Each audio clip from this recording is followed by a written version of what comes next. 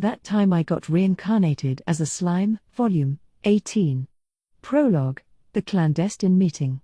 As Rimuru and his allies were engaged in blistering combat with the forces of Ludora, there was an uninvited guest in the former beast kingdom of Eurasania. Here a mighty edifice named the Sky Palace was in the midst of being built by a remarkably diverse team of magic-born. With the Eastern Empire kicking off their invasion of the Forest of Jura, Geld, the chief foreman, had to step away from construction duty. This meant major delays in the project, but work was still proceeding as normal on sections the remaining crew could handle by themselves. Such was the scene that greeted Obila of the three mystic leaders when she arrived. On the topmost floor of the Sky Palace, a space serving as a provisional office, Milim and Obila were facing each other. The only other person in the room was Midray, politely standing behind Milim's back. Everyone else had taken refuge. If a fight broke out, none of them could contribute much. Milim had seen Carillion and Freyoff earlier, but she herself wasn't taking part in the war. There were several reasons for this, but the biggest one was that somebody needed to defend her nation. Looking at things from the Empire's perspective, she couldn't deny the possibility that they'd opt for an invasion route through the lands she ruled over. What's more, if she took the lead on any warfare, it'd mean having to kill human beings by her own hand, something she was loath to do. So she stayed here, and it was now increasingly clear that was the right choice. "What do you need from me?" she asked her visitor, someone rude enough to pick this exact moment for her visit. Midray, perhaps driven by his absolute faith in Milim, stood silently as he watched on, waiting to see how Obila would respond to her question. Obila, meanwhile, removed the god-class armor covering her entire body and kneeled before Milim. "I am extremely delighted to have this audience with you, Dragon Princess Milim. My name is Obila, a former member of the 7 primordial angels and the faithful servant of Veldenava the Star King Dragon." She had beautiful, flowing hair as dark as the night sky. The star-like shine to her eyes was just as mesmerizing, holding enough charm to capture the mind of anyone who beheld them. Milim was all geared up for a fight, but seeing Obila's unexpectedly obsequious manner disappointed her a bit. As she stood there, unsure how to react, she sensed a smile on Obila's face. "I can understand if you do not know of me," Obila went on. "At the time you were born, I was assigned to a job over in another world. I apologize for not coming to introduce myself sooner." "What's going on here?" Milim was doubtful about all this. "Well, you look pretty strong. But you're not here to duke it out with me?" "Oh, absolutely not." "Huh. So what are you here for?" "To give you my formal greetings, and a word of warning." Obila raised her head, her expression suddenly stern as she stared at Milim. They moved the conversation into a temporary reception room. After another greeting, Obila gave Milim a detailed account of current happenings. Hearing that Vielgrind the Flame Dragon, her aunt, had fallen into the hands of Feldway made Milim want to fly off to assist Rimuru that very moment, but Obila warned against it, stating that any attempt at this point would come far too late. "What are you talking about? At this rate, my top pal Rimuru's gonna be..." "I am telling you, it is too late now." Obila's response had Milim livid. "Then why didn't you come to me sooner?" "I'm afraid I have no excuse, Lady Milim." Obila bowed her head at the fuming Milim, too polite to explain away her behavior. She was a servant of the mystic Lord Feldway, and right now she was under orders to defend his mystic palace. Going off to meet with Milim was a serious dereliction of duty, and she could have said as much, but no, Obila was simply ashamed of herself for failing to live up to Milim's expectations. Seeing that, Milim was forced to calm herself down. "All right. Perhaps that was asking too much. I appreciate you telling me, at least." "It is a great relief to hear those words from you," Obila said, bowing her head in reverence. There was no sign that she was lying. Milim had a knack for reading the subtle signs people gave out, and looking at Obila, she decided she was acting out of pure sincerity. "Rimuru may not look it, but he's a pretty cautious guy," Milim told her. "I firmly believe he can make it through anything that comes his way, no matter what. That's how much I trust him." Yes, indeed. So if you claim not to be my enemy, you'd better not lay a hand on him. I would like to offer you my promise on that front, but I'm afraid I am not in a position to act in public. For now, I believe it best to act only when I have Feldway's trust in the matter, but what do you say to that? If Feldway ordered Obila to do something, she intended to obey. But as she was not so subtly hinting, she was leaving the option of severing ties with Feldway on the table. The stars in her eyes shone around her night sky hair. You don't seem to be lying, Milim said. It is all the truth, I assure you, based on my own feelings. Let me ask you, then, what are your goals? Feldway, Obila replied without a moment of wavering, seems intent on trying to revive Lord Veldenava, but I feel this behavior is both arrogant and quite out of line. Your divine father, after all, will surely revive himself at some point without anyone else's assistance. If this resurrection is not so easily forthcoming, there must be a reason for it, and someone like me is hardly in a position to guess at the will of such divinity. In summation, instead of trying to resurrect Veldenava, Obila believed that Milim, his own daughter, should be their right and exalted master. So you'll be my ally, someone as infinitely small as I would never dream of having such conceited thoughts. I have nothing I wish to take from you, merely being of service would be an indescribable joy to me. Please, give me your direction. It was all up to Milim. That was what Obila truly wanted. And Milim understood that, but something about Obila's sheer resolve bothered her. All right. You're not afraid to betray Feldway, then? He. I think there is a difference in perspectives at play here. If anything, one could say that it is Feldway who's defying the will of Lord Veldenava. There was not the slightest sign of indecision in Obila's voice, proving once again that she meant every word. I believe that Lord Veldenava's will is more interested in the happiness of you, his daughter.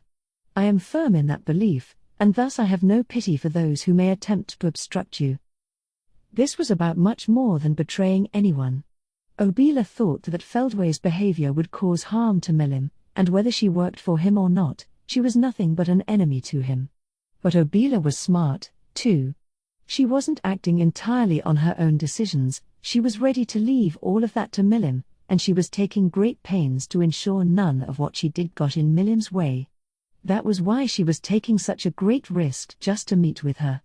If Milim didn't want her to do anything, she wouldn't. If she gave her the order, though, Obila would strike hard against anybody out there. Such was the will of the former mystic leader, and Milim wasn't blind to it. Very well. In that case, I'll add you to my team. Any objections, Midray? Of course not, Lady Milim. I would never have anything to object about. Good. Obila, from this day on, you're on my side. They're not here right now, but once the war is over, I'll introduce you to Carillion and Frey. Thank you. Wah ha ha ha ha. Now I've got my own big four, counting Midray as the leader. Can't wait to brag about this to Rimuru. Milim laughed heartily to herself. She had always been secretly jealous of Rimuru's big four, and now she could call her own underlings something similar. If Frey were here, she'd almost certainly stop this nonsense in its tracks, but, fortunately for Milim, only Midray was around at the moment. I'm the leader? Well, I suppose I am, yes. You won't find anyone out there who knows as much about you as me, Lady Milim, he said. Milim already meant everything to Midray, but now that she gave him the title of Big Four leader, he wouldn't dream of objecting to it. In fact, he gleefully agreed to the idea. Now there was a rival Big Four in town. Despite being named part of the Big Four, Obila accepted the news without any major agitation.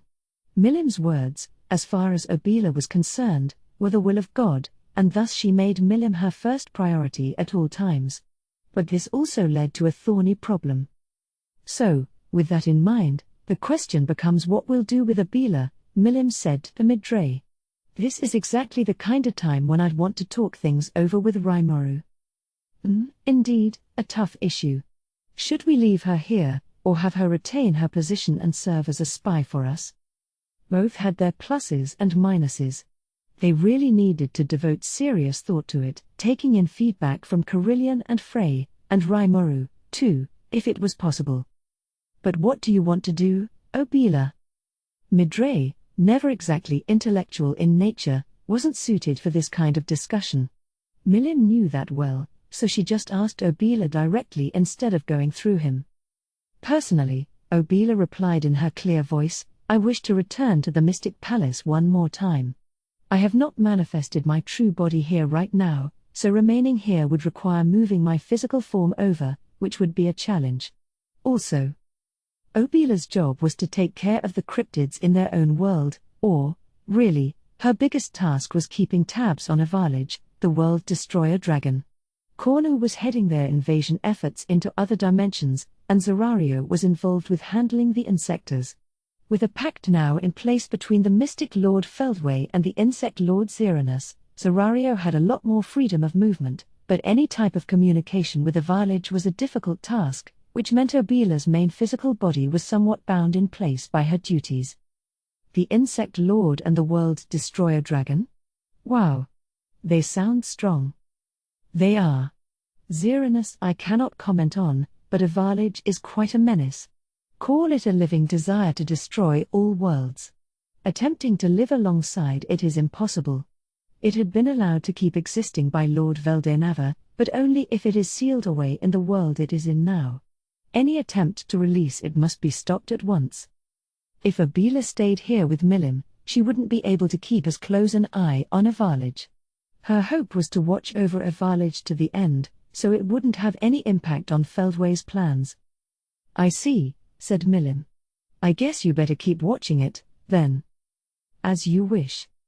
But now this talk is making me wonder just what Feldway wants to do with Avalij, you know. I was wondering the same thing, said Midray. The question was understandable. Neither of them knew of Feldway's plans. So Obila decided to divulge everything she knew. Feldway, you see, was given the duty to monitor Avalij from Lord Veldenava himself. However, he intends to abandon that duty and prioritize Lord Veldenava's resurrection instead. He has built an underworld gate to that effect and is currently trying to expand it to the needed size. Once complete, he plans to send all the mystics and insectors over to this key world in order to stage an invasion. Expanding an underworld gate? That's gonna be a long time coming. Indeed. But what's he gonna do after that? If he doesn't close that gate after opening it, won't it release Avalij as well? That is certainly a possibility, and I have informed Feldway of it. But he was not at all concerned. Honestly, I have no idea what he is thinking. Feldway, I fear, has gone insane. All he cares about is reviving Lord Veldenava. I'm almost convinced he doesn't care if he destroys the entire world in the process. Feldway hated this world, the one that took Veldenava from him. He intended to create a brand new one, filled solely with his hand-picked inhabitants, and if Avalij was capable of destroying worlds, well, that worked for him. Great. So when that happens, it's us who's gonna have to deal with it, huh? What a tremendous hassle. Xeranus sounds like enough trouble alone, too. Why can't they just stay sealed away over in that other world? Milim and Midray scowled at each other. She had a standing invite to go hang out with Rimuru and his friends, but that got delayed due to the war. As if that wasn't distressing enough, now there was this problem. Milim was getting more miffed by the millisecond. At this rate, the only solution is to go up to Feldway and kick his butt. So came Milim's overly simplistic solution. Quite true, Lady Milim. And as the head of your Big Four, I am ready to receive your orders and dispatch Feldway at once.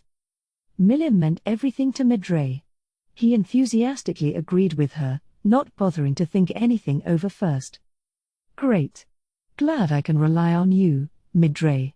I'll join you as Supreme Commander, too. We need to crush this Feldway guy's ambitions, and soon. Yes, my lady. I'm so excited, my muscles are tingling already. You will have a remarkable sight once I'm on the battlefield. Without Frey around, there was nobody to stop the pair from going off the rails. But Obila still saw fit to speak up. One moment, please. I have been sharing information with Feldway and his team since the start of this operation, but from what I know, the Emperor Ludora had taken Lady Veilgrin's draconic factors and made them his own. However, at the last minute, the demon Lord Rimuru intervened. A final confrontation is still in the cards for later. She stated this strictly to calm Milim. So Rimuru's all right, then? He is. The operation is currently at a standstill, and Feldway has reportedly retreated back to his home base. So taking action now would be too hasty, yeah. I hate to say it, Midray, but you're right. Midray and Milim settled back down, their momentum gone. They now had a comfortable amount of time before Feldway tackled his next plan.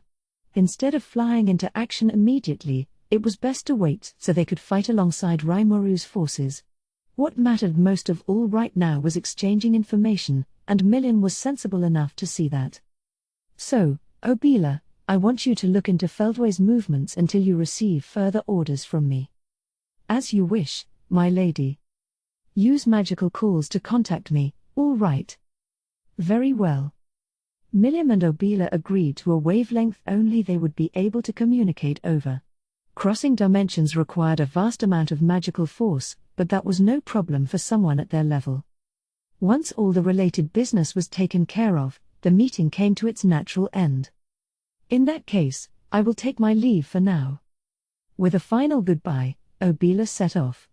And as Milim and Midray considered the potential chaos to come, they could already feel a headache making itself known.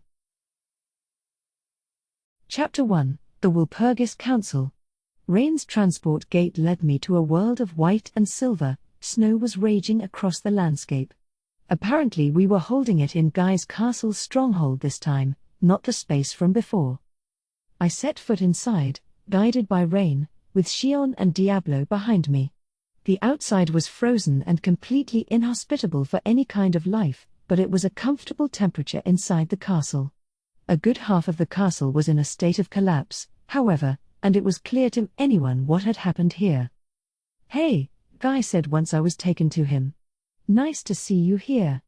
Milim and Dagrel should be coming pretty soon, so relax while you wait." We were in a large meeting hall, big enough for a royal ball, and there were several circular tea tables placed in the middle. Chairs were dotted here and there, his way of encouraging us to just sit wherever. I scanned the room for other guests. Luminous and Leon had already arrived, the former accompanied by the Holy Emperor Louis and her old butler Gunther, and the latter by the two knights Arlos and Claude, both clad in full armor. Seeing some familiar faces was a relief to me. Giving them a nod, I decided to claim a seat for now. I could sense Xion and Diablo standing behind me, there'd be no sitting for them. I really wished they'd lay off with the formality, but I just let them have their way. Then Ramirez showed up, as loudly as usual. "I can't believe this. Why'd you just leave me behind like that?" "Oops. I thought we had left together, but I guess I went off without her." "Oh? Why weren't you with us, Lady Ramirez?" It was Rain, not me, showing concern about this. She must have assumed everyone was there, so seeing an annoyed Ramirez surprised her. "That's a very uncharacteristic mistake, Rain. Lady Ramirez sent us an emergency request, so I had to come over to greet her." This was my Zeri, looking just as battered and beaten as Rain but still keeping that tight glare on her face. I assumed she and Rain were pretty much the same, but they had both been put through the ringer, so now their personality differences were much more distinct. "Wow, Rain. I guess your injuries are making your mind wander a little, aren't they?" And here I was pondering over who I should bring here. But no. That prompt made me realize Ramirez had brought two people with her, Beretta and, whoa. Come on. "What are you doing here, Veldora?" I demanded. Luminous pointed her eyes behind Ramirez. Confirming that Veldora was there, she clicked her tongue and winced. "That evil dragon. Qua ha ha ha. If a meeting this important is taking place, how could I ever not participate in it? I was intending to accompany Rimuru here, actually, but I started off a little late, you see. So I stopped Remini's real quick and asked her to bring me along instead. Veldora never did know how to read a room. Luminus's suddenly dour mood didn't even register with him as he leaned back in his chair, supremely confident. Right, exactly. Remini's added. And if my master's joining in, I couldn't ask for much better than that, so you better thank me for thinking to bring him. Among them, only Beretta was shaking his head and groaning, but I guess he didn't have the power to stop them. I am deeply sorry, a distressed Rain said. I'm making so many careless mistakes. Nah, it's not your fault, Lady Rain, I replied, trying to assuage her. We were all kind of in a hurry on the way here. Well, I'd hope you were in a hurry, Rimuru. I'm the one who called you over, after all. And didn't I tell you before that just Rain is fine? Oops again. I forgot. Sir Guy is right, Sir Rimuru. My name alone will suffice. Yes, exactly. I feel we are on friendlier terms that way. Guess Miseri understood my philosophy pretty well.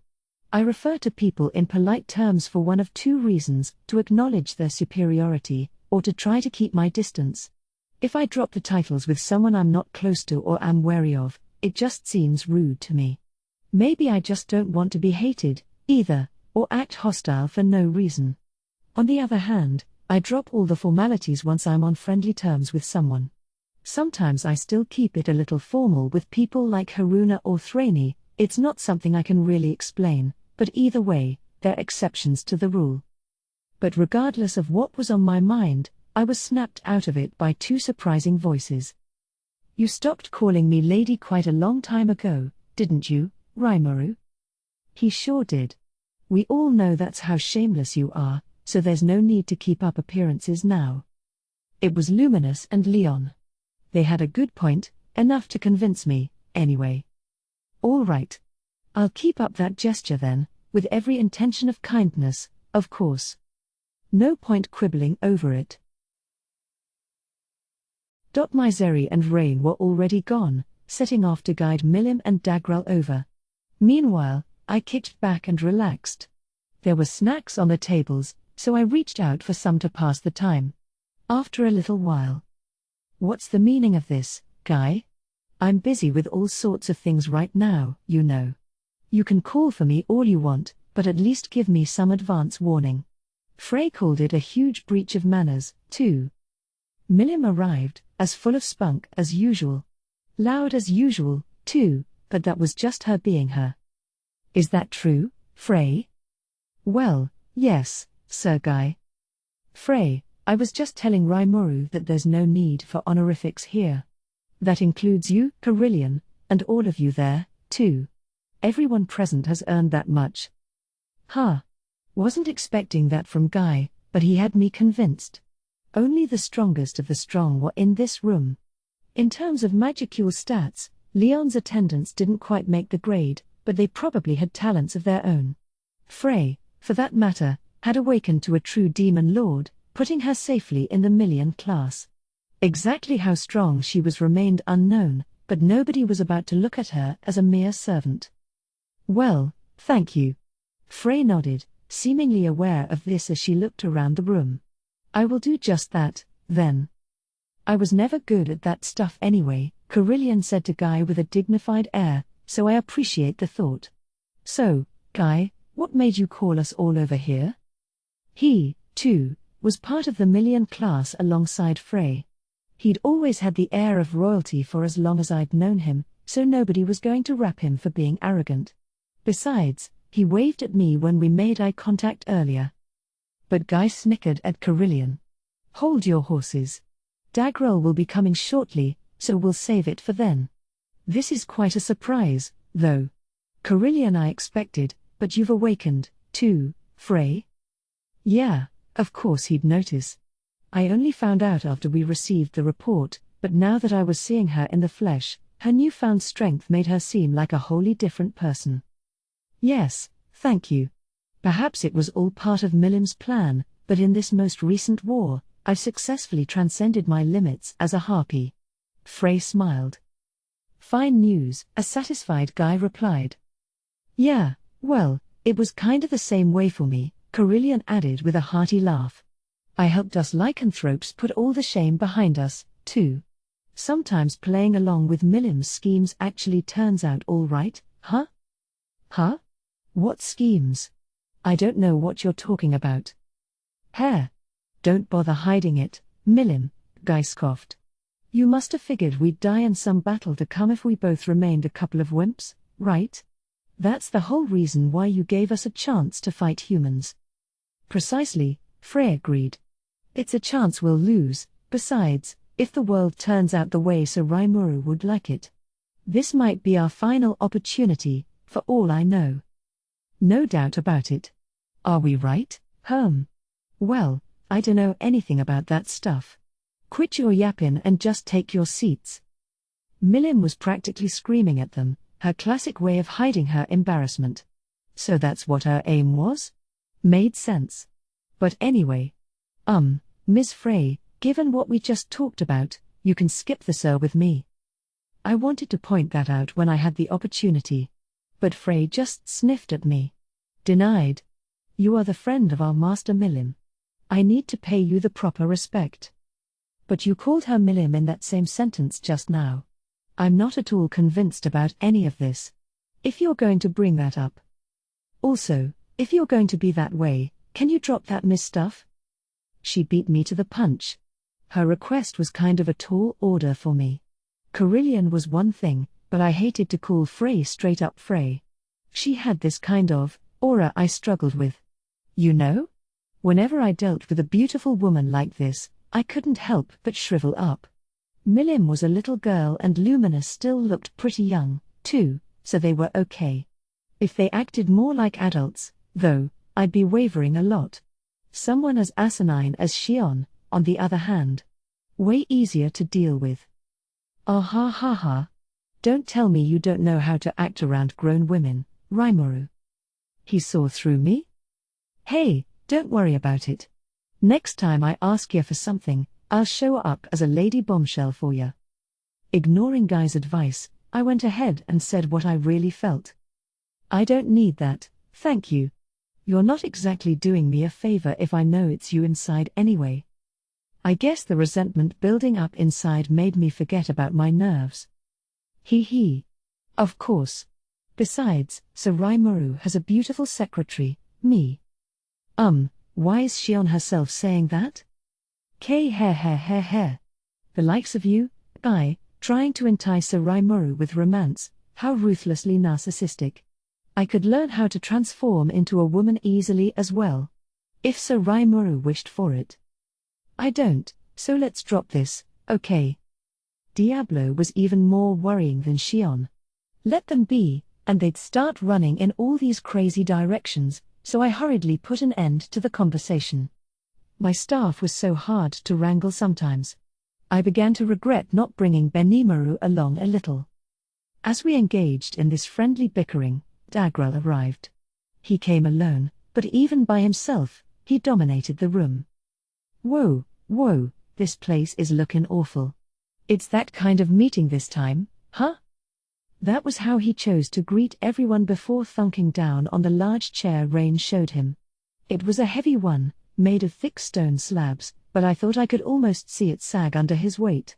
Hilarious, so he's the one bringing up what everyone else politely avoided mentioning up to now, huh? I mean, we all knew it anyway.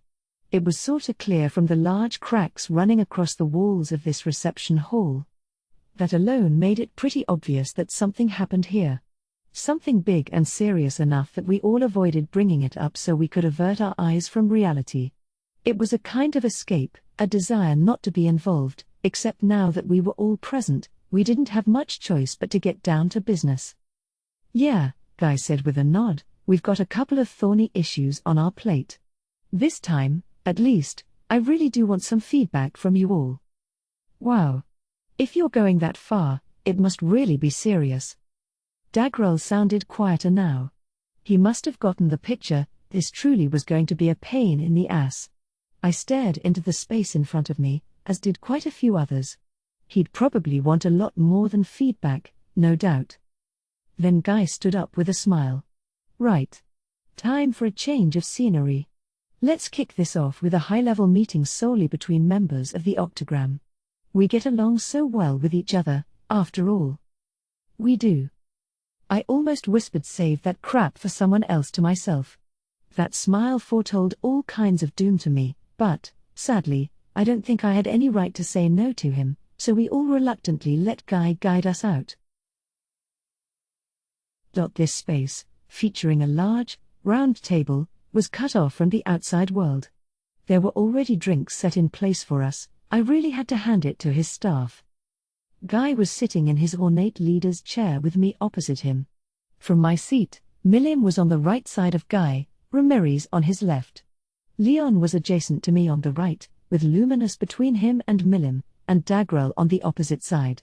Ramirez had this teensy little chair set up on a pedestal a fair bit higher than the table, while Dagrel had a seat several times heavier looking than all the others, so you could say the seating arrangement was pretty well balanced, at least. Once we were all seated, the first thing we noticed was the empty chair between me and Dagrel. By the way, I don't see Dino among us. We don't have to wait for him. It was once again Dagrel saying what we were all thinking. The other demon lords looked concerned about this as well, their eyes settling upon Guy. Yeah, about that. Guy looked at me. I had a feeling I was already being targeted for something. Rimuru.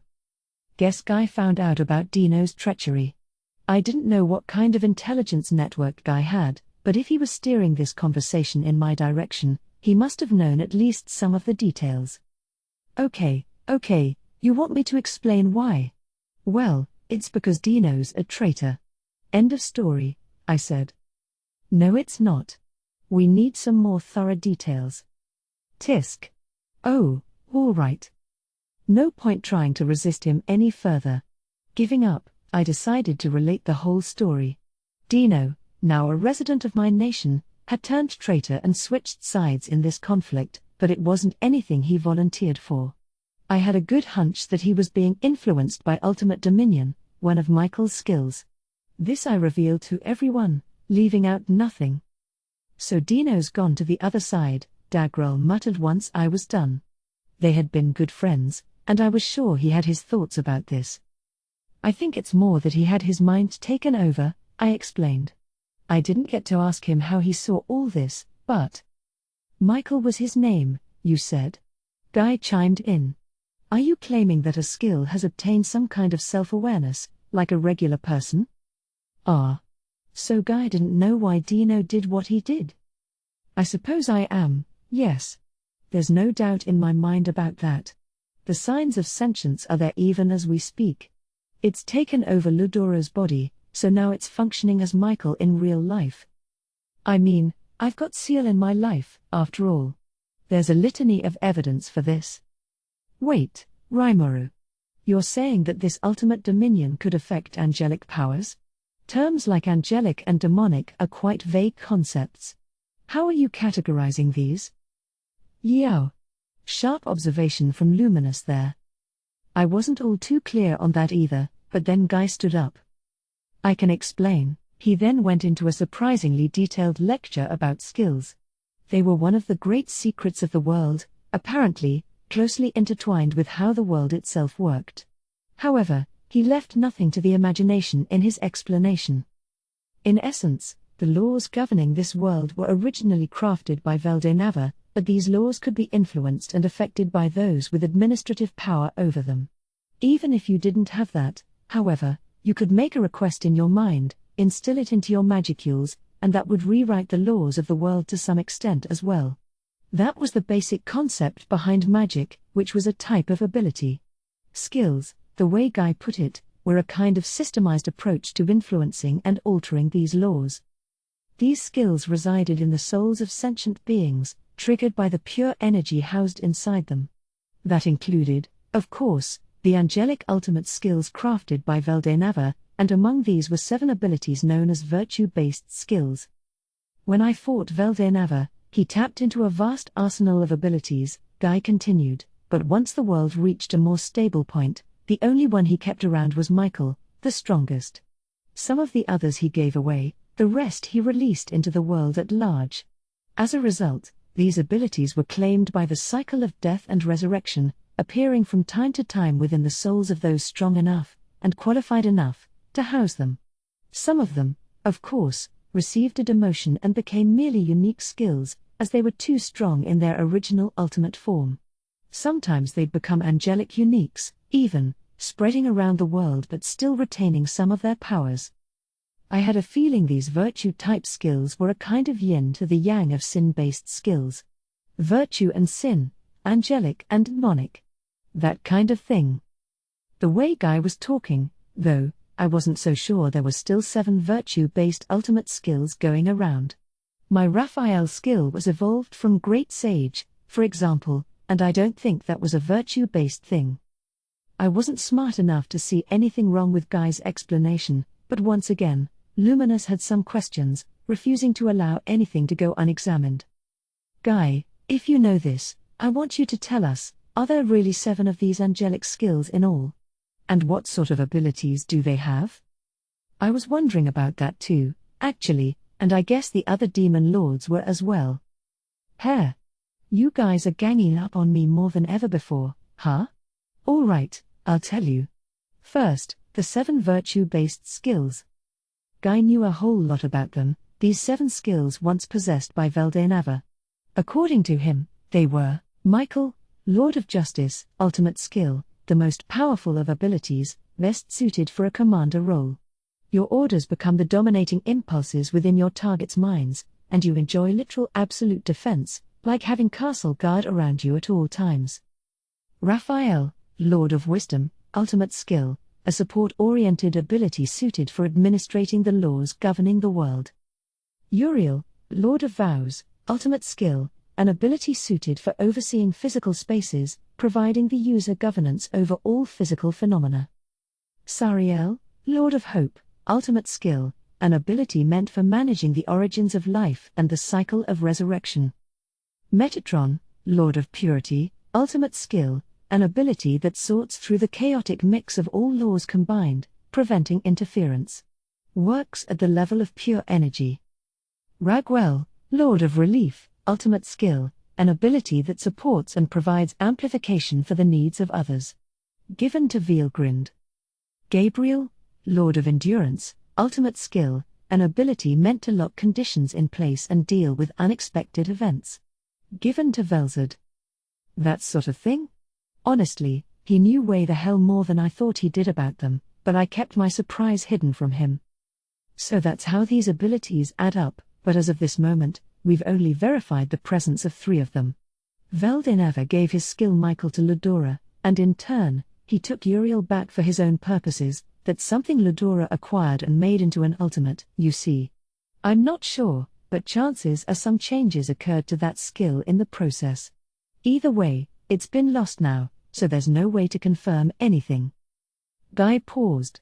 No one interrupted him. Now, I knew that the Michael skill given to Ludora has the power to make anyone do your bidding. But it turns out this is far more powerful than I originally gave it credit for. He suddenly grew hesitant.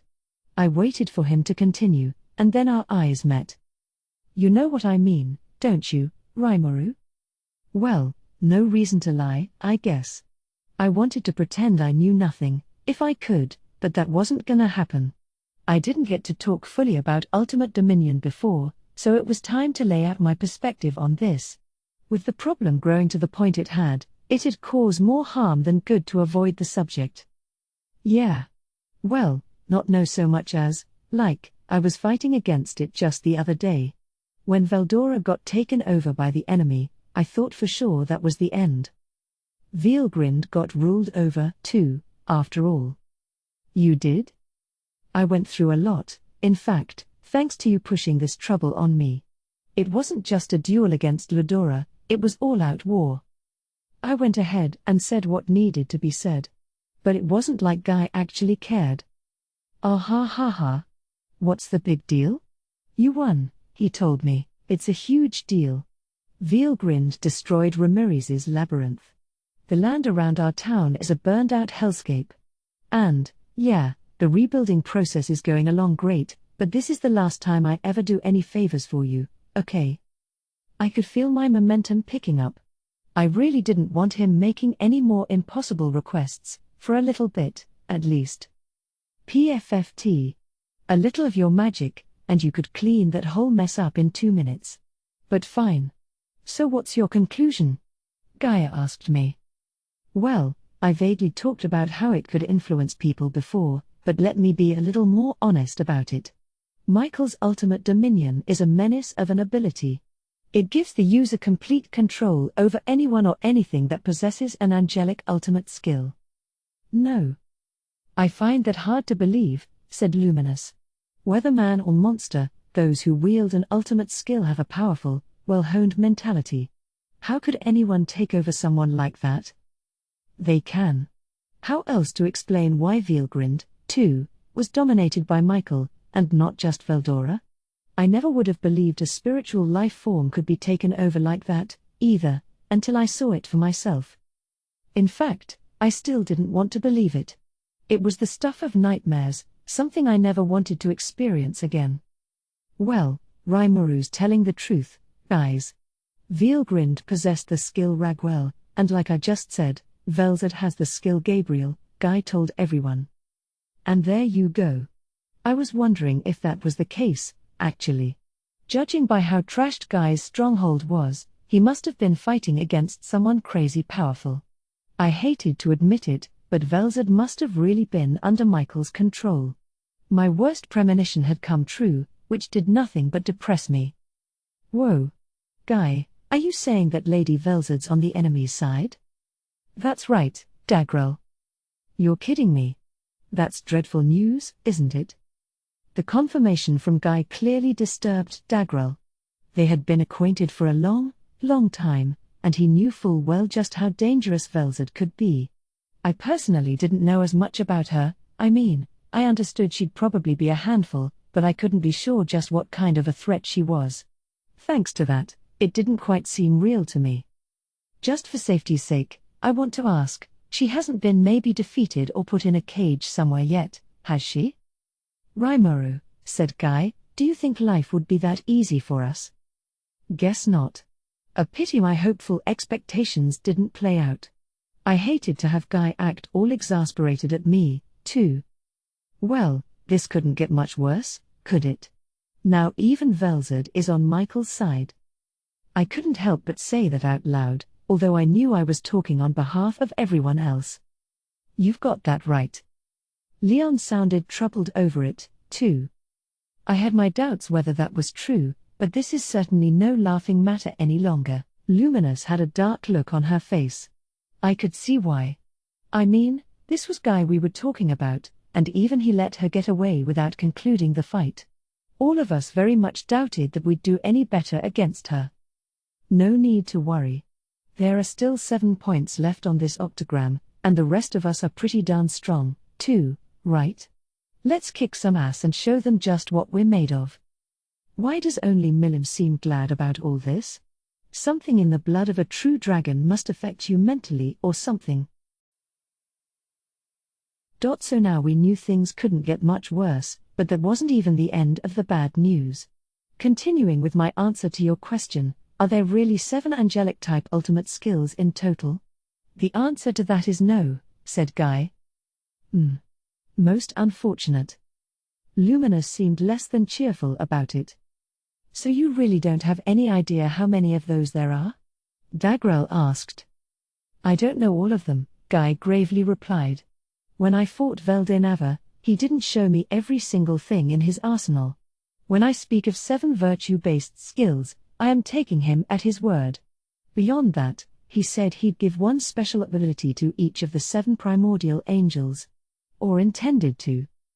The hall fell into silence.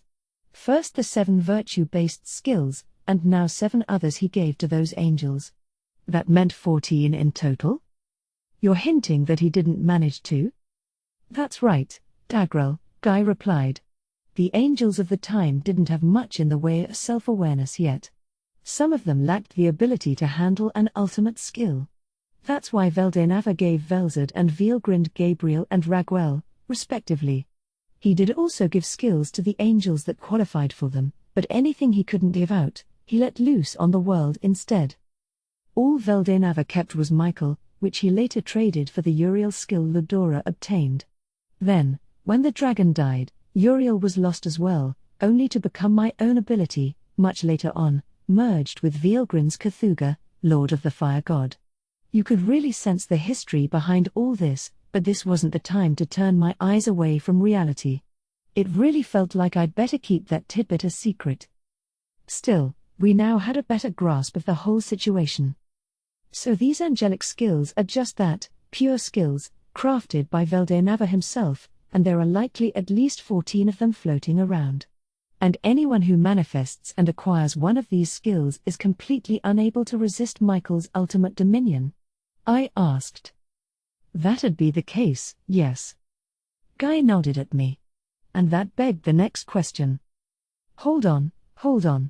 Enough about angelic skills, what about the demonic ones, then? Whoops, Ramirez was kind enough to ask what I meant to ask. Everyone's eyes focused on Guy. That's a tougher question to answer, but hear me out. When I was defeated by Veldenava, I acquired the unique skill Pride. That was thanks to me observing him and trying to imitate his strength. I think there's a secret lurking around that. What do you mean? Ramirez, your skill was something you were born with, right? So maybe it doesn't feel too real to you, but acquiring a skill has a lot to do with what exactly you're wishing for. It varies from person to person, but still. Guy then gave us a quick recap on the nature of skills. Skills generally reside in either the material, spiritual, or astral body, the three things that make up a physical creature. However, certain special skills instead take up residence in the soul itself.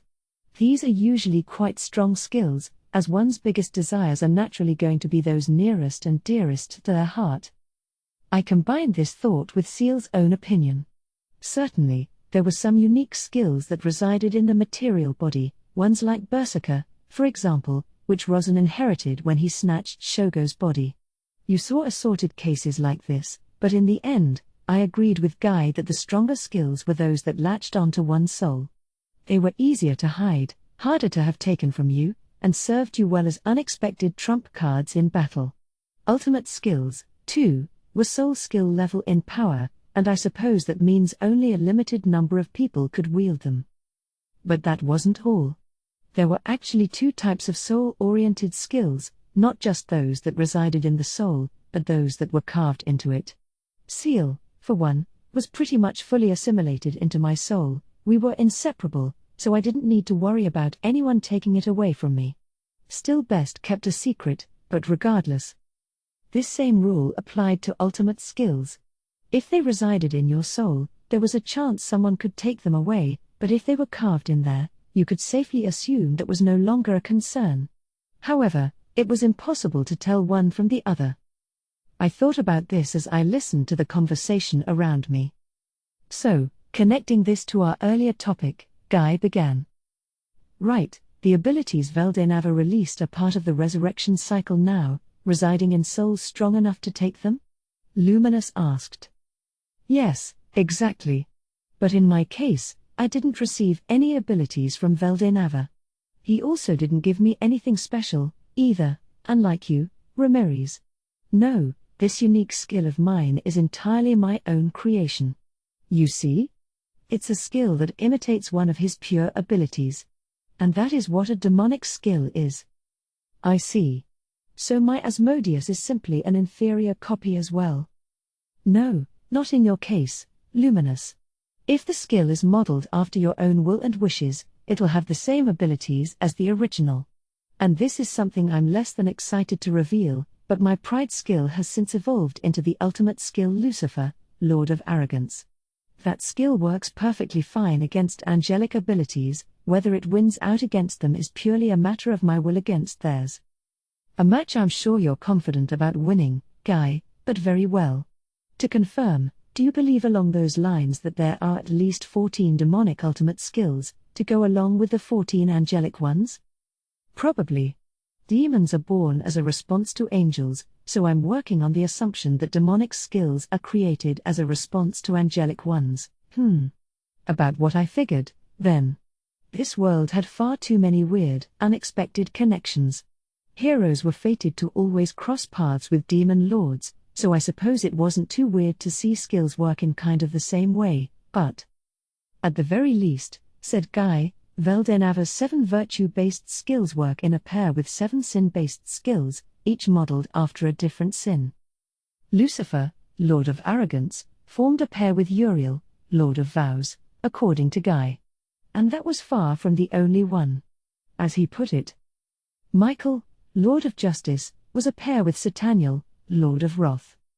Raphael, Lord of Wisdom, was a pair with Beelzebut, Lord of Gluttony. Sariel, Lord of Hope, was a pair with Belphegor, Lord of Sloth. Metatron, Lord of Purity, was a pair with Asmodeus, Lord of Lust. Raguel, Lord of Relief, was a pair with Mammon, Lord of Greed. Gabriel, Lord of Endurance, was a pair with Leviathan, Lord of Envy. In this way, he theorized, each ultimate skill was in a paired relationship with one on the other side. Personally speaking, I wasn't sure how I should react to this, given that I had already kinda sacrificed some of these skills and I knew it'd cause a huge stink if people found out. Keeping quiet about that, though, seemed like it'd present its own scary problems. And of course Seal was being notably silent, too. So I decided to wait and see how things worked out. With Guy's skill lesson over, we went back to the original topic. If I could add to what Guy said, I began, it looks like angelic skills include a kind of override circuit that prevents the owner from resisting Michael's orders. We believe that's why Dino turned traitor on us, so if you run into him, don't immediately assume he's our ally again. Sounds like a handful, Dagrel groaned. He's the most undedicated man I know, but he can be surprisingly strong in a pinch. What matters more, Luminous solemnly interjected, wholly ignoring the topic of Dino, is the fact that Lady Velzard is in the enemy's camp now. Is the same true for Lady Veilgrind as well? Dagrel brought a hand to his forehead. This was a more present issue. I'd like to pretend I didn't know the answer to that, but I kinda had an obligation to tell the Octogram about Veilgrind's current state. Ramirez knew all of it, too, so they were gonna find out anyway. But just as I opened my mouth, Leon sharply interjected. Wait. Veilgrind doesn't matter at the moment. Shouldn't we instead be checking whether any of us possess angelic skills? Yep. That's Leon for you, always diving into the crux of the issue. He always was astoundingly courageous that way, being an ex-hero and all. I knew you'd bring that up, Leon. A delighted Guy said. And, yeah, once I realized what today's conference was about, I understood that was going to be the most urgent topic at hand. The only question was who would bring it up. We'd be putting our own Demon Lord peers under suspicion, after all, and the only way to avoid any doubts was to reveal everything in your hand. That was why Guy and Luminous were so freely revealing their own skills earlier. Seeing this coming a mile away, I spoke up before people started leering at me. I was already late to the party, but then Ramirez shot into the air. Hey! Wait a minute. Are you doubting me or something? Don't you worry, Guy told her. You were factored out of this from the beginning. Yeah, exactly. Seal had already vowed to me that Ramirez's abilities were a special case. According to Seal, those skills weren't something Veldenava gave her, so much as a subsection of the abilities Veldenava lost when he was no longer a god. That was enough to make me stop suspecting Ramirez at once. Wah ha ha ha ha. Well, I don't have any, either. I don't really know what my skills are, actually. No need for concern, Milim, Guy assured her. With the amount of sheer, insane force you throw around, your skill's clearly going to be the opposite of the ultimate skill, Michael. In other words, it was Sataniel, Lord of Wrath. I didn't know exactly what it gave her, but it wasn't any kind of mind control thing. I suppose that means I'm next, Dagrel said. To tell the truth, I have no experience with any skills in the way that all of you do. I'm closer to Ramirez along those lines, in that I've possessed these abilities from the moment I was born. Everyone fell silent at this. But it didn't seem like he was lying. Milliam was sharp about these sorts of things, and her silence spoke volumes in his defense. I believe in you, Dagrel. Me too. Heh. Well, if Rimuru and Milim say so, I'll trust you, too, said Guy. So 3 out of the 7 voiced their trust in him. Counting Dagrel himself, he now had a majority vote, but his supporters weren't done talking yet. PFFT. I'll believe in him, too. Whoa, hey guys, I'll trust him, too, if you're all gonna be like that. Leon casually dropped his suspicion of Dagrel. Ramirez, a little late but still sensible enough to see the trend, hopped on the bandwagon as well.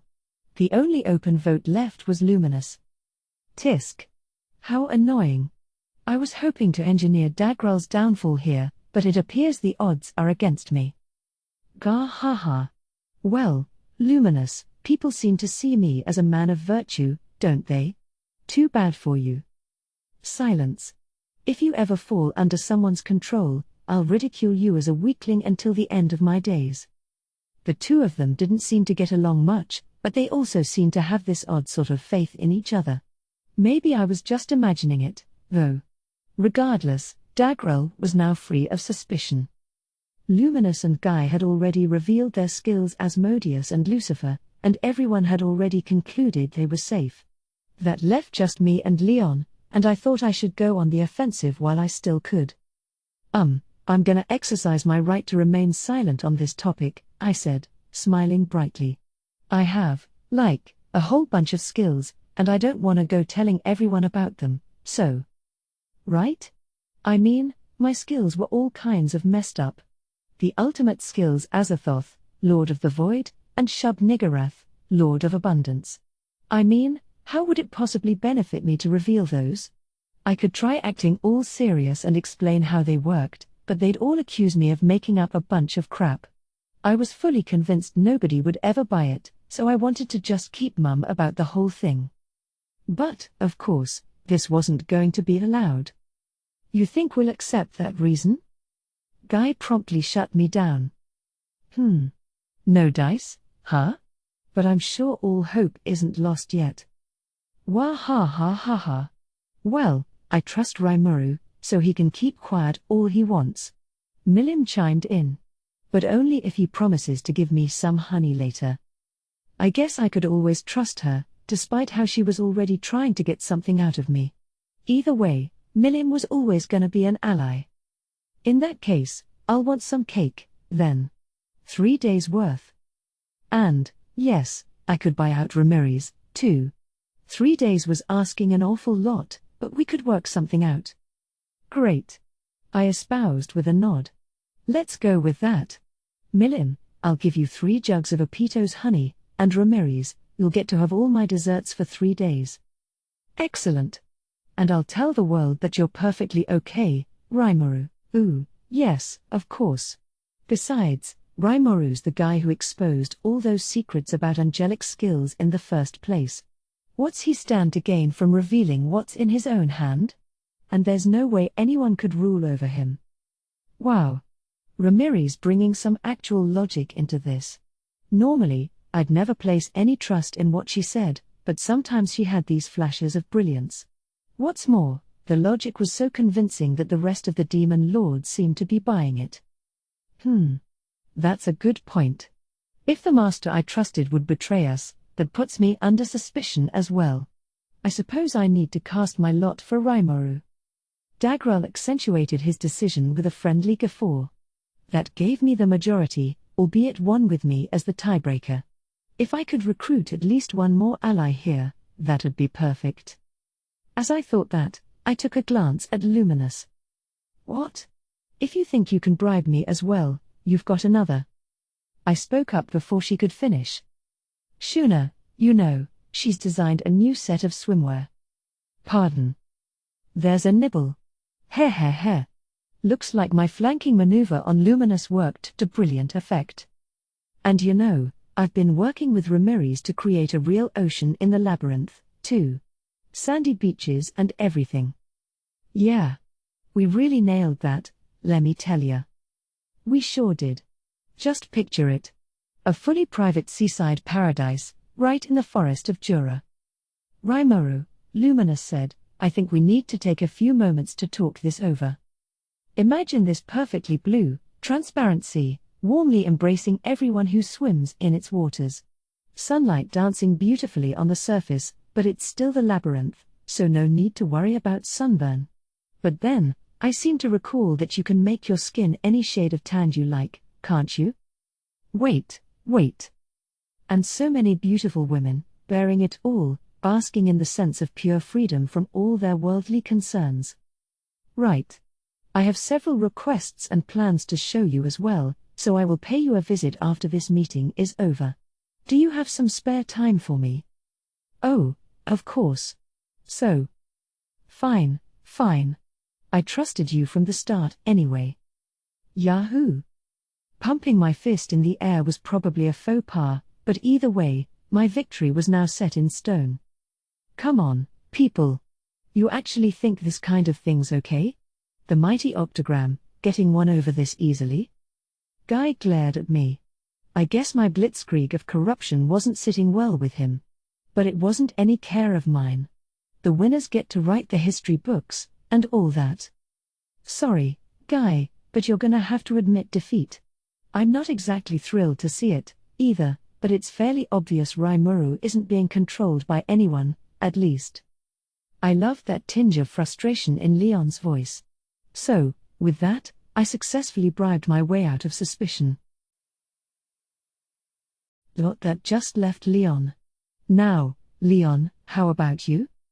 Hair. My skill? Well, it's Metatron, Lord of Purity. Leon was quick to answer Dagrel's question, but, what did he just say? Metatron, Lord of Purity? That's totally an angelic skill, right? It was hard to describe the oh, God, now what'll we do? Atmosphere that suddenly pervaded the hall. Leon? Pretty rare of you to crack a joke in public, said Guy. This is meant to be a serious meeting, remember. Can you perhaps take a deep breath and answer the question? I'm not here to waste time, either, Guy. The Metatron skill you mentioned a little bit ago is absolutely in my possession. I was sure everyone hated to see this development. It looked for a moment like we were close to ending this meeting, and now we had this bombshell to deal with. Well, what to do about this, eh? Right, Rimuru? Why are you turning it over to me? I hollered at Guy. It's blatantly obvious that you're angling to push anything you don't want to handle on my shoulders. You're not even trying to hide it. That's what you got to say to me, huh? Then quit whining about it and come up with a solution, damn it. Enough of this. Stop with your ugly infighting, Luminous spat. Wah ha ha ha ha. But I know how Guy feels, Luminous, Milim added. You can always rely on Rimuru at a time like this. Yeah, for real, said Ramirez. Let's leave this to Rimuru and go whip out some tea or something. My so-called allies were off in their own little world. And Ramirez was the worst of them all. I cursed her in my mind, swearing I'd get her back for it. Having people throw all these headaches at me. This was why demon lords were such scary dudes. Whoever said we cooperated with each other? Anyone who saw these shambles would think the opposite. Rimuru, an exasperated-looking Dagrel said, I know you have it tough. I've had a certain affinity for you ever since Dino got pushed on you, but you have my sympathies for this as well. What a nice guy. A giant and a demon lord, maybe, but you can't judge a book by its cover. Thanks, Sir Dagrel. No need for that sir stuff. Didn't we just discuss this? Oh, right. I really need to start thinking like a demon lord. Too much self-deprecation can be harmful at times. All right. Well, thanks, Dagrel. No need to worry about it, he said with a nod. But are we okay with Leon and all? Yes, chimed in Luminous. Considering how much they sniped at each other, they often seem to be of similar minds about things. He doesn't look unusual, but if his mind's been taken over, that is bad news for every one of us. All eyes were on me. They really needed to be talking to the man himself, but that didn't seem to occur to anyone. I wasn't capable of much more than conjecture on this topic, but there was one thing I had already confirmed earlier. Like I said, when Dino double-crossed us, the labyrinth was all busted up and open to enemy invasion. I think that's when he contacted the mystic Lord Feldway. Once he entered the labyrinth, added Ramirez, it became impossible to fully shut it away from the outside. So I don't think they ever had a direct conversation or whatever, but they could have used telepathy to communicate with each other, you know. Nice to see her at least try to contribute. I re-evaluated my opinion of her as I spoke to Guy. So I want to ask, what exactly happened over here, Guy? I imagine this was Velzad attacking you, but I want to know what transpired. You noticed? I believe that's the first thing anyone would think after seeing this mess. It was obvious to everyone that Guy and Velzad had a fight. There wouldn't have been all this carnage otherwise.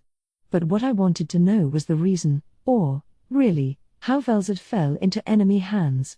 Could her override circuit be tapped into from anywhere, or did you need to be a certain distance away? The answer to that would tell us how much of a threat this really was. Also, unlike Velzad and, presumably, Dino, who both received their abilities from Veldenava, Leon's was probably created by himself and evolved to an ultimate. His override probably hadn't gone away, but for all we knew, maybe some sort of bug kept it from working. That'd explain why no orders had worked on Leon so far, but either way, it was crucial that we obtain some more accurate information. Like you said, that bastard Feldway penetrated our barrier of ice and snow and made his way in, Guy explained. Misery and Rain stepped up to engage him, and I wanted to teach him a lesson or two as well, but then Velzad got in our way. So there was no contact, but he got pretty close to you? I asked him. Same situation as Dino, then. But it's hard to figure out how to judge this. Meaning whether you need to be physically nearby to access the override circuit? Or do you think that's just what he's trying to make us think? Pretty much, yeah. Well, Leon? Do you feel anything? Nothing palpable, no. I am still myself, and I sincerely doubt anyone's taken over my mind. Leon sounded wholly confident about that, but neither Lieutenant Kondo nor Veilgrind herself had actually realized they were being controlled. It was a little tough to trust him at face value. Right, said Guy. So that means you still love me the most out of anyone. No, you fool. It is Chloe, of course, Leon spat. You hardly register in my mind at all. Great. He's okay, then. That unwavering avowal definitely felt like Leon's own will. Besides, it's not like I had any solid evidence either way.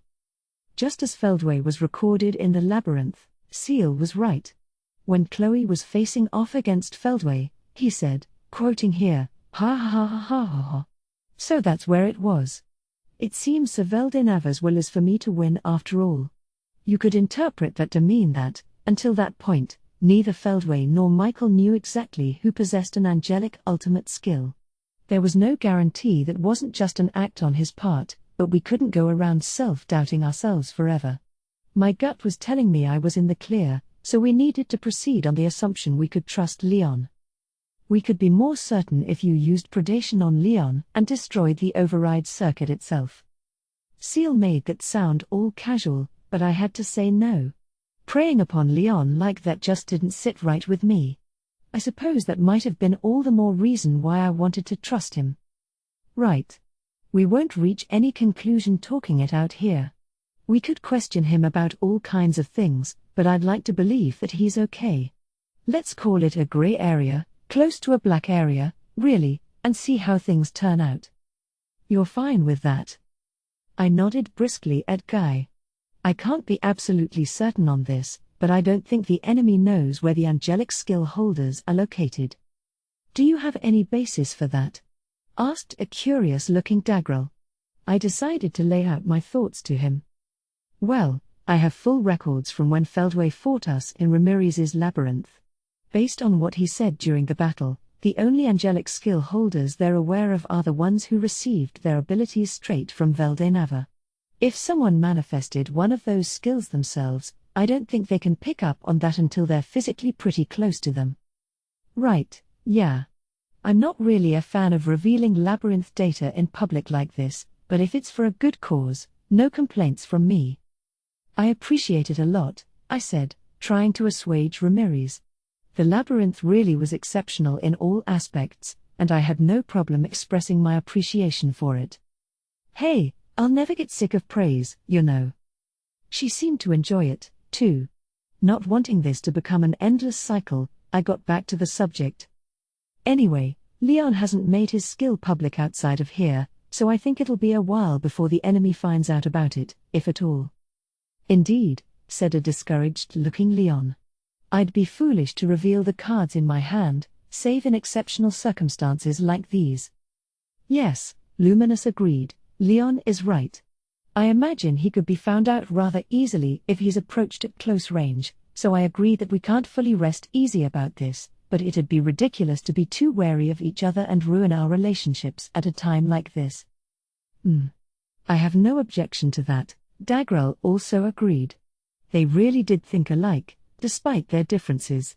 It was funny to see them constantly seething at each other, but they were still keeping their cool and making sound judgments, so I didn't see any problem with that. Yeah, I trust whatever Rimuru says, and Leon isn't lying, either. With Milim's seal of approval as well, this problem was fully solved, or so I thought, until Ramirez just had to get in another word. Right, so there you go. We might need to keep an eye on Leon, but the problem is who's gonna do the watching. Great. If she tossed something like that in here. Rimuru? Said Guy. No. Don't say any more. I know what you want. I knew it. I knew they'd want me to be Leon's observer. So I acquiesced. Outside of Dino the deserter, we've concluded that all 7 of us in here are united under the same cause, I declared. That, and I think we all understand just how dangerous a foe this is. We'd figure out how to track Leon later. Now, Guy, what do you plan to do with this Michael thing? I focused on what Guy had to say. Huh? I'm gonna crush it, of course. It will be all-out war, then. Luminous sounded thoughtful about it. It was the will of everyone else in here as well. Wah ha ha ha ha. I'm getting so pumped now. Heck yeah, Ramirez agreed with Milim. The time has come to show off what I can really do. Whether it's Feldway or Michael, I'll floor 'em all with a single punch. If this so-called Mystic Lord is back, we won't be able to avoid a fight. Our very lands are at stake. Milim could back up her boasting with results, but Ramirez talking like that seemed pretty unrealistic to me. A punch from her wouldn't do much, but her labyrinth was extremely vital to us, so I opted not to pick on her about it. Do we know just how large the enemy force is? Leon asked. Guy shook his head. We know it consists of at least the 7 primordial angels, including Feldway and Dino. That, and Michael, who's serving as their supreme commander. And to that we can add Lady Velzet as well? Said Luminous. A Tema war is never a breeze, but this one could prove quite a challenge. Pardon? A Tema war, you said? Yes. A war that occurs approximately once every 500 years. But isn't that usually kicked off when whoever holds Ludora's ability summons the angels? Dagrel was being awfully casual about this, but it was enough to surprise me and everybody else. What? Do not make up stories like that, Dagrel. Luminous flared up at him, but Guy raised a hand to stop her. Calm down, Luminous. What Dagrel says is accurate. Ludora has an ability called Armageddon, you see, and he can use it to summon a force of angels and have them do whatever he wants. Ludora himself seemed to have trouble keeping control over that skill, though. It looks like he was only capable of giving them simple orders. As Guy explained, this battle occurred on a 500-year cycle. However, since the summoned angels didn't have any physical bodies, they wound up vanishing after no longer than a week's time. I rued the fact that I wasn't informed of this sooner. Question, I said to Guy. Yes? Could angels remain in this world if they're granted physical bodies, like demons can? Actually, I didn't need to ask, did I? The Tengu race, Benimaru's wife Mumiji among them, were created when angels were granted bodies by the wolfmen. With all the things that might happen in these wars, I could easily see lots of species being born that way. But this did nothing to dispel my bad premonition. It is the forbidden curse known as Dead Birthday. Seal was on point yet again. It knew exactly what I was thinking. You look worried about something. Speak up. I'll listen to you. With Guy pressing me, I decided not to hide anything. Well, you guys know about Kazalim the Curse Lord, right? To tell the truth, Kazalim's been taken over by the enemy, too, and he's been creating a bunch of walking dead. I had given orders to stop this ceremony if they found a chance, but I didn't really know how effective that was, sadly. A dead birthday, you mean? How many thousands died in it? Gaia asked me. Around 60,000. The Imperial members of Yuki's composite division. So I think that created maybe 10 of them max. Emphasizing quality over quantity, eh? They'll each at least have the power of a Clayman, then. Perfectly fine vessels for a primordial to slip into. I think Guy's got the wrong idea. My concerns lie elsewhere, so I better correct him while I can. No, those 7 primordial angels obtained physical bodies a long time ago. I think they made the transformation over on their world, with Feldway leading them. And Dino's buddies, too. What were their names? Pico and Gasha, right? Yeah, them. Ramirez saved me once again. Gotta thank her for that. So what you're worried about is... Right, I'm thinking these walking dead will serve as bodies for the high-level angels they summoned via the Dead Birthday. Angels have only a very thin sort of sentience, right? So if you let them set up shop inside the soul of something with much more defined self-awareness, I think you could create a new species of utter bruisers with angelic powers, you know? Guy and the other demon lords fell silent. After a few seconds, they began to talk among themselves, saying things like, "Oh, come now, and you scare me with your conjecturing sometimes." But it's not like I wanted to tell them stuff like that. The possibility just came to mind, is all. And you think there's a good chance of that happening, Rimuru? Gaia asked me. Again, can you stop trying to push responsibility on me for everything I say? Sure. So what is it? If it were me, I'd certainly make the attempt. Failure just means losing one walking dead, after all. Yeah. I guess I'd do the same, too. No point having a huge army if they're all weaklings. Guy and I nodded at each other, the other demon lords looking at us in disgust. What's with that, huh? I think anyone would try it, if it'd boost their war power and all. Don't look at me like that, I shouted. I dunno what's actually happening, but we need to think about worst-case scenarios, don't we? You're right, but, Luminous said, kicking off the debate. You really are a menace. And the scariest thing of all is how you act like you can do something about that if it happens. That's right, Rimuru, said Dagrel. By high-level angels, you're talking about seraphim, but a body as powerful as Clayman's would be able to support that well enough, I'm sure. The result could reach the level of an awakened demon lord, I imagine. And if something like what Dagrel described appears, several of them, even, we too would need to brace ourselves, added Luminous. Louis and Gunther would have a hard time, at least. Instead of whining at me like I expected, they were whining more about how to deal with this. Sir Guy, everyone seems pretty worked up about this. Can you help restore some order here? I asked. Whoa, I told you to drop the sir already. We all have the right to speak as equals in here, don't we? And it's not like it'll hurt you to step in and deal with this problem, either. Oh, shut up.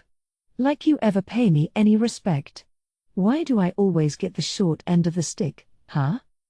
I was no longer holding back. It calmed me down a bit. Sure, Guy was scary, but we were good. What's the big problem? Just kick their asses, and it'll all work out fine. Yeah. And we have my master Veldora here, too. You don't need to be quaking in your boots that much. Milliam and Ramirez had been the most consistently optimistic voices in this meeting. I was jealous of how unconcerned they were. As for Veldora, the guy Ramirez was placing her hopes on, he was, well, probably reading manga in the other room. He'd been talking recently about all this wondrous knowledge he'd uncovered, but it turned out he was just reading a long non-fiction historical series. He'll probably be talking about Zhuge Liang's brilliant strategy from the Romance of the Three Kingdoms pretty soon, and it'll probably be up to me to conjure up the rest of the series for him, so I can't say I'm too excited about any of that. At least he wasn't bothering us in here. It's not going to be easy, though. Both Lady Velzard and Lady Vielgrind are in enemy hands, aren't they?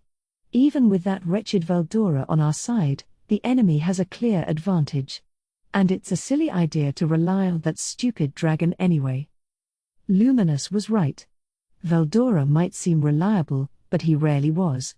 He got all wimpy whenever his sisters were around, and he'd been caught by the enemy not long ago. Oh, I think we're safe when it comes to Vielgrind. I was so distracted by everything that I kind of let that drop. A clear mistake, of course. Why are you so sure about that? Oops, I thought, but it was already too late. I hated standing up on stage like this and delivering all this tumultuous news, but by now, I had no choice but to be honest. Well, thanks to some stuff that happened during her battle with me, Vielgrind managed to escape ultimate dominion. Also, she doesn't have the ultimate skill Ragwell any longer, so we don't have to worry about Michael controlling her. Huh? Play dumb about it, play dumb about it. Hey, it was a really hard battle, you know. I was totally absorbed by it, brain working on automatic, and the next thing I knew, I had a pretty good victory drop in my lap, sort of thing. The Demon Lord's doubtful eyes were killing me. But if I lost here, they'd probably make me reveal everything else I knew. What the hell did you do to her? Even Guy looked shocked for a change. That's, a trade secret. I had to keep mum about my abilities. They wouldn't believe me if I talked about them, all it'd do was place more suspicion on me. Maybe I was worrying too much, but I really felt I had to block this at all costs. Tisk. All that petty nonsense, Dagrel spat. Why you gotta be so stingy, huh? I don't think it's a matter of that. Call it strategizing. No, I mean, I know you haven't experienced it, Dagrel, but the rest of us have seen our skills evolve now and then, right?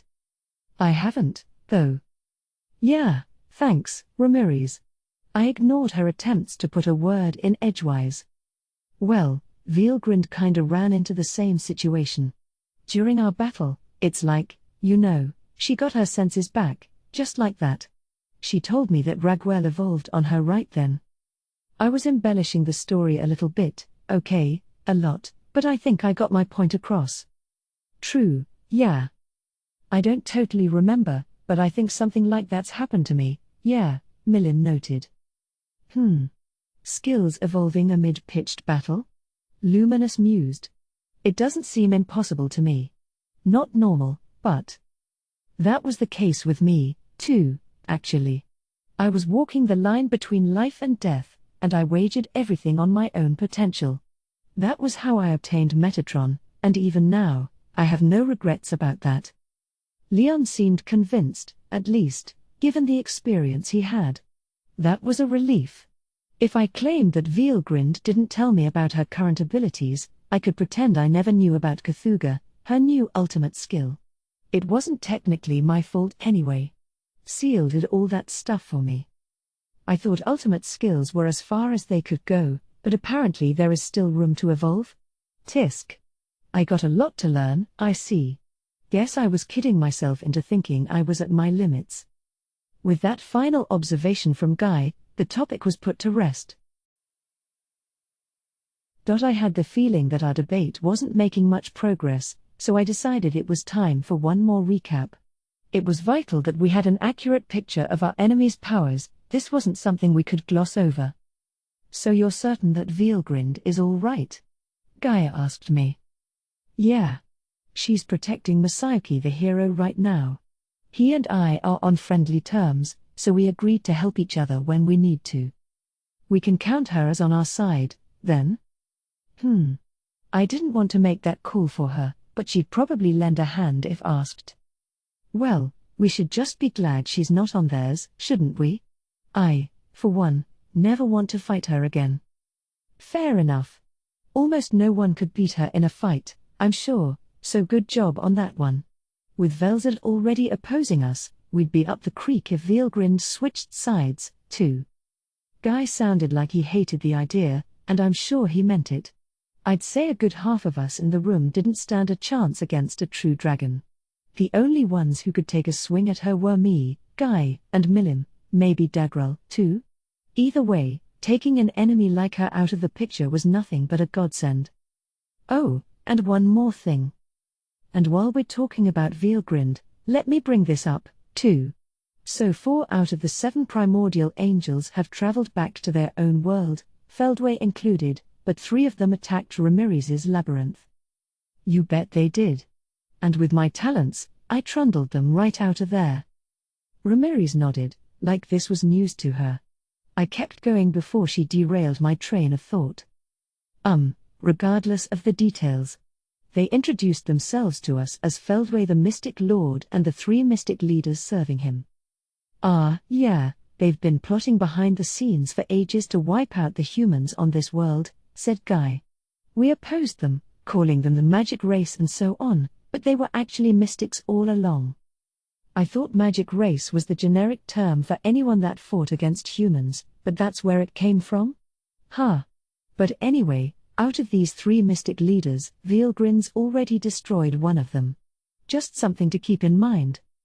Cornu was the name of the guy, I think, the one who riled up Veilgrind by talking trash about Masayaki. I could sense that she had grown stronger, but one hitting a mystic leader? Scary.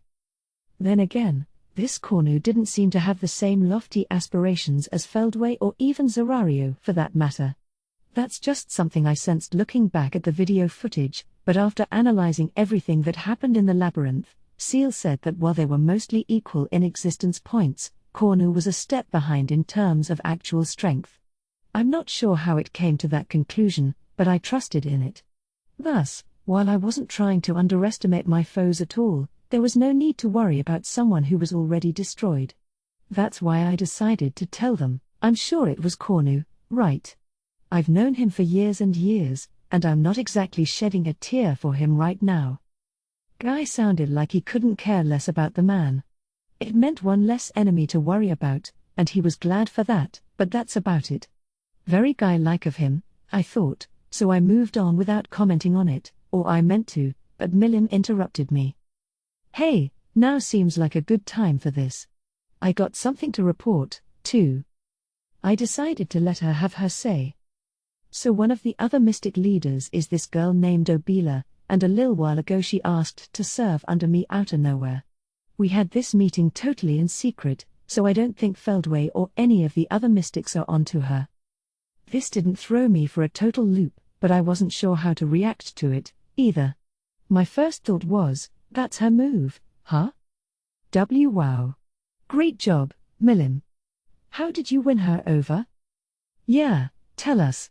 Obila's not as narrow-minded as Cornu was. I think she's a pretty serious woman, too. The last person I'd expect to switch sides. So how did that subject come up? Me and Guy questioned Milim at the same time. Our eyes met, indicating that we were thinking the same thing. In essence, we were concerned that Milim was being tricked. We both nodded at each other.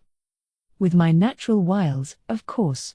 She understood how amazing I was, so she came up to me with the offer. It's tough being so popular, huh? She was smiling through this, but we weren't about to take her at her word. Don't get carried away like that, admonished Guy. It might be one of the enemy's schemes. Oh, it's fine, replied Milim, not listening to him at all. Obila didn't tell me any lies or whatever.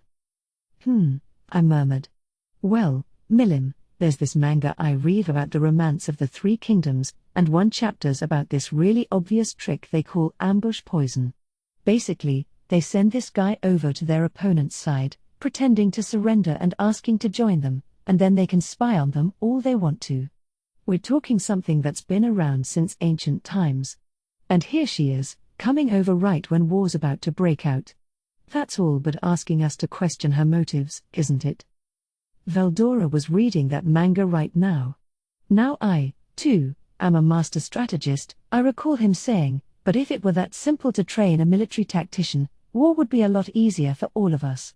Besides, the story setting's so different from here, I don't think it's useful as much more than a reference. Either way, this was clearly suspicious, something I tried to convince Milim of.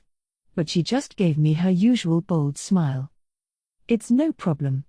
I doubted her, too, but I talked it over later with Carillion and Frey, and we all agreed to trust in Obila. Milim was no fool, of course. I'm sure she did all the necessary checking. And if Carillion and Frey made the same decision, maybe we could trust her after all. What did you and Obila talk about? I decided to ask. Well, then, upon hearing the whole story, I opted to make the same decision. So Obila's over in the Mystic Palace, tracking Evalage the World Destroyer dragon? In that case, she wouldn't have the free time or capacity to try anything against us anyway. That was the conclusion Guy made after Milim finished. Evalage, and the cryptids under it, were apparently hellbent on destruction and weren't open to negotiation. If Obila got distracted at all, it could lead to Evalage's return, so it was natural to assume she wouldn't be part of any invasion. But something still bothered me. If Feldway really doesn't care if the world's destroyed, like Obila said, wouldn't he try to release Evalage on us? Feldway and Michael wanted to resurrect Veldenava, but even if they failed, we'd still be in big trouble. They might lose all hope and turn to wanton destruction. Nothing's scarier than someone who doesn't consider the consequences of their actions. That's why I brought it up, however. I find that hard to believe, Rimuru. It seemed like a perfectly viable scenario to me, but it was surprisingly unpopular among my peers. First Luminous shot it down, followed by Dagrel. Feldway, he said, isn't enough of a fool to try using a monster too strong and uncontrollable for him to handle. Oh, so Evalage is stronger than him? It was a real pain last time, lemme tell ya, added Ramirez. Guy took the dragon on, but I had to pitch in to make sure the whole planet didn't get busted up. Gah ha ha. Yeah, Evalage really could destroy a planet if you're not careful. Fight the wrong way, and you're gonna have a lot of trouble on your hands, said Dagrel. Maybe it'll destroy his foes for him, but what about after that? You can't really rule a world if it's been torn to shreds, I offered. Guess I was being unrealistic. Evalage honestly did seem like some kind of freak. Wah ha ha ha ha. Just the kind of opponent I like. Milim crowed. If it decides to rear its ugly head around me, I'm gonna give it a good thrashing. Don't. Forget it. Yeah, no way. Milim, Guy started, me and everyone else here understand how strong you are, but you need to think this through. Not that I'm one to talk, but consider the damage you might cause to the surroundings. Ooh, come on, I know how to let up a little, you know. So whether it's this world-destroying dragon or not, just a quick punch or two, and... Okay, fine. Realistically speaking, if Evalage gets revived, then sure, I'll take it on. I've been wanting to settle the score with it anyway. The next chance I have, I will take it out. Guy's voice resonated ominously across the room. Nobody was going to challenge him on that. Milim looked a tad put off, but we all agreed that should Evalage show up, Guy would take care of things. Now, back to Obila. Would it be possible, queried Dagrel, to ask her about enemy internals and such? I tried, but it didn't seem like she knows very much about their war power over in this world, Milim replied. Feldway's a pretty suspicious guy, so maybe he gets anxious about people asking him too many questions. Obila's right about that, agreed Ramirez. Feldway's a smart fella, and I'm sure he doesn't want his staff to know more than they need to. So he just gives people orders and sends them off? I asked. It reminded me of at least one annoying boss I'd had. Not exactly, said Guy, leaning back as if recalling a memory. The way he thinks, if you're actively trying to carry out the tactics he gave you, then you shouldn't even have the time to worry about other people. Obila's smart not to pry into him. If she wanted to deceive us, she could have earned our trust by divulging some false intelligence. If she'd simply said I don't know instead, that actually would have improved our trust in her a fair amount. I highly doubted Feldway and I saw eye to eye about very much, though. Thinking about your team as nothing but pawns. Pretty self-righteous of him. I bet he thinks that everything he conceives is correct. I couldn't help but speak my mind. Guy smiled back at me. Is that sarcasm meant for me? Not at all. Careful there. Guy isn't self-righteous, more like despotic. He sees the demons serving him as less than pawns. Best not to inadvertently stir him up like that. For now, I said to take his mind off it, let's lean toward trusting in her and see how things work out, maybe. Everyone nodded back at me. With Obila behind us, we returned to the main subject. Getting sidetracked this much was starting to tire me out. I swear, I said out loud, this meeting's not going anywhere at all. Does anyone else in here have any secrets they're not sharing? You're one to talk. Fair point. I probably had the most secrets of everyone, so that statement was a mistake. Regretting it, I focused back on the meeting, which was mostly being led by Luminous at the moment. Regardless, it's hard to build cooperation between ourselves if we hardly see each other. So let me step up and try to summarize matters. With that, she ran down all the forces our enemy had. Michael was their leader, Velzad the Ice Dragon serving under his rule. There was Feldway the Mystic Lord, and his assistant Zerario of the three Mystic Leaders. Zerario was tasked with watching over the Insectors, led by Xeranus the Insect Lord. Xeranus must have had his own staff, too, but Obila didn't know much about them, another unknown, and honestly, it was this force I was the most curious about. All the Insectors I knew, at least, were scary strong. Zijin and Apito go without saying, of course, but there was also Raziel, the guardian deity of the West, and Minaza, a single-digit, number 6, I think, who Xion defeated. Xeranus looked like a handful to me, and I'm sure he had a lot of powerful Insectors under him, something we'd need to watch out for. Then there was the trio of Dino, Pico, and Gasha. Being as powerful as an awakened demon lord was trouble enough, but we didn't know what kind of ultimate skills they had, if any. It wouldn't be weird if they possessed some of their own ultimate skills, so it was best to assume they did. And that just left those walking dead with angels housed in them? If they're about equal to us, that makes them a menace indeed. If we had an accurate idea of their numbers, at least, that would put my mind at ease. You can't ask for the world like that, Dagrel, Luminous countered. We should be glad we know what we do and form a strategy based on that. How do you mean? Retorted Leon. Do you want to decide who will take on whom in battle? It sounded like a waste of time to me, but it wasn't meaningless, either. Well, at the very least, Leon, we know that you shouldn't try fighting Michael, Dagrel replied. That was a given. He'd be in Michael's thrall, and that'd be it for him. In fact, we all needed to work together to make absolutely sure that didn't happen. I was concerned that Feldway might have these mind control abilities as well, not just Michael, but after examining all the info, I now had at least a vague idea about how that worked. So listen, it looks like Michael's abilities can be transferred to other people, including his mind control skills, to a certain extent, I told everyone. Thus, I think we're gonna need to keep Leon away from Feldway, too. We needed to assume that Feldway was borrowing that skill, much like Lieutenant Kondo did. How troublesome, Luminous said. If Leon were to be taken over, that would tip the balance of power in rapid order. Hearing her, I realized I had forgotten to say something. Oh right, and it's not only Leon who's in danger, either. What do you mean? Well, like I just said, in the fight not too long ago, Veldora fell into enemy hands for a bit. I am very keen to hear more about this, the bewildered Luminous urged. So I told them all about Regalia Dominion, an ability of Michael's that gave him absolute control over pretty much any target. I avoided talking about Chloe, since you'd already taken care of that herself. If things had gotten really bad, I'm sure Seal would have forcibly gotten itself involved, so I just trusted that it would save me if needed.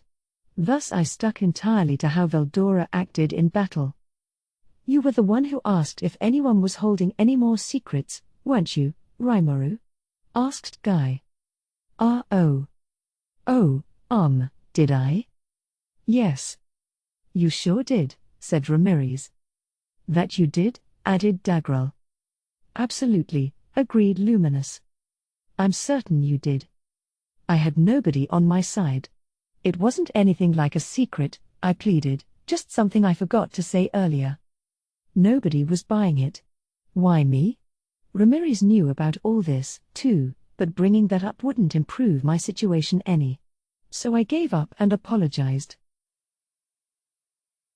With the other demon lords all peeved at me, it proved surprisingly difficult to smooth things over. We were back on track, at least, but looking at matters, we really were in just a terrible situation. Not only had we lost key firepower, but the enemy had in turn gained some. It was like one player in a chess game getting to replace any pieces they lost, and I honestly wasn't sure how we were gonna win under these conditions. It was my fault for forgetting to mention that earlier, and I'm sure it badly unnerved everyone who heard it. So is anyone here being influenced by Regalia Dominion, then? Luminous asked. No worries there. People with angelic skills don't seem to realize they're being mind-controlled, but Regalia Dominion is more of a forced thing, so you lose yourself and start acting weird, immediately. With Veldora, we're connected by our souls anyway, so he told me that he was taken over the moment it happened. I see. So how did you free Veldora from that? This question again? Well, I ate him up and Seal did a bit of ability adjust magic on him, but I had no intention of being honest about that. No one would believe me anyway. So I had to conjure up another story. It was just like with Veilgrind. We were involved in this heated battle for who knows how long, and then Veldora evolved his own abilities. I guess you could say that our friendship won the day, yeah. The stares were almost painful. I could tell that everyone found this a little hard to believe, but that was my story and I had to stick with it. You know, Rimuru, Guy began, I fought pretty hard against Velzad myself, but she didn't show any signs of evolving her skills. Hey, I'm sure it varies from dragon to dragon. I knew expecting them to believe any of this was asking way too much of my peers. It varies, eh? No dice? I'm being doubted so damn much in here. What'll I do? I could always just tell them the truth, it doesn't really matter whether they believe it or not. But if I go with that move... If you go with that move, Master, you will be asked to fight against anyone who's been mind-controlled, and your ability set will be pored over with a fine-toothed comb. Right, I'm sure it would. It was all Seal's doing anyway, not mine, I couldn't even begin to explain it. Keeping quiet was definitely the way to go. Enough, Luminous said. Clearly he's in no hurry to talk, and I'm sure it was another incomprehensible miracle on his part anyway. If we can tell who's under its influence, I'd say Regalia Dominion isn't as much of a threat as Ultimate Dominion. The question here is how we'll counter it. The way she saw it, at least we could tell when it was happening. What we really needed to do was discuss how to deal with Michael and his force. I nodded my agreement. Instead of deciding who fights whom, why don't we work out what moves we'll make based on where they might strike us? Guy nodded. I agree with Rimuru. The enemy is no fool, so I doubt they'll try spreading their forces wide. We clearly needed a way to call for help if it turned out to be a huge enemy force, or if one of us ran into something we had trouble with.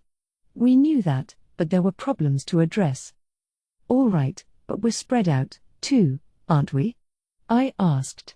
Should we all stay in one place to make sure we're ready whenever the enemy shows up? That won't work. Right?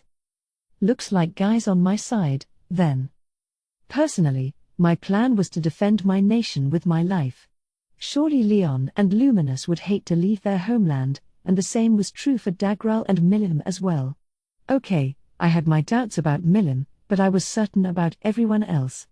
Thus, we needed a system where we could send reinforcements anywhere we might be attacked.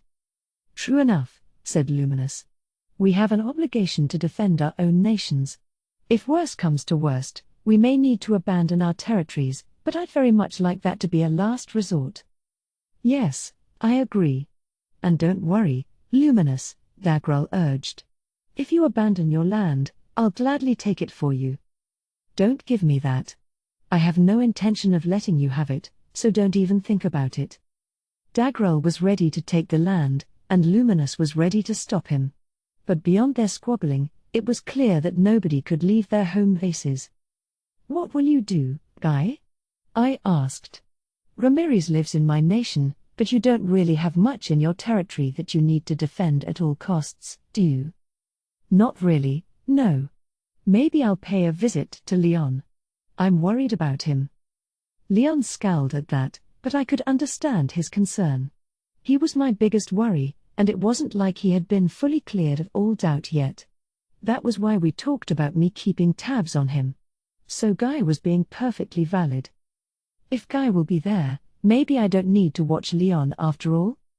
But here, Rimuru, you have all kinds of extra staff you can send out, don't you? Go deploy them to Luminous, Dagrel, Milim, and Leon, too, while you're at it. Huh? Whoa. This sudden demand from Guy plunged me into the depths of bewilderment. To make a long story short, I couldn't say no to him. I bravely resisted, but Guy wasn't interested in hearing it. Even worse, he ordered me to set up transport circles in each of our domains so people could travel to and fro quickly. It made me want to shout at him that I wasn't his employee, but there was one thing stopping me: the fact was that I could never, ever beat him. So it was better just to give up fast.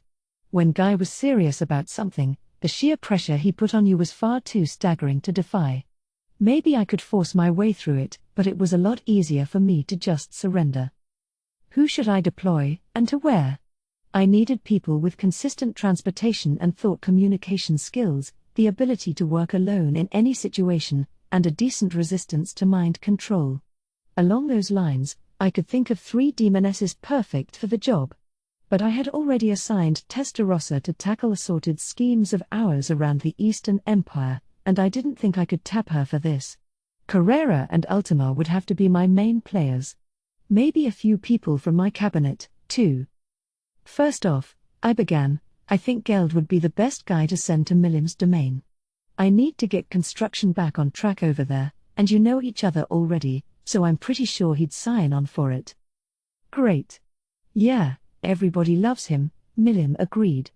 And speaking of which, Midre's really keen on seeing Gable sometime, too. He said he wanted to spar with him again. Oh yeah? Not a bad idea, maybe. I had assigned Ultima to train Gable, and just a few days later, he was already staring at me with tears in his eyes. Maybe Midre could be a nice break for him. Ultima would also join him in that case, but since Tempest was still in war mode, there wasn't much police work for her to do anyway. Plus, I could call them right back as needed, so this seemed easy enough to commit to. All right. In that case, I'll send Geld, Gable, and Ultima to Milim's domain. Okay. Looking forward to it. First one down. Next came the Holy Empire of Lubelius. So, as for you, Luminous, do you have any requests? I've learned a thing or two in negotiations like this.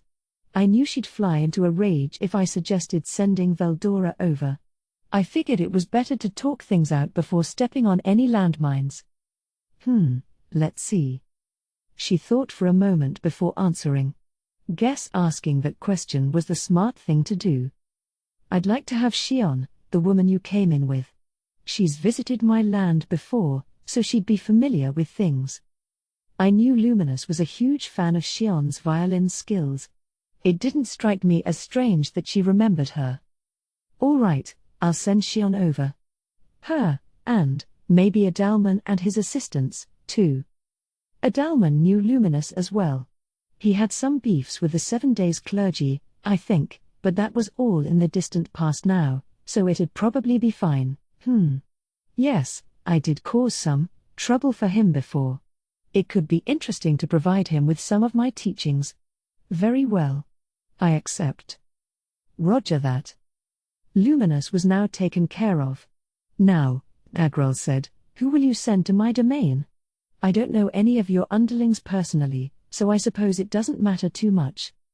True enough. If anybody's okay with him, then I'll send Carrera. Carrera? Yeah. You might know her as June, the original. June? He shouted, looking tremendously alarmed. Don't tell me you've tamed that firebrand. I dunno about tamed, exactly, but, yeah, kind of. You'll just have to accept that, Agrel. I know you have things to say about that, but now's not the time for it. And by the way, added Luminous, when he said Ultima, he meant Violet. I am just as exasperated about it as you, trust me. Oh, that's right.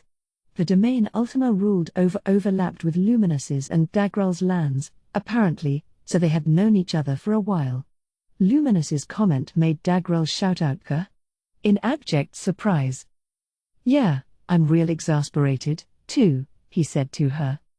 And it's not just June and Violet, either. There's simply no point arguing over all the insane things Rimuru has done by now. They were having their way with my good name. Milliam was nodding along as well, and honestly, wasn't she supposed to be on my side? Whatever. So, yeah. I'll send Carrera over to you, okay, Dagrel? Wait just a minute. He stood up from his seat, loudly protesting, arms open wide like he was about to start dancing. Hang on, is he trying to defy me? Objection. I do believe I have the right to refuse this. His face told me just how desperate he was. Clearly he wasn't going to give an inch. Leon, meanwhile, was flashing a calm, collected smile, all but proclaiming out loud how glad he was Carrera wasn't coming his way. Listen, Rimuru. If you send that wild marauder to me, my Damargania will fall in just a few days. I'm not here to make demands, but could you at least select someone a little less hot-headed? Personality counts more for him than strength, I guess. Which, I dunno, a lot of my Tempest friends have a screw or two loose, so I decided to ask him some more questions. Dagrel's domain was the holy void of Damargania, a barren land with little in the way of resources. Most of its structures had been abandoned and reclaimed by the sand dunes. His image of Carrera couldn't be worse. He basically saw her as this vengeful destroyer who constantly tossed around nuclear magic spells as a kind of hobby. Milliam's nickname was the Destroyer, and as far as Dagrel was concerned, Carrera was worse than that. Gee, she's not that bad of a. Yes, she is. I'd agree with Dagrel. She damaged my own lands on a daily basis once, so I think I understand his feelings all too well. Dagrel was staying absolutely firm, and now the normally taciturn Leon was regaling us with tales of Carrera's violent streak. I had to believe their stories, really, I had no choice. So what did that leave me with? All right. In that case, why don't I have Carrera go to Leon instead? They seem to know each other, and Guy would be over there anyway. He'd keep Carrera from going too far out of line, right? A pretty good idea, if I do say so myself. And yet, surely you have to be joking. Did you even listen to what I just said? I absolutely refuse. I would never let that demon set foot in my lands. Ever. Dagrel was all smiles, but Leon was putting his foot down hard. He was angry enough that I could practically see the italics he was adding to his rant, so I must have struck one serious nerve with him. It was kind of funny to see, so I resolved that I'd send Carrera over no matter what. But Guy stopped me. Rimuru, you know you can't send Carrera there. Why not? Because she likes to pick fights with me, too, all the time. And whenever it looks like she's going to lose, she leaves a few parting words and tries to run away from me. Do you know that? This war isn't any kind of game, and I don't want to waste my stamina on extraneous distractions. Am I clear? He was correct, of course. And the dreadful tinge to his eyes indicated just how serious he was about this. Now, if Carrera was absolutely faithful in following your orders, and if you are willing to take responsibility for whatever happens, then maybe I'll think about it, all right? But you know that's impossible, isn't it? Having it put it in such stark terms didn't make me too confident. I could stop her if I was standing next to her, but with Carrera, once you take your eyes off her, you just never know. Right, of course not. Carrera's the girl who tried popularizing this game in my labyrinth, where she tried to punch a hole through as many floors as she could. I wish she'd stop with that. It's really annoying. Wow. She was being that reckless? Guess she was a problem child in more places than I knew about. For cases like that, Diablo's the one responsible for supervising her, so I'll put the screws on him. As I deflected responsibility, I thought about what I should do. Wah ha ha ha ha. I dunno, I kinda like Carrera. I'd love to see her, so you can just send her over to my domain as a guest. Oh. Here's Milim giving me exactly the kind of offer I want. You sure about that, Milim? Totally. Great. Problem solved. Milim would host Carrera, and I'd send Ultima over to Dagrel instead. Frey might yell at Milim about it later, but that was none of my business. Let's move on before Milim changes her mind. Okay, I'll put Carrera over in Milim's domain and give Dagrel Ultima. I guess she's familiar with the area, and you don't have any complaints about her, right? No, I don't want. Great. It's settled, then. Dagrel, play nice with Ultima for me, okay? I took that as a green light from Guy. Dagrel was about to say something, but I just pretended I'd imagined that. So now I had my assignments for Luminous, Milim, and Dagrel's lands. That left Leon's golden land of El Dorado. Who would I send there? You know, if Guy's going there anyway, do I really have to send any of my own people? Besides, Guy can watch Leon to check if he's suspect. I just don't see the need to dilute my fighting power for Leon's sake. I had been wanting to say that. Why did I have to send my forces out of the nation when this huge war was about to break out? I mean, it wasn't all that bad, of course. The 3 demonesses could teleport back home in a crisis, and at worst I could just summon them back anyway. I needed to send Geld out because we couldn't hold up that construction project forever, and Gable, well, he was kind of bodyguarding Geld, too, you could say. Geld had more pure fighting power, but defense was his main specialty, so it'd be more helpful if we had a dedicated attacker with him. Gable was good at both offense and defense, so I thought pairing him with Geld would produce some pretty neat outcomes. As for Adalman and his crew, I really wanted them to focus on Labyrinth defense, but sending Xion alone to Luminous's domain made me anxious. She's beyond well qualified on the fighting front, but her behavior is, well, dicey at times. Adalman's mastered all types of magic, and he told me he knows teleportation travel like the back of his hand. He knows Luminous, and I'm pretty sure he'll be perfectly polite around her. I thought it was a pretty appropriate assignment, really. So all that was set in stone. And now I didn't have anyone left to send to Leon. Hey, quit being so stingy. You're practically swimming in million-class underlings, Guy spat. Yeah, I am, but I still need people to protect my nation, so. You worry far too much. You have Feldora, I presume. And how about that Benimaru character? No one would complain about having him. You know I can't do that. Benimaru just got married. And he has 2 wives. And they're both pregnant. What kind of ogre would I be if I sent him off on assignment until who knows when, right at this huge milestone in his life?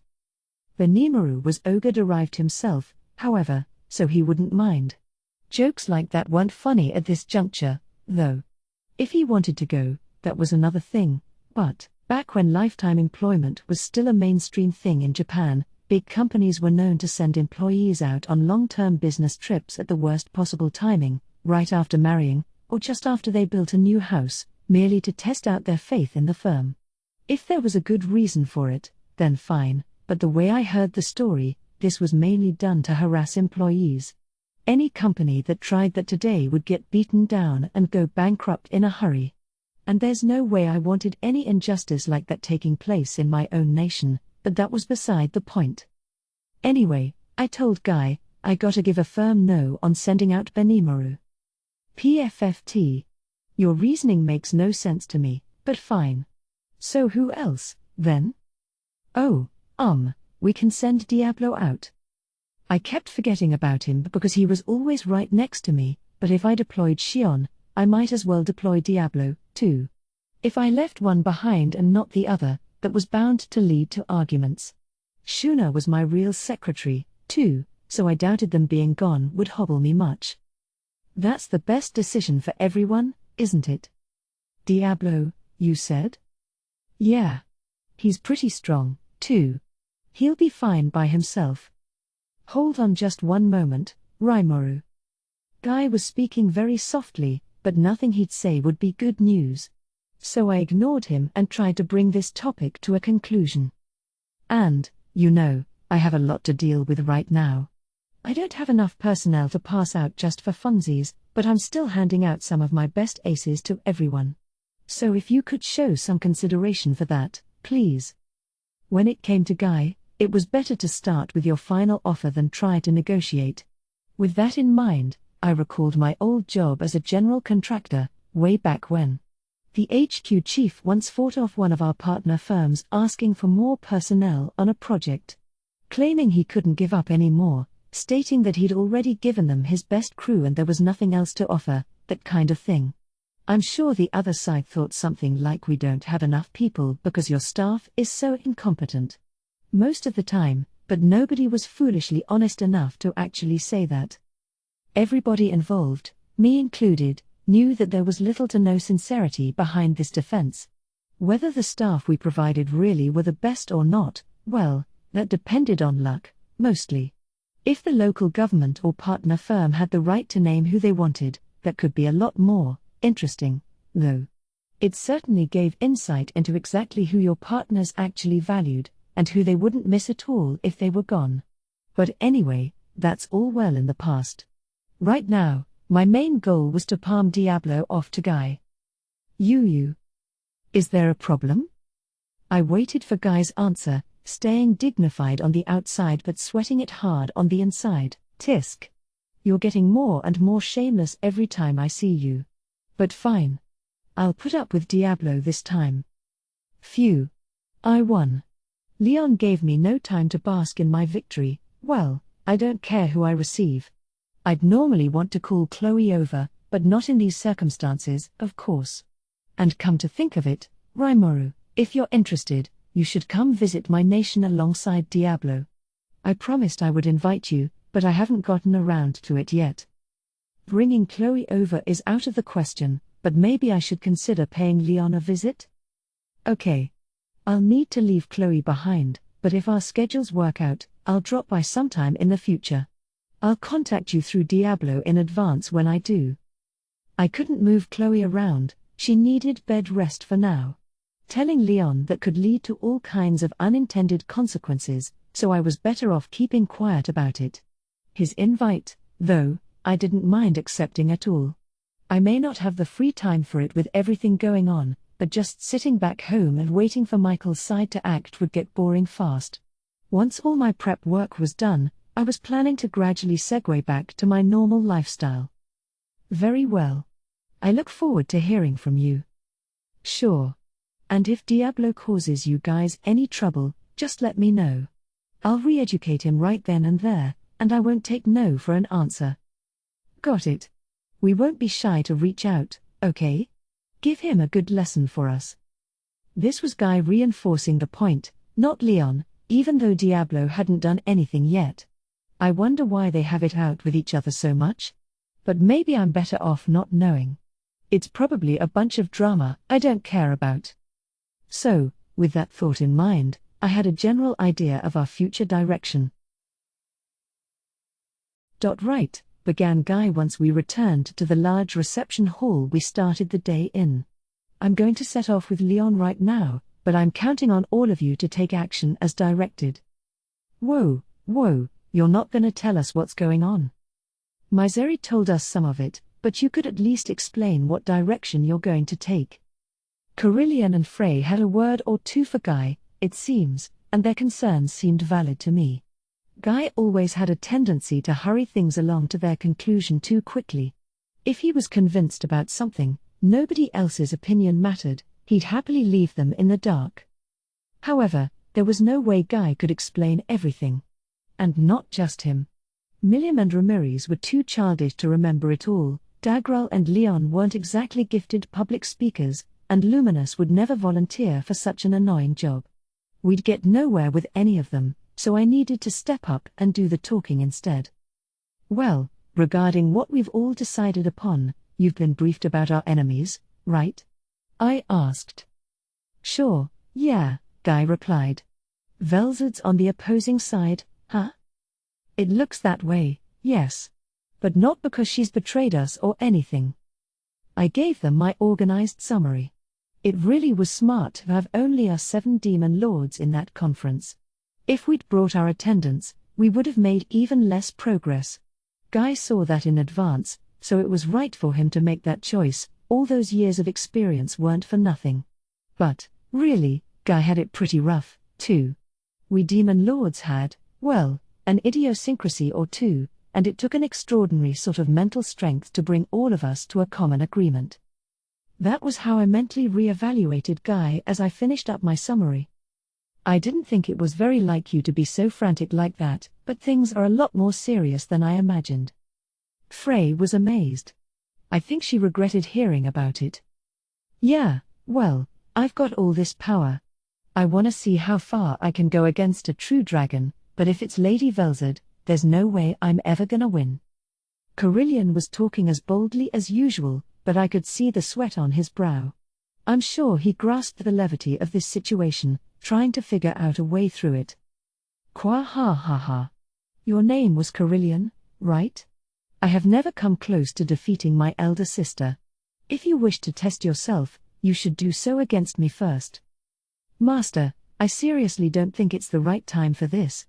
You have to be more serious or else Rimor will yell at you again. Maybe Ramirez is right, I do need to yell at him. But Veldora's over-optimistic chatter is doing a lot to lighten the mood. Getting too serious will only serve to depress us all. Oh, really? Frey said. Well, you'd better pool your strength so you can resist being taken over. You can't resist Regalia Dominion at all. He can, I chimed in, as long as his will's strong enough. In Veldora's case, the enemy was aiming for a sneak attack when his resistance would be at its lowest, so.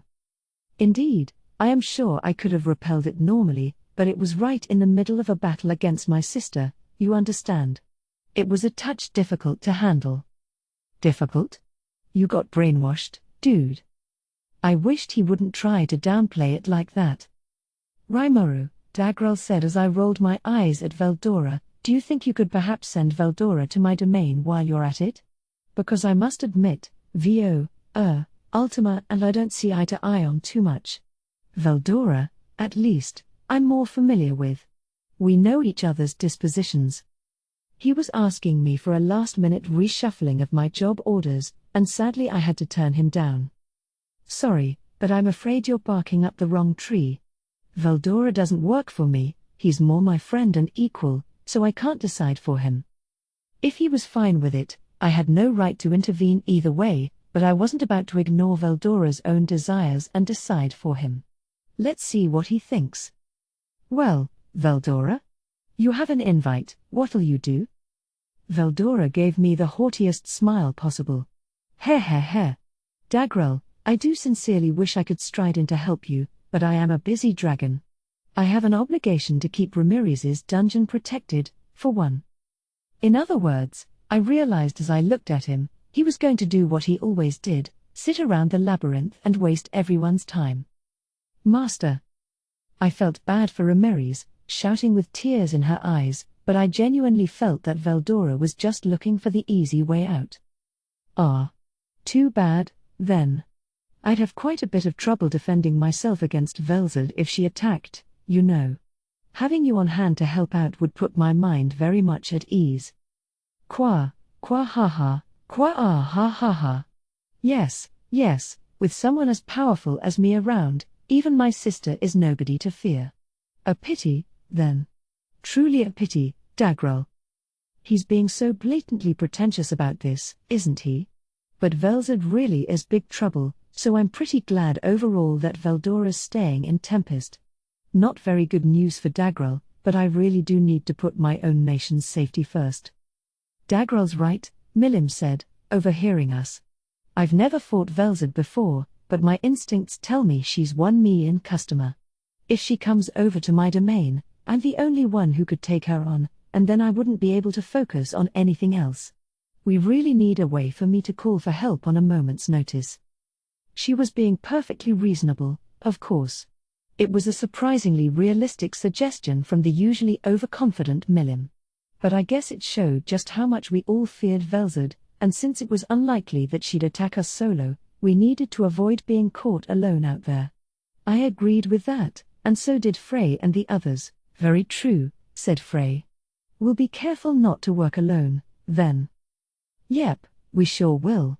So, Rimuru, that's why I want you to bring Geld and Gable over to me on the double. In fact, I could pick them up for you if you like. Nah, that's okay, Milim. I'll explain things to them when I return and get them ready to depart. Geld had transport gate skills he could use for travel purposes, so there was no need for excessive rushing. I had to brief my entire cabinet on today's proceedings, and I figured it wouldn't be too late if I sent them off after everyone was on the same page. Okay, Rimuru. I'll leave that to you, then. Certainly. And we'll contact you at once if the enemy attacks us. Right, yeah. They'd be receiving Carrera, and by the looks of things, Frey didn't seem to have realized Carrera was a primal demon. No real need to tell her, though. Better to end this conversation on a calmer note. Besides, if our mission was to stop a potential Velzard attack in its tracks, I'm sure they'd have no complaint about deploying Carrera for that. One thing I do wonder about, added Louis, is Michael's goals. I doubt he seeks only to rule this world. Right, well, what it's trying to do is revive Veldenava. Michael and Feldway are both trying to resurrect their master, basically. Huh? Everyone who hadn't heard the news before gasped. My fellow demon lords were already aware, but for everyone else, it must have been quite a shock. Yep. Milim nodded. Rimuru's right. Obila's helping our side now, and that's what she said. For real? Carillion frowned. News to me. Oh, didn't I mention that? I thought I already told you to. I sure didn't hear about it, Milim, said Frey. But then, Midray's to blame for that, too. We'll need to quiz him in depth about this later. Just when I was starting to rethink my opinion of Milim, this happened. She and Midray both spoke to Obila, they said, but it looks like the nature of their conversation didn't come across to her other associates. This is exactly why it's so important to make sure all your staffers strive to communicate with each other. Of course, I forgot to tell them, too, so I'm not one to talk. But a true dragon is immortal, a pensive Louis said as Milim's crew carried on with themselves. Veldenava is bound to revive himself in due time. There's no need for anybody's help. Yes, that's what one would normally think, but this Michael is a self-conscious entity that has taken the form of a skill, something you would never normally expect to exist. Perhaps that's why it's contemplating things that would never occur to normal people. Luminous shook her head in disbelief. Guy, meanwhile, had his own thoughts. Yeah, but it's a fact that Veldenava's showing no signs of reviving right now. I can understand why people think Feldway might not care if he destroys the world on the way to his desires. Having fought him once before, Guy could confidently attest to Veldenava's immortality. That, and he understood if someone like Feldway yearned for his resurrection that badly. But doesn't dying affect some of his memories and personality and stuff? I asked. He might wind up being someone completely different. It would be little more than an aesthetic difference, Luminous replied. To me, he would still be one and the same. His soul would be just as it was before. Kinda hard for me to picture. Vielgrin said kinda the same thing, that she didn't care whether Ludora was reborn as a good or bad guy, just as long as he was reborn. That deserved to be addressed sometime, I felt. Ah ha ha ha. Looks to me like you haven't shaken off your prejudices from your human years. But don't worry. You'll understand in time. That's how it is, huh? I wasn't too convinced, but to people as long-lived as them, concepts like good and evil might seem like nothing more than ephemeral trends. If so, it's a reminder that I better cherish my own thoughts on this issue. I mean, what if I decided to start doing evil things? I might turn into exactly the kind of despot the late Maribel worried I'd become. I'm a pretty selfish guy, after all. I know that. So no matter what happens, I need to ensure my selfish behavior doesn't plunge the world into chaos. I got a lot of leeway to do what I want already, but it's all part of my effort to make this a better world. Causing pain for others in my pursuit of happiness, well, I'd never do that. It's something I've sworn in my heart. As I thought about the importance of constantly asking myself if what I was doing was all right, Guy suddenly spoke up about something new. Oh, Rimuru, I just had a thought. I'm not hiding anything else, though. I kinda doubt that, honestly, but whatever. It's not that. I'm wondering what Michael might be thinking. For example, how does he intend to awaken Veldenava? If you know, tell me. He was being awfully pushy. I was about to tell him that I had no way of knowing before my own mind stopped me. Oh, actually, didn't he say something along those lines? I muttered. Yes, he did, Veldora said, nodding. If I recall. Apparently he believes that if he brings the power, the draconic factors, of 3 true dragons together, Sir Veldenava will be reborn. A foolish idea, in my opinion, but one that we can't completely discount, either.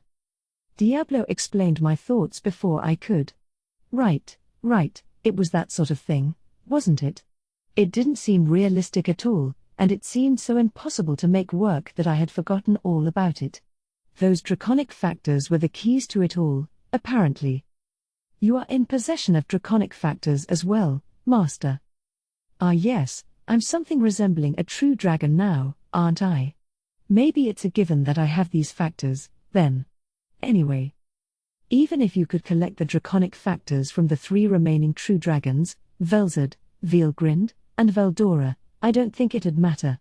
You'd still be lacking the factors of Veldenava himself, and those were the most important of all. Nobody else would have his soul, after all. Diablo didn't see it as totally impossible, but still. Huh? That logic is completely flawed, though. The only thing Michael could create with that is a pseudo-copy. And maybe it could imitate all of his abilities, but without that all-important soul, it's not at all the same thing. Guy apparently agreed with me. Well, I cannot say either way, but if a completed physical body is in place, there may be a chance of the lost soul returning to it. Could be. Veldenava's a fully spiritual life form, so his soul won't be scattered across the universe like Ludora's, I don't think. It's not impossible, no. I think I'm losing sight of the logic here. There is no reason for Veldenava's soul to return to that body. If he wished to return, he could simply recreate his own body for that purpose. Right? And with Seal joining the naysayers, I was now full-on skeptical of the enemy's plan. If it's bound to fail anyway, maybe we could just ignore them. Then perhaps the enemy's true goal is obtaining Veldora. Everybody in the chamber stopped. Hui? Veldora's half-breathed exclamation echoed across the quiet room. He seemed completely oblivious to this, so it was best to just leave him be. Luminous's suggestion was far more important. Ah yes, I've been overlooking that. Veldora's been taken over once already, but his draconic factors weren't taken from him. I suppose Michael cared more about possibilities than probabilities. If so, then whether reviving Veldenava was a harebrained idea or not, there was a decent likelihood that he'd still be after Veldora's draconic factors. I never considered Velzard getting mind-dominated in the first place. Now I'm worried our enemy's catching us flat-footed. Mused Milim. If I recall correctly, Obila said that Emperor Ludora, in other words, Michael, had taken in the draconic factors of Veilgrind. If Velzard has been taken over as well, that means Veldora's the only one not in his collection. Whoa, wait. Are you trying to say that Velzard's had her factors taken away from her? Guy looked a little panicked about what Milim just said. I decided to express my own thoughts. You're really sure about that? If it's true, a somewhat frantic-looking Guy replied, you know Velzard won't emerge unscathed. She's as good a fighter as I am, but the process may very well make her cease to exist, maybe? I'm not sure. In Veilgrind's case, it was only one of her parallel existences that was taken and absorbed. We're talking maybe 1/10 of her overall magicule energy at most, I think, and I bet even that pushed Michael's body to the limit. That helped reassure Guy a bit. Yeah, true. As obscenely powerful as a true dragon is, they're not gonna be absorbed that easily. I nodded. At the time, Veilgrind had been pretty severely damaged by Carrera's judgment bullet, but even then, she had a lot of stamina left. Michael himself was using Lifestealer, an ability of Yuki's, to sap Veilgrind's life force, but he never fully absorbed her. That, and I had a good idea of why Michael tried to banish Veilgrind from this world. Also, he won't just take away her power and factors, he'll take her abilities, too. But that'll cause him to lose his absolute thrall over angelic skills, so he'll have to be careful about it, lest he get counterattacked. So Michael's plan was likely to use and abuse Velzard, weaken her to the limit, take everything she had, and then banish her. I agree. Right. I can be pretty sharp myself sometimes. But why would he need to take her abilities, too? Said Guy.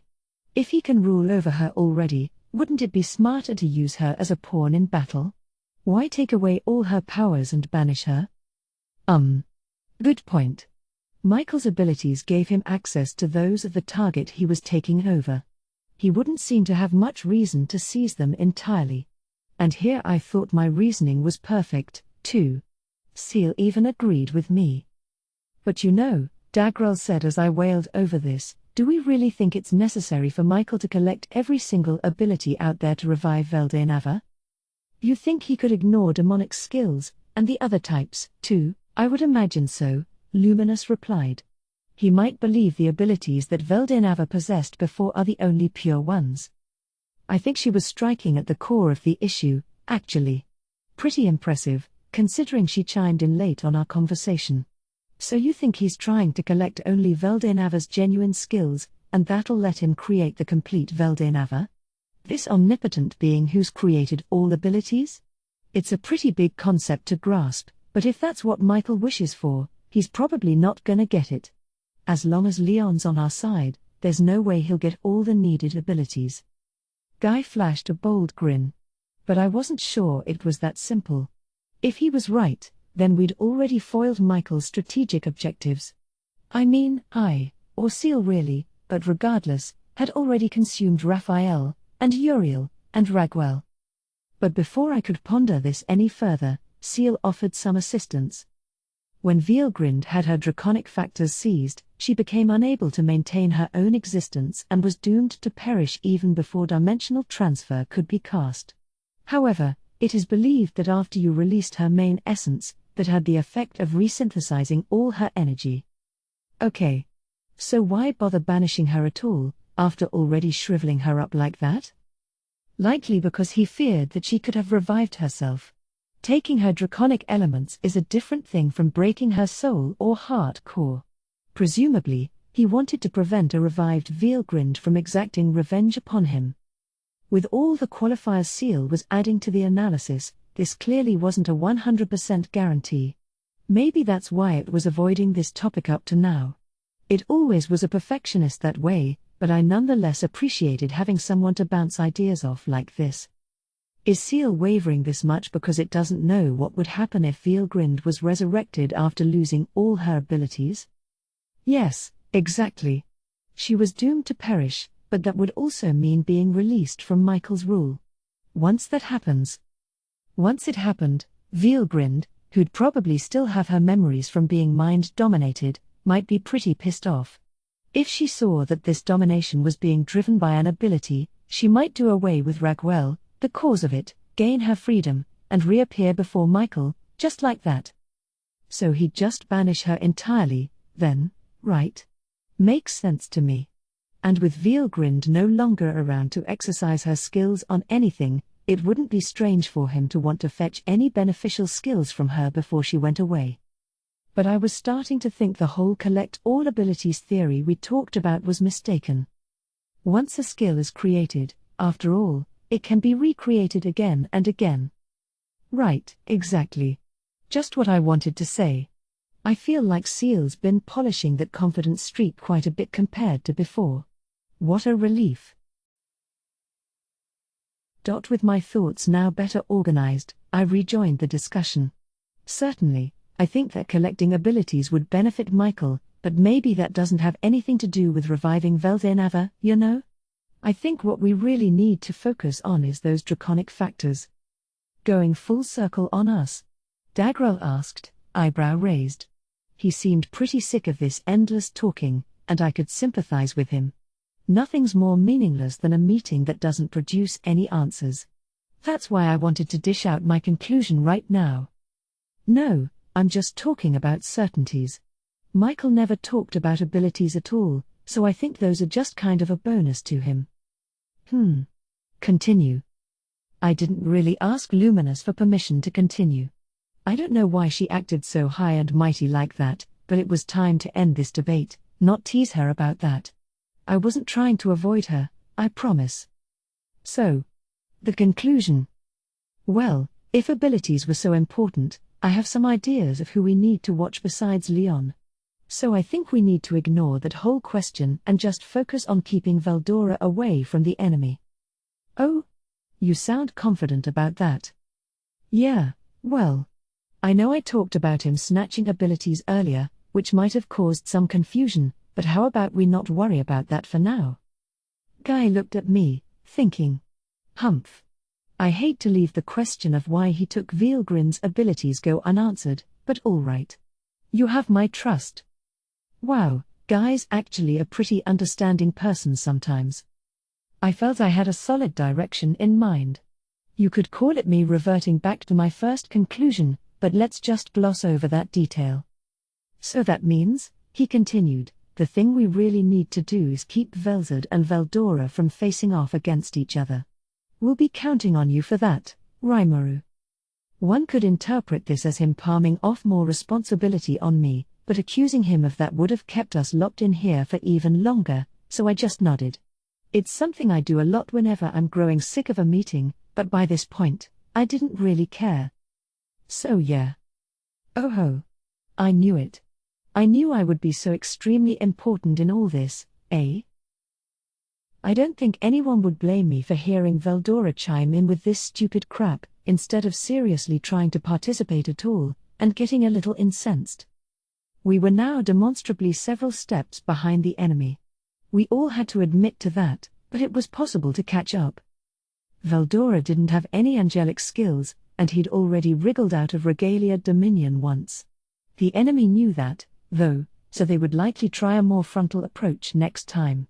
That meant total war, so our first objective was to get everybody with angelic skills together. If I were Michael, I'd definitely be as careful as possible with my actions, yet the main gist of his strategy was still unknown. But no need to panic, either. We were certain that Veldora was the enemy's main target, so I could just take measures to prevent access to him. In the worst-case scenario, I could even cut out the override circuit inside Leon, though I preferred not to. All right, everyone. Good luck out there. If something happens, drop me a line immediately. With that, Guy wrapped up the Walpurgis Council. Cooperation wasn't exactly a major theme of this conference, in fact, there was absolutely none of it at all, but at least it was over now, at long last. Interlude, Heavenly Emperor and Ex-Hero. What's bothering you today, Leon? The question was lodged by Elmesia Elru Thalion, Heavenly Emperor of the Sorceress Dynasty of Thalion. It was pointed, of course, at the Demon Lord Leon Cromwell. He had made a stop at Thalion before returning home after the Walpurgis Council. Guy is going to be visiting my lands. I'm afraid I can't stay for very long in here, so let's skip the pleasantries and get straight to business. You always were impatient like that, But if these are the circumstances, I can hardly blame you. Leon coming over to Thalion and meeting with Elmesia without an appointment was, in itself, a sign of just how much preferential treatment he was receiving. He was also forcing the topic without even considering Elmesia's feelings about it. An observer unaware of their relationship would find it to be an absolutely unbelievable sight. That relationship dated back before Leon became a demon lord, even before he was a hero. He was wandering the world in search of Chloe, and one day his travels brought him to Thalion. There he came across Elmesia's mother, Sylvia Elru, a woman with all the time in the world. She was a high elf, one of the true elves, and a famed genius known for her core theories in the field of sorcerous science. But she had another face as well, that of the best pupil of Twilight Valentine, vampire and demigod. Sylvia was a strong woman. If she had been there to help, maybe her husband, Elmesia's father, wouldn't have had to die. But it was not to be, because Elmesia herself had been in Sylvia's womb at that moment. In time, Sylvia became Leon's instructor, imparting all the swordsmanship and magic she knew. It was only natural that it would help Leon grow immensely. Thanks to that, Leon became acquainted with Elmesia as well. He had gained access allowed only to family and close friends, and that was why he had been granted an audience with Elmesia now. With Elmesia's blessing, Leon began to speak. You've deployed at least some intelligence operatives, haven't you? Oh, of course. Elmesia wasn't shy about admitting it. Then you know the demon lord Rimuru has won against the Eastern Empire. We're aware of everything up to the Primal's actions. We spoke briefly after their victory party. What about the fighting after that? What was his name? Yuki? I heard they were fighting in tandem with an informant within the Empire, but unfortunately, our information source was cut off right at the worst possible moment. Leon nodded in understanding. Then he revealed what he knew, hoping to gauge Elmesia's reaction. Well, quite a few things happened at once, it seems. Veilgrind made her appearance, Veldora had his mind taken over. It turned into a very dangerous situation. But Rimuru still managed to push all that aside and emerge victorious. Huh? He did? So you really don't know, then? Let me give you a brief summary. This he did, as succinctly as possible. He also went over their discussions at the Walpurgis Council, leaving almost nothing hidden. He knew he could never put one over on Elmesia, so he decided to just be honest and request her help. I see. Well, if that's how it worked out, I can see why he declined to go into detail with me. She sounded convinced. When Rimuru told her, hey, we won, she had no idea it meant that much. They won against Veilgrind herself. It shocked Elmesia into silence. She'd always thought of him as a rather strong figure, but never did she imagine that he would grow into this kind of monster. Looks like he grew beyond my own mother long ago. No wonder he's out there taming primals. So he released both Veilgrind and Veldora from their thrall for a huge comeback victory. Michael and the other enemy leaders escaped his grasp, but as she saw things, it was safe to call this a huge victory for him. I do want to ask, Leon, you're not trying to deceive me with lies, are you? I have no reason to be dishonest with you. I heard it from Rimuru himself, though, so I cannot say if it's the absolute truth. You must trust that demon lord quite a bit more than I thought. What do you think of that story? About how Emperor Ludora's been taken over by his own skill and is now calling himself Michael? Well, if you're lying about that, I wish you'd give me a more believable tale. I know exactly what you mean. It's so preposterous, I'm willing to believe just about anything at this point. Such was Leon's evaluation. It made Elmesia grin. As suspicious of everyone as you are? That's hard to believe. It's not a joke. Rimuru can stoop pretty low sometimes, but he's not the kind of man to brazenly lie to others. In fact, he's quite the opposite. He tries to make people underestimate him, is what I assume you're about to say? If so, I agree. It's so very much like that slime to do that, Elmesia thought. All these primals he'd tamed, and still he pretended that was no big deal. And it was the exact same with this war, too. Nonetheless, knowing that slime, she was sure Rimuru had gotten involved in something huge, so she planned to sit with him and ask what happened once things settled down. Sounds like a real mess he's gotten into. Something I know he can't talk about over our cell phone devices, but maybe I should have asked for more details. Elmesia's expression didn't change, but she could still feel regret. He'd said, "We won," and that was enough to fully relieve her. That was a mistake. Still, if Feldora remains friendly and Veilgrind is now on their side, that's excellent news, is it not? Leon nodded. From what I heard, it's a miracle any of them survived that. I, at least, would have no chance of defeating Veilgrind in battle. If he fought Guy, then maybe there'd be one chance in 1,000. But against the parallel existence skill Rimuru described to him, Leon had no way to win. And that, he was sure, was why Rimuru had no reason to lie to him about winning against that skill. I'm certain of that, yes. I wouldn't, either. There's no reason to beat yourself up about it. I wasn't doing that. Really? Yes. Leon wanted to get back on topic. Elmesia loved teasing her conversation partners whenever she had a chance. Seeing the writing on the wall, he opted to get right to the most important matters at hand. So, given everything I've told you, I have a request. I'd like to get in contact with my master.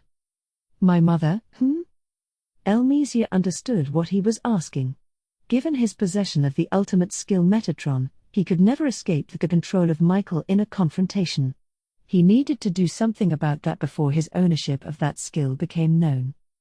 However, Elmesia alone didn't have the knowledge needed to help him. Given how serious things were, she saw the need to tap into the greatest wisdom available in Thalion.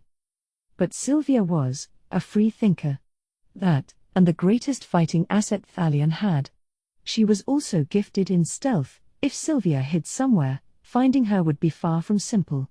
One could deploy all 13 leaders of Thalion's Magus Corps, and it would still be a coin flip whether they found her.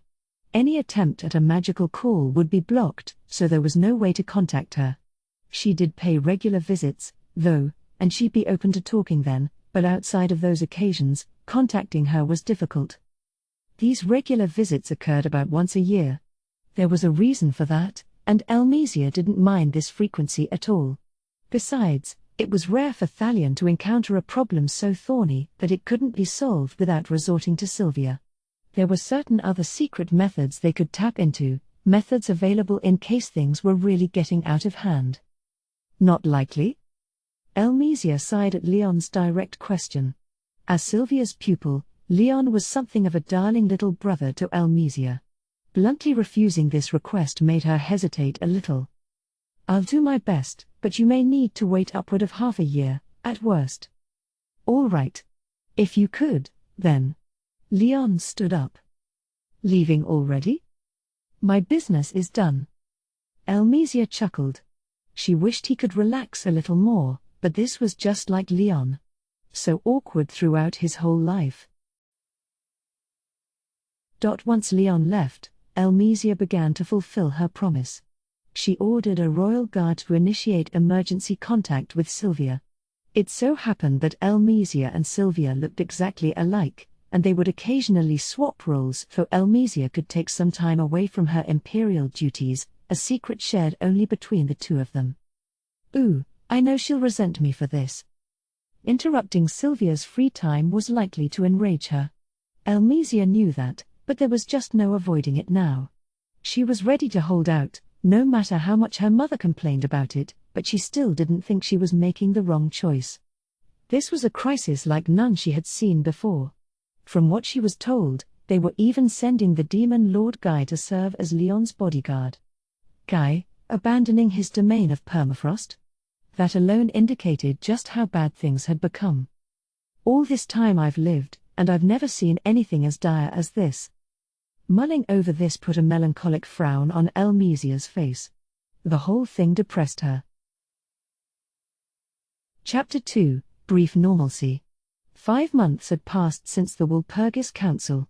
A lot of stuff happened in the meantime, but really, it couldn't have been more peaceful. Michael showed no signs of activity. We couldn't keep track of Feldway and his mystic force, which was a concern, but I chose to remain optimistic. We were being given all the time in the world to shore up our defenses. And actually, I had another reason to take it easy. It turns out that we managed to get back into contact with Dino in the meantime. How? Via the curse that Zejan had placed on him during their fight. This curse spell formed a sort of connection between them, as Seal explained it to me, so I asked whether we could use it to converse. It would be simple. Seal's casual assurance made me stop in my tracks. If conversing with Dino was on the table, then that was a huge boon. So I promptly reached out to admonish him a bit. With Dino, at least, I almost preferred for him to side with our enemies. He was performing miscellaneous duties over at Ramirez's workshop, but even as our ally, he mostly just seemed to be lazing around and eating well on my dime. I couldn't shake that image of him. So, really, him staying in the enemy camp as he leaked out info to us was far more useful to me.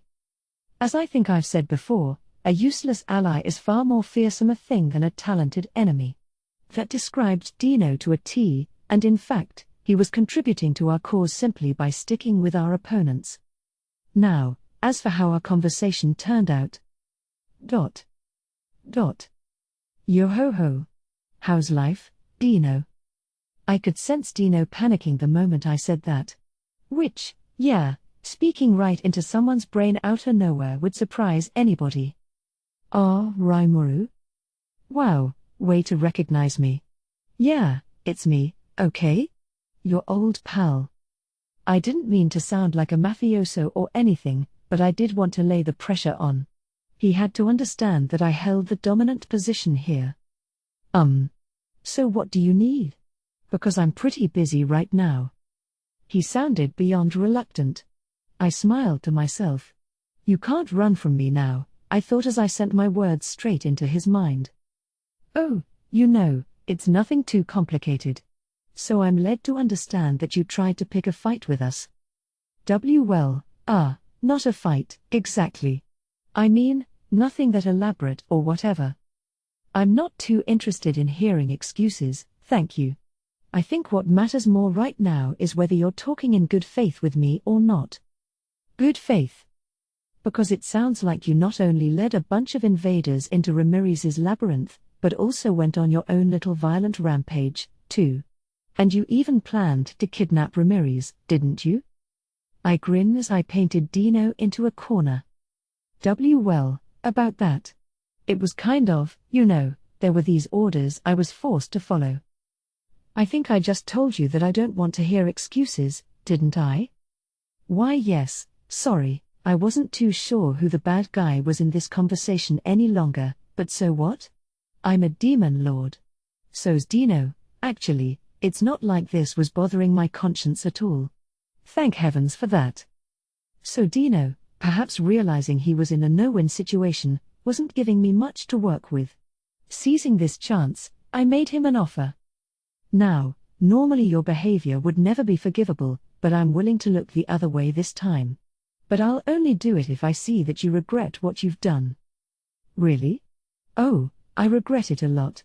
But I kinda have my own obligations, too, and that's why all of this happened. I think you know what I mean, don't you? Oh, sure, loud and clear. You were just being controlled by Michael? What? No awareness of it, just like I thought. But it didn't seem to me that Dino was too loyal to Michael at all. He was always self-serving that way, and that actually helped me a lot. Wait. Seriously? I'm being controlled? Yeah. Totally. I don't think you willfully did any of that, even. So I told him all about Michael's skill set. Anyway, yeah, it looks very much to me like you have at least one angelic skill, but am I wrong? Oh, no way. Yeah, I got one. An ultimate. Astarte, Lord of High Heaven. So Dino's got Astarte? I don't know what it does, but it sure sounds angelic to me. Right, that one. And that's why Michael's able to control you, while you remain totally oblivious. Judging by Dino's reaction, it might have been a good idea to keep him in the dark about all this. It looked like Michael didn't have complete control over him. Clearly, he wasn't under some oath of fealty or anything, so he cracked pretty quickly. Knowing his personality, I had a feeling that I could seal the deal on this fairly easily. So what should I do? Because even hearing that, I don't feel any anger or whatever toward Michael. I don't feel like double-crossing him, and I don't feel like rejoining your side, either.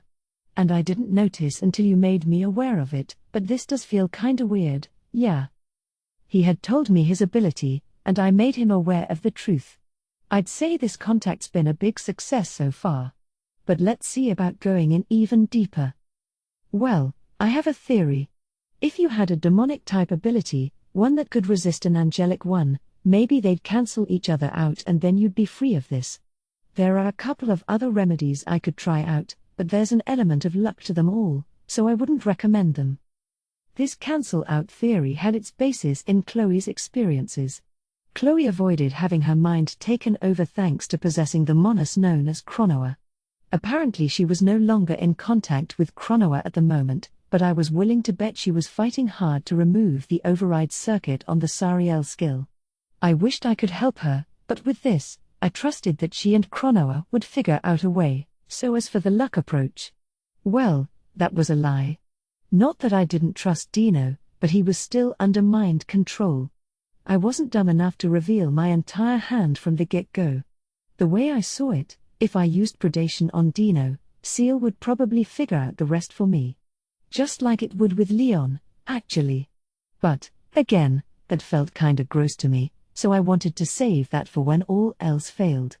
As a result, I told Dino that there was a chance I had a working solution, and I just left it at that for now.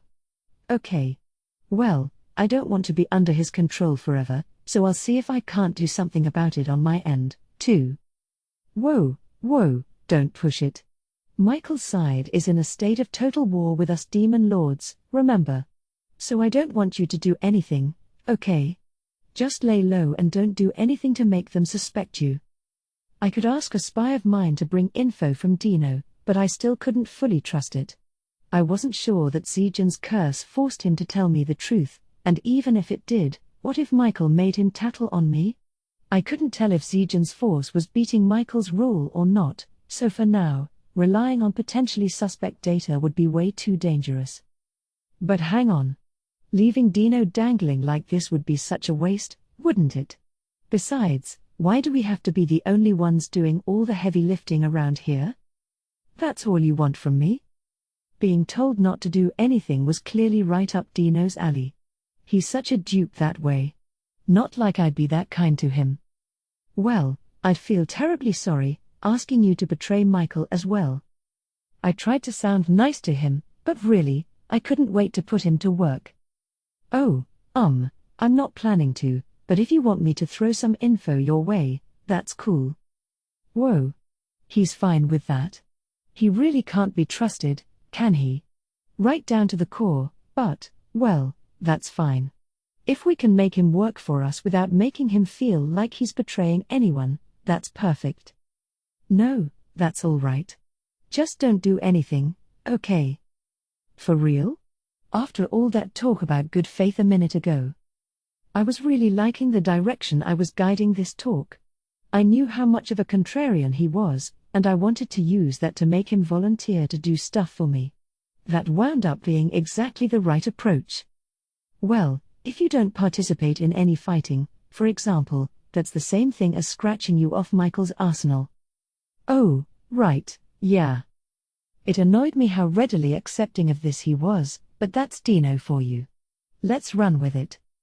Okay. If you say so, then. If I see anything useful, I'll let you know. Sure. Much appreciated. Good. He'll be a dedicated spy for me without even realizing it. I'll dedicate myself to observing stuff around here, so let me know if anything comes up. Is that good? Oh, actually, do you know what Michael's up to right now? If he's making any moves soon, Do you know when? With Dino now fully on my side, I decided to ask what I wanted.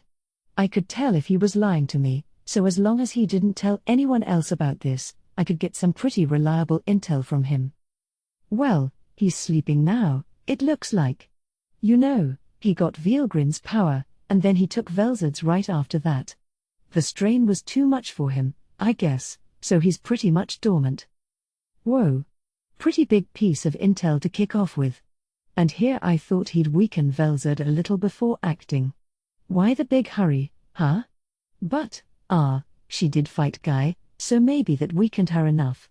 Then again, I don't think Velzard or Guy were fighting for real, so maybe her energy was too much for Michael anyway.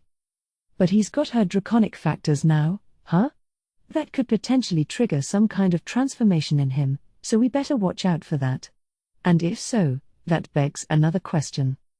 How did Velzard turn out? She's recuperating right now, too. I think she'll be back to normal in a few more days. Aha. I think this means we shouldn't expect an immediate attack, but, man, true dragons sure heal up fast. They do, but I'd like to assume we won't see any serious attempt at an invasion until Michael, their commander, is back in action. All right. Thank you. Oh, that much is no problem at all.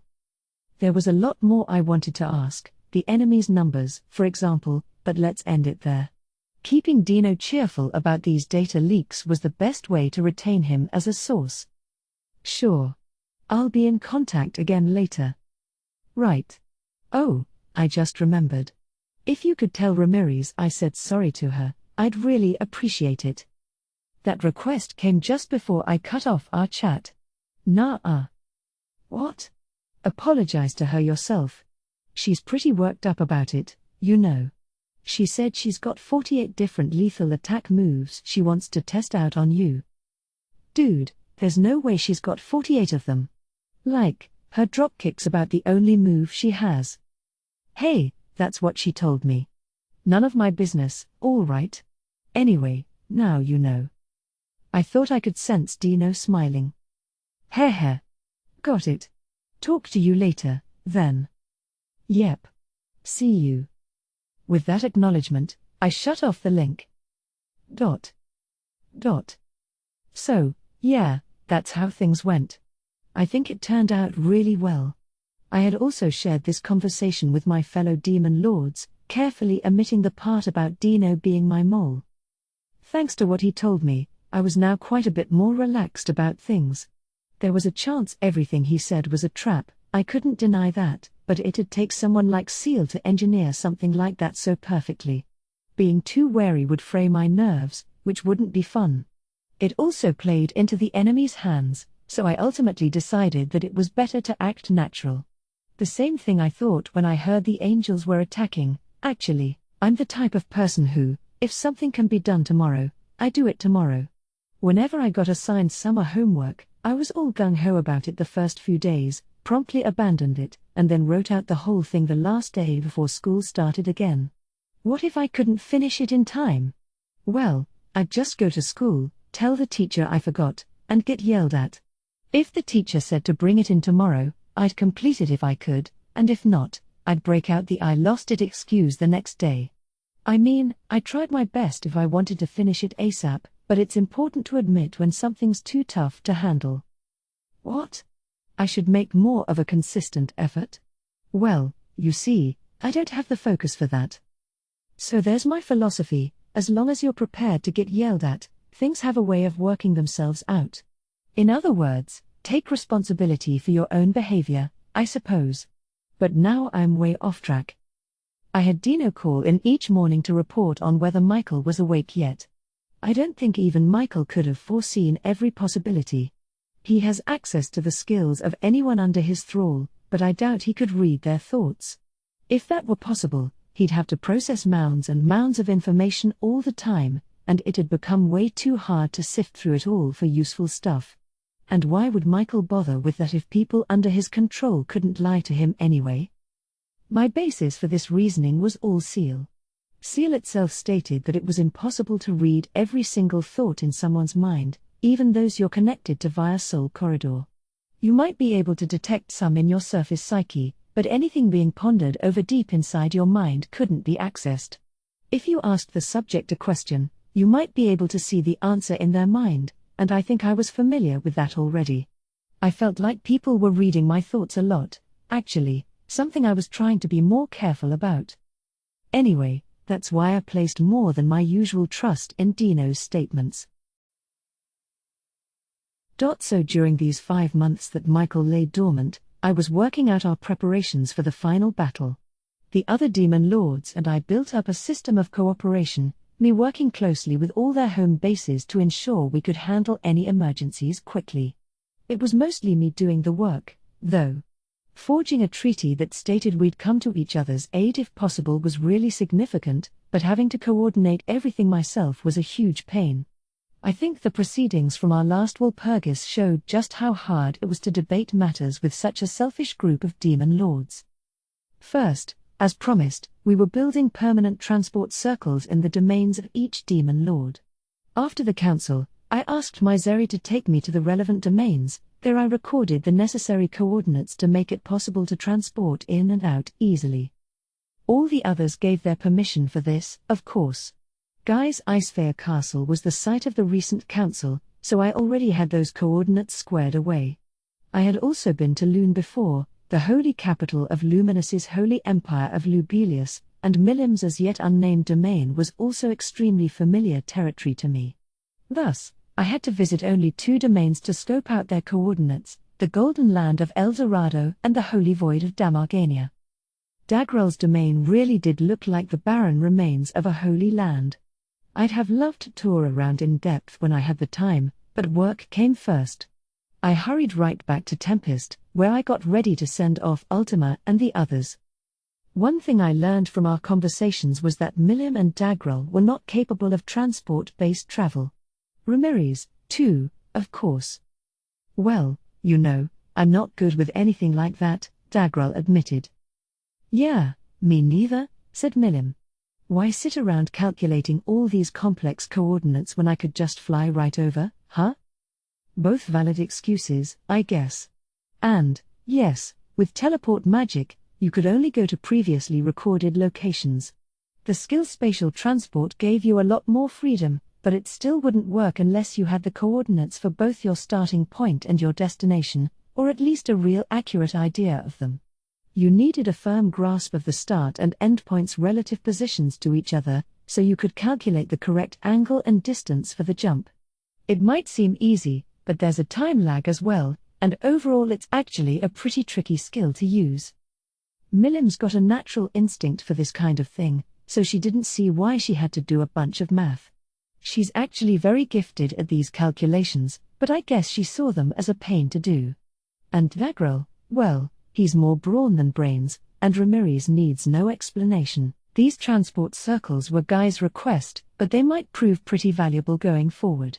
Leon and Luminous could use their magic and skills for transporting themselves, but seeing as how they didn't object to building these circles in their domains, I guess they saw their usefulness as well.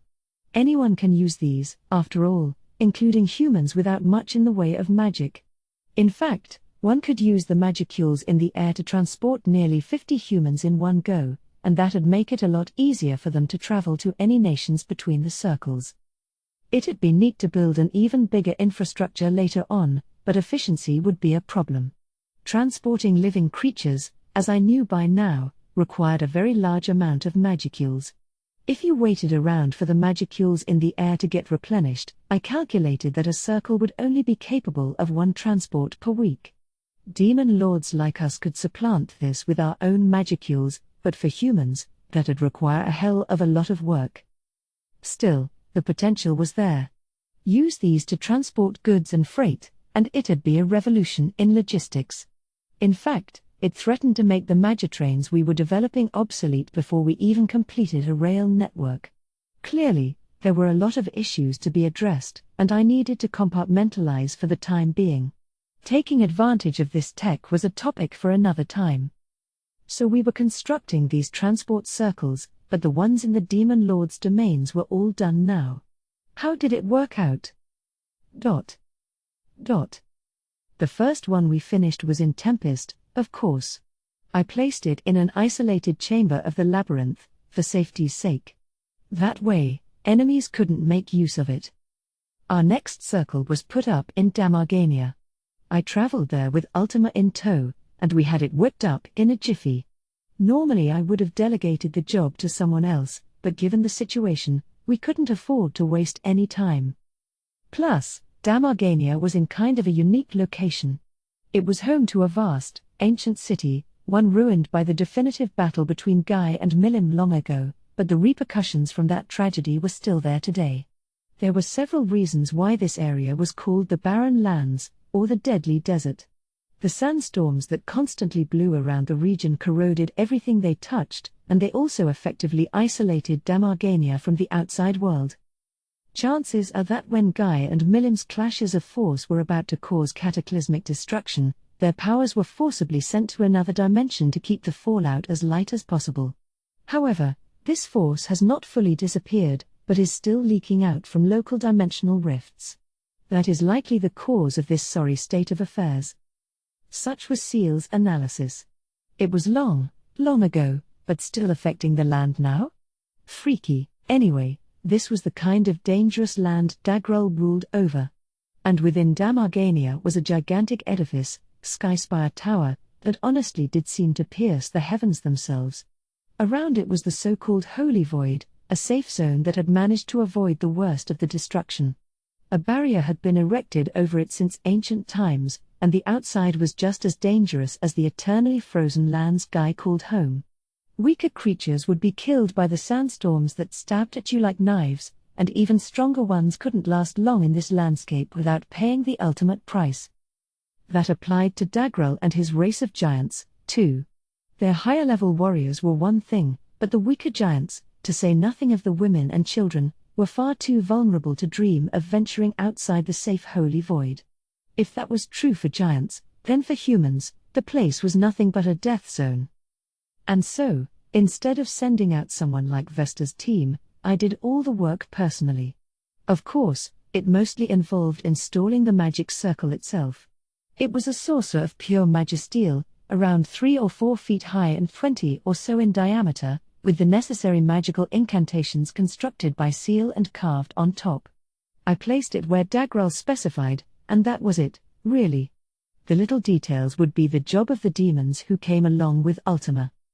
You're working under orders from Sir Rimuru. Don't you dare embarrass me as you complete this job. That, I suppose, was Ultima's way of encouraging her demons. Or threatening them, most likely, but given the demons' talent for magic, I didn't worry much about entrusting the rest to them. I was about to leave. Are you sure about this, Rimuru? Only to have a concerned-looking Dagrul stop me. Yeah, it won't be a problem. Veyron's here with Ultima, and if they run into any trouble, we can call Zonda back here, too. The test was successful, so letting them handle the final adjustments won't be an issue at all. It shouldn't be an issue. Ultima and her team may not act that way, but they are great demons, bearing the kind of wisdom I couldn't hold a candle to. Nothing weighed on my mind at all as I wrapped up my work. No, I mean, what if these demons start to get violent and? Well, I'm on my way. Thanks again. Dagrul was about to say something, but let's just gloss over that. Changing personnel at this point would be too much more annoying work, so I fled as soon as I could. After Damargania came Lubelius. I put the magic circle in the spot Lumina specified, and the rest would be handled by the overcomers here, along with Gob Kuu, my foreman. With him overseeing things, I was sure they'd construct a splendid building to serve as the transport facility, and the overcomers would have no problem computing all the destination data and other details. I think we'll be able to work all this out. We'll stay in contact with Tempest and Damargania as well, until we bring this up to a serviceable level. They seemed ready for the job, so that was the end of mine. But I had one more bit of business. Shion, Adalman, and their respective personal forces were due to report to Luminous. They would all be traveling at once, but the question was where we'd house them. No need to worry about that. We have free rooms in my temple, so they can sleep there. Much appreciated. Shion, Adalman, Make sure you're good guests for these people. Absolutely, Sir Rimuru. I promise I will carry out our mission and not place shame upon you as your secretary. I'm so anxious about this. Really, if the enemy attacks here, I'll almost want her to do nothing and just contact me. A pity there won't be any kitchen to cook in, however. They say you'll become rusty if you skip so much as a single day. Who's they? And isn't that more about playing piano, or some other kind of really delicate talent? And speaking of which, with Xion as talented a violin player as she is, doesn't she need to keep practicing that instead? Hey, don't you need to practice your music at all? I know how dedicated you are to battle training, but I've never seen you playing the violin outside of that concert. He. Don't you worry about that. With consistent training from day to day, playing an instrument is quite simple. But with cooking, you need to make all these precise judgments at every step. Crazy. She was thinking about it in a completely wrong way. I kept myself from rolling my eyes, as I mentally demanded she apologize to every would-be musician in the world. That being said, no matter how much Xion screwed up those precise judgments in the kitchen, you'd at least be assured that it'd taste good these days. You ran the risk of overdosing on salt or sugar with her stuff, though, so she was right that judgment was key. Either way, though, her appraisal of cooking and music was completely backward. Your name is Xion, right? Luminous said as I brooded. When it comes to battle training, I know that Hinata is relatively free. In fact, I could even spar with you if you'd like. And as for cooking, well, I'm sure I can procure a spare kitchen and fill the pantry for you, so feel free to do whatever you like. I was stunned. Luminous truly knew no fear, and meanwhile, I was shaking. It was such a surprise to me that I was almost too late to stop her. Luminous, allowing Xion to cook is kind of a... Oh, I don't mind. In times like these, the diversions you enjoy become more important than ever. I was quite passionate about cooking myself, once upon a time. He. In fact, it could be fun to test a thing or two out together. My, what a wonderful idea. But don't expect to outclass me over a hot oven, Lady Luminous. He. Hinata is quite a good cook, too, you know. I'll invite her to join us, you gotta be kidding me. This was a full-blown crisis. And Hinata's joining in, too? It's beyond my help now, let me tell you. Let's just hope a higher power can guide them all to safety. Well, Adalman, have fun with them. What? Despite how pious and devoted he was, Adalman must have felt a premonition disturbing enough that not even he could approve of this. But the die had already been cast. So yeah, let me know if anything comes up, I said as I fled at full speed. Stop number 3 was Milam's domain, the former Eurasania, a place I knew well. But instead of the holy mountain that towered high within its boundaries, I was looking up at a gigantic building, still under construction. I had transported myself to the remains of the capital, waiting for our guide. Geld had already left ahead of us, so I was with Gable, Carrera, and Esprit at the moment. Gable had come with Kakushin, Sukero, and Yashichi, his favorite brown-nosing yes-men, along with Gazat, a captain in Team Hiryu. I don't know who Gable thought of as his main second-in-command, but these 4 certainly stood out of the Dragonute crowd, at least. Despite the dangerous battle everyone knew was ahead, Team Hiryu was in a remarkably joyful mood. Apparently this was because their training sessions with Ultima were on hold until further notice. Those sessions were so grueling, I heard, that many of the students had died multiple times during them, and since they were held inside the labyrinth, they wailed at me, not even death earned them a break. Guess the labyrinth could be unfair that way. This wasn't training that'd make you figuratively say, oh, man, that almost killed me afterward. Here, death was a given. The strength boost that resulted was pretty conspicuous to me, though. Merely evolving and retaining more magicules didn't make you truly stronger. Only through the effective use of that newfound strength could you be called a first-rate warrior. But still, guys, you can't go too far. I sure don't want to go through training like that, so I resolved to tell Ultima to try being a little more sensible about this. So, all told, there were a bit over 100 people in our party, and we had been waiting for around 10 minutes. Miriam told me via thought communication that she'd be here today, but maybe she forgot. She's late, isn't she? Now, Lady Carrera, we've only just arrived. Let us be calm, like a visiting tourist should, as we patiently wait for her. You're so forgiving, Sir Gable. I think it's more that Lady Carrera is too quick-tempered. Did you say something, Esprit? No, nothing.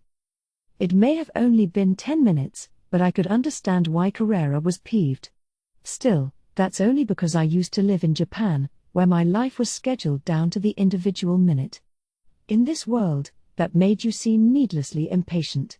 People had the concept of time, of course, and there were clocks and stuff, but the kind of accurate wristwatches I had in my previous life just weren't found in the markets.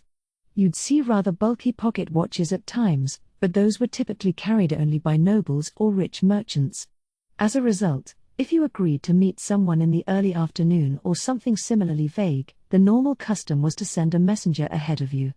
Miriam had neglected to do that, which was on her, but maybe she just had the time, or day, wrong, so it'd be immature to get all livid about it. Still, that would do nothing to assuage Carrera, so I needed to step up. Hey, no big hurry, you know? I'll check with Miriam right now. I sent a thought communication her way. Miriam? We're here, but we didn't see anyone waiting for us. Rimuru. I'm busy with homework right now, but I did tell Midre about you guys. Maybe he was mistaken about the meeting time? I'll give him a stern reminder, so don't get angry at him. Now it made sense. She must have been so busy with the homework Frey gave her that she forgot to relay my message. All right. No need to hurry, though. Oh, okay. I'll talk to you later. Sure. These things happen sometimes. I tried keeping Carrera calm as we waited, but then something unexpected occurred. A group of people ran up to us, their leader saying the strangest things. You must be the demon lord Rimuru. So much more gallant than I've heard. Truly, a figure of fine dignity. I, Jaggi, am ever admiring of you. Jaggi then gave a respectful bow of the head, to Gable, not me.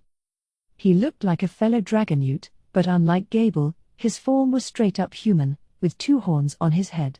He was on the small side, but stout, and every move he made was brimming with energy. The 5 magic-born accompanying him came from a variety of species, but otherwise weren't too noteworthy to me. For some reason, Jaggi had what looked like fresh wounds here and there on his body. I was curious about that, but he acted like he was in fine health, so it couldn't be too serious. What struck me more was what he said to us. It left me dumbfounded, but Gable seemed the most surprised of all.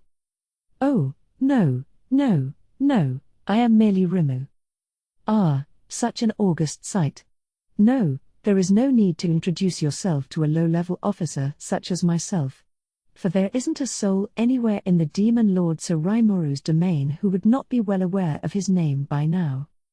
Gable tried to correct this case of mistaken identity, but he was brutally cut off. What's the point of knowing someone's name if you don't know their face? A lot of Magic-born knew both by now, but I suppose the low-level officers were a bit slower on the uptake. I'm guessing that Jaggi mistook Gable for me because of the aura he was emitting, maybe. I had mine perfectly held back, so I looked like a regular human on the outside. Carrera and Esprit were the same, looking neither like demons nor like magic-born, even. We have a lot of human visitors to Tempest these days, so we've gotten into the habit of keeping our aura in check. We couldn't let this continue, though. Being treated like this for the first time in a while was actually kind of fun, but Carrera and Esprit had next to no patience for it. Hold on. That guy's name is Gabby. And who are you people? His maidens in waiting, perhaps? You may have military uniforms on, but if you butt into a conversation between 2 grown-ups like us, people are going to think you lack education, you know. Oh great, he just cut off Esprit. It was pretty clear who was lacking in education here. Ha ha ha. What a funny gentleman. Carrera smiled. But behind those words, I could already see a vein throbbing in her temple. She was really trying to be patient, but give her around 3 seconds, and she would probably explode. Not the time for laughter. But Esprit acted before I could. Hey, I'd like you to listen to us already, please. With those forceful words, she reached out to Jaggy. Not hard enough to call a punch, really, but it had some strength behind it. The type of light blow a weaker magic-born might get knocked unconscious by, unable to react in time. Esprit really didn't have to do that, but Jaggy was at fault, mistaking Gable for me, then refusing to listen to reason. I didn't think violence was the best answer, but if something wasn't done, Carrera really was going to go on a rampage. Esprit took action because she saw that coming, so I just let it slide this time. If Jaggy calmed down and listened to us, it'd be the end of the whole problem. But another surprise was waiting. Jaggy reacted to Esprit. Huh? Yeah. The exchange occurred in an instant. Esprit's left side backhand blow was stopped by his right hand. Jaggy twisted her wrist lightly. It cost Esprit her balance, and Jaggy attempted a sweep with his right foot in the process. Avoiding that kick-like sweep, or maybe anticipating it, Esprit leapt up, twisting in the air as she unleashed a right-side kick at Jaggy's head. Jaggy dodged it, leaning his upper body back, but Esprit's attack wasn't finished yet. Using the fist in Jaggy's grasp as a fulcrum, she swung her right leg back like a pendulum, completing another kick with her left. Now 2 different kicks were headed toward Jaggy's head at once. It was an acrobatic move. I think I saw it in a fighting manga once, but for anyone who hadn't seen something like that before, it must have been hard to counter. Despite that, Jaggy let go of Esprit's fist and somersaulted back, completely avoiding the combo strike. They were even again, and I was sure they'd drop the kid gloves before too long. "Ho! What a fascinating woman you are," Jaggy said, cracking his neck a couple of times. "Going easy against someone like me? That uniform isn't just for show. You're not too bad, either. Wanna see what I can really do? I bet it could be fun." Esprit cracked her knuckles, a fetching smile on her face. Carrera didn't move. I didn't need to see her joyous smile to know that, as her boss, she had no intention of stopping her. Gable, sadly, just can't be relied on at times like these. I think he's got a lot of trauma when it comes to the 3 demonesses, all thanks to Ultima. It was Esprit here, of course, but he still looked unsure whether to speak up. He stole a glance at me. Great. Guess I'm the only voice of reason here. But fine. I'll dive in. First off, we need to take the man responsible for this to task. Okay, that's enough. Jaggy, right?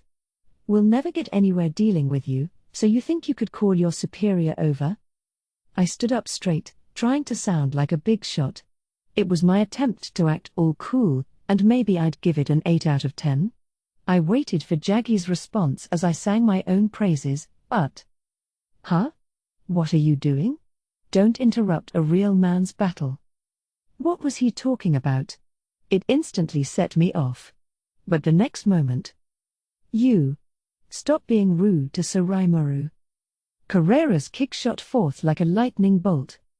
Yes, even my patience has its limits. Jaggy was thrown into the air, only to be tossed downward by Gable's spear. Oh, they got ahead of me. Esprit had nothing left to do. And as for me. And you guys. Nothing took place here just now, all right? I was busy laying a little pressure on the magic-born dragging Jaggy away. Gotta hide the evidence, you know. It turned out that we didn't need to bully Jaggy like that after all. It soon became blatantly obvious that Milim's side was entirely to blame. Wah ha ha ha ha. Well, clearly it's not my fault now, right? Maybe not. I thought you had forgotten to relay the message, but, well, I never dreamed that you guys held an impromptu tournament to decide who'd come to greet us.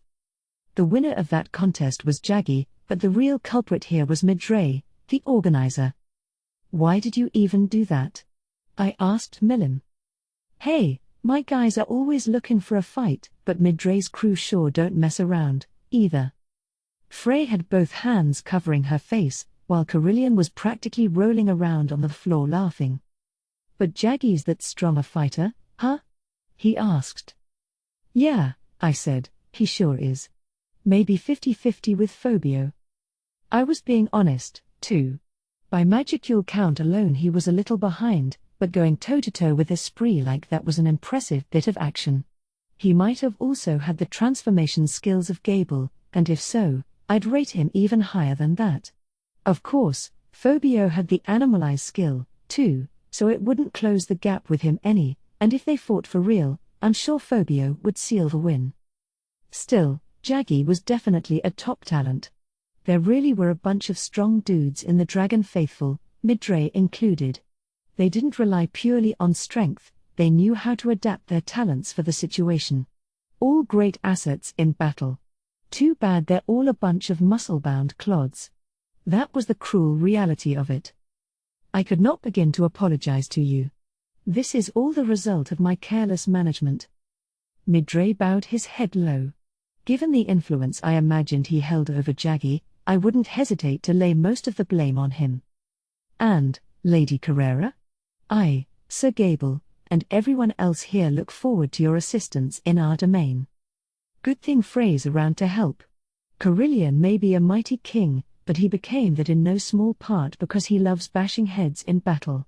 He was close to Midray like that, never abandoning the credo that if you're defeated, it's your fault for being too weak.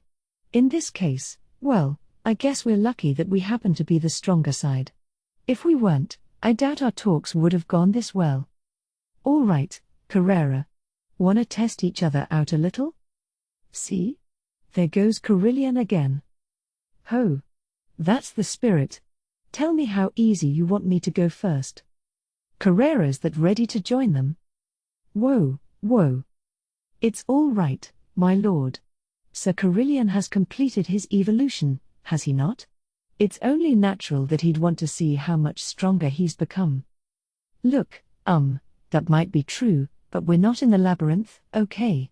If you go too far with each other, you might wind up dying. It's too dangerous. Gable and Frey nodded at this, but only them. Everyone else looked unconvinced, Milim in particular. Or, you're no fun. She pouted, don't say that. Frey hollered. But, practically speaking, I really couldn't allow that. Definitely not near a large construction site, for one, we'd have to go somewhere that wouldn't be affected by the fighting. And staging something like this in these times was all but asking the enemy to come along and attack us. Still, Carillion was proving surprisingly stubborn. Yeah, I know full well how dangerous it could be. But I meant what I said a moment ago. I really do want to know how strong I've become before we have to start fighting for keeps. Aren't you the same, Frey? Yeah, well, I guess I have Seal to help me with that, so. Even back when it first upgraded itself to Raphael, it still gave me clear answers to everything I asked. I didn't need to test my skill against someone to have at least a basic grasp of their strength. In Carillion and Frey's case, they had to grope around in battle, scoping themselves out as they tested their abilities, so fighting someone really strong was probably the quickest way for them. I won't deny that, no, Frey replied. But self-evaluation is a problem we constantly have to deal with, isn't it? Maybe, but the enemy ain't gonna wait for us. We got a duty to get strong fast and protect the citizens relying on us. And I think that means we gotta put up with a little rough stuff sometimes. But what do you think? Frey was debated into a corner.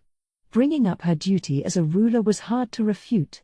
If this were just a test your strength carnival game, she'd immediately turn it down, but if there was a good reason to do this, it was worth debating. Rimuru, Milim said, I think I agree with Carillion, too. I've been training them myself, but I think that has its limits. Agreed. I hate to say it, but awakening like this made me realize how far away I really am from Milim, despite getting stronger. It's the same thing with you, too, Rimuru. No matter how much I struggle, I'll never make up the difference. So. Hee. So you think you could catch up with me instead? You must think very little of me indeed, but you're right that I'm likely a fairer match than Lady Milim. I see. You know, I highly doubt Carrera and I are that different, in our current forms. But if Carillion feels otherwise, it just shows that he's become a better judge of the essence of things. Guy had high praise for him as well, and clearly he's making full use of the power he awakened. I think he'll be a major asset in the war to come. And now, of course, I had Milim asking me. Maybe playing along is the right thing to do? All right. Carrera, you stay here and keep the area defended. I'll be back with Carillion and Frey later. Huh? But I was going to fight. I know just the right person for this in the labyrinth. Very well. As you wish, my lord. I hated to disappoint her like this, but I couldn't sweet-talk everybody here. Carrera would just go too far. Ramirez was bound to give me a headache with her complaining. If I wanted Carillion to take on somebody, it'd be much smarter to find a more common-sense candidate.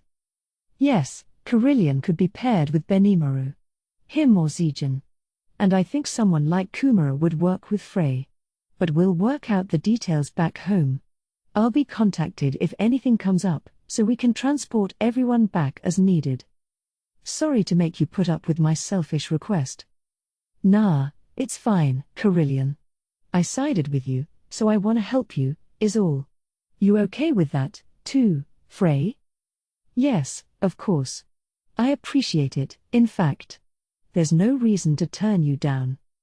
So it's settled. We would leave Gable and Carrera with Milim, and I'd return home with Carillion and Frey. The people under them could join in, too, if they wanted. They wouldn't be at an awakened level, so I don't think they'd wreck the local environment too much, probably. I'll give them a ton of healing potions, too, so it's up to them whether they want to take this opportunity. It's exactly how Benimaru and everyone else got stronger, after all, so I had no concerns. Returning from Milim's domain, I left them with Benimaru and threw them all in the labyrinth. Now it was finally time for me to visit Leon's domain. Diablo was already there, but I saved Leon for last, so I'm sure they were waiting for my arrival, something that was on my mind as I prepared for the trip. I knew where the golden land of El Dorado was, since my Zeri showed me the way before. Transport would thus take an instant. I'll be your bodyguard, I said, and with him around, my mind was at ease. Do not forget about me, my master. Ranga, popping his head out from my shadow, was pleading his own case. Oh, what a good boy. I gave him a nod and a couple of appreciative pets. He's with me at all times, but he can be so cute when he does that stuff.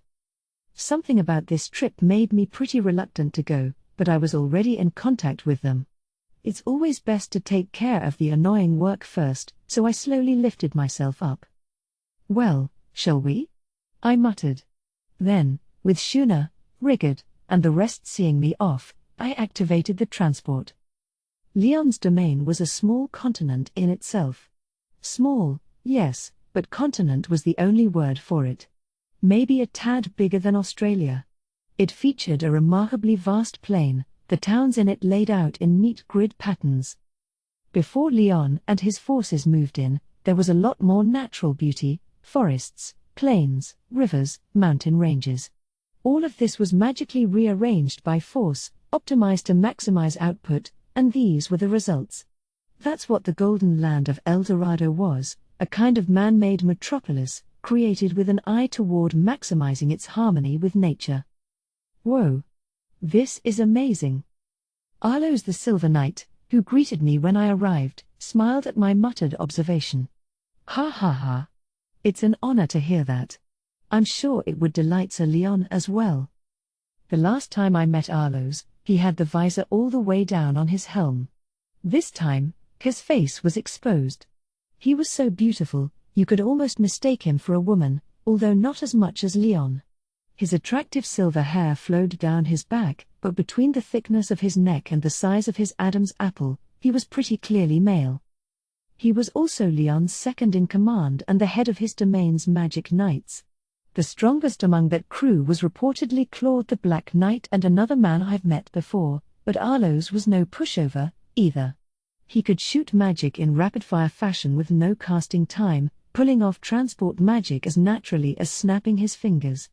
We had teleported to a spot outside the main city, in other words, beyond its defensive barrier, but he then teleported all of us to the main gate in the blink of an eye. I don't think he was human in species, but he looked like one in appearance, and as I thought it over, he revealed that he was part of the demonoid race. They were long-lived and well-versed in magic, but still human at the root, apparently. They were born via a mutation that put them into the ranks of magic-born, and he said only a very few of them existed. I wonder if people like Mjaran or Rosin would be among them? They could certainly be defined in the same manner, yes.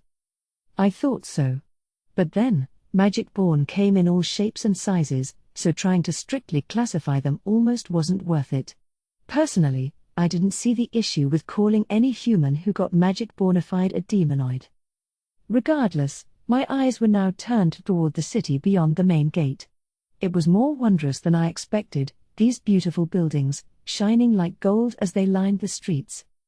They did an excellent job building them, and everything about the city was engineered to very precise standards. In simple terms, the whole metropolis was shaped like a six-pointed star, which by itself created a magical effect over the whole of it, and the wonders continued from there. The streets were built in spirals, gradually going uphill from their entrances, and they connected to a chalk-colored castle that loomed threateningly in the middle, its spiral towers dwarfing everything else. The castle itself wasn't that big, but since the whole town was built more outward than upward, it looked comparatively gigantic. If you were to view it from above, you could tell that the entire city formed a large, powerful, layered magic circle.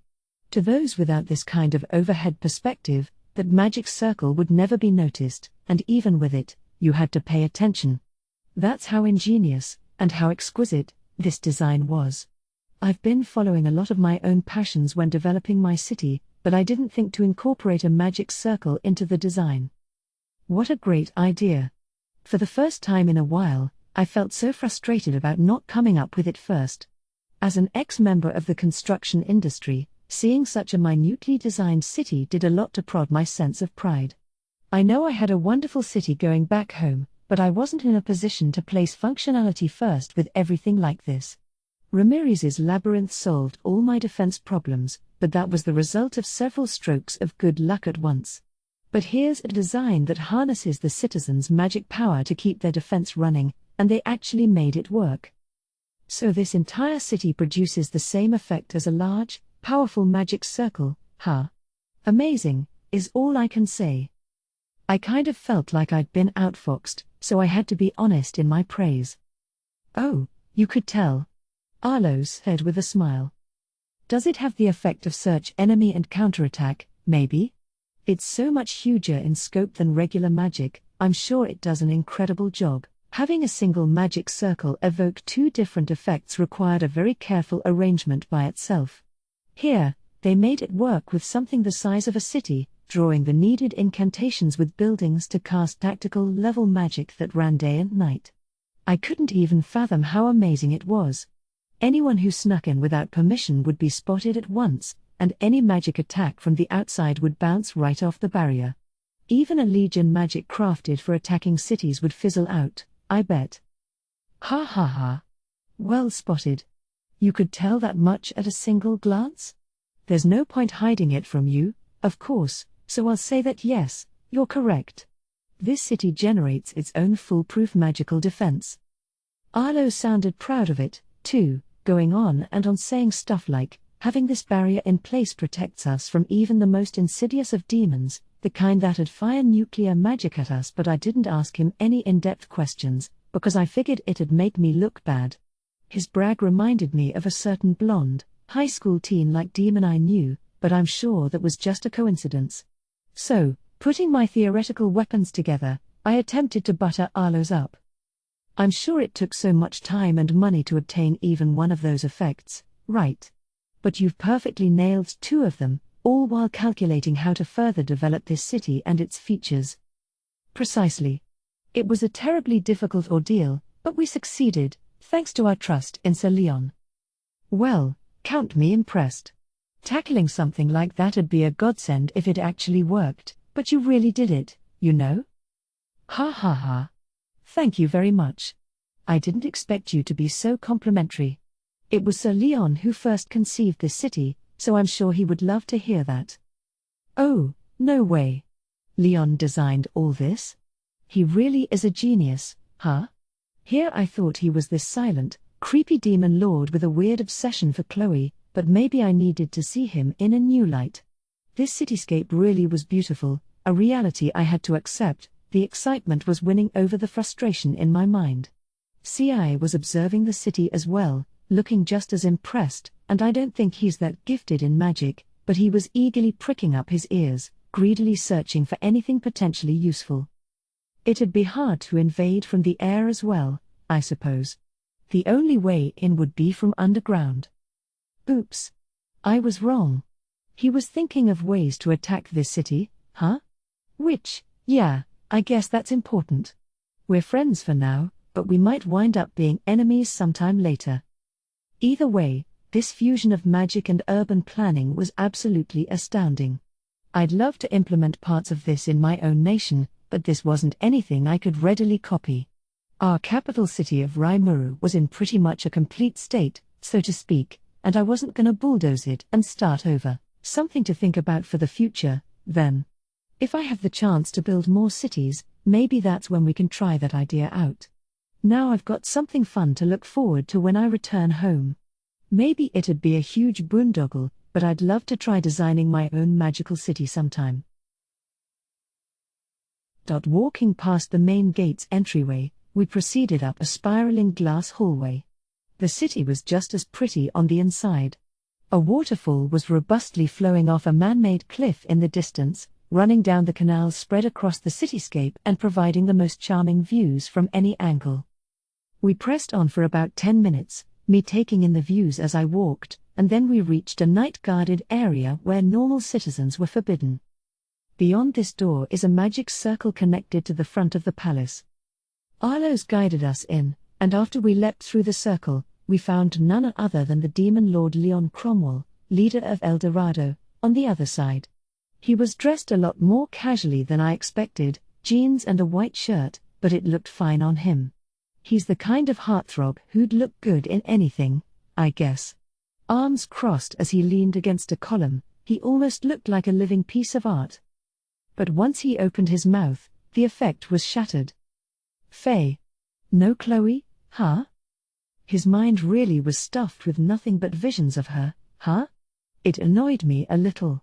Guess he really is a silent, creepy demon lord, what with that unhealthy fixation on Chloe. That was the true him, I was convinced, and there was no point trying to shake him of that. Besides, something seemed off with Leon.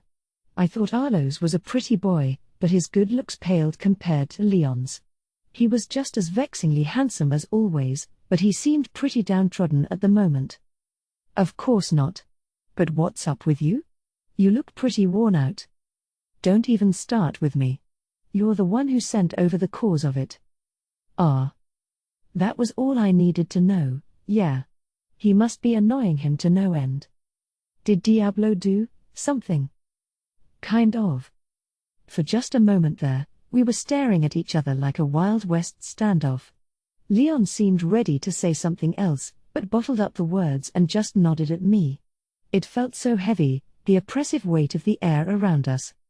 He guided us into his castle, still silent. We were taken to a glorious, well-decorated chamber, all done up in gold, silver, and jewels, but the furnishings were still tasteful, not gaudy at all. The wallpaper was all the same shade of white, providing a canvas for all the jewels to reflect the chandelier's light on. Nothing was tacky about it, just like Clayman's stronghold, his sense for good taste was clear as sunlight. Call it luxury without being overpowering. The chalky white exterior didn't look flashy or anything, and the insides, too, were beautiful, elegant, and refined. Even a common-born man like me could relax in here without feeling all nervous. The air between Leon and me was heavy, but this decor was already calming my nerves. Or so I thought, but the hallway outside was getting awfully noisy. I might have been relaxed, but I could still feel a headache coming on. And my guesses were right. Ah, Sir Rimuru. I've been waiting for you. It was Diablo. He reverently greeted me, then took me to a reception room, like it was his right to. Aren't we in Leon's domain? Why is he acting like he owns the place? I had a lot of questions. Guy came along soon after Diablo. Way to keep me in suspense, Rimuru, he said as he sat across from me. Why the hell did you save here for last? Well, because you were here, Guy. Having someone as strong as you around, maybe I didn't need to show up at all. Those were my true feelings, disguised as a joke. But it made Guy's temples throb. Oh. I know when I've crossed a line, so I changed the subject before his head exploded. Hey, calm down. You and Diablo are here, after all, so I knew you could handle any enemies that showed up. Luminous' domain I wasn't so sure about, and I don't really know how strong Dagrel is in the first place. It's only natural I went to them first. Well, Milim is about as strong as me, True. Milim was a powerhouse. I understood what Guy wanted to say, but I had a reason for what I did. Yes, and Milim's already been assigned the construction work in her domain. Trust comes first, that's my motto, and that's why her work needs to take priority. I sneered at him.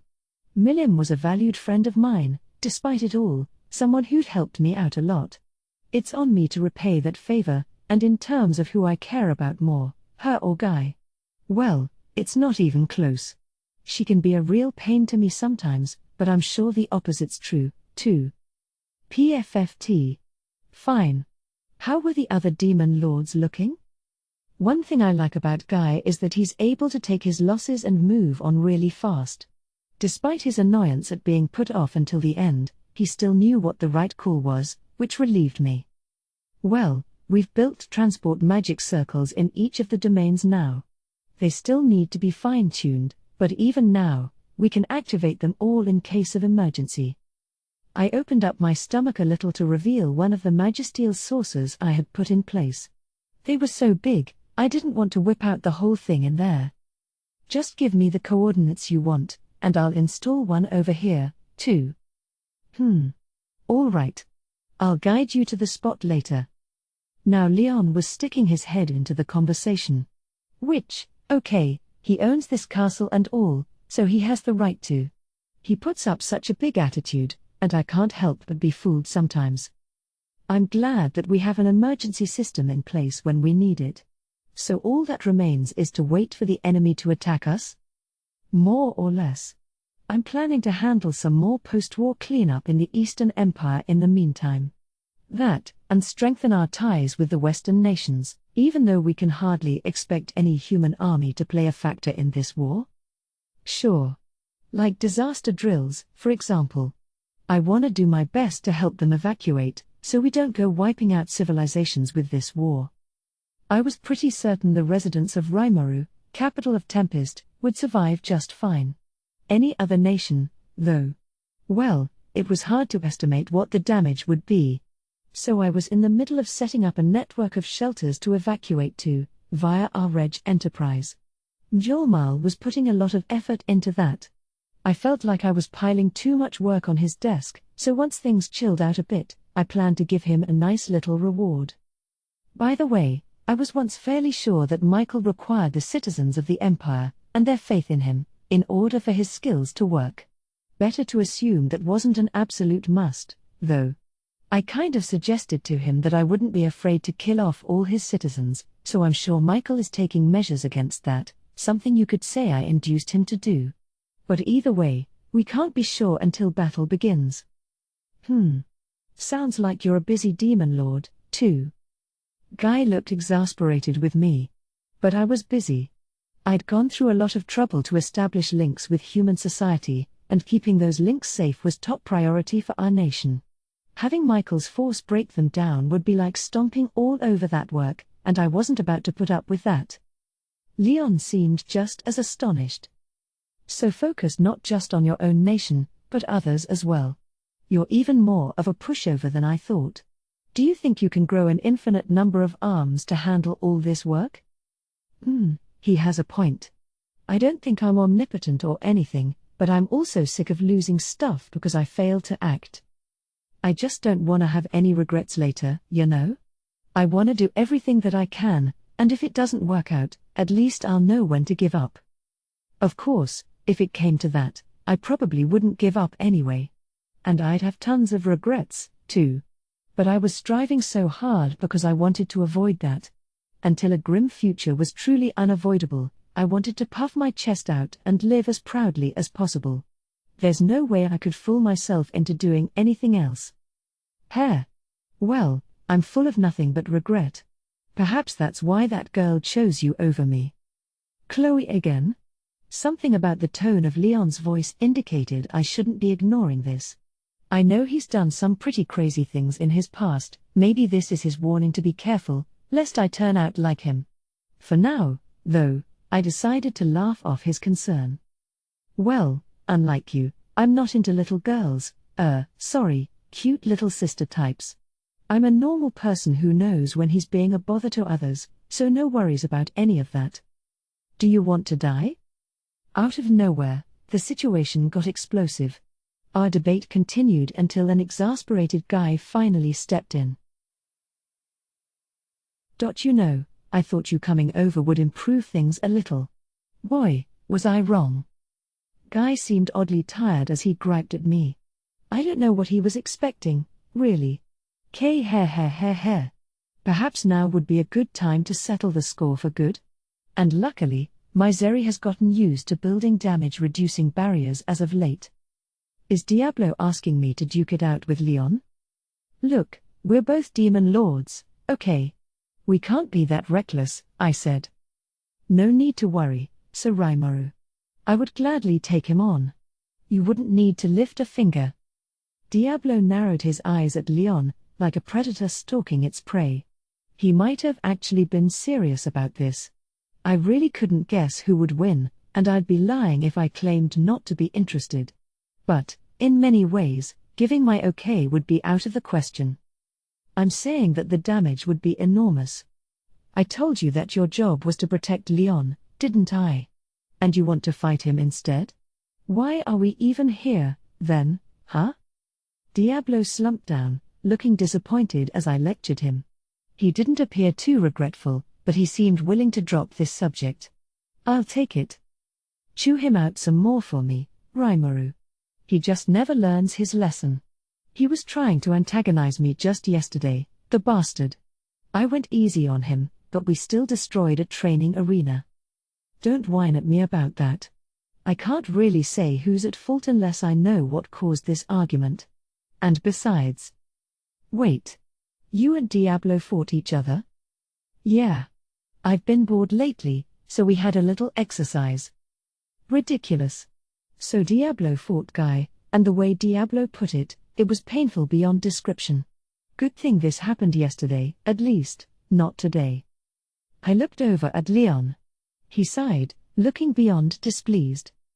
It began when that maid over there tried picking a fight with Diablo, I think.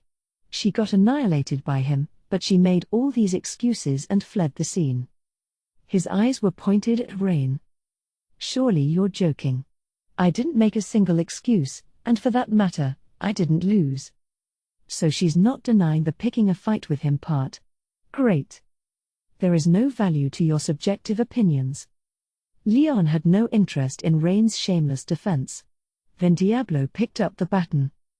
I don't like bullying the weak, so I allowed her to flee from me. Huh? I said I'd take you on for real next time, didn't I? I was going easy on you. Did you get the wrong idea about that? Oh, I'm sorry, did you forget how you roped Misery in and made it a 2-on-1 bout? You truly do need to be taught some discipline next time, don't you? Diablo remained calm, treating Rain like a child as they trolled each other. I was worried it'd lead to blows soon, but strangely, it didn't. Well, in an even more annoying development, these two freaks forged an armistice at some point. I couldn't believe what Guy just said. As he put it, these verbal arguments occurred on a daily basis, and he preferred them to actual bouts without question. After all, they've been fighting every day for the past 2 weeks, you see? But somewhere along the line, I guess they started to hit it off. If Leon was backing Guy up, it had to be true. And if so, I could see that the balance of power around here was teetering in a direction I didn't want it to go. I would not say that at all, a quizzical Rain said. What kind of evidence do you have for this nonsense? What, you thought no one would find out? Leon asked, as composed as ever. During yesterday's battle, you were shouting, "Don't give me that wimpy junk, Diablo. Put more of your heart into it." Rain, Guy's heavy voice chimed in, "We know how you really feel. And why are you cheering on Diablo instead of me, huh?" "Oh, not at all. I would never use such vulgar language in the first place, Sir Guy, and I am now and forever your faithful servant. I'm sure Sir Leon is making a mistake." She certainly was bold about this. As serious as she usually acted, I never picked up on it, but did she have a bad case of youngest child syndrome, or what? The type of woman who never reflects on her own actions and assumes things should always go her way. Kids who get doted on by their older siblings can turn out that way pretty often. But after hearing all this, it was blatantly clear who was in the right. Diablo, why are you all chummy with her now? Might as well throw that question his way. I figured he probably wouldn't lie to me. He smiled back at me. It is all thanks to your own glory, Sir Rimuru. I was regaling Rain with stories of your great wisdom and depth of thinking, and before we knew it, she had fully converted to my side. Whoa. Scary. So we're talking about brainwashing, then? I wanted to ask, but stopped myself. She did? I am a fan of yours, Sir Rimuru. So, in exchange for Diablo telling me more stories about you, I agreed to offer him a little help. Rain accentuated this with a curtsy. Wow. That's self-serving, huh? Just like Diablo. No wonder they got along. Yeah. What else could I say? I turned toward Guy, unsure how to proceed. He shook his head back, his way of saying it's too late. Sorry, my employees are all so dim-witted. No, Diablo's clearly just as much of a pain. They're both at fault here. Guy must have it just as rough. Now I felt even more of an affinity for him than before. But then Misery, who usually stood there blankly, spoke up. What?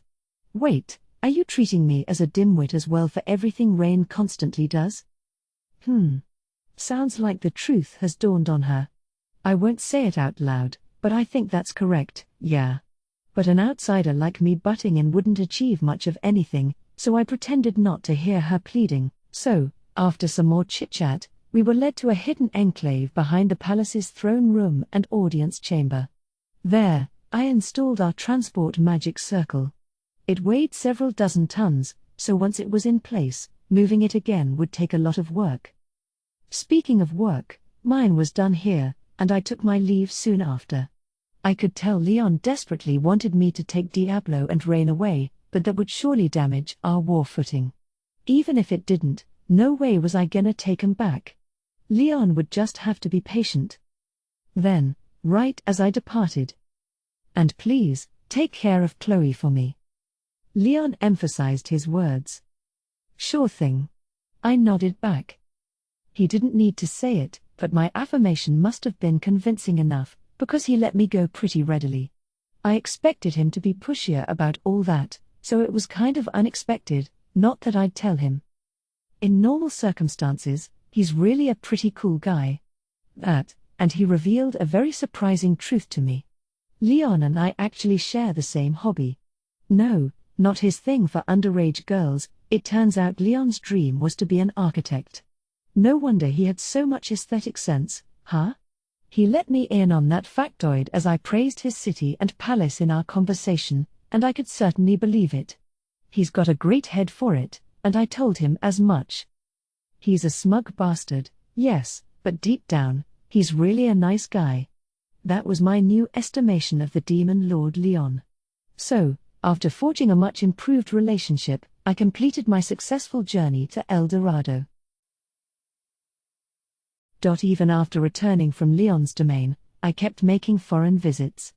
I had no idea when the enemy might attack, So I was on a mission to strengthen our links with other nations as much as possible. I had that emergency transport network in place with the other demon lords, and obviously I wanted to install some of those circles in our allied nations as well. The first stop was the Dwarven Kingdom.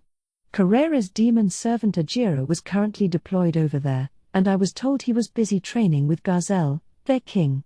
Seeing how that turned out could be useful as well. So I transported myself to the massive gate protecting Dworgen. A long line snaked out from it, as usual, packed with merchants and adventurers. I gave it a sideways glance as I headed for the nobility-only corridor and spoke to the guard. Without any further wait, I was guided to the royal palace.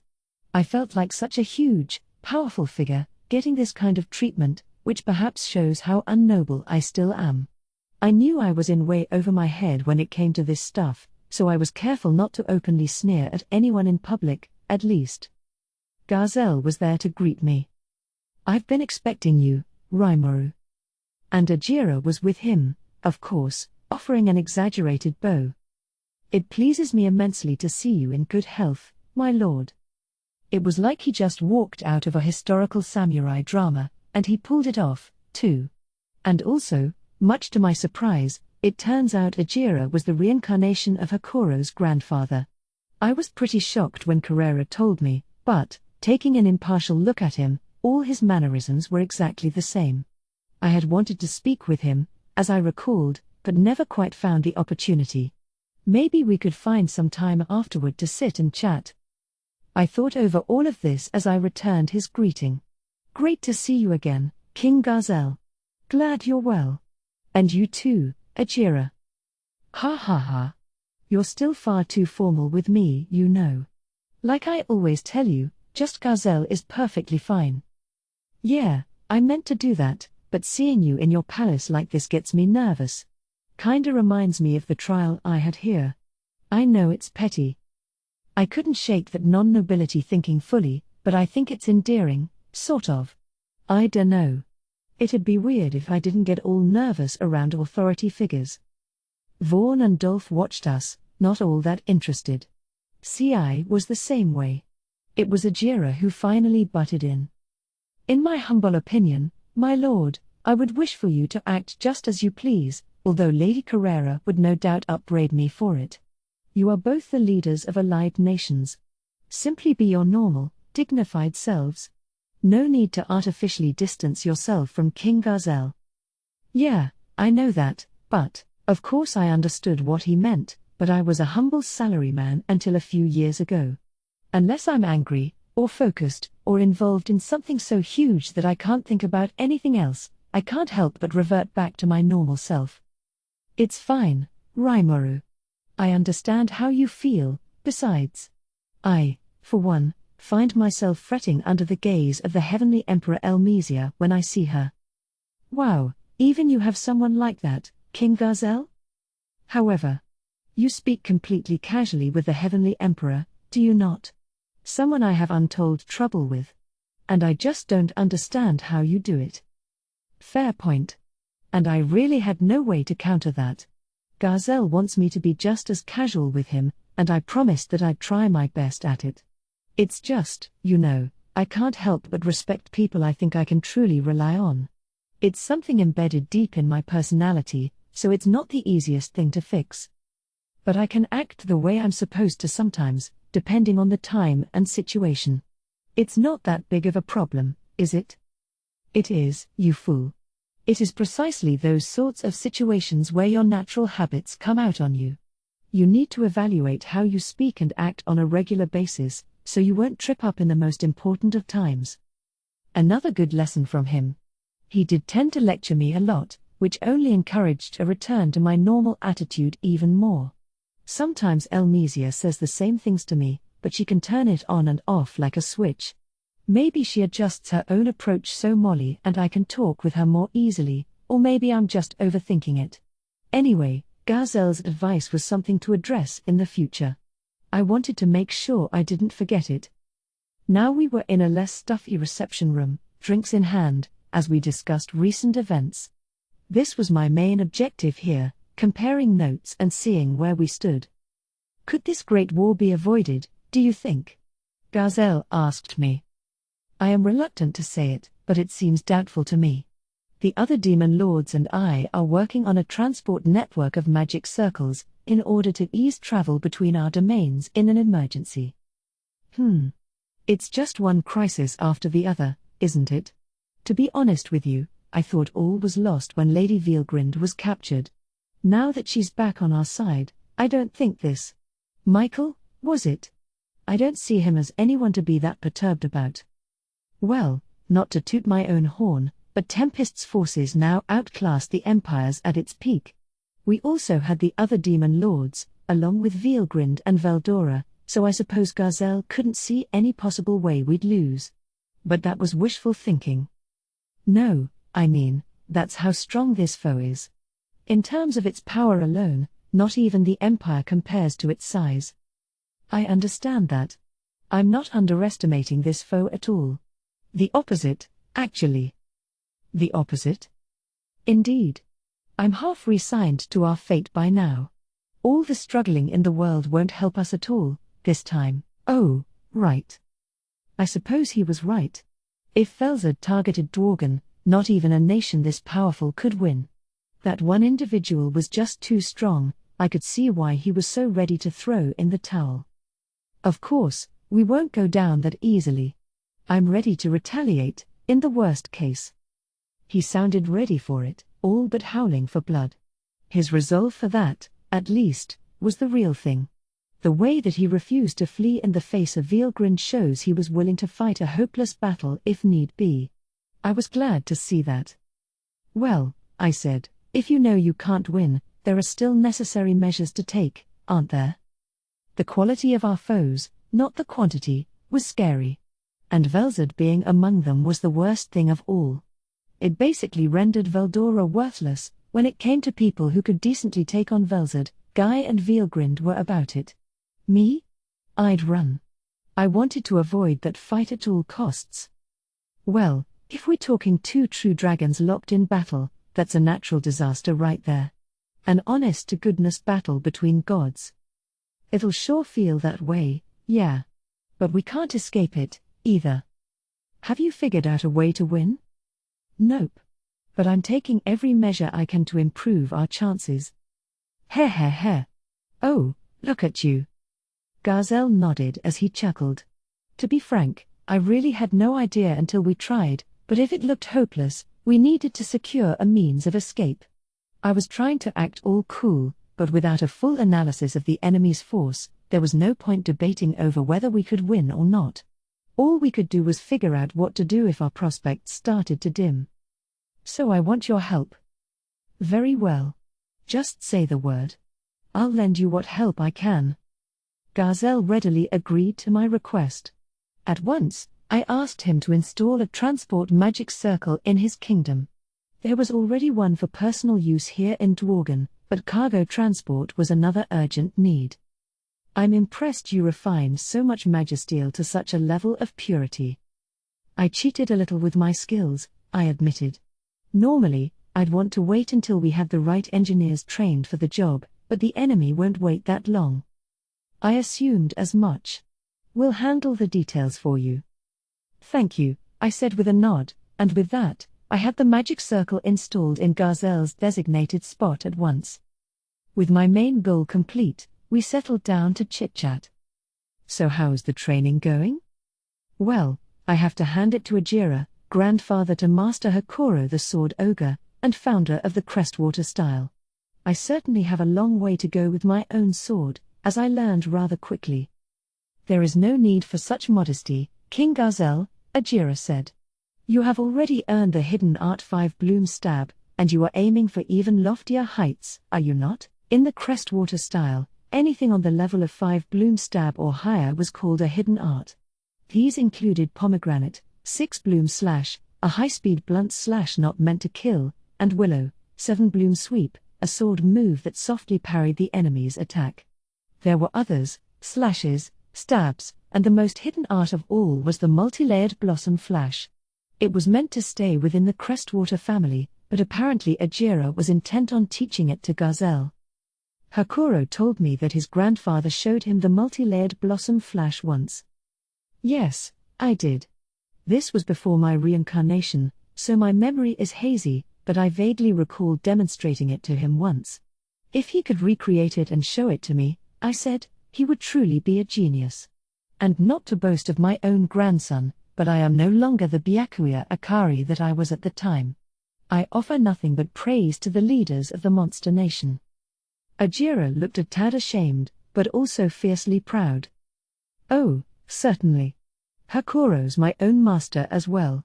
I don't mind you praising him at all. In fact, I'm glad for it. Yes, indeed. Your teachings, Sir Ajira, have been firmly passed on through Sir Hakuro. Destiny can be quite a mysterious thing sometimes, can it not? Gazelle agreed with me, warmly smiling.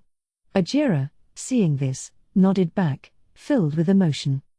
So, Rimuru, do you mind if I pick your brain about something? If I know the answer, sure.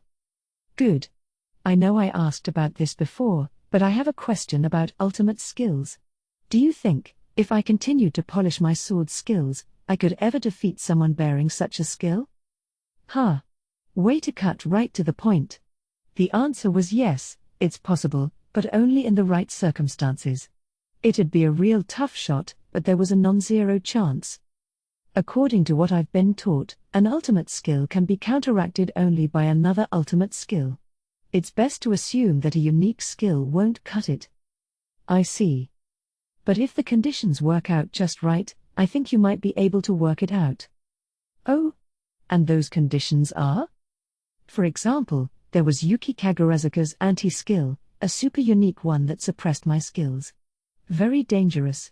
That, and I've seen Diablo dominate ultimate skill users via his magic alone. I think one thing that matters a lot is your willpower.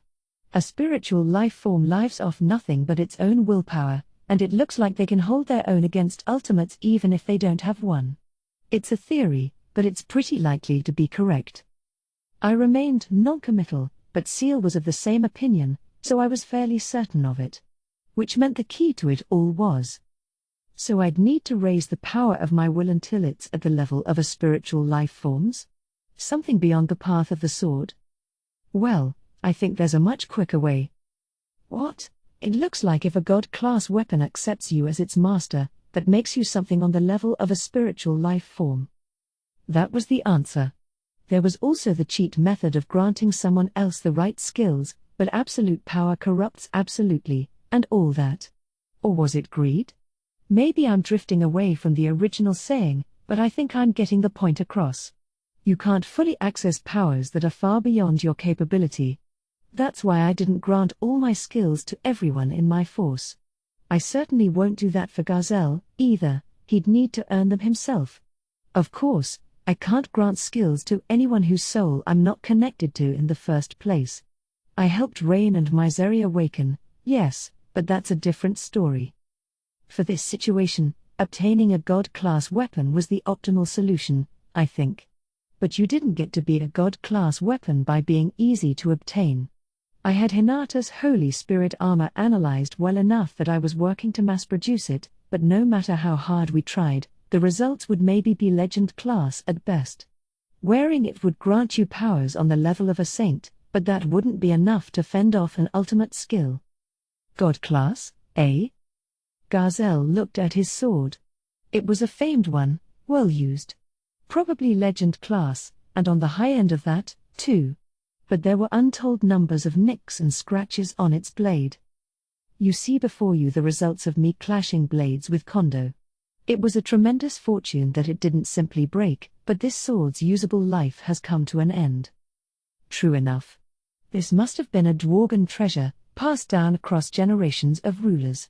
In this sorry state, it'd be little more than a museum piece. Or maybe. Hey, how about I ask Kurobe for his help? He might be able to revive this sword for you. What? Are you serious? I can't make any guarantees, but Kurobe did give Gable's spear a new lease on life. Repairing it with the crimson steel I provided allowed Kurobe to craft Gable's vortex spear, a reborn weapon just a step away from god class.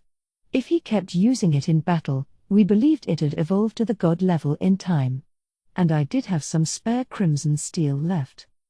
I don't think that sword's fully dead yet, either. You never know. Please. I won't fault him if he fails. Please ask Sir Kurobe for me. I'd be doing him a huge favor, but as his fellow training partner, I wouldn't be stingy. As much help as he provided me, I owed him one anyway. So I took the blade from Garzelle's hands. Aside from this sword, I asked, do you know where else you might be able to obtain a god-class weapon? Do you think I do? Maybe you're too lacking in common sense to know it, but even a legend-class weapon is a national treasure. Even for major nations, too. Maybe the Empire's one thing, but you won't find those bumping around just anywhere. He didn't have to be that sarcastic with me. I assumed the same thing. Yes, my own investigations have led me to the same result. I poured through every possible route in the Western nation's underworld, but I discovered no more than a few legend-class examples. CI's experience was backing up Garzelle's sass. I guess Kurobe's our final hope, then. CI's own twin blades, by the way, were another one of Kurobe's overhaul projects. Not god class, sadly, but at CI's skill level, that's no big problem. They've both got room to grow, you could say. Well, no point asking for the impossible. But back to our conversation, you said that becoming a spiritual life form would let you withstand ultimate skills. Again, I can't speak in absolutes. It'll vary depending on how long you've lived, of course. For example, a newborn archdemon wouldn't survive at all. But with a strong enough will and the magical energy to support it, it sure looks like you could hold out against an ultimate, yeah. Your answers are too murky to comprehend too well. Really? I don't think so, I hope. But if he feels otherwise, let's try simplifying it for him. Basically, you gotta want to win. I didn't want to resort to a gotta have the right attitude explanation, like I was a soccer coach or something. In addition to being trite, it was probably incorrect a lot of the time. But when it came to ultimate skills, it really was difficult to explain it any other way. Besides, we live in a world where the slash of a sword can literally rip a hole in the atmosphere, so maybe sword skills and magic are pretty much alike after a certain point. Build up your willpower, and you could even bend the laws of the world. That, at least, makes things easy to understand and act upon. So let's go with it. Garzelle, hearing me out, now fell silent, a grave look on his face. I glanced at Ajira, he looked just as thoughtful. So Rimuru is correct, Ci said. As the recipient of an ultimate gift, I am not one to talk, but if you instill enough will in your blade, you could kill any opponent. That is how it feels to me, at least. Ajira nodded. Indeed. To me, it feels as if I am sublimating all my will into my blade. My very will to kill my foe. I am driven to believe that my entire body is the blade, that there is nothing I would fail to slice through. That I could even slash through things with no corporeal form. Oh, right, Ajira's skill was blade transform, wasn't it?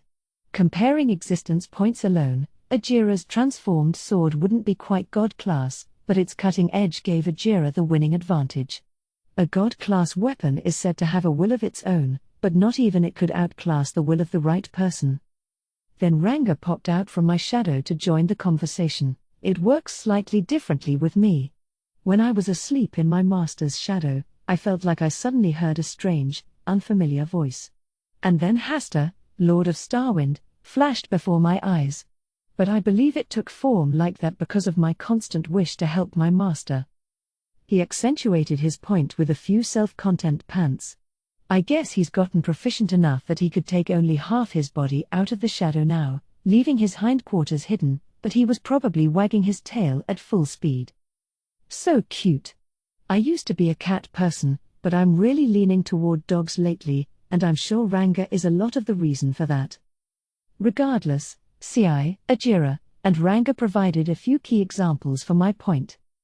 It's all about will, then? Indeed. There is no need for impatience, either. If the enemy should strike at us while I am present, I will lend you my powers. Do not be afraid to ask for them. Very reassuring. Garzel's power, plus Ajira's sword moves, would let him put up a good fight against someone like Kondo, even, or, at least, buy us some more time. But if that enemy winds up being Velzard, you better not hesitate to run. I'm guessing that with her, it wouldn't even be a battle at all. That bad, eh? Yeah. I can't be sure since I've never seen her seriously fight, but she always struck me as scarier than Veilgrind. I hate to admit it, but you're likely correct. And now that I've seen Veilgrind for myself, I know just how rash it'd be to take on a true dragon. Still, I am a king, and I cannot abandon my citizens. Well, just pray Velzard doesn't come for your kingdom, then. If she does, call me. I showed him my cell phone. Yes. There was that, wasn't there? Like I said before, it's a magic device that lets you converse directly with me. There aren't a lot made yet, so take good care of it, okay? That being said, all I gave him was my number and a link to the control center's hotline. He wouldn't receive Elle and Molly's numbers, it'd be poor manners. He'd need to ask them for those himself. I had co-workers give clients my personal number a few times in my past life, and it annoyed me beyond belief. All right. So I type in the numbers recorded here, and that will connect me to that person? Exactly, yeah. There aren't a lot of people with these yet, but if you run into one, you can have them give you their number, too. I suppose can discuss matters, then, should I run into trouble? That's the intended use of this, yeah. I'll make sure I can step up for you when you call me, too. Very well. I will count on that. And, of course, don't hesitate to let me know if I can do anything for you, too. I'm personally willing to help in whatever way I can. Garzel and I exchanged smiles. I didn't think the chances were high that Dworgen would be targeted, but this was still a relief, and we now knew how to stay in touch in an emergency, too. After spending a few days in the Dwarven Kingdom, I moved on to the Kingdom of Farminus. Ghidorah, now an apprentice to Diablo, was staying here, aiding Testarossa as well. We were having him provide all the intelligence he could from within the Empire as we tried to build a rock-solid foundation for Masayaki's enthronement. He was a busy man, traveling frequently between the two nations, but for now he had settled down in Farminus, and I wanted to talk things over with him while I could. The Farminus capital was brimming with way more activity than I anticipated. Most of it was under construction the last time I came, and that was still true now, but a lot more of it was looking nice. A large rail station had also been completed just outside of the capital, and warehouses lined the streets nearby. This was a stopover point for traffic between Bloomend and Dworgen, so they needed a lot of storage space for all the different types of goods that came through. This proved difficult within the capital itself, so the station building was put up outside the city. The capital itself was still very much under construction because they wanted to get all the station facilities up and running first, in anticipation of Farminus's future economy. That, and the current Farminus royal family was surely flat broke. To be brutally frank, I was financing basically the entire cost of this construction. Tempest was contracted to lay the rails for the Magitrain lines we were developing, too. You might think we didn't stand to gain much from this besides goodwill, but think again. We'd be earning all the usage fees, and we also had free rights to all the required land for eternity, really, a mind-blowing deal. Once all this construction was over, we'd do nothing but rake in the revenue. Even minus labor, equipment, and rail maintenance costs, we expected quite a bit of yearly profit. So, thanks to those reasons, I was heading up all the Magitrain business. Farminus, meanwhile, handled development for all the surrounding urban area. Queen Njeren was the main person in charge of planning for that stuff, but she had to take some childbirth leave, so Yom, the king, became a more prominent figure. He kept mentioning how uneducated he was, but I felt he had a lot of natural intelligence. He studied urban planning hard so he could fill Njeren's shoes while she was on leave. As a result, even though the pregnancy went without a hitch and she was back in action, Yom was still the go-to man on the project for the kingdom's nobility and government officials. In order to support his efforts, I offered him a series of low-interest, collateral-free loans. Why weren't they no-interest loans, you ask? Well, because it'd make the receiver feel so obligated to me that it'd lead to a lot of needless restraint on their part. It'd make the lender feel like the superior party, and then it wouldn't be a partnership any longer. Lending or borrowing money is a great way to torpedo a friendship if you're not careful, so we drafted an official contract between our nations and enacted it with a clear understanding between ourselves. So, with future economic development the watchword for Farminus at the moment, large-scale construction on the capital was only beginning to roll into action. Checking in at the gate, I watched people go to and fro in the city for a little while before an express wagon was sent over for us. Normally, I should be bringing in all my top officials so we can do this fancy royal visit, stage a parade down the main street, the whole bit, but these were tense times, and an elegant train journey was out of the question. So I just teleported myself over with Ci and Ranga. I contacted Ghidorah to have him bring us a wagon so we wouldn't be too conspicuous here in Farminus. The wagon actually came, too, which relieved me. Unlike Milim's gang, they know how to follow through on promises around here. Very sorry for the delay.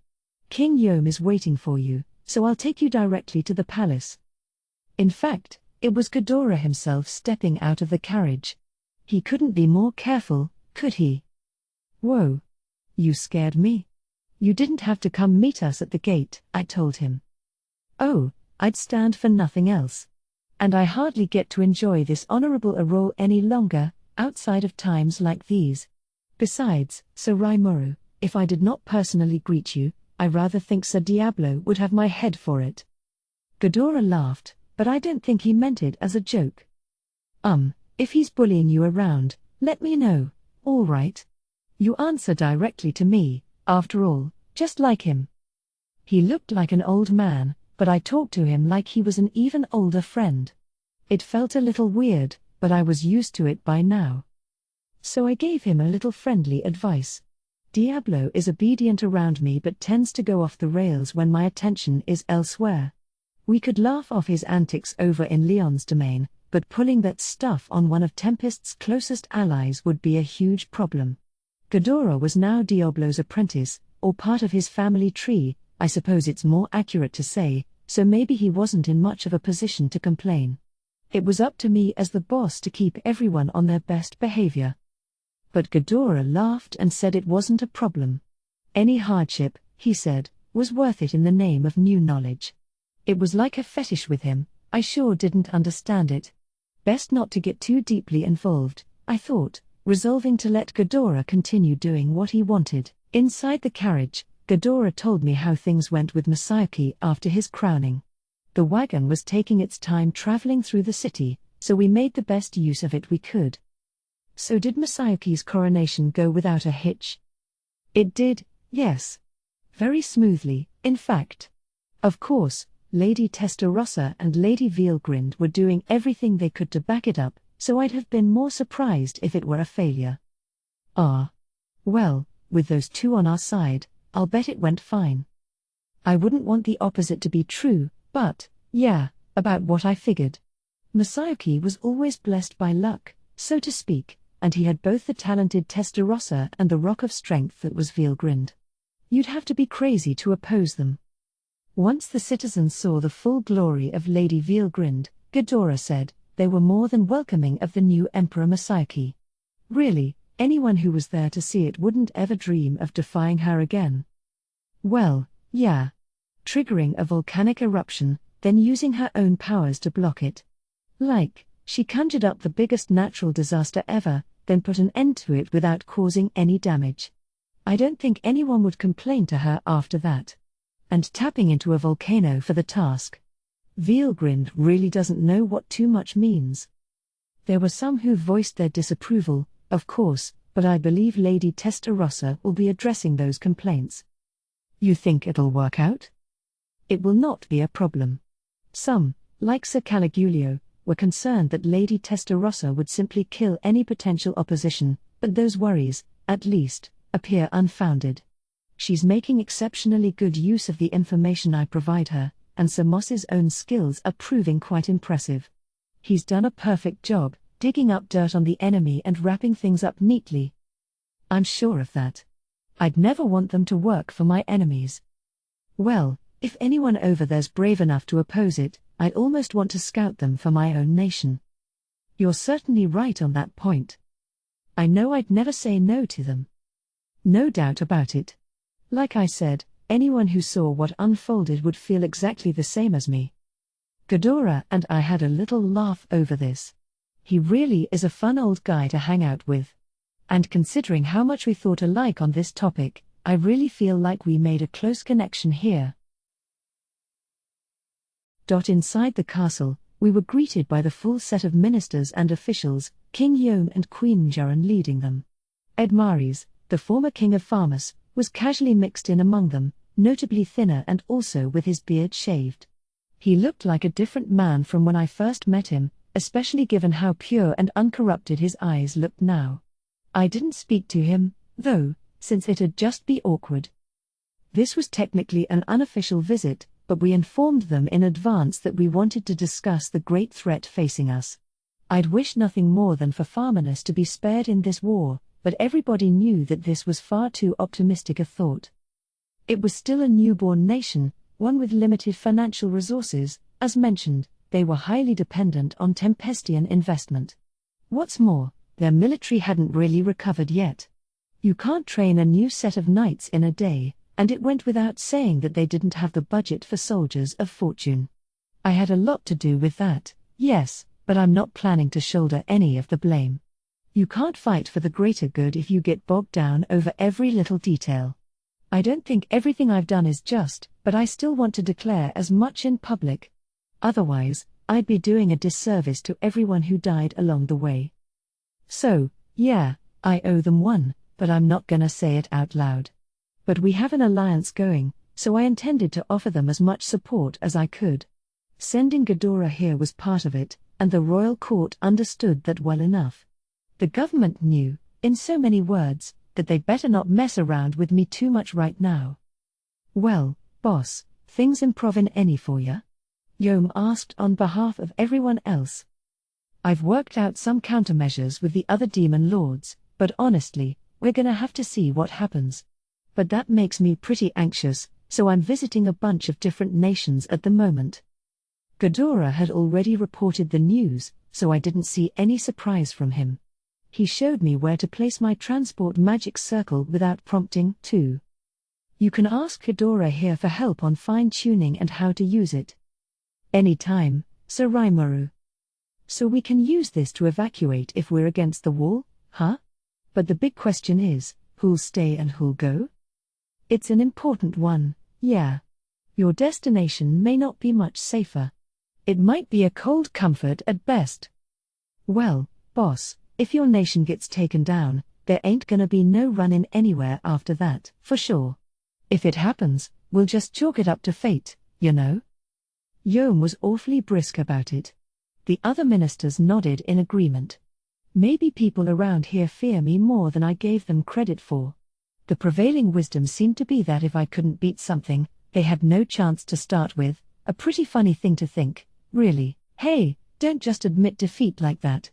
You're supposed to struggle until the very end, you know that. Sure we do. My baby girl was only born a little bit ago, I'm not about to die now.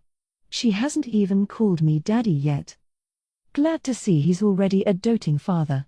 He was poking at Meme, the little girl in Njaren's arms, as he spoke. I didn't know that. But don't crowd her too much. You'll wake her up. That was likely to anger Njaren, her mother, so I thought fit to offer that advice. Being thoughtful like that is the sign of a successful person, I think, probably. I wish you were around to say that more often, a sign, Njaren said. Whenever this girl comes up, it's like he loses all common sense. Sounds like a pretty typical set of parents, then. Well, you know that stupid wolf who claims that it's his girl. We can't let our guard down for a moment. I had no idea what Yom was talking about. Don't be ridiculous. I'm second in line for the throne, so that means I'm gonna marry Mjaran someday. And when I do, that'll make me my daughter, you know. God damn it, Gruaseath, stop with that creepy junk already. How many times do I have to tell you, your whole assumption is demented? Oh. Okay. Yome's a little weird, but Gruaseath the stupid wolf is wholly off his rocker. I know Meme's cute and all, but any claims that she belongs to him are sheer fantasy. I must admit, I have to side with Yome here. Right? You hear that, Gruaseath? I knew you'd understand, boss. Apparently Yome was obsessed about hanging with Meme whenever he could find time in his busy schedule, lest she forget about him as a father. It was a very touching effort he was making, just to ensure that Gruaseath didn't somehow win her over. Still, in times like these, having a distraction was important. No matter how stupid it was, anything that kept your mind off things should be welcomed. However, just try not to act stupid all the time, okay? Because comic relief characters often wind up being the first to die. I decided to offer a little advice to Yome and his court, based on my video game experience. We held a more formal conference in an assembly hall that dated back to the glory days of Farmus. The itinerary was pretty well laid out in advance, so things went smoothly with my presentation. I wasn't asking Yome and his government for war support. All I'd be doing was helping Farminus's people evacuate, if need be. That transport magic circle didn't have enough capacity for everyone, so we needed to decide in advance who'd have access to it. This I asked them to work out for themselves, so there wouldn't be chaos if push came to shove. That being said, any destination they'd go to might not be safe, either. The main goal of this magic circle wasn't to transport dignitaries out, but to transport needed war power to where it belonged. If Farminus became a battleground, the newly established Knight Corps would be called up. Gruaseath had been training up both the new recruits and the old Farmus Knights, but I couldn't expect them to be nearly enough. So I planned for reinforcements to be sent from other nations. It'd be nice if we could set everything up in advance, but we didn't know where the enemy would aim at first, so we needed as much flexibility as possible. In terms of importance, Farminus was admittedly rather low priority. If the kingdom fell, we could rebuild it later. As long as we kept casualties to a minimum, I didn't see the need for them to resist down to the last man. I wavered over telling Yome's government about this, but I did, and they accepted it well enough. Worst-case scenario, we'd help them rebuild. I promised them all the support I could spare for that. This sort of political groundwork was key if we wanted to use our limited resources as best we could.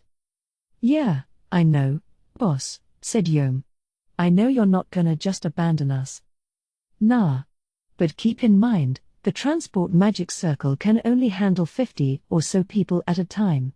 It's not nearly enough to be cheering about. Still, a nation's only obligated to protect itself, you know. But here you are, making all these arrangements. Why, I couldn't hardly ask for any more. I felt like Yome directed that less at me and more at some of his dubious government ministers. I could understand their point of view, even if they didn't voice it. They wanted help, they didn't want citizens to die, and they wanted more weaponry. Unfortunately, I could only spare so much. I'm sure they understood, that's why they begrudgingly agreed to it. Regardless, that was the end of my errand in Farminus.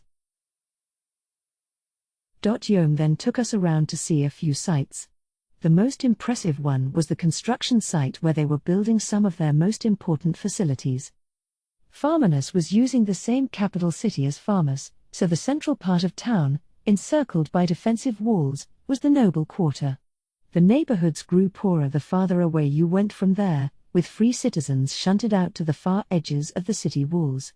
A lot of rezoning was going on to address this inequality, and as part of it, they were digging up the road that went through the heart of town and building a large tunnel. This would house a subway that'd go from the station next to the capital right into the city itself. Pretty ambitious move. Yeah, Mjaran is really something else. Using magic to evaluate the strength of the ground, coming up with all those plans. Magic really is a cheat sometimes. Geological surveys were a pain in the ass at the best of times, but a talented enough sorcerer could complete one without breaking a sweat, or breaking any ground. Searching for underground water veins, cavities, weaker soil, other features, they could grasp all of that. In fact, they could even conduct soil improvements, working with earth, sand, soft or hard soil, you name it. All hail magic. No wonder science hasn't advanced much around here. That's exactly why the Empire, and those vampires we treated as weirdos, were seen as so unusual for their focus on technology. They're making incredibly beneficial discoveries, though, so I saw no reason to make fun of them. Well, it's nothing I would have come up with. I didn't think tunneling shields were something I'd ever see in this world, for example, but with magic, you can kind of build the equivalent, can't you? I dunno what that tunneling shield would be, but I'm sure our stuff's just as good, huh? It's this thing that bores through the earth while providing a support structure to prevent cave-ins. It's a really large-scale machine, but a talented sorcerer could do the same thing, yeah.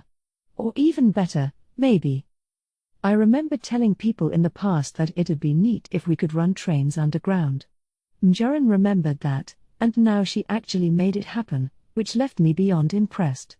Rosin apparently pitched in as well, helping to complete this out-of-the-box otherworld approach to construction. It saved a lot of money, too. And besides, it's not a matter of winning or losing. Applying the right technology to magic really could trigger a revolution around here, I felt. So we're thinking that we'll delay construction for now and use the tunnel as a shelter. The ceilings are all reinforced by magic, so it should hold out even if some magic blast torches the city. It'll depend on the scope of the destruction, but I think it'd make for a good air raid shelter, yeah. Keep a supply of food and water in there, and you could hole up in there for a pretty long time, yeah, and it sounds like we can magically supply the water, so we'd only need to ship food inside. We dug several tunnels for use as sleeping quarters, along with rooms with doors and big holes in the bottom. For use as latrines, they told me. He took me into one such room, which, well, was a public bathroom, all right.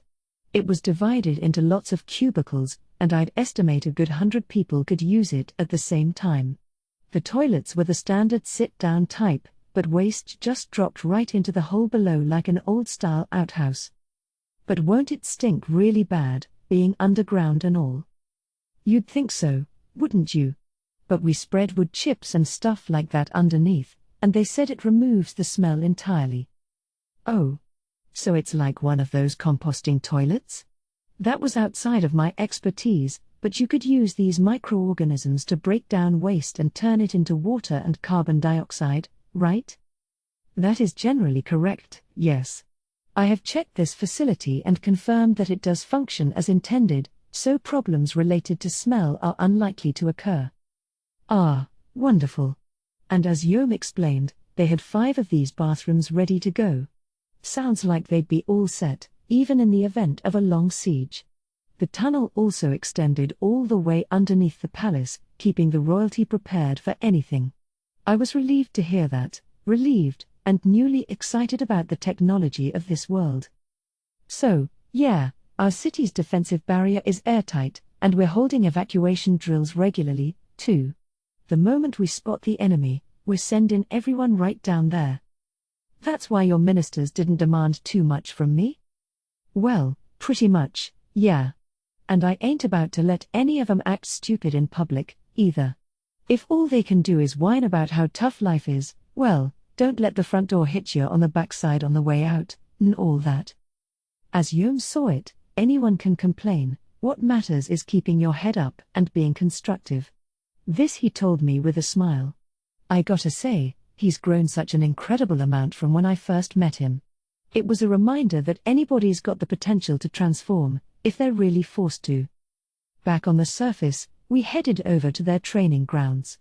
I wanted to see how well Gruasith was training the new Farminus Knight Corps. There I found that they had around 500 knights that ranked B or higher, along with 3,000 that merited a C or below. If they gathered able-bodied citizens from across the land, they could amass a force of around 40,000, but numbers like that won't count for much in this war, so this corps was chiefly focused on peacekeeping duties. Makes sense. If a huge angel force came along, It's not like they could do very much from the surface, right? We got some anti-air magic, to be sure, but not a whole lot of sorcerers to cast it, you know? Rommel decided that it's better for us to concentrate on defending our city via Legion magic. Rosin agreed with that, too, added Gruasith, so that's how we've been conducting our training. For these nights, if enemies come flying down from the air, their mission's to get the residents to safety. At least they weren't sending them out for a bloody battle against the invaders. That gladdened me. I was a bit worried you'd take a far more reckless strategy. Ha ha ha. I'm a lot more of a coward than Sir Phobio, you know. I realize how far my abilities can take me, and I'm not going to take any further risk, Gruasith said. Of course, Rosin has been training me, so I think I'm stronger than before. And I had a sudden surge of new power recently, too. So I'm ready to be a shield for our citizens. I've got a knight captain title to live up to. I wouldn't call him a coward at all. Cold decision-making is the one asset any commander needs the most. Knowing how calculating Gruasith can be, I doubt he'd misjudge any gaps between himself and the enemy. But I wondered what that surge of new power was. Certainly, Gruasith's magical count put him up there with the 3 lycanthropeers, rating maybe a special A. Between that and his skill level, I was sure he'd grown into quite a powerful presence. And even though his lot was cast with Yom now, he never forgot his respect for Carillion, and given that surge, the reverse was probably true as well. It proved there was still a deep bond between the two of them. Well, that's because Carillion had an awakening and evolved. You got to enjoy some of the effects of it. Sir Carillion did? Yep. So don't let that new power go to waste, okay? Oh, of course, yes. I know that full well. Ah, I'm sure you didn't need me to remind you. Ha ha ha. Don't worry about it. I'm glad to know the reason, and Sir Carillion fully recognizes your talents as well. I genuinely appreciate it. Nice. Didn't want him thinking I was lecturing him or something. Great to hear, then. By the way, you said Rosin was training you? Good old Rosin. It's thanks to him that I thought about spreading Ramen across this world in the first place. He was a sorcerer, wasn't he? But he can outclass Gruasith in battle, too. Oh, yes, Rosin can do just about anything. His magic knowledge is on par with Mjuran's, and... Hey, that's Queen Mjuran to you, bozo. Ah, shut up.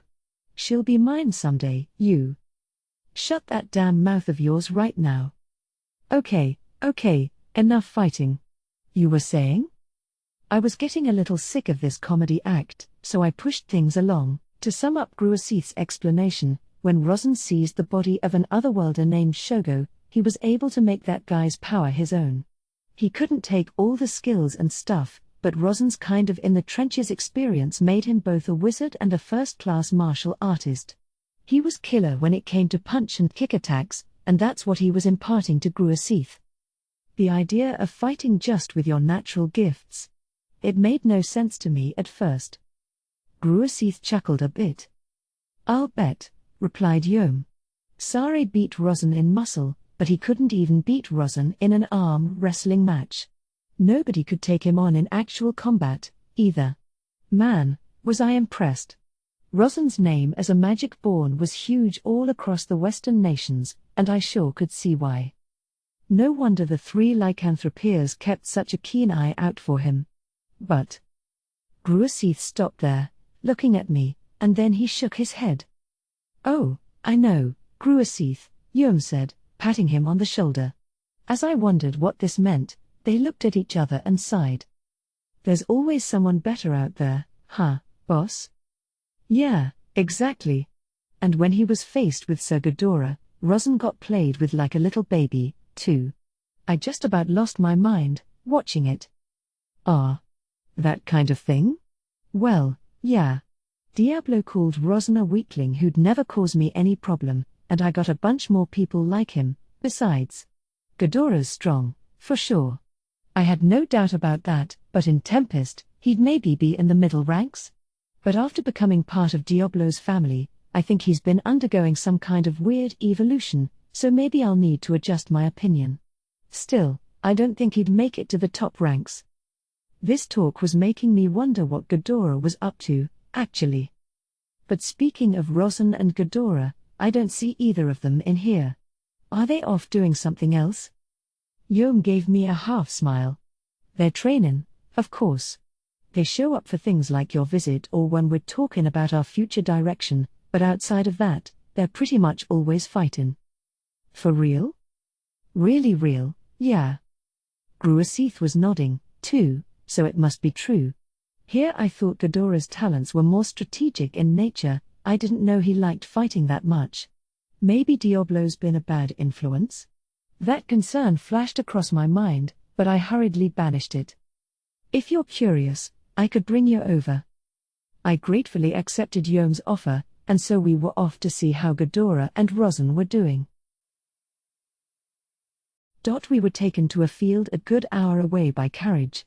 On it was a simple little cottage, a bit reminiscent of a vacation home, and nothing else, just wild plains, as far as I could see. Only 4 people lived here, Yom said, and I could guess who they were: Rosin, the most powerful fighter in Farminus, along with 2 of the former 3 battle sages, Sare and Grigori, and finally, Ghidorah. Pretty interesting combo, I thought. When we arrived, they were all standing in a row to greet us. It was kinda weird seeing Ghidorah speak for them as if he was their boss. "It is a tremendous honor to see you travel all the way here," said Ghidorah. Rosin, Sare, and Grigori bowed along with his greeting, to me, not Yom. "Hey," said Yom. "I'm here too, you know." "Your Majesty," Rosin said, "Sare and Grigori are guests of Farminus, but they have not pledged your loyalty to you. They were therefore expressing their respect to Lord Rimuru, the master of Sir Ghidorah, on their own volition." "Oh, I know. You don't have to keep lecturing me over stuff that's better left unsaid." Rosin tried his best to assuage the whining Yom, but to me, they seemed a lot friendlier with each other than I thought. I don't know how Rosin felt about it, but he was considered a loyal subject of Farminus. I didn't think he had a shred of loyalty for Yom, but judging by this attitude, maybe he cared about him after all. But outside of them, I had no idea why Sare and Grigori would care to act polite around me. By their own volition, though? Why act so nice to me? I was curious enough to ask. Yom looked on, just as curious about this. I guess it was news to him, too. If they wanted to move to Tempest, I could consider the request. I don't think Hinata was out hunting for Sare and Grigori so she could execute them as traitors or whatever. "We have a very clear reason, my lord. Our instructor Master Rosin has shown us just how immature we were, but Holy Master Ghidorah has shown us the true nature of your majesty. It has left a deep impression upon us, and we now wish to be a part of your force, however low you may place us." "Holy Master?" "Yes, indeed. Sir Ghidorah's strength was beyond imagination, your majesty, but he tells us that he couldn't even hold a candle to you. And not just you. When he told me there were many strong people in your force that he couldn't stand a chance against, well, it inspired in us a desire to try our hand against them sometime." Grigori was eagerly pleading his case, but he got interrupted by Ranga jumping out from my shadow. "Well said. Grigori was your name. I always thought you had immense potential. If I may suffice, I would happily let you test your skills against me." It's that dog from back then."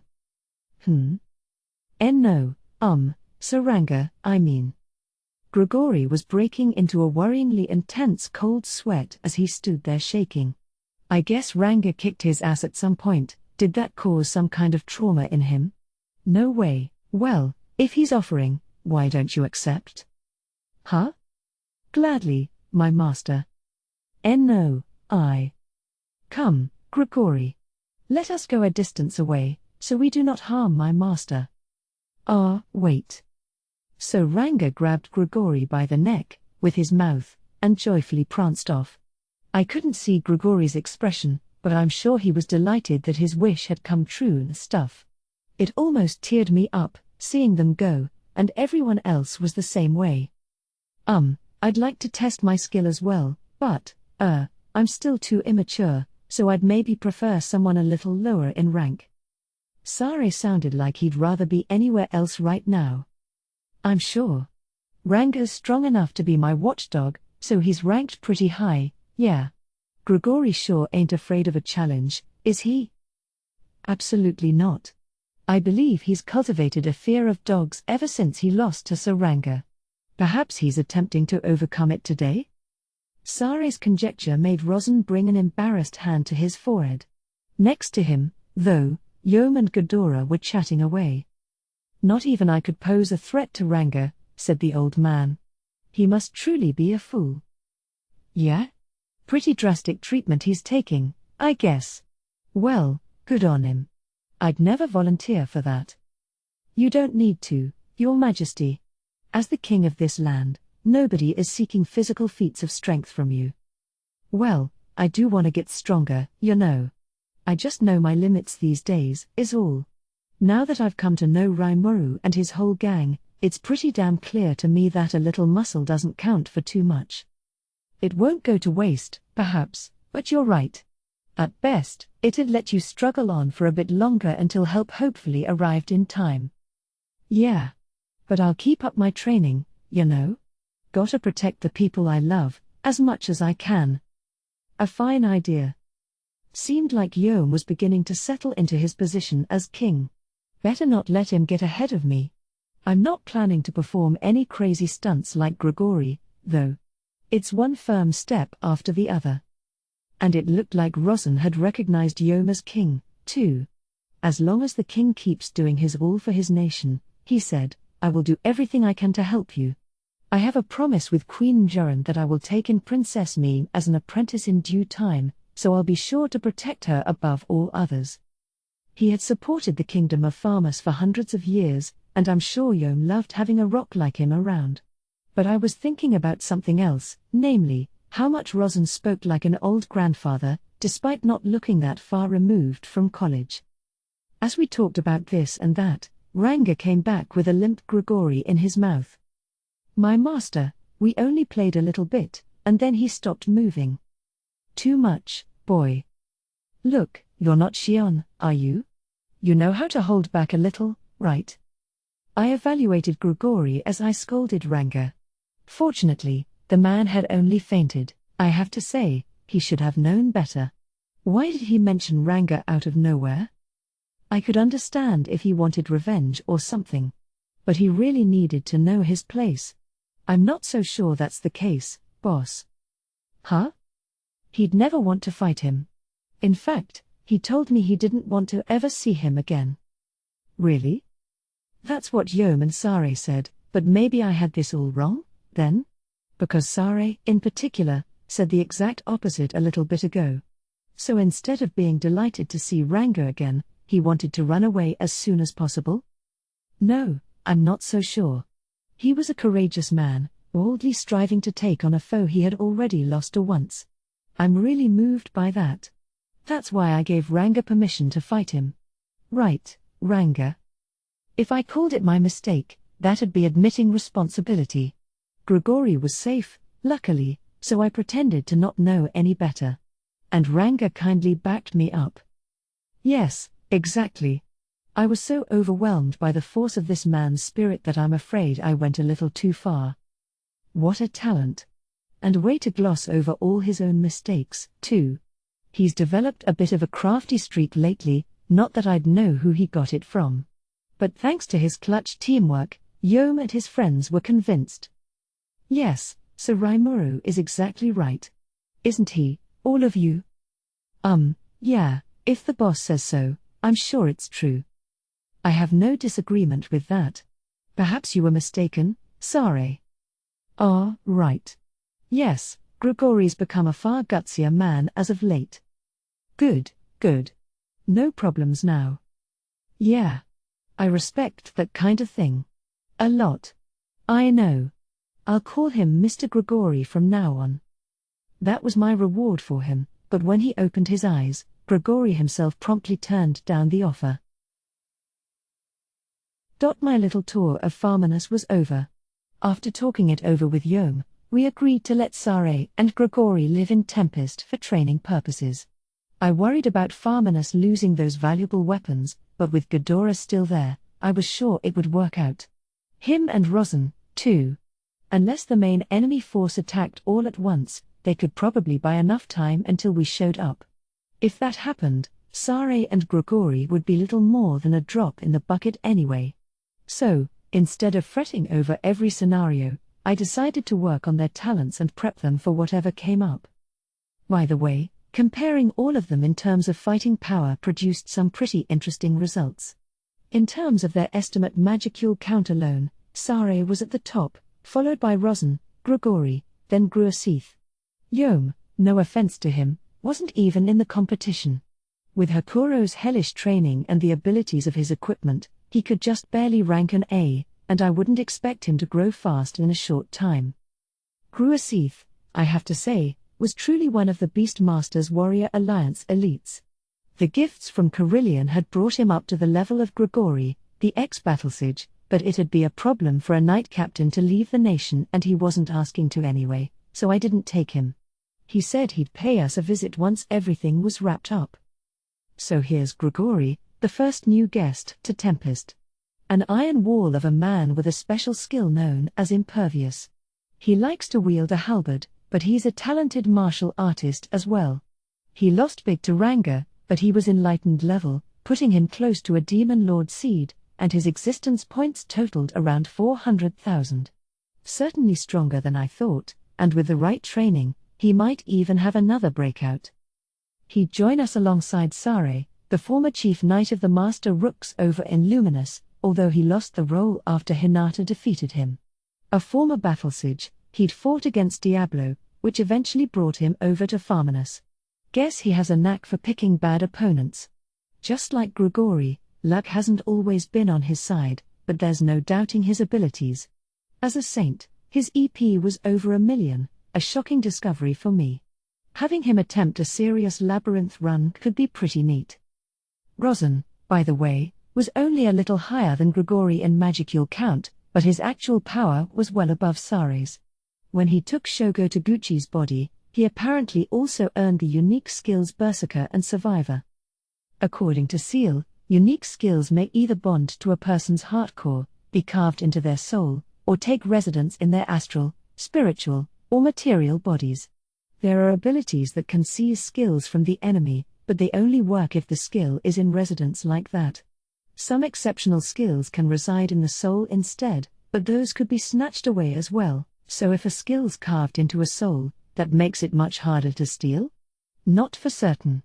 However, if it has bonded to a heart core, it is impossible to remove. Seal sounded confident enough about that. You could just copy a skill instead of stealing it, though, which is why Michael could do all this crazy stuff. But anyway, after obtaining these two unique skills, Rosin realized that he could take far better advantage of them than Shogo could. That's why he dominated Sare despite having maybe half his magicules, a real testament to his abilities. However, that was only in the early stages. Sare had his own unique skill, something called All-Rounder, which let him identify and learn any technique after watching an enemy use it just once. Rosin, aware of this, had taught Sare every technique and magic spell he could think of. Magic was an art as well, a skill derived from one's knowledge, and while he wasn't a natural at it, Sare never complained, constantly asking for more instruction. That's why he called him his master. So, by this point, Sare was stronger than Rosin in name and deed. But Ghidorah still beat the crap out of him, apparently. How do their EPs compare? Displaying Ghidorah's information. Name, Ghidorah, EP, 1,126,666. Race, high-level Chaos Elemental Metal Demon. Protection, Noir Clan. Title, Servant Number 2 Pucci. Magic, Dark Magic, Elemental Magic. Ability, Ultimate Gift Grimoire. Tolerances, Cancel Melee Attack, Cancel Ailments, Cancel Spiritual Attack, Cancel Natural Elements, Resist Chaos Attack. There were a few things in his file I could comment about, but it was best to focus my limited energy elsewhere. I was asking for a comparison with Sare, but in terms of EP, Ghidorah was ahead of him. Honestly, I didn't think he had grown this strong. He sure wasn't at this level before his reincarnation anyway. His magical knowledge was now off the charts, his skill levels quite a sight to see, but when judging battle skill alone, I wouldn't call him a threat. He was a shrewd player, though, crafty to the core. If he were on the enemy side, you'd want to crush him first. That was my honest evaluation of him. Thinking of it that way, I'd say Ghidorah made a string of good choices. He was still alive, for one, and he was now a full member of my hierarchy. In terms of ability and actual battle, he had surpassed Sare the Sage. Sare's all-rounder skill is quite a menace, but actually quite simple to counteract. Just use a basic, frontal approach, and you're all good. No arts, no magic, just overwhelming melee strikes. If you do resort to magic, cast it when you're going in for the kill, so he can't copy you. I had heard Sare lost to Hinata, and now I could guess why. Hinata never dropped her guard, so I'm sure she fought Sare without revealing any of her cards. This meant he had nothing to copy from her, so he immediately lost the advantage his unique skill gave him. This time, too, the clincher that helped Ghidorah beat him was the presence of his ultimate skill. Ghidorah's just as crafty, after all, so maybe he didn't reveal his full hand to Sare, either, but even if he did, Sare wasn't likely to copy it. A unique skill can't compete against an ultimate, after all. Looking at it that way reminded me of how eminently unfair it was, me being able to shower my subordinates with ultimate gifts. The ultimate skill grimoire, by the way, was in the same family as Adalman's Necronomicon and boasted similar abilities. These included Hasten Thought, Universal Detect, Lord's Ambition, Cast Cancel, Analyze, and Assess, All of Creation, Mental Strike, Browse Knowledge, and Share Concept. Browse Knowledge let him learn stuff from Seal, and Share Concept was a skill that let him share stuff with Adalman, apparently. Another case of Seal taking someone's wishes and turning them into just the right abilities. Anyway, that explained why Ghidorah was stronger than Sare. And I also had a general idea of Sare's actual ability, too. I knew that the Crusaders were making regular labyrinth runs, but Apito's floor was as far as they'd reached, right? And that was before Adalman's evolution, so I'm not sure how good a reference point that is, but anyway, they had visited the labyrinth recently, and we had a full set of data for them. Arnaud and Renard were the standouts in strength among their band, their existence points both close to 500,000. The other squad leader class Crusaders were at around 300,000, too, definitely a big leap up from the early days. That put them on the same level as Grigori, and maybe it'd be fun to put them all in the same party, actually. As for Sare, I think I'll pair him up with Hakuro, given how easily he can learn other people's arts. He'd probably make a great training partner for the kids, and I wanted him to learn a lot in Tempest. Not any of our national secrets, but still. So I now had a general idea of how Sare and Grigori would train with us. For the time being we'd let them get used to things down in the labyrinth. I gave Benimaru a quick rundown about Sare and Grigori, so they'd be sent to their respective training sites when the timing was right. So I'll be taking care of someone again? If you could, please. Throwing them right at Hakuro might just lead to confusion. Yes, true, Benimaru said with a chuckle. But we went through the same experience, remember? You sure you're not being overprotective? He had a point, but this pair were guests of Tempest. If they were moving in for good, that'd be another thing, but I didn't want them to get too reckless. And speaking of training. So how are Carillion and Frey doing? It's pretty interesting, actually. The moment Benimaru said that, Seal put up some data for me. Name, Carillion, EP, 2,773,537. Race, Beast God, High-Level Chaos Elemental Light Soul Beast. Name, Frey, EP, 1,948,734. Race, Bird God, High-Level Chaos Elemental Sky Soul Bird. Damn, my labyrinth was scary. Seal was giving me these EP figures, basically people's personal information, in a flash. When Carillion and Frey evolved, they achieved some level of divinity. Frey's EP was just under 2 million, but I guess she still passed the test for demigodhood anyway. It must not be a strict cutoff. Their skills and tolerances weren't divulged to me, but awakening and becoming a true demon lord granted them all the strength you'd expect. Awakening boosted my magicule count a good 10 times over, but Carillion and Frey didn't seem to power up quite that much. It must vary from person to person. In my personal estimation, pre-evolution Carillion had an EP of around 700,000, with Frey's maybe a bit under 400,000. Assuming that wasn't wholly off the mark, Carillion's strength went up 4 times and Frey's nearly 5 times. But then, maybe my stats were relatively low when I went through with it. When I thought about it, that was pretty obvious. I really need to think in terms of how much improvement was shown, not how many times stronger they became. It seems clear, though, that the more EP you have, the more intense the power you receive upon awakening.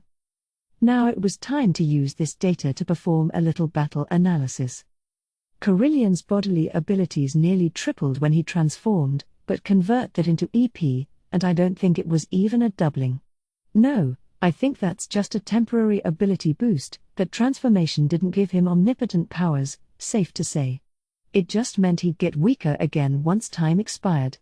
That also applied to Gable and his crew, not just Carillion. If not for that time limit, they'd just spend all day transformed, after all. Still, transformation does have its advantages. It heals your wounds, refills your stamina, and does a bunch of other stuff. It was one of the merits of being a lycanthrope, and I wasn't about to downplay it.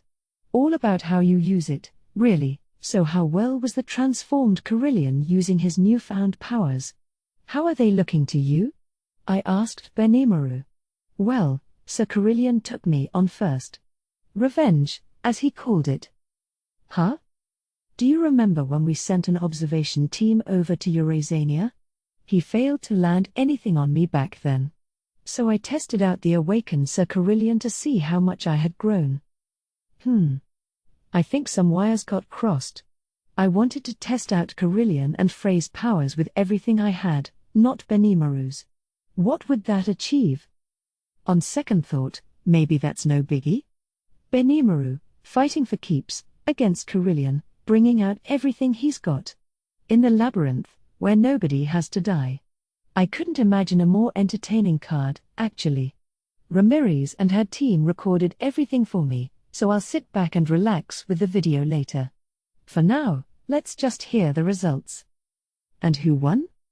Me, Iron Nose. Oh, that's great. I praised Benimaru, but internally, I was unsure how to react. I realized that something in me was so assured of his victory that hearing how close it was unnerved me. But by a nose, huh? How did it go? Before Benimaru could address my curiosity, an image flashed across my mind. It appears Carillion unleashed one of his hidden techniques as his first move. Nice one, Seal. It immediately gave me the info I sought. And as Seal said, the video revealed that Carillion was the first to move. Weapon in hand, he sank down in a flowing motion, and the next moment, his entire body began to glow. Then he quite literally turned into a storm of particles, all streaming Benimaru's way. Carillion has named it Burst Roar. It transforms his body into a sentient stream of particles that plunge into their target. Call it an ever-changing scattering/converging particle ray. Sentient, huh? With Carillion awakened, he'd acquired all the unique traits of a spiritual life form. I could see how the light doubled back and consumed Benimaru after he dodged it the first time. The moment the fight began, I felt a shiver down my spine, or I could just tell something bad was coming my way, Benimaru explained. I knew I couldn't just stand there, so I triggered some shimmering haze. This shimmering haze was something at the deepest level of his form-hide skill set. It kept any kind of attack from tracking down his body. Unless an ultimate skill was involved in the attack, it'd never work against him. If he didn't use that, however, Benimaru would have lost in the first shot. Carillion was working at a speed several hundred times the speed of sound, in a similar vein to Veilgrin's own ultra-speed attacks. I'm amazed Benimaru dodged it, but if the light could home right back in on him, there was nothing he could do. It took his ultimate skill Amaterasu, Lord of Shimmering Flame, to hold out against it. So your sixth sense and your ultimate skill made all the difference. Yes, it was quite dangerous. My pride convinced me that victory would come far easier. It's proven to be a good, if painful, lesson. Yeah, I had no doubt you'd win, so I'm not sure how to take this, either. Pride and carelessness are two shortcuts to defeat, you know, and they're also difficult to keep watch over. Good thing you picked up on this before the real fight. I know. Even if I'm aware of it, my subconscious still lets me grow conceited. That's why they call it being careless, but it's truly a scary thing. You said it. Carillion gave us both a good reminder of the dangers of underestimating matters. I had to thank him for that. But after that little post-mortem, I sipped the cup of café au lait prepared by Shuna as we continued talking. Did you fight against Frey, then? No, after watching the two of us fight, Frey decided that she didn't have a chance against me. You know how she hates wasting time and effort, of course. Ah, yes, she did seem that way. I nodded. Benimaru was right. And Frey was never the belligerent type, so I could understand that reaction. She was much more methodical, something that Milim complained to me endlessly about. It was beyond infuriating to Milim, in fact, but it was none of my business, so I just nodded and said yeah a few times. So, after that, we talked about the two of them marching into the labyrinth to see how far their skills could take them. Yeah, that'd be the quickest and easiest way to test her strength, maybe. Yes. They both went in solo, beginning on floor 51. The video played in my brain as Benimaru commentated. Seal's always on point like that. First, Carillion. He gave Benimaru a good run for his money, and he proved why as he steadily advanced. Ghidorah was absent from floor 60, so he got a free pass through there, but chances are Carillion would have wiped the floor with him. That's how much of a head of steam he had going. It turns out he had tested his strength against Adalman and his army, too, back when they returned to do some fine-tuning on the transport magic circle. It was 3 against 1, and Carillion still took them down easily. It's hardly a wonder why, he wasn't shy about using Burst Roar back then, either, and Adalman had no time to devise any countermeasures. Venti was their tank, with Alberto providing hit-and-run raid attacks and Adalman serving as main attacker, but that combo fell apart the moment Venti got toasted first. Carillion then went straight for Adalman, ignoring Alberto entirely, like a mighty lion on the hunt, mane flowing in the air. Actually, it's the female lions that do most of the hunting for. I know that. Seal's commentary is incredibly useful, but sometimes I feel like it's making fun of me. And it's not the first time. It's been going on since back in the Great Sage days, hasn't it? I will be more careful. If you could, please. I nodded, my feelings hurt. But anyway, Carillion's Burst Roar had an insane amount of force. Adalman's main attribute is light, but so is Carillion's. There was no advantage or disadvantage there, so it just came down to a strength contest. The thing that piqued my interest was the fact that Adalman possessed an ultimate gift. I don't think Carillion had an ultimate skill, or any god-class gear, either. So how did he beat him? Because I think Seal smugly stated to me that only an ultimate could beat another ultimate. That is not in my memory. Oh, it's not. I feel like I'm being gaslit here, but I'm not too confident I'm right, either. Carillion now has the properties of a spiritual life form. That, combined with the force of his will, has likely given him strength equivalent to an ultimate. I see. That thinking makes sense. So Carillion simply possesses enough attack force to overcome a multi-layer barrier reinforced by Adalman's Necronomicon. So Carillion's next opponent was Kumara. She sent a request to fight him ahead of anyone else remaining, and we accepted it. Oh? Yeah, Zijin's stronger than her nowadays. Maybe I need to rethink the labyrinth's boss floors sometime soon. Yeah. But it actually resulted in a pretty good fight. More video popped into my brain. Kumara went all out from the start, declining to summon any of her tail beasts. She had heard about Adalman's defeat, but apparently she didn't ask how the battle proceeded. Knowing your enemy's preferred moves can make a world of difference in battle, but she made a deliberate decision to challenge him fair and square. Carillion had the EP advantage, but Kumara had the ultimate skill Bahamut, lord of fantastic beasts. Here, too, he broke out burst raw first thing, but this time, the light formed into several flashing rays, extending out at Kumara from all directions. In response, Kumara leapt into the air and invoked Dominate Gravity.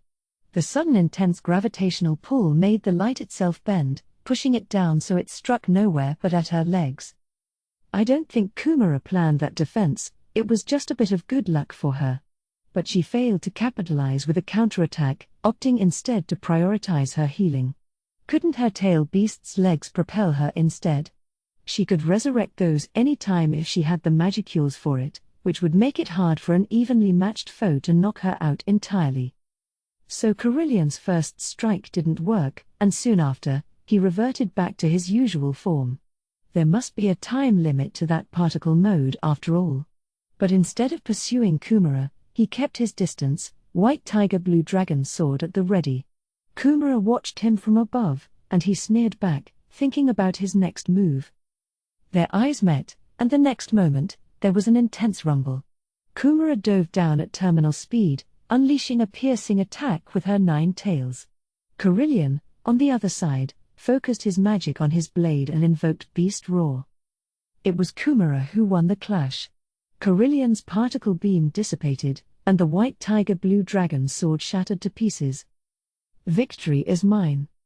Shouting with joy, Kumara attempted to strike the final blow. But it didn't go as planned. Not so fast, Carillion whispered, and only after Kumara's heart was torn apart did that whisper echo against the walls.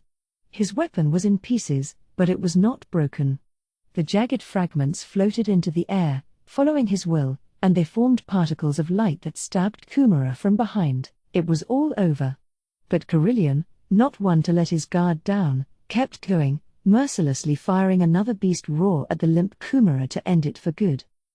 And that's how Sir Carillion won. Sounds like it. And, given how much stronger Kumara's gotten, I can't believe she was beaten so easily. Well, that's how battle works. Good thing this wasn't a real fight, at least. Right. I think it's great experience for her, too. Seeing Carillion storm down my labyrinth was a humbling experience. I was so sure of myself, too. I wonder if us volunteering to host Sir Carillion was itself an overly arrogant move to make. We have much to teach him, and much to learn as well. Yeah, I'm sure. Some people say being a teacher is a good opportunity to discover what you're lacking. The idea being, I guess, that if you're asked something you don't know, you can't just talk your way out of it. You need to quickly investigate the answer, then make it your own. In this case, I feel like staging these real fights with Carillion is teaching us to be more careful in battle. Still, the same was true for Carillion. I think he's refining his battle style more and more with each fight.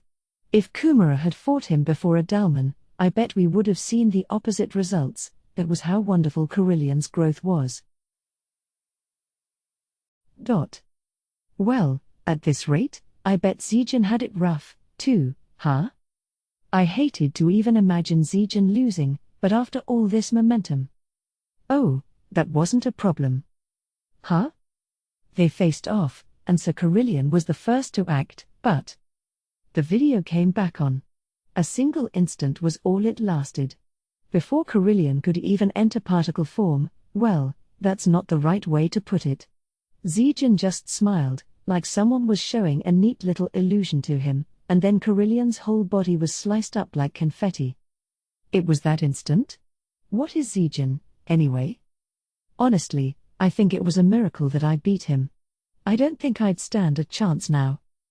Benimaru smirked.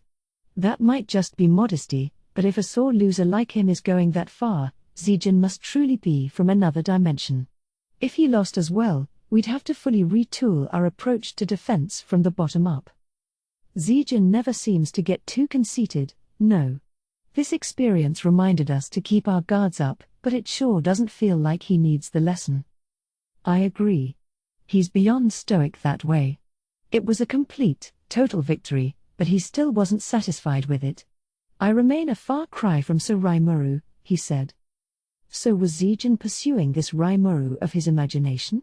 The thought made my eyes water. That was the end of Carillion's challenge. But what about Frey? Lady Frey defeated Adalman as well. Rather handily, in fact. Really? That was unexpected. I thought Adalman's team would win that one. Him alone, maybe Frey would pull it off, but 3-on-1? I really think Adalman's team would have the advantage there. But when I brought up the video, it soon became clear why she won. It's a complete mismatch. It looks to be that, yes. Lady Frey's magic interference completely shut down Adalman's magic. That threw their attack patterns off, and then Lady Frey dictated the pace of the battle. It cost him dearly. Benimaru was right. The area in a 50-yard radius around Frey became an anti-magic zone that blocked all magicule movement.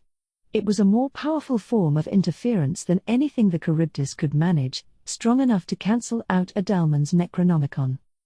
Frey achieved divinity, too, didn't she? That's a property only attainable by spiritual life forms who shed their natural lifespan, so no wonder Frey could compete against an ultimate gift. In fact, there's a chance she earned an ultimate skill, too, isn't there? After this, Adalman switched his main weapon to Holy Cannon, that piece of holy magic, but it wasn't decisive.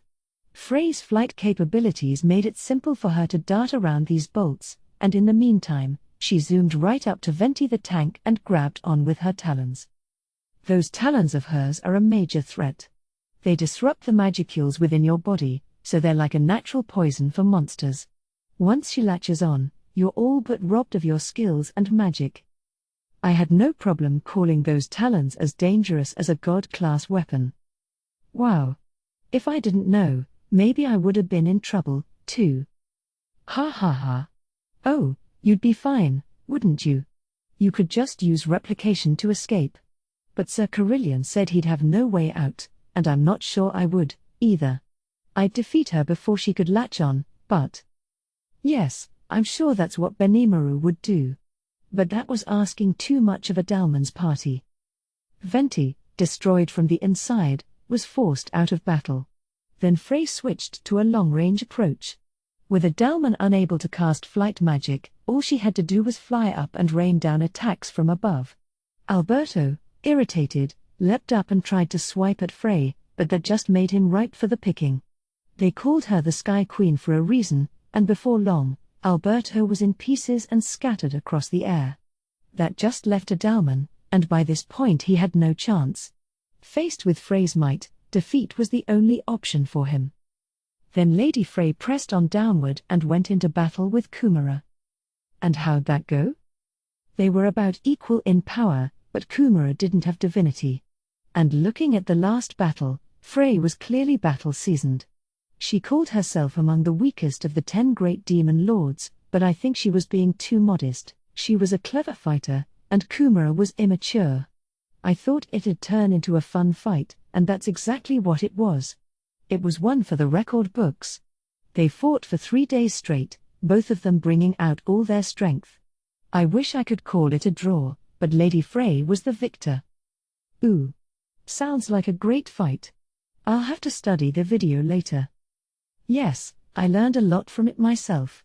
It's important to have the fortitude to never give up on victory, but in the end, a bit of ingenuity really can make the difference. If you're an even match with your opponent in strength, misleading them about your powers becomes so vital. Kumara lost, after all, because she misjudged how much force her opponent had left. Wow. Now I'm really looking forward to the video. It has 3 days worth of data, so I'll need to use hasten thought to speed it up a bit. And did Frey try her hand against Zijin next? If it was that even against Kumara, she was doomed against him. If Frey declined to fight Benimaru, I doubt she'd take on an even bigger menace. No, she fought Apito instead. Oh, her? Yes. I suppose it was a matter of pride, as a fellow winged creature. Huh. That kind of thing? It seemed logical. Maybe it prodded that competitive streak of hers. That turned into a pretty impressive fight, too, but Lady Frey won thanks to the difference in core strength. I'm sure she did. If it was that good a battle, Apito deserves the highest of praise. Either way, this made the extent of Frey's powers much clearer to me, and I could see what my allies needed to work on. I'm sure it was a shock for Adalman's team, getting a break from work only to have their asses kicked twice in a row. But let's just be glad this wasn't real combat and hope they capitalize on this experience. And maybe Carillion and Frey owed me a favor now, huh? I had Ramirez to thank for that, too, so I'd need to express my appreciation to all of them later. The latter in particular. I can't thank her enough. So what else did I need to tackle? Okay, I said to Benimaru. I'll leave Sare and Grigori in your hands, then. Roger that. As it stands, they might have a chance against Adalman's trio. I'm with you there. In fact, maybe Alberto could handle them himself. But don't keep Adalman from his work for too long. I had just sworn to myself to keep my guard up, so I won't be too shocked if my prediction turns out wrong. But Sare couldn't even beat Old Man Ghidorah, and that told me Adalman's party would be a major challenge for him. In fact, my prediction wound up becoming 100% true a few days later. And with that proven, Sare and Grigori were assigned to train their hardest with Apito, as Adalman's crew had other work to do. After leaving those guys with Benimaru, my next destination was the Kingdom of Bloomond, where Mjolmal was waiting. We planned to meet there, then travel together to Inglesia. I was pretty used to Bloomond by now, after all the visits I made. I wouldn't be going into any urban areas, so there was no need to work my way through their barrier. Instead, I was headed for the outlying suburban areas, feeling every bit like a tourist. These areas have now become the center for a very large firm. World Central Station was under construction, attracting laborers from all the nearby countries, and our Four Nations Trade Alliance had just opened a new headquarters building in a cushy district not far away. I gotta say, I'm pretty happy about it. It was a high-rise by this world's standards, 10 stories and around 100 feet tall. The gigantic palace under construction in Millim's domain would dwarf it, but it was still a world-class piece of architecture by local standards, neatly designed, and using rare, valuable glass like it was going out of style. It was all magic glass, of course, so hurricanes, earthquakes, and magic attacks wouldn't put a scratch on it. A lot of my other personal preferences were incorporated in the building, too, so you could say I have a lot of emotional investment in it. We were meeting here, and we also had a party planned, sort of a grand opening event. I am the owner, technically, but I was attending this as a guest. So there I was, in front of the building.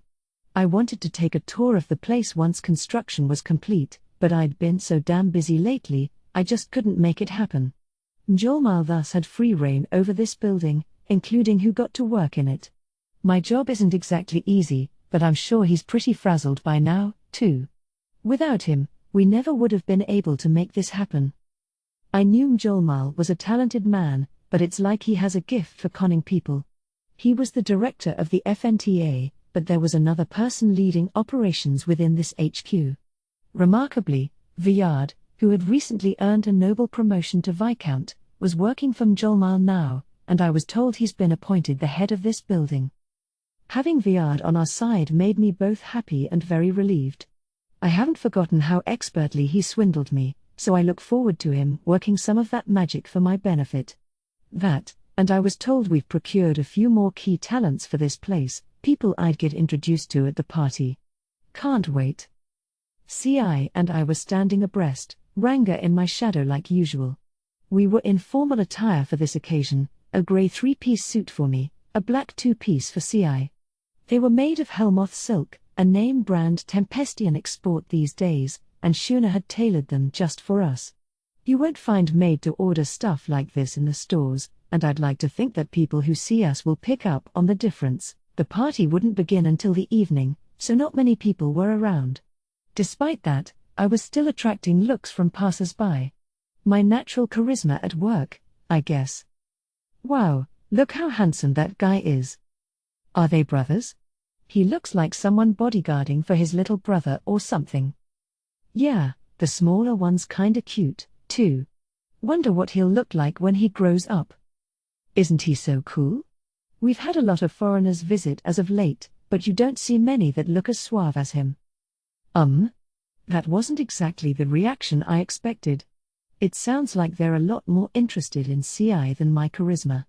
It made me realize how self-conscious I was being, which embarrassed me a bit. Okay, let's go in and say hello, I said, trying to hide the shame. So we went inside and up to the front desk. The first floor was large, like a hotel lobby, complete with a front desk and waiting area. I already knew the layout, so I didn't bother asking for a guide. Hey, is Molly around here?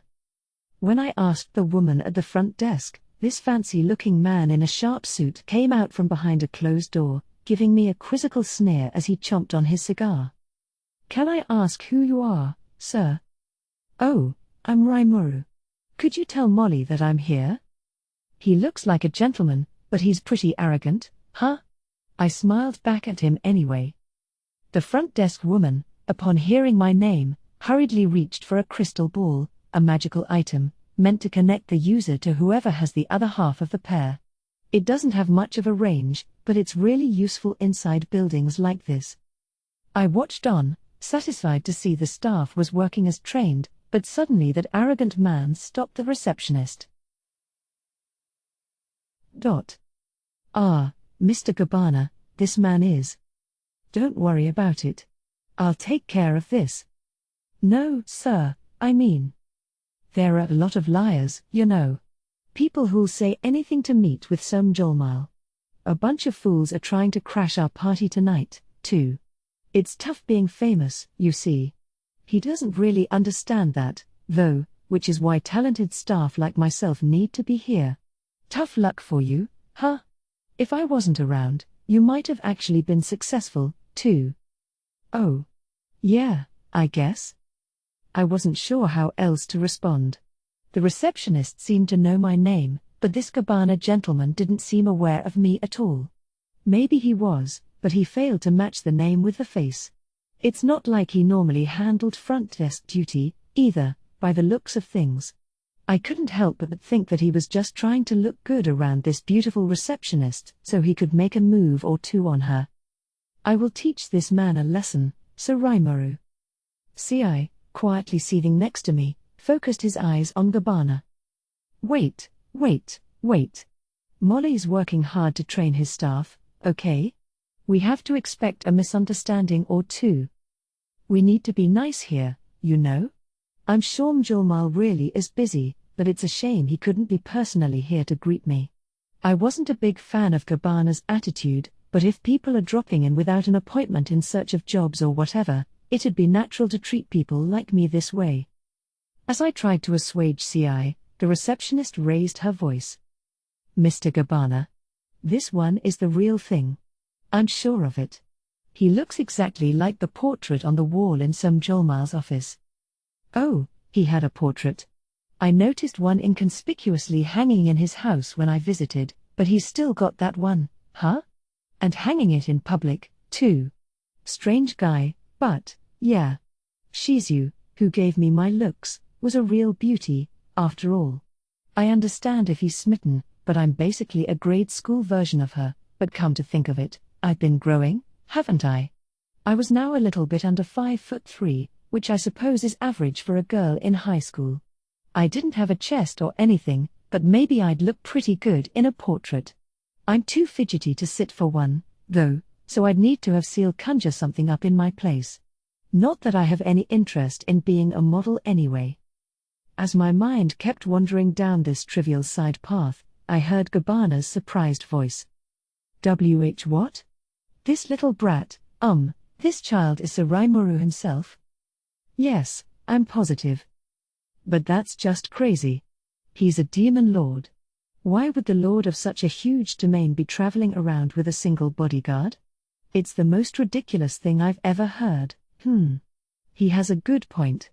I really need to follow more of the formalities when I'm traveling around, Shuna said as much when I headed to Dorgan. Here, I skipped most of them due to lack of time, but I knew how anxious that made her. Maybe I better shape up in the future to avoid things like this. It might be, sir, but it's the truth. I mean, would a demon lord just prance in here and say, "Hey, is Molly around?" Of course he wouldn't. Right? Gabbana sounded like he was pleading for his life, tears in his eyes. If he admitted he was wrong, after all, it'd mean he tried to kick a demon lord out of the building. I'm sure he had a vested interest in denying everything. The gentleman mask was off, and now I was seeing the real him. I feel kinda like a bad guy. Hey, I'm sorry. I'm not out to sick my dogs on you or anything. You have a covert agent here, you could sick on him. Enough, CI. But this isn't your fault, Gabbana, so I'll put it behind me. Could you just pass me on to Molly, please? My proposal made Gabbana's face light up. Are you sure? We'll all be a lot happier that way, won't we? Tears began to flow from his eyes.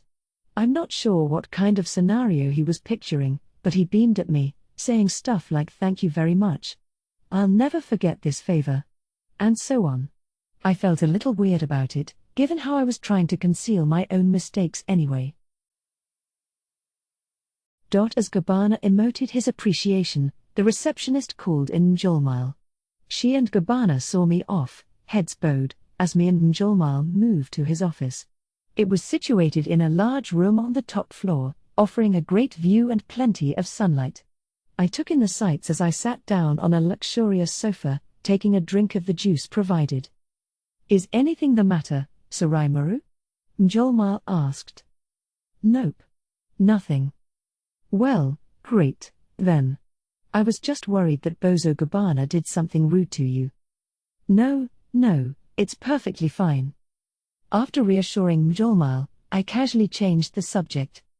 "But Molly, I see that you have a portrait of me in this office. What's up with that?"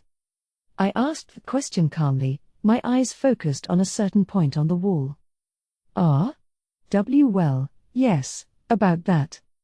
It would seem he obtained this on the black market, CI said. However, both its origin and the identity of the artist are unknown. Oh? There were pieces depicting you in slime form as well, Sir Rimuru, so I believe it is someone who knows you well, but even with our intelligence network, I have been unable to pin them down. A shrewd character, to be sure. Whoa, wait a second. Shrewd isn't the half of it. Am I in trouble? So not even your investigations went anywhere, CI? Unfortunately not. No way. As we are in a state of war, I assigned a low priority to this investigation. I therefore could not assign many personnel to the case, which is the likely culprit. Oh. That kind of reason? But I feel kind of violated, being a model for a portrait by someone I don't even know. Well, Mjolmile said, journalists around the world have seen you in person now, Sir Rimuru. I'm sure at least some of them have artistic talents. There's nothing that strange about it, is there? You think? If even CI's team was failing, that was cause for concern. But no point brooding over it. Okay, well, I'm confiscating this. Very well, wait, what? I attempted to persuade the shocked Mjolmile, although I had already decided on this in my mind. Why do you have to do something like hang a picture of me in public? I hereby forbid you from doing that. See, come on. This is tyranny. I don't think even the great tyrants of history would order something like that. You don't have to exaggerate. Why are you resisting it so much? I'll pay you for the portrait, okay? So let me just take this. I took the artwork off the wall. I mean, whoever painted this had beautified me so much that it hardly even resembled me any longer. To be frank, it looked way more like Shizu than me. That beauty, that fleeting feeling. An excellent representation of her. I was so excited about hanging this here, too. CI patted the wailing Mjolmile on the shoulder. Hair. Give it up. Have this instead. Huh? Is that? The moment the surprised Mjolmile and I saw the artwork in CI's hand, We both raised an eyebrow in confusion. It depicted a slime. Well, isn't that nice, Molly? Hopefully this'll be enough inspiration for you. No, I'm not sure this works, you could say. I'm sure it doesn't. I don't think seeing a picture of a slime would make for a very motivational poster. But why do you have something like that, CI? These were pieces we seized in the midst of our investigations. A few other examples have appeared in the market as well, and we've retrieved all of them. All just of me as a slime. Yes. What was that pause for? Well, one of them was taken from me by Diablo. What? That bastard. I resisted him with everything I could, but he overpowered me. I'm deeply sorry. Ah. Well, that's all right. I'll be sure to retrieve it from Diablo, then. That, and I'll tell him to stop getting in your hair. Diablo can be such a pain. He glorifies me way too much, and I know that my looks are derived from Shizus, so it's not like I claim I'm ugly or something. But this is all the more reason why I can't allow him to own portraits of me painted by God knows who. CI smiled briskly, relieved by my promise. Mjolmal muttered something like what, so Sir CI gets to keep his art? But he should really stop worrying about that kind of thing. Well, why not? I asked. At least CI attracts normal women. You can bet they'll be safe with him. Mjolmal gave me a funny look and nodded. The subject was closed for now, but I'd need to thoroughly look into where this stuff came from. There wasn't much time left before evening, so we got down to business. I'm glad to see things have gone well so far, but what about our future plans? That's the question, isn't it? I'd like to receive an update from you, too. Well, should I begin, then? No, you see, we've received loads of questions about your plans from all kinds of people. For tonight, I'd like you to enjoy the party, and then tomorrow we'll hold a conference to go through them all. Well done, Molly. No stones left unturned with you. Wahaha. But of course. I feel like I've been repeating myself a lot lately, which I'm getting sick of, but we'll get a whole lot more done at once this way. Kudos to Mjolmal. So I had him report to me on his current dealings. All our plans were experiencing smooth sailing. We had gradually been consuming a number of underground criminal organizations, and by now, almost nobody openly defied Reg any longer. That's wonderful. It's scary how well that's going. Oh, it truly is. Sir Villard is one of the most talented people I've ever met. He's using methods I never would have conceived of in a million years to expand our power. Honestly, he's even better at this than I am. Well, don't feel bad about that, Molly. He got the best of me once, as I recall. I can't blame you for thinking you lose out to him. I hate to admit it, but he's just a monster, let me tell you. It's like he reads people's minds and manipulates them into doing whatever works out best for him. He might even be more qualified to direct the FNTA than me, you know? Well, who knows? He's clearly a talent, yes, but whether he's CEO material is another story. No, I don't think so. Question mark. And I'm not just saying that 'cause we're friends, Molly. It's a boss's mission to reward the people under them for getting the job done. If a boss is too talented, they won't be able to accurately judge other people's achievements. I think I understand what you're getting at, Sir Rimuru, but... Mjolmal looked less than convinced, so I kept on talking. I could have just laughed this off, but better to address anxieties like this while they're still small. Well, everybody's different, right? So of course they're all gonna have different talents. And any boss is asked to assign their workers the tasks they're best suited for. But if you're too good at your work, you tend to just do it all yourself instead of relying on anyone else. Right. So if someone like that's at the top of the hierarchy, there's a pretty good chance they'll start thinking, like, I'm the best, I'm always correct. Autocratic is the word for it. They're talented, yeah, but many of them think in strict, polarized ways. If your staff gets the job done, that's a baseline. If they don't, they're worthless. Even if the failure's caused by having impossible quantities of work placed upon them, if the boss thinks he's right, he could pin all of the blame on the staff.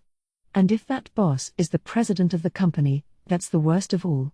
People might be too afraid of being fired to point it out, and even if they aren't, no one might be listening anyway. Along those lines, I felt safe with Mjolmal. He can be pretty autocratic at times, but he's kind and broad-minded enough to see his staff's failures as his own. Viard, meanwhile, is the kind of boss who immediately lays off anyone he deems incompetent. Well, maybe that's going too far. I wouldn't call him cold-hearted, but he's the type who looks at nothing but numbers and gives the cold shoulder to personnel he deems redundant. Management like that can contribute to the growth of a firm, but that's not the kind of firm I'm aiming for. I want the people in my organization to feel joy from helping others out. The Four Nations Trade Alliance, as set up by us, didn't need to hurry growth. I didn't care if it took its time, I just want a firm where people trust in each other. Rapid growth can result in people dropping out, and if Viard were director, that's probably what would happen, wouldn't it? I explained all this carefully to Mjolmal. I see. That's how you think, Sir Rimuru? Well, it may all be baseless anxieties, of course. I'm not trying to say Viard's a bad person, either. I just think he's so talented that he puts efficiency ahead of everything else. Yes, I can't deny that. So my job's to manage things so it's easier for everybody to work under Sir Viard, then? Exactly. Glad we're on the same page there. The top person in a company shouldn't really be much more than decoration, but they can't be an empty shell, either. If we can all shoulder some of it until everyone's okay with their load, well, that's when things start to come together. This wasn't an absolute, of course. Everything's case by case in this business. But here, at least, I was certain that Mjolmal was the best man to have on top. Besides, given that he's also the finance minister of Tempest, it's best that he doesn't try too hard as the FNTA director. Just keep an eye on things and send work over to those with the best talent for it. Besides, I think Viard's more suited for working under someone, not the other way around. So Mjolmal had my seal of approval as director, but the man himself treated this with a jovial laugh. Wah ha ha. Ah, Sir Rimuru, you are such a modest leader. ? Oh. No, you idiot, I was talking about you, not me. He kept on laughing in my face. Once Mjolmal was done briefing me, it was almost time for the party. We've invited nobility from many nations today, Sir Rimuru, so I'm sure you'll receive quite a bit of attention. It'll be such a large-scale event, I'm not sure we'll have much time to rest, but are you okay with that? Well, hopefully it won't just be me sitting there intimidating people. That was obviously a bad idea. But I didn't want to deal with a bunch of annoying hangers-on, either. I suppose I could solve this by just not attending, but everyone from Garzel and Yom to King Durama of Bloomond was on the invite list. If Mjolmal is director of the FNTA, then I'm sort of like the firm's top benefactor. I can't just duck out because I don't want to be there. I could shoo them away, if you like. CI looked deadly serious. If I let him shoo them away, my instincts told me there'd be a bloodbath. No, I'll be okay. I'll just use my consummate communication skills to fend them off. Understood. I will keep a prudent distance in my bodyguard duties, then. Great. Thank you. Cool. That's a relief. There'd be nothing but A-listers at this event, so violence was out of the question. It'd still be that way even if they weren't A-listers, but if we triggered an international incident, it'd wind up involving a hell of a lot more people than me. I am here, too, my master. Fear not. Ranga poked his face out from my shadow to express himself. Perfect. I'm counting on you. Cute little guy. His antics drained all the nervousness from me as I began striding toward the party venue. The 9th floor, one below us, was wide open for the most part, designed to hold large meetings, activities that required many employees, and other such things. Right now, it was decorated for the party, complete with a few tables set up for buffet service. The 8th floor, by the way, was the employee dining hall, letting staffers look at the scenery while they enjoyed their meals. Coffee and tea were available at all times from there, so the staff could use it for business meetings and informal chats as well. All the food served at this party was, of course, prepared by the cooks plugging away in the kitchen. There was an assortment of pickles, soups, cured ham, premium steak, meatballs, roast beef slices, a selection of pasta, takoyaki, yakisoba, okonomiyaki, curry, meatloaf. Hang on. They didn't go as far as ramen, at least, but something about this menu didn't seem too appropriate for a business party. Hey, Molly? What is it? Isn't the choice of food a little odd? You think so? It's all the most popular items from Tempest's dining halls. Yeah, I know that, but... Huh? Well, let's just take a deep breath. Maybe the buffet menu could have used more of a red carpet touch, but there's no need to be bound by convention at all either, right? If we're here to try giving this world a breath of fresh air, maybe this menu was the right way to go. You know, the food we had on offer at the Founders Festival was pretty off the beaten path as well. If anything, I think some of our guests were expecting something like this. Oh yeah? Well, I guess we're good, then. Indeed. And if we're not, it's not like anyone's about to complain. I really like how Molly can keep such a casual what happens attitude with this. As I reflected on it, I realized that I was overthinking it anyway. I took another look around, wondering if there was anything else to bring up. Then my eyes settled on the man who had built this whole venue. It was Villard. Well, Your Majesty. Oh, but in my current position, I suppose you'd allow me to just call you Sir Raimaru? He greeted me with a friendly, beaming smile, and I couldn't help but nod back at him. Not that it's a problem or anything, but Villard's smile brought up some bad memories in me, so I couldn't help but keep my guard up around him. Now I really couldn't laugh at Njolmal, huh? Still, it's pretty darn extraordinary that the Kingdom of Bloomond would be so ready and willing to change the entire makeup of the nation like that. It would have been unthinkable back in my old life, even if absolute monarchies still existed on Earth. The idea of accomplishing that without any bloodshed was just a fantasy. But here's King Daram, doing just that. Better not mess with him, I guess. Using his own kingdom as his chips. Talk about a true gambler. I frankly don't have the cajones for that, so he gets nothing but respect from me. And Villard, being his former right-hand man, wasn't anyone to look down on, either. Well, everything looks thoroughly taken care of around here, Sir Villard. Having you in command is a tremendous relief. Keep supporting Njolmal for me, okay? But of course. And please, go ahead and call me just Villard. My father, the head of our family, might be a marquis, but he is planning to abandon the title without me inheriting it. Really? Whoa. I mean, yeah, Bloomond's moves would shake the nobility a lot in the future, but that only really applied to the lower classes of nobility.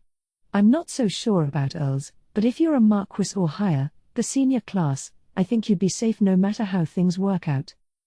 Yes, well, the time will come soon when we're called peers, not nobles, and then we'll likely lose our powers before long.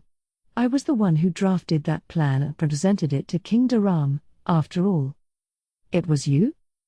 I think I deserved praise for not saying that out loud. Ha ha ha. Well, those are the times we live in. The nobles may be the big movers and shakers of government for now, but once the people get up to speed on politics, you know they're not going to be happy with the status quo. It's important to gradually cede authority to them, so things won't get too hostile once that happens. Well, I'm sure, yes, but you can't just ask a bunch of guys who've never been near politics before to run a nation. Villard smiled at my concern. No. And that's why I want to become a commoner now. That way, I'll be in a position to accept the powers that are due to come to us. Oh. That kind of thing? I wouldn't call it cheating, but he was certainly fixing the match quite a bit. But, yeah, it sounded reasonable to me. I do think that strategy would keep the nobility's dissatisfaction to a minimum. But, Man, how much foresight does this guy have, anyway? Because from what I've seen, he'd be up there with anyone I've met, supernatural or not. It's so amazing, I'd feel bad for leaving the sir off his name. Miles shook his head, exasperated. He had a look of "I told you so, didn't I?" in his eyes, and I nodded my firm agreement with that. So the party began without a hitch. Miles, as director, gave the first speech, with King Durham adding a few words and proposing a toast. Then things got informal real fast. Informal, but not crass, that was important. There were royals here, after all, so that goes without saying. Of course, there are always some people who don't quite get the message, so as soon as we entered the party's chatter phase, I had a crowd forming around me. Guys. I know I've got brilliant communication skills, but even I have my limits. 1 or 2 people are fine, but when I'm surrounded by a dozen or so, that's trouble. Your Majesty. Please, you need to hear my story. My homeland would like to send a diplomat to Tempest. We would like to open trade with you. And we also have roads we would like to improve. All you little small fry nations, get out of my way. My nation is close to yours, and... Why are you acting so above us?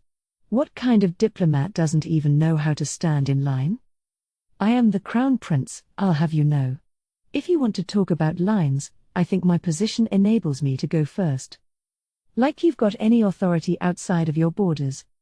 Should I interpret that to mean you are openly hostile to my homeland? So, yeah, it was pretty raucous. A lot of it was stuff I had no reply to, but who gives a crap, and I was worried a fight might break out soon. All a big headache, really.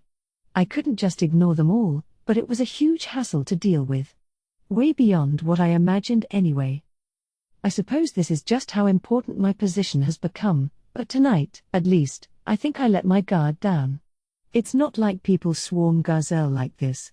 Even Yom presents himself as a stately figure, or not. That's Mornjaran smiling and keeping guard over him, isn't it? I envy him. Still, Yom's something of a sharp-eyed warrior, so maybe that's one reason why a snooty noble wouldn't want to get close to him. This must be why Elle from Thalion never shows up, right? Because it's always a huge uproar whenever she does. She told me she has people go through formal procedures and wait their turn to see her. Nobody without an appointment gets allowed in. I think I'll try something like that next time. Still, I had to do something about this situation. As I pondered over how to approach this, an unexpected person offered a helping hand. People, can we all relax a little, please? It was Cabana, the guy I ran into out front, talking to the crowd in his low, husky voice. His Majesty the Demon Lord Rimuru is head of the powerful Jura Tempest Federation and our nation's greatest supporter. I understand your earnest wishes, but please refrain from badgering him this evening. The point he was not so discreetly making was that tonight's a celebration of a new beginning, so let's discuss business some other time. He might have been crying in front of me earlier, but Gabana's a beacon of hope now. And he got a good reaction, too. Mr. Gabana. I heard you'd become an executive in the Alliance. It's great to see you in good spirits. Why yes, my apologies for being in such a rush. It's a great fortune for me just to say hello to you tonight, so I'll leave you be for now. My pardons as well. I'll look forward to seeing you at a later date, once I file a more formal request. And those were the lucky ones. Most of the crowd quickly made good their escape instead of trying to say anything to me. I wouldn't exactly call that praiseworthy behavior, but I wasn't going to yell at people about trivial things. I only had so much time in the first place, so Rigard was in charge of who got to meet with me. I only extended the honor to a carefully selected few, and even now, I'm still in the process of sifting through all the requests. In the future, I'll follow Elmesia's example and be a bit more stringent. The fewer troublesome people in my life, the better. That, of course, meant that I may never see some of the people at this party again. For tonight, at least, I'm not going to mind a little crass behavior thrown in my direction. I gotta say, though, I'm seeing Gabbana in a much better light now. He was standing a distance away, keeping an eye out for me, and thanks to him, I got to sit back and enjoy this party a little more. So, now that I had a little more freedom of movement, I looked around at the other guests. I met with Gazelle and Yom in advance, so no need to go out of my way to say hi. They'd be at tomorrow's conference, too, and if they had anything important to tell me, they could do it there. For tonight, all I had to do was hang out and act regal, so I was hoping to find someone interesting and get into some fun chit-chat. I looked around to see if anyone suitable was nearby, and there she was. A tremendous beauty, the kind who'd make anyone turn their head. Who is it? It's Hinata, of course. Hinata was wearing a dress with a wide-open back, jet black like a moonless night, and studded with jewels that looked like stars. But the dress wasn't all that noteworthy compared to her own sexiness. She kept her hair short, and between that and the dress, all her skin from the back of her neck down to her waist was on full display. She had tied a ribbon around her neck, but even this only accentuated her appeal. Her pale skin was dazzling against the dark hue of her dress. Just too dazzling, really. It was called a backless dress, apparently, and I don't know who invented it, but it's a truly wonderful design. Better save that to a file in my brain. Or, actually, maybe I could have record this as a video for me. There is no such function. No, there is, isn't there? I mean, you played back that high-res video of all the stuff in a labyrinth for me. As we are not inside the labyrinth, no recorded footage is accessible. You gotta be kidding me. I know you can do this. Like, you save the video from my battles against monsters, don't you? So I can study them later? Just do something like that here, is all I'm asking. Negative. No justification found. Hey, why is it talking like a robot all of a sudden? God damn it. I hate a partner who goes all unreliable right at the most critical moment. Left with no other choice, I devoted every slime cell in my body to the task as I smiled and spoke up. Wow, Hinata. You look beautiful tonight. That dress suits you so well. Hinata was having a sip of wine, but she put the glass on the table and turned back toward me. Then, gazing dubiously at me, she spoke. Huh? So you've learned how to flatter people now, eh? No, I mean it. I'm not good at any kind of flattery. That was half true. I was no good at giving compliments I didn't actually mean. Hinata snickered a bit instead of taking me to task for it, but I couldn't end the conversation here, so I plowed onward. But it's really bold, too, you know? Not to be rude, but I didn't think you'd be so aggressive with your evening wear. She glared at me. I swallowed the rest of my words. Oh, crap, I feel like my stock is plummeting with her. If you're aware that it's rude, it would have been the right move not to say it, wouldn't it? Sorry. You're absolutely right. Enough antagonizing her. An apology was the only way out. Hinata was reproachfully staring at me. I was panicking under her gaze. Then I smelled the aroma of wine. Hinata, breathing out a sigh, looked impossibly sexy to me. I mean, she looked great from the back, but the front view was definitely nosebleed-worthy. Her dress went all the way up to her neck, but it was sleeveless, so there was nothing hiding her pale shoulders. And the most important part of all was the sides, down from the... What are you looking at? I'll kill you. Sorry. Bad move. I forgot I was in human form as I stared at her. No wonder she spotted it. Good thing this body of mine doesn't get nosebleeds. Luminous wouldn't shut up about having me wear this, she said. Dang. Nice one, Luminous. I'd love to send an attaboy out to her right now. I can picture her looking all smug about it, but either way, I have a ton of respect for her. I still tried to keep it cool as I did cartwheels for Luminous in my mind. Really? Well, I don't think she made a bad choice. I mean, seriously, you look beautiful tonight. I tried to appear as self-assured as possible. I meant every word of it, so I wasn't afraid of Hinata glaring back at me. Okay, that's a lie. Actually, I was all kinds of freaking out. Here we go again, but before Hinata could continue, I covered her lips with my own, or rather, it'd be perfect if I could actually do something like that, but a single misstep and it'd be a lot more than just sexual harassment. I'd be a sexual offender, more like, and besides, I was way too timid to have that kind of courage. So I went with words instead.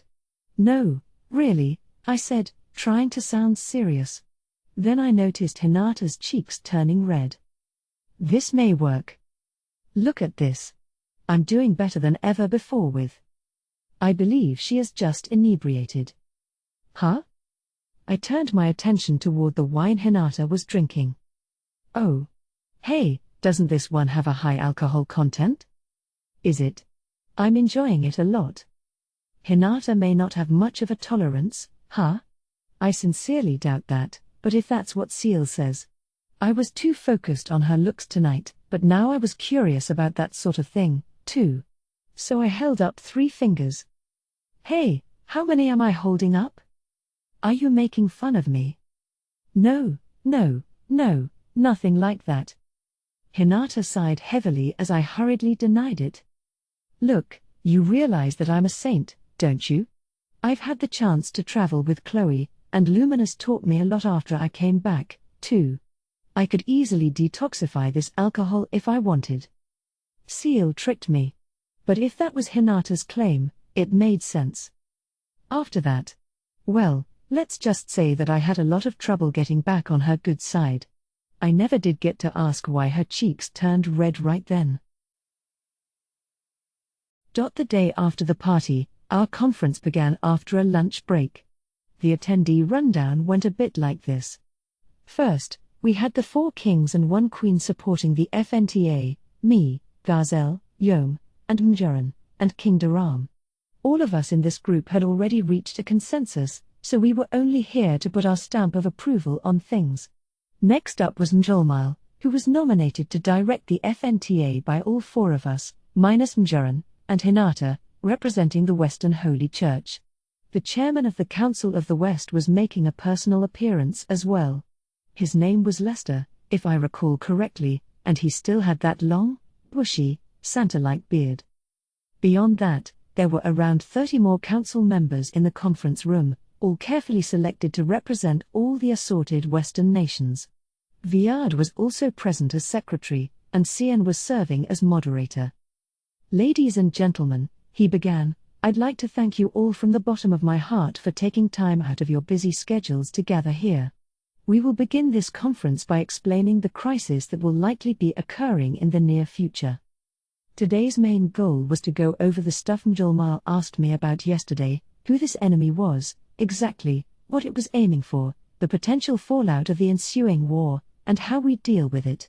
We carefully screened the people joining this meeting to keep any fear from growing into outright panic. Kicking and screaming wasn't going to change this reality. Instead, we needed to be mindful about the best possible course of action available to us. As leaders, we couldn't be timid about that, as difficult as it can be. So that's why I wanted to lay everything out on the table first. I had given this spiel quite a few times before, so I appreciated Mjolmal's arranging all of this. In the meantime, Cian completed his overview of the situation. So you're saying the demon Lord Rimuru won the war against the Empire, said Chairman Lester, but now there's this new enemy, Michael? This muttered question ignited the other councillors. And this Michael is leading the angelic race, too? A Tema war, is it? I never thought that 500-year calamity would happen in my lifetime. Hearing their reaction, I raised my hand to speak up. We'd better address a misunderstanding or two sooner than later. Like Cian said, the goal of the enemy is to resurrect Veldenava. We can only speculate on how they plan to do that, and we have no evidence favoring one scenario or the other. Most importantly, we do not have a time frame for this, either.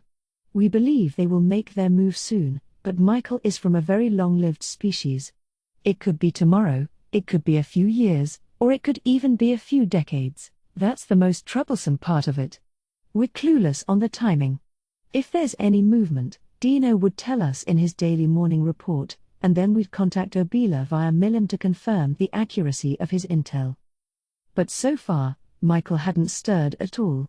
It was ominous, but there was nothing we could do about it, so we put that behind us for now. We had to keep on the alert for this enemy who could attack at any time, but until then, we were obligated to continue with our regular activities. Japan was pretty much the same way, I guess. A subduction zone earthquake was 60% likely to strike the country within 10 years, and that likelihood went up to 99% in 30 years, but that didn't stop us from living our lives. We just made sure we were prepared in advance, so we wouldn't be helpless when something happened. Beyond that, it was just a matter of cherishing our daily lives. Honestly, I was a lot more afraid of sudden volcanic eruptions than earthquakes, since there's pretty much no way to prepare for those. They say that if Mount Azo, the largest active volcano in Japan, were to have a full-on caldera eruption, it'd cause untold damage. They call it a supervolcano, after all, and apparently there'd be no escape no matter where in Japan you were. Maybe parts of Hokkaido up north would be unscathed, but either way, it'd be the end of the country. That's all a hypothetical, of course, but what if the government released a statement saying this was guaranteed to happen within the next year? I mean, I doubt it'd really happen, but even if I trusted it and wanted to flee somewhere, there wouldn't be any escape. No country is gonna be willing to accept 100 million or so refugees from Japan, and I doubt we'd arrange some elaborate system where we're all divided up among a bunch of other nations. Of course, if that prediction was 100% accurate, I'm sure the government will do what it can to help, but that depends on who's in power. Maybe they wouldn't accept it at all, and in the end, we'd have to rely on our own social connections to make our escape. I guess I always feel in my mind somewhere that if it happens, it happens. Better to live each day in the pursuit of happiness, rather than cower in fear every day. It's not like anywhere we escape to is guaranteed to be safe, either. They call them natural disasters because there's no point thinking about them all the time. There's an expression that goes along the lines of the best laid plans of mice and men often go awry, but I think that as a human being, you gotta just do the best you can with what you have. So we'll ensure that we are ready for Michael's attack at any time, but we also want people to keep enjoying their daily lives. That was why I wanted to reveal this truth only to the world's leadership. I hope this is understood as we ask you to join us in this preparation effort. Everyone was silent as I made my conclusion. There was audible groaning. But after half a minute or so of this, Hinata finally spoke up. As the representative of the Western Holy Church, we promise you our full support. I see, Lester said. That makes sense to me. So the projects being hastily developed and promoted in the Western nations were in preparation for this? Cian nodded. That is correct. It is all in accordance with Sir Raimuru's will. We were building tracks to run Magitrains on, as well as station buildings to serve them. These were now being expanded and redesigned for use as shelters for the local residents. They could serve as gyms or auditoriums or other things in regular times. I was going to ask our audience here to hold evacuation drills for these facilities once they were done, but before I could say anything, Lester spoke up. It certainly makes sense to me that advance preparation is very important. I, personally, do not have the authority to intervene in other countries' policies, but I can at least offer these evacuation drills as a proposal. Along those lines, I would be glad to offer my cooperation. Indeed. I may only be a councillor, but I am a marquis in my homeland. I will offer my advice to the king and get our training program underway. Yes, it's a perfectly valid idea. Allow me to join you in this. The councillors appeared to be on our side. This was going quicker than I expected, actually. We did pick this group carefully, after all, and none of them were foolish enough to grumble about this. Or, really, Njolmal said he kept the audience for this meeting small to prevent disorder like that. When it comes to decisions as monumental as these, a larger group would never reach a consensus, so the plan was to persuade a small group of power brokers first so they could win over the other councillors back home for us. That plan seemed to be going well, but it remains to be seen how the whole Council of the West will vote on the matter. Ho ho ho. Lord Rimuru seems to be concerned about the council's ultimate decision, but I would advise him to rest assured about that. Nobody, after all, would ever dare stand up to Lady Testarossa. Ha ha ha. You are certainly correct. I have my political interests, yes, but I value my life quite a bit more. If this matter could threaten the very existence of our country. Well, if it's something as simple as evacuation drills, a single word from an authority like Lady Testarossa will bring everyone on the same page. Indeed. It's hardly something I am willing to openly fight against just to make my own opinion known. It'll pass unanimously, I'm sure. It benefits all of us equally. The councillor's reaction was quite a bit different from what Njolmal and I expected.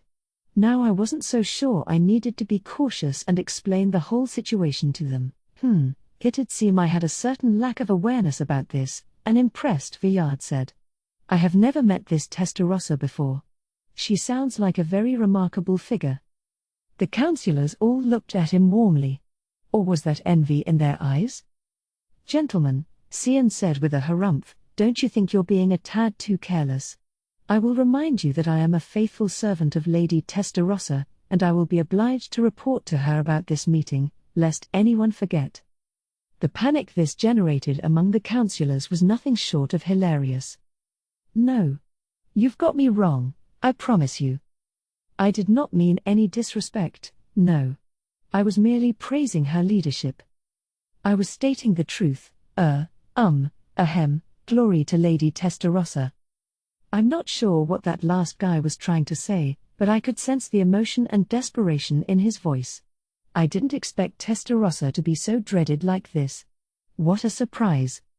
Cian, I said as he smiled to himself, try not to bully everyone too much, please. And I'm sure this simple exchange taught Villard just how mean Testarossa could be. I was thinking I should meet with this woman, he said, but I'm sure she is busy, so perhaps another time. So does that mean our meeting is over for today? I could almost see him backing away from the minefield. His danger detection skills was something I could learn from, actually. Once more, I was reminded of how talented Villard was. So the meeting was at a natural ending point, but I recalled that I had one more thing to say. Oh, right. So Testarossa sent me a message that Masayuki, the new emperor over in the east, wanted to build a peaceful relationship with the West. He sent a request to join the Council of the West, but what do you think? I had received this thought communication just before I came here. I was pretty casual with the moves, but most of the attendees froze, startled. What? All of them turned toward me, their eyes shrunk to little dots. The only unsurprised people in the hall were Gazelle, Yom, Njolmal, and Cian, all of whom I gave advance word to. I hadn't even told King Daram yet, so he was just as astonished as Villard. I almost never see Villard look shocked, so I got a bit of secret enjoyment out of that. Still, it seems my statement was more of a bombshell than I expected. I heard nothing about this. Well, no, I just told you, so. Were you aware, King Gazelle? Yes, I had received word about it, but I don't know any details, and I certainly didn't know that talks had proceeded this far. Wait, I thought Gazelle knew all that stuff? No, we had discussions along the lines of wouldn't it be nice if this happened? But we had not gone over any dates or other specifics. Oh. Yeah, maybe not. I know the timing was a little tough, but I really should have contacted him via our cell phones to say something. I figured I'd clue him in today since we had this meeting and all, but I didn't quite make it to him beforehand, so this was the first notice for a lot of people. Did you not know either, Yom? Not a bit, no. So why weren't you surprised at all? Well, if I let every little thing the boss did surprise me, I'd have died of a heart attack long ago. I didn't much appreciate being openly dissed like this. Mjuran, listening from Yom's side, had a hand on her forehead, but she was staying quiet, which I'll take to mean she agreed with him. These stares from everyone started to feel excruciating. This is just stunning. Why do you always have to break this incredibly important news as if it were nothing? Hinata's gaze stung particularly hard. Well, I deeply apologize, madam, but, I don't know why I was calling her madam all of a sudden. Must be the nerves. But is this really my fault? I was so preoccupied with this war against Michael that I kind of assumed that the Eastern Empire would generally cooperate with us. Tempest is providing all kinds of support to them, too, so we can all be on the same page here. Wasn't it kind of a given that it'd work out like this? I didn't expect so much surprise. Because you don't seem too remorseful about it. Oof, wait a minute, Hinata. You know that Tempest and the Empire were at war, right? And we won, so now we're exercising our rights and building a peaceful relationship with them. And now that that's underway, it's a given they'll want to reconcile with the West, too, isn't it? I was laying on the excuses as thick as I could. But Hinata never stopped glaring at me. Which, well, I'm not in the wrong or anything, but not telling anyone might have been a bad mistake. It's not like I had no way to communicate with them all, and being busy wasn't much of an excuse. Maybe this was my fault as well. I was about to say sorry, but then Viard nodded deeply and lent a hand. You're absolutely right. This is not Sir Rimourou's fault, but rather ours, for failing to ask him to take such measures. Wow. You really get me, Viard. What a smart guy. I couldn't ask for a more reliable ally here.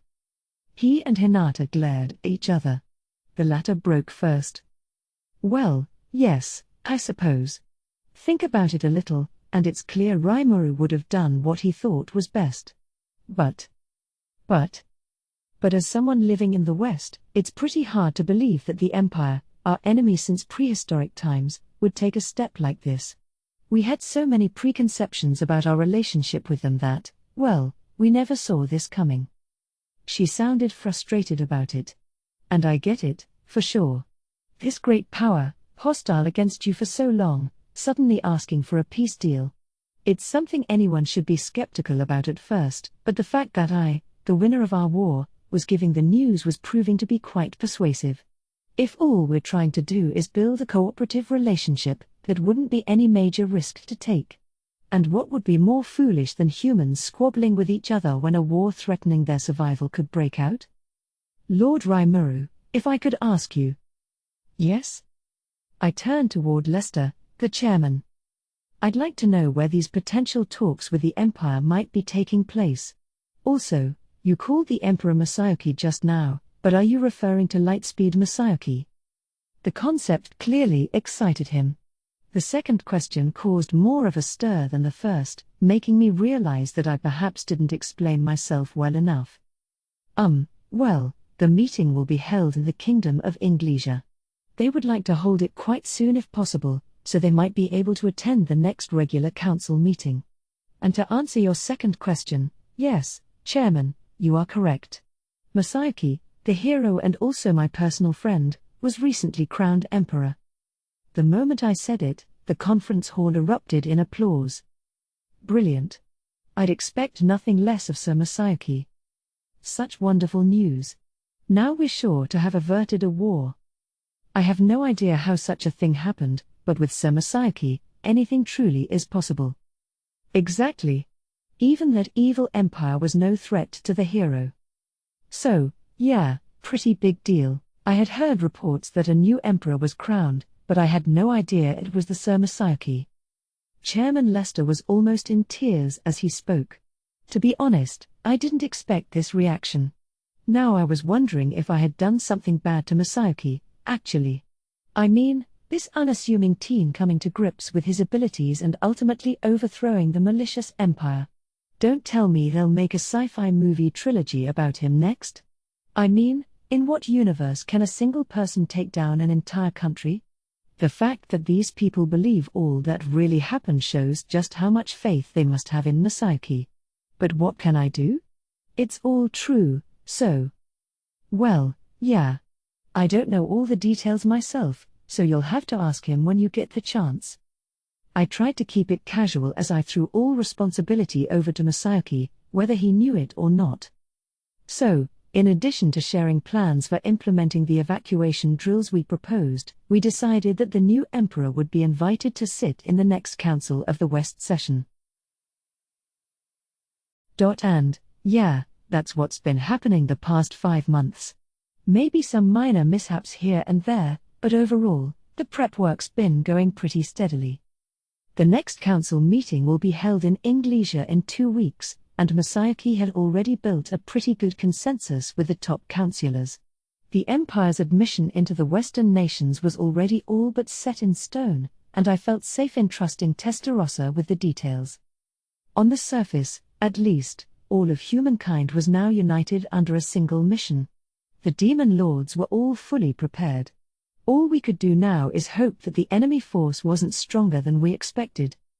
But as I thought over this, I received a sudden contact from Dino. Hey, it's Dino. Can you hear me? Of course I can. Any moves? This wasn't his regular morning check-in, so clearly something was up. Well, yeah, more or less, so I thought I'd let you know. There's so much going on, I don't even know where to begin, really. Huh? He wasn't being too coherent with me, but clearly something was up.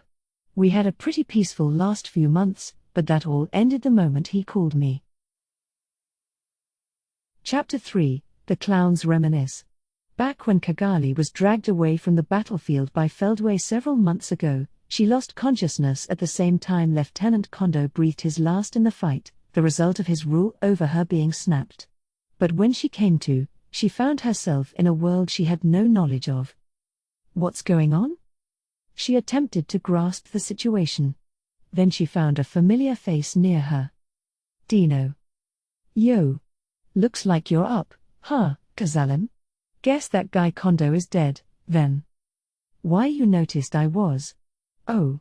I'm sure the boss told you. Dino, using the name she abandoned, surprised Kigali, but as her eyes focused more, she discovered Yuki, lazily sitting on a chair and looking like he wasn't even there. He, much like Kigali, had been placed under the rule of someone. And when Kigali realized this, she instantly determined that it wouldn't be strange at all if Yuki revealed her identity to the world. Yeah, kind of. I dunno exactly what happened to you, but honestly, I like how you look now a lot better. Kigali looked nothing at all like the demon lord Kazalem, and Dino wasn't afraid to say it out loud. As detached as ever. I can never read him. She began to relax a bit. To be honest, she didn't have nearly enough fighting force at the moment. She'd merit an over A rank, yes, but in the eyes of true monsters, she was just a face in the crowd. Dino's powers were unknown, but she knew she didn't stand a chance. So Kigali pursued her best option at the moment, intelligence gathering. So where am I? Dino scowled. You know it's not your own world, right? This is kind of a special place. It's right next to every world out there, but it's isolated from them, too. The origin point. We call it the Celestial Palace. It wasn't a familiar name. But a few keywords stood out to her. The origin point? Not the place where Veldenava the Star King Dragon was born? The origin point, the place that existed even before all the worlds were created. A folktale, recorded only within mythology. It was claimed to exist, but nobody had ever seen it before. How? You need a key to go through the gate leading to here, but I didn't know what that key was, either. But now that I've been taken here, I know how it works. Can't tell you, but... That annoyed Kigali.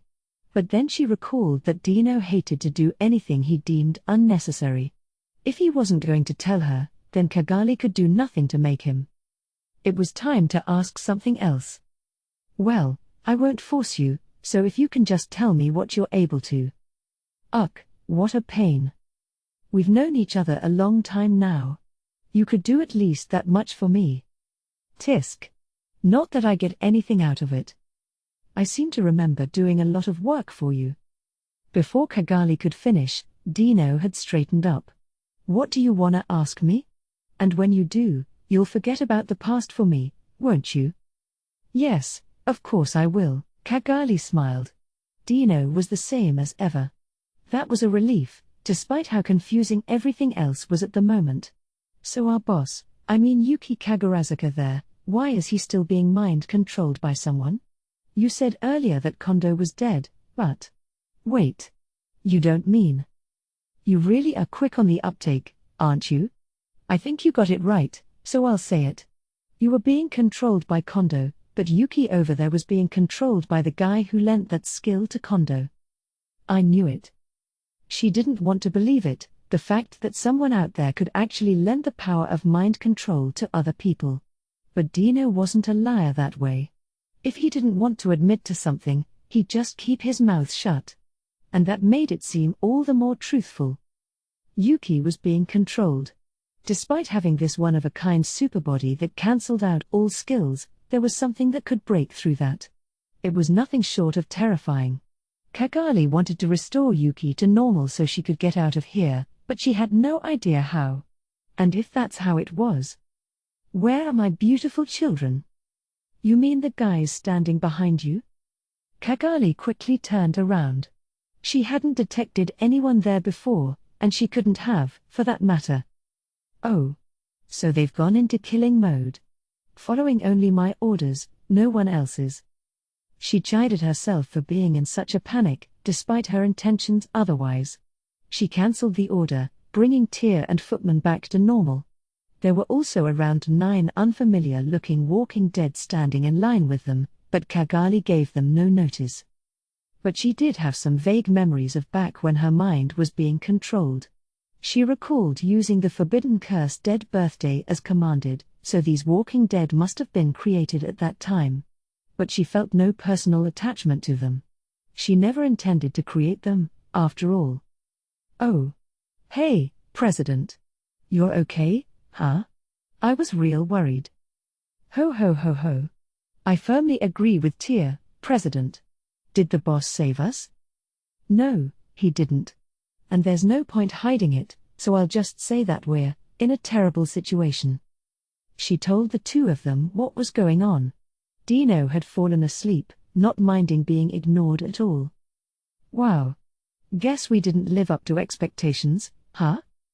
Of course you did, Tyr. Even the boss had his mind controlled. I'm sure there was nothing we could have done to resist it. So now what'll we do? Footman asked. Are we just gonna go along with it? Yeah, added Tyr, can't we just escape? I don't see any guards.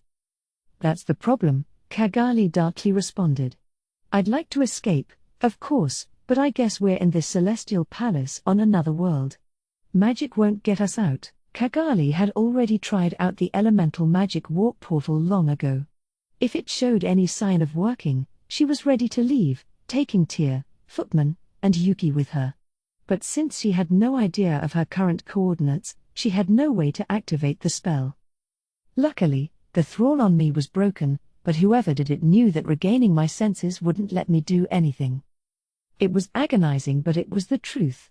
Nobody was guarding them, no, but that's only because nobody thought Kagali and his companions could escape. Dino? Hey. What's up? I was trying to enjoy a nap here. Got another question? I doubt you'll answer this one, but is there any way to get out of this place? You think there is? No. Right?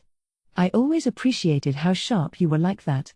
So, yeah, better stop wasting your time and start behaving yourself, you know. She saw that coming. But now Kagali was truly stuck. The Celestial Palace was a very small, very flat world. It existed within a single sphere, the lower half Earth and the top half the sky. It was perfectly level and around 40 square miles in size, its climate mild with no seasonal fluctuation, and in the middle of it was a beautiful white castle. But that was everything. No flowers withered on it, no fruit rotted on the branch, no water was tainted, and the earth was never parched. The fields of flowers were always in full bloom, and what trees there were always bore the tastiest, sweetest smelling fruit. It felt like time had stopped there, such was the complete lack of change. Kagali and the rest were held in a small, square structure set up for them in the middle of a garden. The whole of the castle was visible from there, and if they turned around, they could see a huge gate on the edge of the world.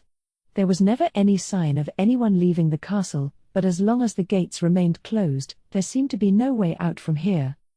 So Cagali, undeterred by Dino's reply, calmly thought about what to do. But then someone came out from the castle to bother her. He was a man with a stout, muscular physique and a face that seemed to know no fear. His entire body seemed to course with pure spirit, hinting at the exceptional strength he had. "We can't have you here, Sir Dino. Someone of your stature shouldn't be so familiar with these people." The man looked down on Cagali, seeing no reason not to. Who is this guy?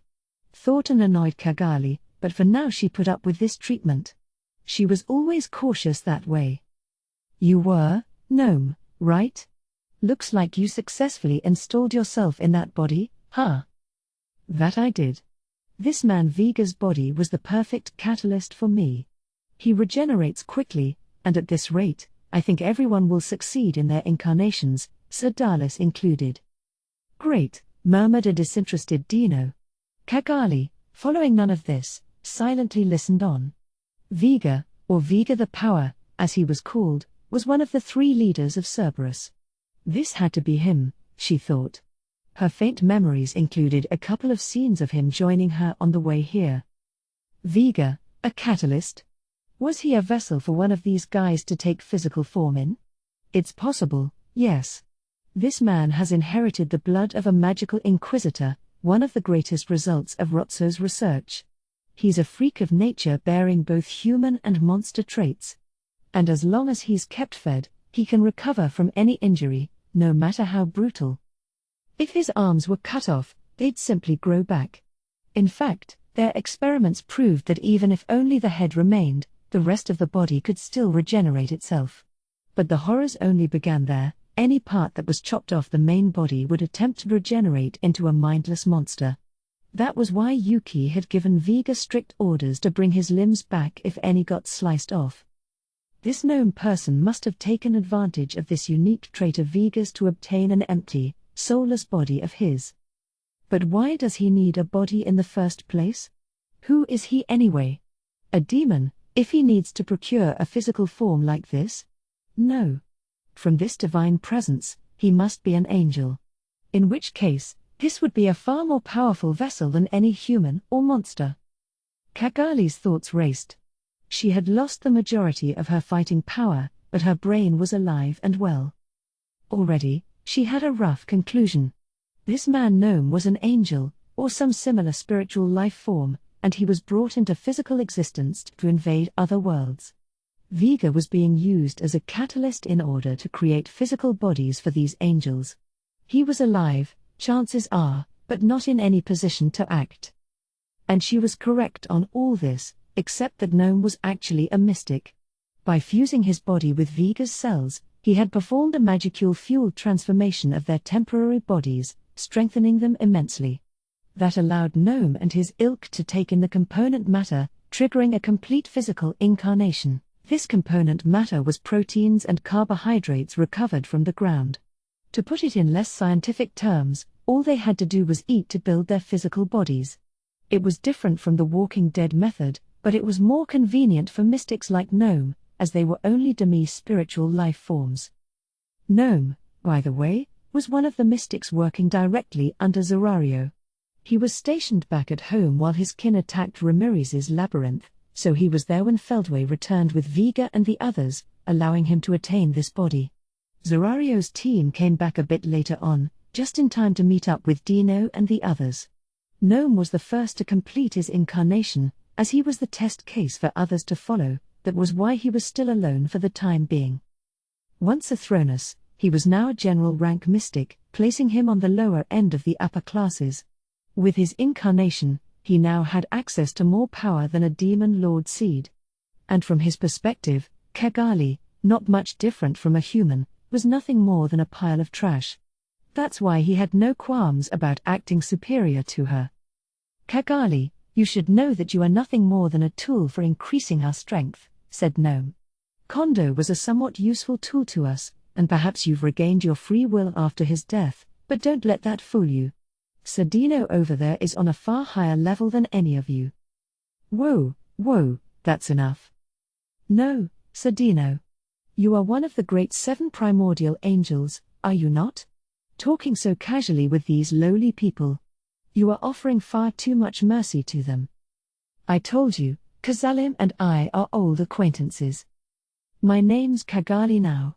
Could you call me that going forward? Normally I'd say, no way, that's a pain in the ass, but Kagali is shorter. Let's go with that. Kagali was now a beautiful woman, not at all like before.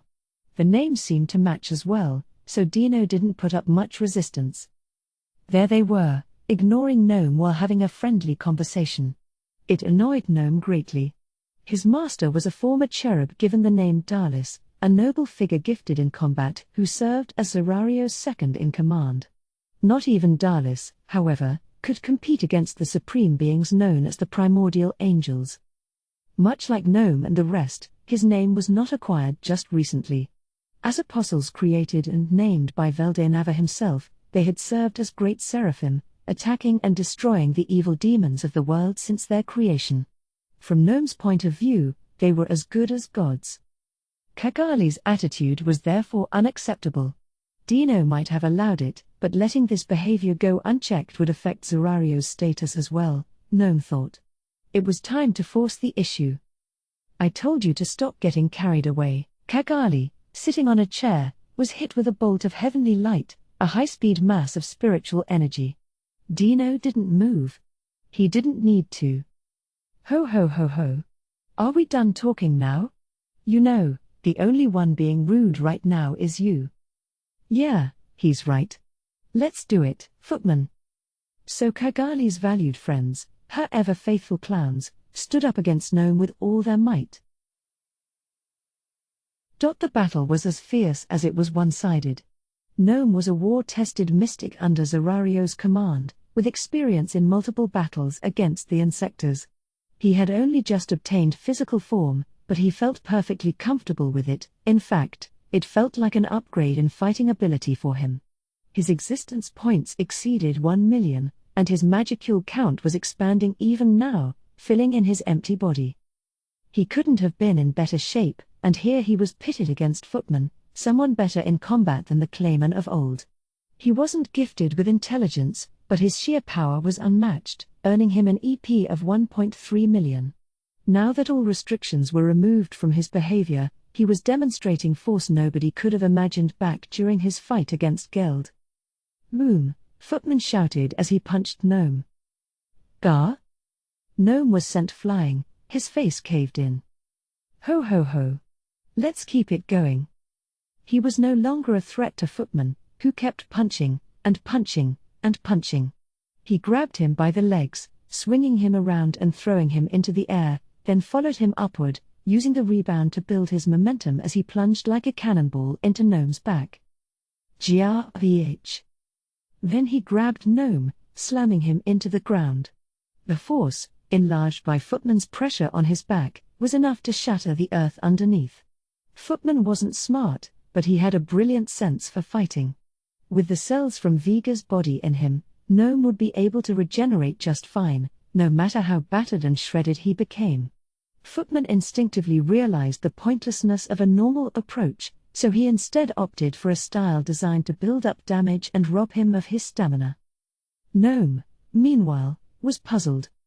This Footman was far stronger than he imagined. Why, you're kidding me.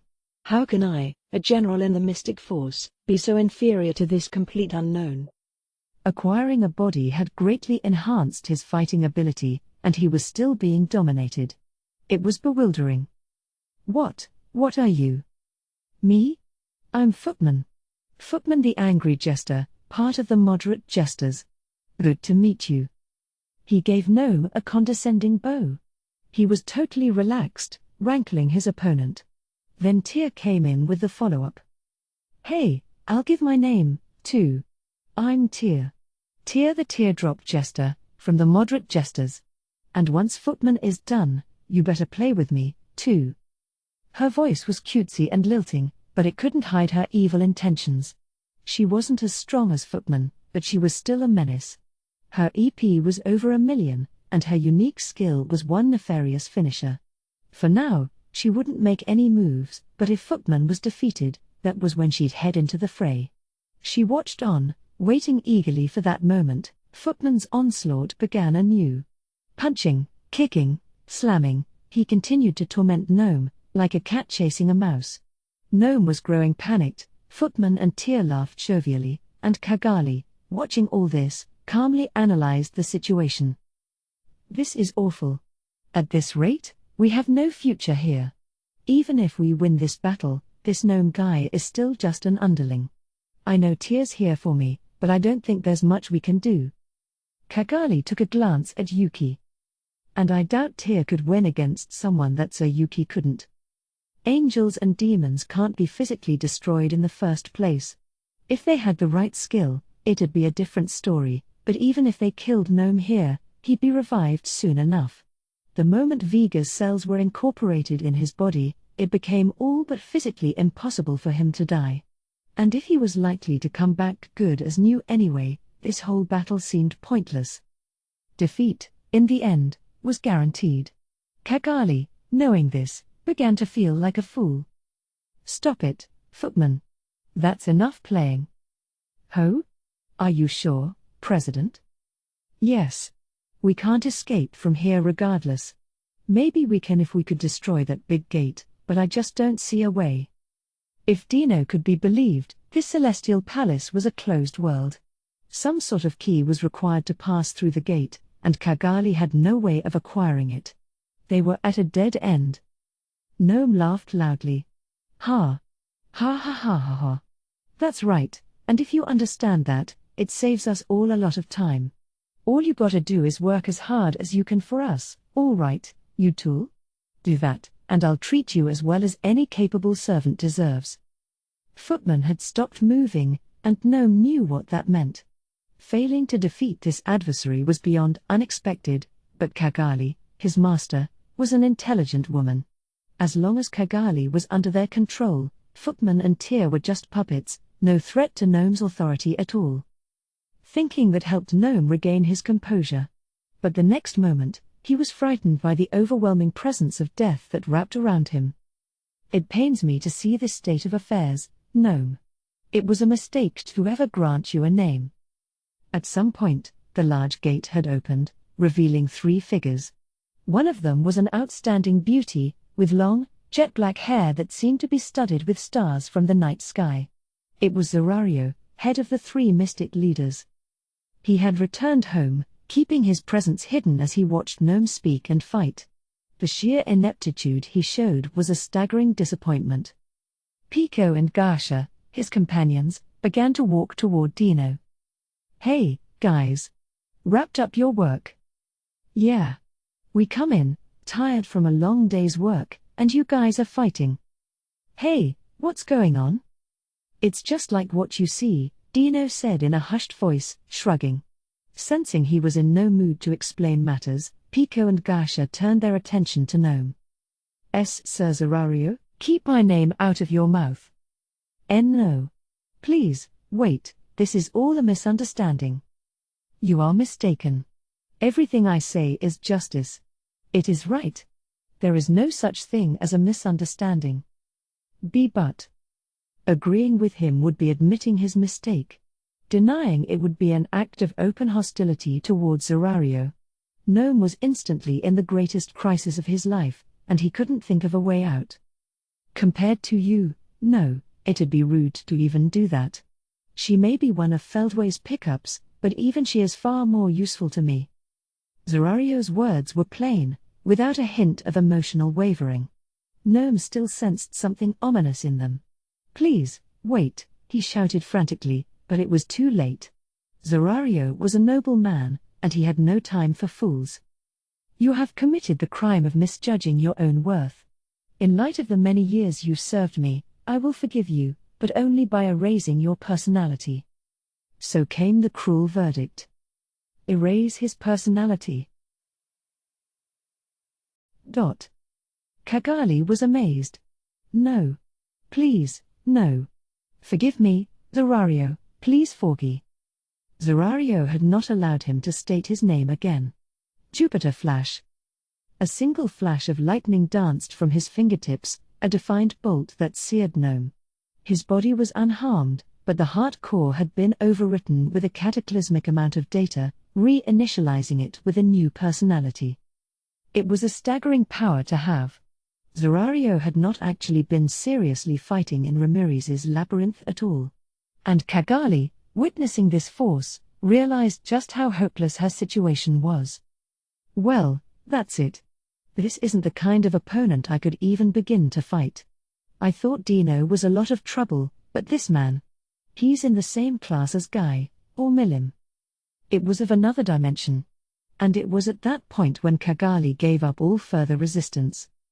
So, she drummed up the courage to ask, "What's going to happen to me?"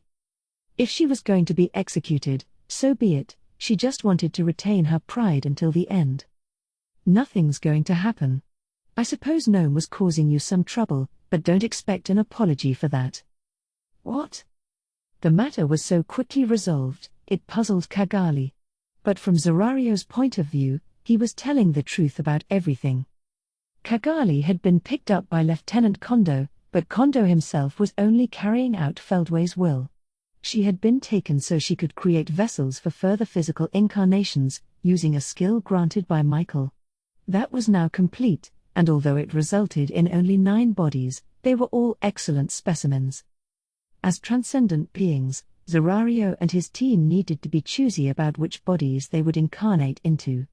Regular humans and monsters, much like the temporary bodies they were currently using, would disintegrate under the kind of power they wielded.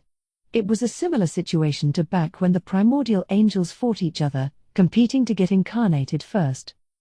These difficulties manifesting themselves in the material world made their invasion strategy far more difficult than it should have been. Then Cagali happened to be in the right place at the right time, and they came up with the idea of using the Walking Dead as a base. They'd need to experiment first, but the results were superb. They'd later stumble upon the idea of using Viga's body as well, but the side effects of that led directly to Gnome's outburst. This body seemed to be altering Gnome's very personality for the worse. Zorario chalked it up as a failure. By comparison, the Walking Dead had no free will. And since Footman had clearly just proven his powers, it was decided that he'd be strong enough to withstand being possessed by Zorario and the others. Well, so much for the idea of using that man Viga. Gnome was always a more prudent man than that. I can only assume the body was influencing him the wrong way. Zorario muttered those words to no one in particular. To Cagali, they were food for thought. She replied to him without thinking, even though what he'd said needed no response. Viga's a greedy man. He symbolizes power itself. He practically lives off desire and ambition, and it enhances him. Oh, she thought. But it was too late. Zorario was silently pressuring her into continuing. Viga is a very pure-minded man.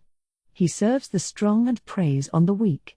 It may be vile of him, but those are the convictions he lives by. And that's what makes him so powerful. He never feels bad about losing. If he thinks he can't win, he won't hesitate to become as servile as possible. If he can survive and take that experience to the next round, he'll see that as a win. That's why Viga has never felt like he lost. Any opponent who lets him go is a fool who he'll get even with someday, once he's able to beat him. That was how Cagali saw Viga. But in terms of greed, of course, Sir Yuki is the clear winner. Yuki had a good grasp of Viga's personality, and he had the strength to take advantage of it. Cagali had to respect him for that. I see. So you're saying that this greed, this insatiable desire, has penetrated so deeply into Viga that it exists at the cellular level?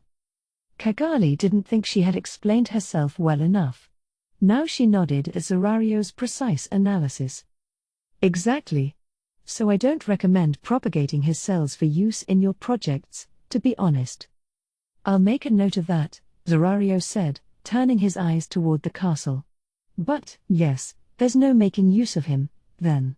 Follow me. Huh? Zorario was already walking briskly toward the castle.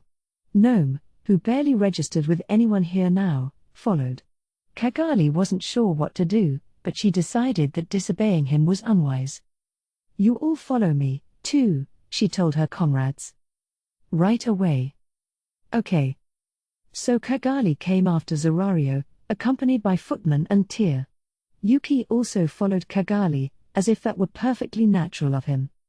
The only ones left there were Dino, Pico, and Gasha. "So now what are we gonna do? What can we do? It's none of our business." "Yeah. That's what I sure think, yeah. But Pico, don't try to ingratiate yourself with Dino too much. I can't have you turning out all weird on me, too." "Okay. Hey, why are you talking about me like I'm some kind of failure?" "Well, aren't you? You're the lamest angel ever. Totally a fallen angel." "Oh, shut up. I bet you think that sounds really cool, but shut up." Their shouting echoed across the small house they occupied. Upon stepping into the castle, Cagali was immediately impressed by how majestic it was. She thought she had expended every effort to make the castle she gave Clayman as luxurious as possible, but now she realized she hadn't done nearly enough. That royal palace she lived in long ago looked like a hovel compared to here. "It's wonderful." "Of course it is.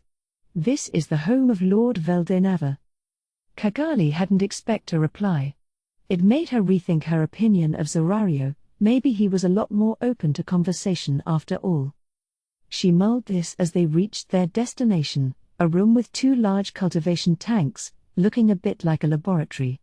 5 people were surrounding one of the tanks, and floating inside of it was something human-shaped. Taking a closer look revealed a figure who looked like Viga's identical twin. The staff all turned upon noticing Zorario, bowing their heads.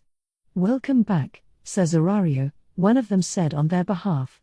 This man's name was Dallas. Mystics were all genderless, strictly speaking, but he had been serving Zorario in a male form since way back from his time as a cherub. Zorario gave him a light nod and immediately announced his business. "The project's hereby cancelled." "Yes, sir." Dallas didn't ask why. Zorario's words were always correct, no matter what he said, and as they saw it, their only job was to follow them. This was why angels were consistently described as having little self-awareness, and why Gnome was so easily influenced by Viga's cellular-level greed. "I went through all the trouble of granting all of you names. Now I'm not sure the benefits were worth it." "I'm very sorry, sir. Are we at fault in any way?" "No, nothing like that. Surely I was just expecting too much." Zorario always did his best at everything, but he didn't expect every single outcome to be perfect. He tried to accurately evaluate the results he was given, in the hopes they'd come in useful later on.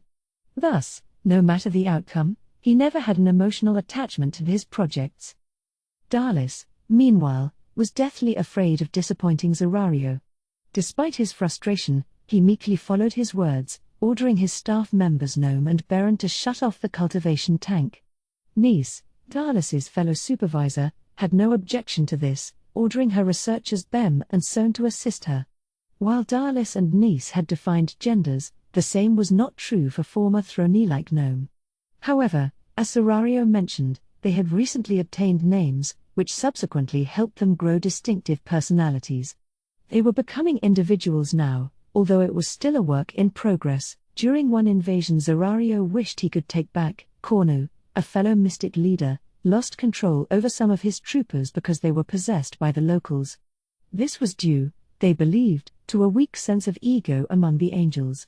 As a countermeasure, it was decided to grant names to the top management, but only the ex-angels among them. However, after several decades, the amount of change was still pretty scant, leading Zorario to believe that little further growth could be expected. That was why he was looking for a suitable vessel for himself to possess. "I thought using Viga's body as a base for cultivation was feasible, but I had no idea even his cells were so corrupted. The only other way is to use the walking dead we've created." They had only 9 of them, which was enough to provide bodies to the current top ranks. But Feldway was also planning to have Michael invoke Armageddon in order to boost their strength further. When it happened, instead of summoning a vast number of angels at once, they planned to concentrate their energies and create a handful of all-powerful seraphim. That's what the Walking Dead were for. The people serving Zerario directly, even Dallas, his right-hand man, were ranked only second in the hierarchy. There was a need to amass great power, the kind that couldn't be shaken by anything, and so the Walking Dead had to be reserved exclusively for the seraphim. Well, fine. We don't know how many we can summon, so there's no need to be hasty. I'll discuss this matter with Feldway later. Zerario was about to leave, but then he heard the sound of shattering glass. The cultivation tank was destroyed. Wait, God damn it. How dare you rip my arm off like that? It's you, right? I'm taking it back.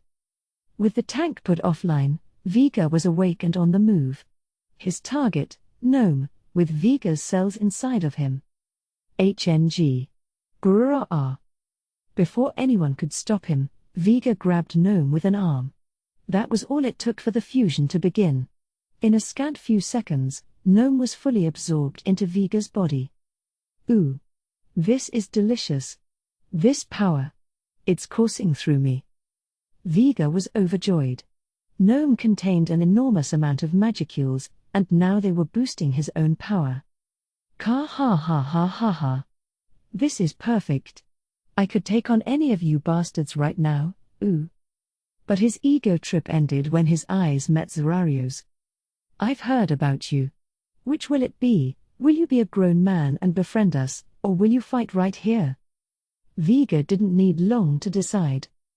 Heh. Sorry. Got a little carried away. I'm taking your orders, of course. It was impressively pathetic of him. Zerario expected it, so he didn't show any dismay.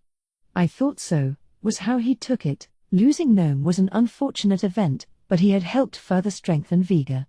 In the battle to come, they didn't need a vast army, they needed a few exceptional talents. The more allies like this they had, the better it'd be for them all. Besides, Gnome had just lost his sentience, lowering his value as a useful pawn. If anything, they were better off feeding his power to Vega. It was a heartless move against someone who had served him for eons, but those were Zerario's thoughts on the subject. And if that was Zerario's will, nobody else had any complaints. Vega's bout of violence was forgiven, and they all treated him as a close friend. Cagali, watching all this, couldn't help but feel exasperated. Vega's attitude was terrible, but it was hard to understand why Zerario was willing to tolerate it so readily. He didn't act like Yuki one bit, so she had trouble guessing his thoughts. Yuki, at least, fully understood the danger Vega presented, and handled him well. But Zerario? Does he even think Vega's dangerous at all? I don't think so. Is that just how far above everyone else he is in strength? That was how Cagali saw the situation, and she was right. Zerario didn't even see Vega, as he stood now, as a threat. Those who served him were little more than slightly useful tools in his mind. But that wasn't arrogance. Zerario, after all, wasn't mistaken when he thought that. He had a knack for correctly assessing information, something far removed from arrogance. It was far too incomprehensible for Cagali to understand, though. Hey! That you, Cagali? Man, and Yuki's with ya, too, huh? The gang's all here, ain't it? Let's have some fun while we're together, eh? Vega, noticing Cagali, called out to her. There was no way she could beat him. If Tyr and Footman double-teamed him, the result would be a coin flip, and Yuki was still deprived of his free will. For now, it was best to just play along with him. Yeah, I guess so. Friends, right? We're all in a pretty different set of circumstances right now, after all. You bet. But, hey, where are we? They call it the Celestial Palace. I don't think there's any escaping from here, so we've got no choice but to obey these people. Yeah? Well, no point trying to escape. I'm sure they're gonna need my power anyways. Might as well enjoy it, huh? Cagali was jealous of how naively undeterred Vega was. Zorario didn't seem to want anything to do with Yuki, but she couldn't guess what those controlling him were after. Dead Birthday could be her ticket out of here, but she couldn't really be sure of that yet. A forbidden curse that required tens of thousands of dead bodies to work wasn't something you could organize overnight. I need to find a way to make us seem useful. I'll abase myself as much as it takes if it lets us survive. She had come this far. There was no possible way they'd abandon their hopes at this point. Right now, surrender was the name of the game. They were prepared to throw away their pride, and that resolve would soon be put to the test. Michael and Feldway were back. The center of the castle housed an audience chamber. The throne, however, was empty. No one had sat on it for a long time. Chairs were lined up across the hall, people sitting wherever they pleased. Michael was seated in the one closest to the throne, Feldway standing next to him and glaring at the rest of the audience. Dino's group was here. This was one event not even he could skip out on, and the newly born Walking Dead had also been taken inside. And that wasn't all. Obila, along with her close associate, had also been summoned on short notice. This assistant's name was Oma, and it was the only close one Obila had left after the others were killed in battle against the cryptids. As one can surmise from this, Obila was often sent over to the bloodiest, most grueling battles. The transformation to Mystic Beast had cost Oma both eyes, but in their place was a single eye that could perceive everything. Its mouth was also visibly stitched shut, leaving it to communicate via telepathy instead of words. It was a scary sight, but it was also a former cherub and a tested warrior who had served Obila for ages upon ages. Feldway had taken in more than just Obila and Oma. There were also insectors, foes he had fought a near-eternal war with, but now they were building an alliance. Xeranus the Insect Lord was the leader of this group. He was accompanied by his closest officers, the so-called 12 Insect Masters, although they only numbered 8 at the moment. One of the missing members was Raziel, guardian deity of the West. Under Xeranus's orders, he had invaded the Key World over 2,000 years ago, only to betray his lord and become an ally of Granville in his hero days. He was a noble, proud insector, but he met his end at the hands of Shion and Ranga. Another absent member was Minaza, an insect general sent by Xeranus to assist Emperor Ludora. He had promised Minaza half of the world as compensation, but, by cruel chance, she, too, was defeated by Shion. The remaining 2 missing members were still very young, born more recently to serve as replacements, but they were currently absent without leave. One of them was a direct descendant of Xeranus, so a top-secret search order was out for him, but he was still missing at this time. However, the 8 insect masters present were all capable of fighting on par with awakened demon lords, just as Raziel and Minaza had been. Among them was Zeth, chief insectoid general and another relation of Xeranus. His strength set him apart from the others, and he and Zorario were close rivals, often dueling each other with deadly force. The strength of the other 7 was largely equal. There was Beathop, who bore both bee and grasshopper-like traits, Mujika, who looked like a giant humanoid centipede, Tishorn, resembling a mantis, Tauran, a drone beetle-like insectoid with dragonfly-esque wings, a bolt, with spider-like limbs on his back, Sarel, a poisonous scorpion, and Period, as beautiful as an antlion. These strong figures all stood there, not bothering to sit as they showed off their strange and unusual characteristics. The audience chamber was quite large, but so oppressive were their figures that they made the space seem smaller. Kagali was in awe, but remained silent, ready to watch events unfold around her. Once everyone was assembled, the meeting with Michael began. "Thank you for coming," Feldway began. "With Ludora's disappearance, Sir Michael is now free, and we have also successfully banished Vielgrind, the first step toward resurrecting Lord Veldenava. With this, our plan is..." Zorario chose this moment to interrupt. Normally he wouldn't dare interfere with his boss like this, but it was a matter of deep urgency. "Sir Feldway, if you please, I think there are some differences in perception here." Feldway was in a festive mood, but Zorario made the smile disappear from his face. "What is it?" he asked, audibly peeved. "Vielgrind is still alive. And what's more, It is thanks to her that Cornu fell. ? Even Xeranos's face twitched a bit. Feldway frowned, intensely displeased. This new obstacle in his way, the demon lord Rimuru, was proving quite irksome, but overall the plan had been going well. Guy Crimson and Rimuru Tempest would be obstacles, yes, but Veldenava's resurrection was all but imminent. Of the 3 remaining true dragons, they had obtained the factors of Vielgrind. 2 remained, but plans were underway to procure them. If Serario was telling the truth, however, it was a major snag in the project. That, and as if to confirm his words, Cornu's presence was notably absent. He could be found neither here, in the Celestial Palace, nor in the Mystic Palace. You're sure about that? Yep, it's true. Cornu's gone, and the plan's a big failure. We had no choice but to retreat and stuff. I didn't think your plan would fail like that, but I guess it's all thanks to you not delivering in the end, huh? This was Dino speaking up, not Zerario. The way he so casually shifted the blame showed just how quick-witted he could be. Zerario sat in silent agreement. He didn't appreciate Dino's opinion very much, but there was no need to outwardly deny it. He may be fair-minded and strict with himself, but he could be flexible that way. And with that reaction from both of them, Feldway had no choice but to stop doubting. This unexpected turn of events made Feldway understandably cranky. But, his mind still clear, he quickly came up with a countermeasure. The most important thing right now was to secure the true dragons. Their draconic factors were essential to revive Veldenava, so that naturally took top priority.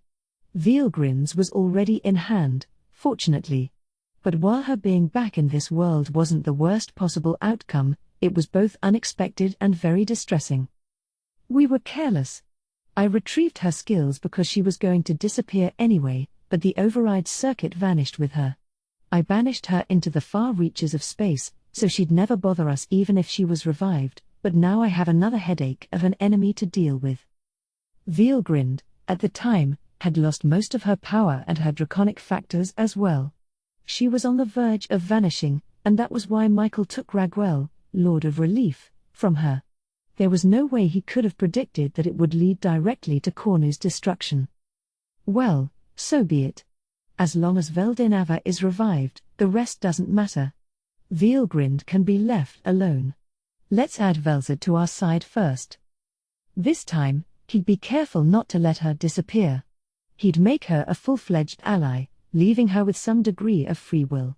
It'd be a good countermeasure against Vielgrind, and it could be useful for capturing Veldora, too. But once Velzad was in their ranks, what next? They had planned to go for Veldora at once, but they may need to rethink this. If even Vielgrind is against us, do we need to shore up our fighting strength? I thought we could get by with just me and Michael, but we can never be too careful. Dino had just told him he failed to execute in the very end. So Feldway decided to make some major changes to his initial plan. In that case, said Feldway, I think we will need to take immediate action. For starters, let's take in Velzad. Instead of banishing her to the far reaches of space, why don't we recruit her as an ally and make use of her that way? Michael nodded in agreement. It is the only way to go. If we eliminate as many uncertainties as possible and conduct the final ceremony once the 3 true dragons are taken in, that would put us on much more solid footing. Velzad had received the ultimate skill Gabriel, Lord of Endurance, from Veldenava, which meant her override circuit was still active. It'd be possible to add her to their side in a completely safe and secure manner. The problem was what came next. Michael eyed the audience, appraising them. I did not think it was necessary at first, but we'll need to provide physical bodies for everyone. Do that, and we will be able to handle anything that arises. Good point. Let's put Veldora on the back burner and finish up as much prep work as we can, then. Feldway and Michael had reached their conclusion. Zerario, sensing this, continued his report. I have one other thing to say about that. And that is, our attempts at using Vega over there to create body vessels has ended in failure. The only sure way we have of creating vessels is via the walking dead. So we have 9, then? It'll be difficult to decide who gets them. Xeranas spoke up as Feldway pondered over this. You may do whatever you like with those walking dead. We have no need of them. In times of need, insectors could create a new body by coagulating the magicules inside of them. That was what enabled them to travel to other worlds. Having spare bodies would be nice, but it wasn't essential for them. Such had been the case with Minaza. She had assumed a physical form after taking in matter from the other world, but the insect creatures she summoned shared her same properties. Actually crossing into another world was extremely difficult, but once someone like Minaza pulled off a successful jump, they were fully able to exercise their vast and powerful abilities at their destination. The world-crossing problem had already been solved for this project. It was only natural for Xeranas to give up his right to the walking dead. Zorario and Abila of the 3 mystic leaders are givens, then. Shall we fill the remaining 7 slots with our other top leaders? I have something to say about that. You may speak freely. Thank you. It was times like these when Dino marveled at how serious-minded Zorario was. Unlike us primordials, Zorario began, those at the cherub level or below are too weak-willed. They were able to fight up to now through sheer willpower, but in the war ahead, I fear we cannot expect them to contribute very much to our offense. So what do you suggest? Well, why don't we leave their struggle for survival in the hands of nature, I say? Zorario had basically given up on his entire staff. The same was true for Cornu's team, the group that had their minds taken over by humans in the world they invaded. Now people were being influenced by Vega's cells, of all things, to go on insane rampages. Offering such a precious vessel to people like that wouldn't make them of much use in the battles ahead. We still have many obstacles in our way. Veilgrind, Veldora, and the demon lords are all alive and well. Even those damned demons will be a nuisance. In the face of these threats, sending in mere tools who do nothing more than follow orders is worthless. Yes. Feldway nodded at Zorario's hypothesis. He had the same deep-seated concerns. Yes. What matters the most is the strength of someone's will. Without that kind of burning desire, it's meaningless to give anyone an ultimate skill. Conversely, on the other hand, no matter how strong someone's sense of self was, giving them the ultimate enchantment alternative would ensure against betrayal for good. Feldway looked at Michael. Their eyes met. Apparently he had other opinions. Is something on your mind? Well, I was thinking I might call forth my seraphim with Armageddon once it was ready, then have them possess the bodies. That works as well, but we don't know how many angels will be called or what kind of will they'll possess, do we? There would be 7 at the most. But we will not know what kind of will these seraphim have until they are summoned.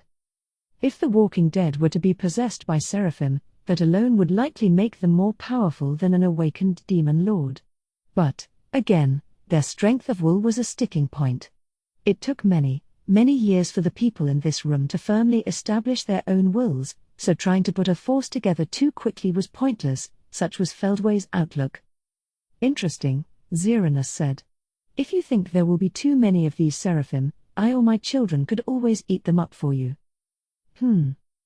Feldway thought about it. They were in an alliance with the insectors now, but only because they shared a common interest. Once either side achieved their objectives, chances were good that they'd return to being enemies. Allowing such an untrusted partner to strengthen themselves gave Feldway pause, but if they wanted to destroy this world, it seemed like an effective strategy. Let's hold off on that for now, he advised.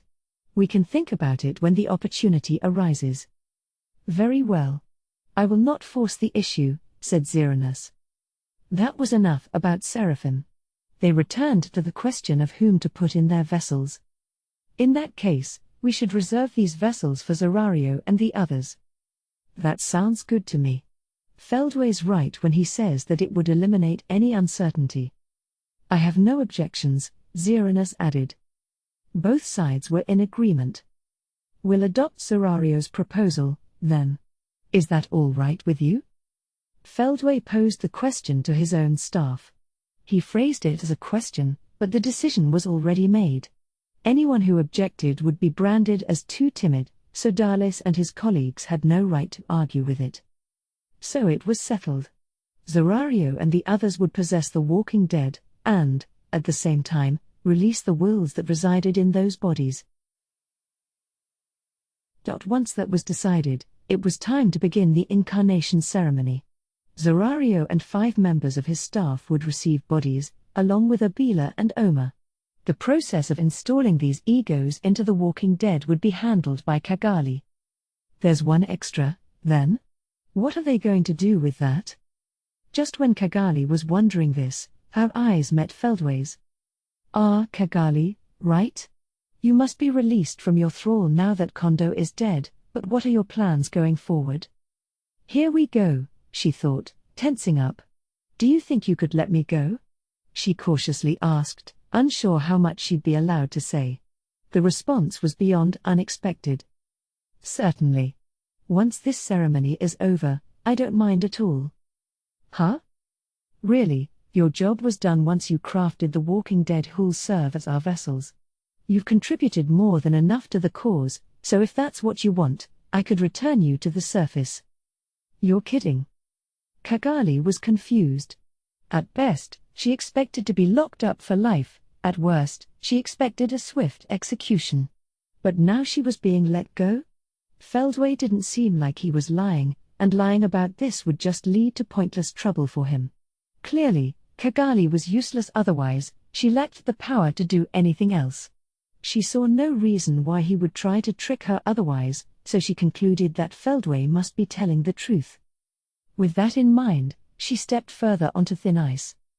And do you think it's possible to release the rule over Sir Yuki and release him along with me? Michael stepped up to answer. That I cannot permit. The ultimate skill Mammon, Lord of Greed, as possessed by Yuki Kagurazuka, is extremely valuable to me. To Michael, Yuki's fighting ability didn't matter as much as that skill. The idea of releasing him was dead in the water. Cagali, understanding that, decided to stop wishing for more. So what'll I do? Is running the right choice? If it's just you and those two, Feldway said, I'd gladly take you down there. However, I'm sure the key world is in a state of chaos right now. I have a deep-seated hatred for everybody on that planet, you see. And I don't need the death of all living things to achieve my goal, but I'm sure the flames will burn high and hot as we fight against those who defy us. But that is just the punishment of the gods.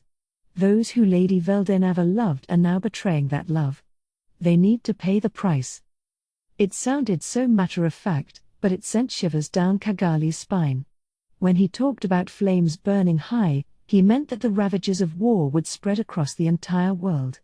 Even if she fled there, would it be safe at all? It didn't seem so. Yuki was still in their grasp, and if all the utter powerhouses here went on the rampage, there would be no safe sanctuary left on the planet. We just wanted to create a world where we could be happy. But given how things are, hoping for something like that would just be in vain. The important thing right now is to survive, and to do that, I need power. It may have been a foolish decision. But it seemed like the only correct answer to Cagali at the time. So she made the wish. Please give me one of the walking dead. And, if you don't mind, please give me permission to house a seraphim in my body. She wanted to leave her fragile body behind and be reborn as a walking dead. That, plus the seraphim, would give her the kind of strength she wanted. The strength she needed. As long as she had that, nothing more would be taken from her. Her words had no chance of convincing anyone, and yet, nobody refuted them. Dino looked dumbfounded but said nothing. Zorario and Obila would obey whatever Michael decided, and the insectors didn't care either way, they had no interest in the weak. As all these sides reacted to her, Michael nodded. Interesting. But I will not tolerate betrayal. Accept my ultimate enchantment, and I will grant your wish. I swear that I will not betray you. And I accept your dominion over me. So the contract was sealed. Installing self-awareness in the Walking Dead is akin to waking up their original personality. In some cases, the strongest will prevails, in others, they form a mixture and create a wholly new ego. Not even Cagali could say how it would turn out. As Tyr and Footman demonstrated, it's very hard to aim for any particular personality. Would Cagali's ego triumph over the one in that body? It was a crapshoot, even for her. But she was still resolved to gain that power for herself. So, after awakening these 8 bodies, she conducted the same ritual on the one she would occupy, and with that, she transferred herself from her artificial body to the Walking Dead. So the ritual was completed. And the results? Zorario woke up. Realizing he was surrounded by the armor of actual flesh, he could feel how great a force he'd be able to wield in the key world. Obila woke up. She prided herself on her noble will, completely impervious to any challenge, and she had just proved it. When Dalis was just about to awaken, he realized that another personality resided within him. His name was Tornuot, and he was a man of ambition, apparently. Dalis could sense that this man's warrior skills were becoming his own, and he was sure it would make him far more of a presence than before. Nis woke up. She was stronger now, as ordered, but nothing had changed personally for her. Her strong sense of self was alive and well. Oma woke up. Its indomitable will was intact, but now it had internalized a being with similar sensibilities. The name of this being was Zero, it seemed, but now it was Oma's flesh and blood. Orca and Alia woke up. Alia's had a wizard's knowledge, Orca that of a warrior, and with both egos coexisting in the same body, they were reborn as a magical warrior. There was not a shred of the ego of Son, Zorario's servant, left in that body. Arius woke up. His unique skill murderer was still there. He never forgot his grudge against Damrada for killing him, and now he had resurrected himself, seeking even more strength. Myfoki woke up. There was no way she could die. In the other world, the one she used to live in, not this one, she left behind a sickly younger brother. She swore to herself that she'd come home for him someday. The 8 of them had awoken. One was left, but she was still in a deep sleep. Cagali had a dream. One that brought back old, cherished memories. From back when she was the demon Lord Kazalim? No. It was of a much, much older time, back when she was still a little girl. She could no longer remember the name she went by at that time, but she was a happy young princess. The nation her family ruled was founded on the site where the High Humans had once built their great civilization. A large river flowed through it, the forest grew thick, and fertile plains spread all the way to the horizon, making it a natural utopia. This bounty, along with the ruins of the ancient, highly advanced empire of magic that once existed there, made this country into a superpower of its own, a paradise for the elven race. But all too suddenly, her father, the king, went mad. Cagali remembered him as an extraordinarily kind and gentle ruler, praised and lauded as the wise king of the High Elves, but one day, he suddenly transformed into someone different. He changed his own name, calling himself the sorceress Dinas Jahil. Her memories were not as clear after that. Jahil proved to be a brutal despot, exploiting his people and thinking about nothing but his own prosperity. He conducted a number of vast, failed experiments, creating all sorts of nightmares for his people. Cagali was one of his victims. Born a high elf, she was stripped of her powers, killed, then resurrected as a walking dead. All she was left with was a hideous appearance and the name Kazalim. Her beautiful looks were gone, and now she was doomed to be a cursed figure her whole life. Rotting flesh covered her bones. It was dry, at least, and therefore didn't stink of the dead. Few people knew Cagali's secret. She was so saddened by it that she began to hide herself behind a mask. "Why are you doing this to me?" "Gay hair. Because it's fun." "Why, you should be rejoicing. Tens of thousands of our people had to die to bring you back to life." Ha ha ha ha. It was a nightmare. Her father was so kind to her once, why did he turn into such a ghoul? But this was her reality, and there was no point lamenting over it. "Father, I don't care what you do to me. But at least spare a thought for your citizens, as you did in the past. Silence. Are you here to mock me as well? I knew having a daughter would do me no good. I will not make the same foolish mistake he did. I have instilled a sense of loyalty to me inside of you, but you still cannot be trusted. Kazalim, from now on, you will live as a man, do you understand? It was an absolute order. Kagali's pleas had no chance of reaching Jahil's ears. Everything was decided for her. At least she wasn't killed, or, really, the fact she had already been killed and turned into a faithful puppet meant that she was too useful a tool to be discarded. At that moment, Kagali internally said her goodbyes to the father inside her mind. So the nightmare continued. The glory of the arrogant Emperor Jahil seemed like it would never end, but then the day came. He had committed the ultimate sin, antagonizing the dragon princess Milan, hoping to make her into a puppet as well. Soma, the capital of this superpower, was reduced to ruins overnight, and Jahil himself was never found. He was presumed dead, since it didn't seem that anyone could possibly survive that flash of lethal light. Instead of dwelling on him, Kagali's mind turned toward those more important to her. The kind female attendants who always watched over her. The knights who accompanied her after she became a warrior. The people she loved, living out their happy lives. Thinking of all those she loved, she invoked a forbidden spell. She had learned the theory behind dead birthday thanks to becoming one of its test subjects. Thus, she had no problem completing the spell, and this was how Tyr, Footman, and Clayman were born. They were an adorable set of children, and Kagali named them herself. Then she learned a fact she preferred not knowing. Walking dead that were born via dead birthday were not inherently doomed to be ugly. Only Kagali had been made that way on purpose. Jahil, her hated father, had taken away her beauty for the sole purpose of making her suffer. But it was far too late to do anything. Kagali's appearance was the result of a curse, and there was no way to reverse it. But the children Kagali created did not leave her alone to suffer.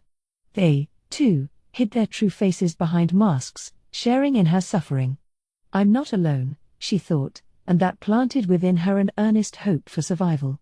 And before long, Kagali's 4-member family was joined by the elves that managed to survive the attack.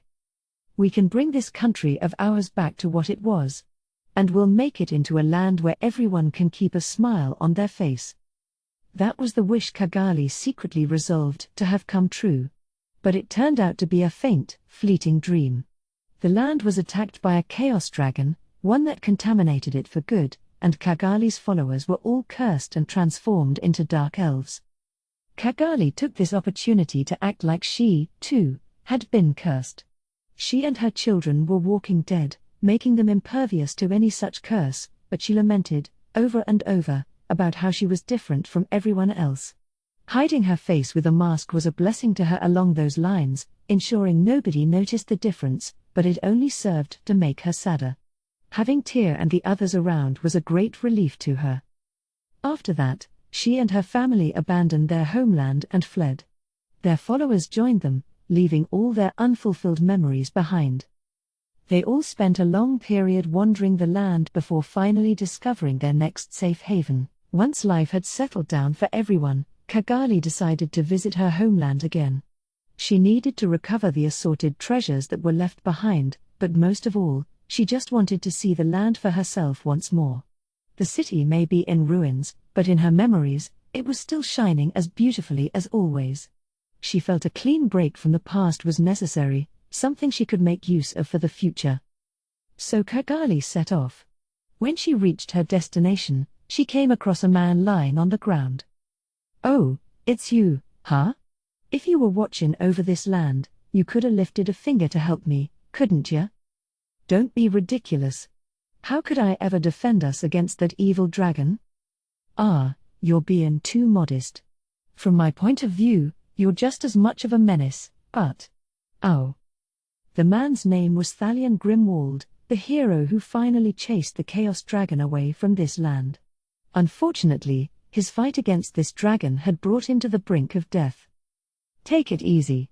I'll cast some healing magic. Don't waste your breath. The Chaos Dragon's attacks are all cursed, my wounds ain't never gonna heal. I had a few healing tricks up my sleeve, too, but, you see how well they worked. Thalion's body had in fact been blown off from the chest down. It was a wonder he was still alive.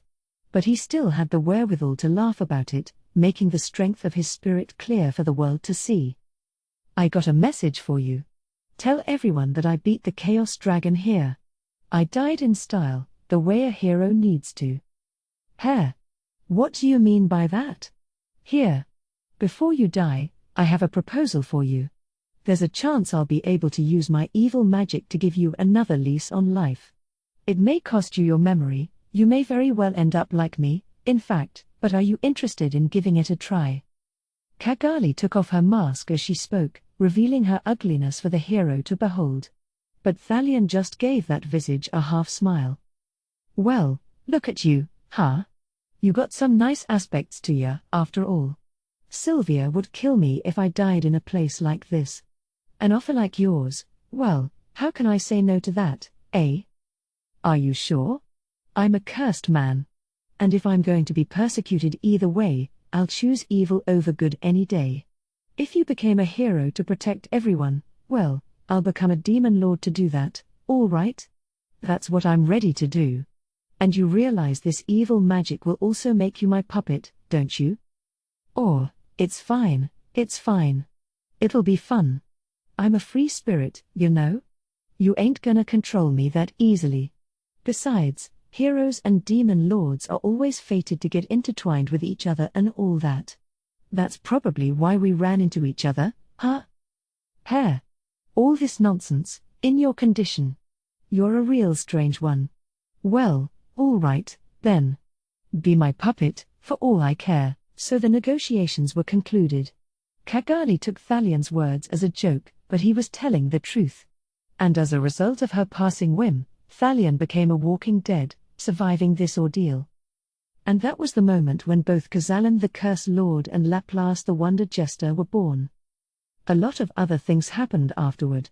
Cagali secured a domain, fighting fierce battles with assorted human and demi-human races, but, overcoming all the persecution, Cazalan the Curse Lord rose to prominence. Recognized as a demon lord, she began to steadily expand her powers, and along the way, she backed Carillion the Beast Master and Frey the Sky Queen's entry to the Demon Lord class, establishing a powerful alliance with them both. Everything couldn't have gone better. It went too well, in fact. So much so that she was completely unaware of the conceited pride growing in her heart. Cagali's next target was an up-and-coming figure by the name of Leon, governing over some rural backwater and claiming to be a demon lord. He needed to be taught a lesson about where he stood, and Cagali also wanted to bring him under her wing. The first time she caught sight of him, Cagali grew jealous. This man, calling himself a demon lord, was beyond beautiful. Thanks to being disfigured by her demonic father, Cagali had struggled every day of her life, robbed of even her gender, but here was Leon, a man more beautiful than any woman. The sight dulled her thoughts, and then she made the mistake of overestimating her abilities. With a single strike from Leon, Cagali's physical body was lost. She was forced to stalk the land with only her spiritual body once more. It was a miracle that she didn't just fade away. She had her grudges, but more than that was a single wish, one that helped her cling to life. Using what little of her Curse Lord power remained, she patiently took the time to prepare her own resurrection. In a daze, she completed her final summoning, but failed to occupy the one she summoned. Her plan failed, and no physical body would be hers. All that remained was to perish for good. Help me. You have to help me. I don't want anything else taken from me. All I wanted was to live happily with my friends.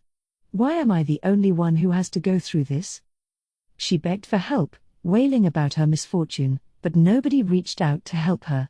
She wasn't alone, but still no one would lend a hand. It had been an arduous path to walk. Her ideals seemed to be far, far away now, even as Cagali was obliged to be a leader for everyone. She wasn't allowed to whine about her lot in life, instead, she constantly had to keep her head pointed forward. So Cagali had given up hope that she would ever be saved. All she could trust were herself and the companions she loved. That's how she had lived her life. But that boy, Yuki Kagurazuka. All right, sure. You look pretty tired, so just rest inside me for now. Kagali, this monster nobody wanted to save, had tried to take his life a moment ago. But now he was reaching out to her. A few years later, Kagali was still resting inside Yuki, providing him counsel and advice. Her unique skill schema still worked even in her current soul form, fortunately, but she nonetheless had to deal with a lot of fearsome opponents. Maribel Rotso, in particular, was a major headache. Yuki was a genius strategist, and Kagali was confident enough about her own ingenuity, but despite the two of them conspiring together, outwitting Maribel proved extremely difficult. They were outmatched in every possible way, from finances to human resources. They had obtained an organization that allowed them to be free, but it was Maribel who had the final say over whether they'd be free at all. I gotta kill her. I have to do it sometime, or our plan will never go anywhere. That's for sure. That devil of a girl's the biggest obstacle we have. An economic battle cannot be won off one's pure fighting ability. And Maribel was still a young girl. If she grew to adulthood, they wouldn't be able to compete with her in any aspect at all. A few years after Kagali and Yuki resolved themselves to this, the times began to change. It wasn't caused by the birth of the demon lord Rimuru, that weird slime, but by Kagali obtaining an artificial body. Yuki had kept his promise all along. And what's more, this is how I originally looked. Yuki's kindness made her want to cry tears of joy, but Kagali kept it cool on the outside. She tried to maintain the manly speaking voice she had nurtured, but Laplace stopped her. He was teasing her about it, but deep down, he was concerned for her. I appreciate this, boss, she said, and she sincerely meant it. With her new physical body, Kagali was excited to get a few good meals, plus dessert, in her. The cream puffs, in particular, were just exquisite. Laughing with her friends, enjoying fun times together, how happy could she be? But the happiness didn't last long. Clayman died, and both Kagali and her colleagues realized that once again, a valued friend had been taken from them. They had to conquer the world, for the sake of their own happiness. And once they ruled the world, they'd lead it the right way. Clayman, you were so foolish, so arrogant, and so charming. I'm sorry you had to go through all of that. Rest well now and watch over us. We'll make our ambitions come true, I promise you. Kagali wasn't on the side of good, but her faction wasn't evil, either. They were moderate. And that's why she thought she could create a world that provided happiness for everyone. Trusting in this fact, she continued on. When they defeated Maribel, Kagali's true identity was revealed by the demon lord Rimuru. She fled to the Empire, and then her mind was taken over by Lieutenant Kondo. It was enough to break Kagali's heart, but she couldn't afford to give up now. I swear that I will not betray you. And I accept your dominion over me. It was a contract, and it had to be followed. She received a great favor, and now it had to be repaid. And Kagali was willing to do whatever it took. And so she, too, woke up. She had abandoned her fragile, artificial homunculus body and gained one of the Walking Dead's vessels, making her stronger and far more beautiful than her days as the demon lord Kazalim. Thus all 9 of the Walking Dead were reborn. But these were only the first few steps. When Kagali finally awoke, the last of her peers to do so, the first thing she saw was Feldway leading the group that was bringing back Velzard. Michael had already taken Velzard's draconic factors from her, hoping to use them for further evolution, but before that, he invoked Armageddon in order to implant the resulting seraphim in Kagali and the others. She could sense the strength of Michael's will. He was completely unwilling to make any compromises. 7 seraphim had been successfully summoned. They'd be installed in those Walking Dead who weren't from angels to start with, and Kagali was naturally part of them. She, Tyr, Footman, Vega, Orca/Alia, Arius, and Myfoki would each receive one. Extraordinary powers struggled against each other within their bodies, remodeling the vessels as they did. All of them, with the exception of Vega, were reborn once more as mystic angels. And by the time this had happened, 5 months had passed since Cagali first arrived at the Celestial Palace. At the audience chamber of this vast castle above the heavens, lined with pillars of chalky white, the very air seemed to be filled with the divine spirit. The space was filled with angels, each bearing wings of pure white. They had yet to gain physical bodies, but they still couldn't wait to invade the planetary surface. Lacking their own will, they were motionless as statues, their presence giving the chamber a solemn feel. There was a circle of chairs up front, with those who existed above these angels, all the reborn, Cagali included, sitting on them. Having gained far more power than before, the aura they exuded was amplified up to even greater levels. They had been called here because Michael was about to awaken. He was still asleep when Cagali woke up with a seraphim in her body, but his continued absence told the audience that things were apparently behind schedule. Cagali, with nothing else better to do, turned her attention to the angels behind her. The way it was explained to her, the only limit to what you could summon at once was the total amount of energy you could expend on it. Summoning an army 1,000,000 strong was the normal custom, but after calling forth 7 seraphim at once, they couldn't expect this kind of quantity. Still, the quality was impressive. All the low-level rabble of Angel Dom had been eliminated, and this force consisted entirely of the middle and upper classes. There were around 1,000 Dominion Angels, 3,000 Virtue class, and 6,000 power types. Not having physical bodies, they couldn't tap into their full strength, but despite that, even the powers enjoyed combatability on an over A rank.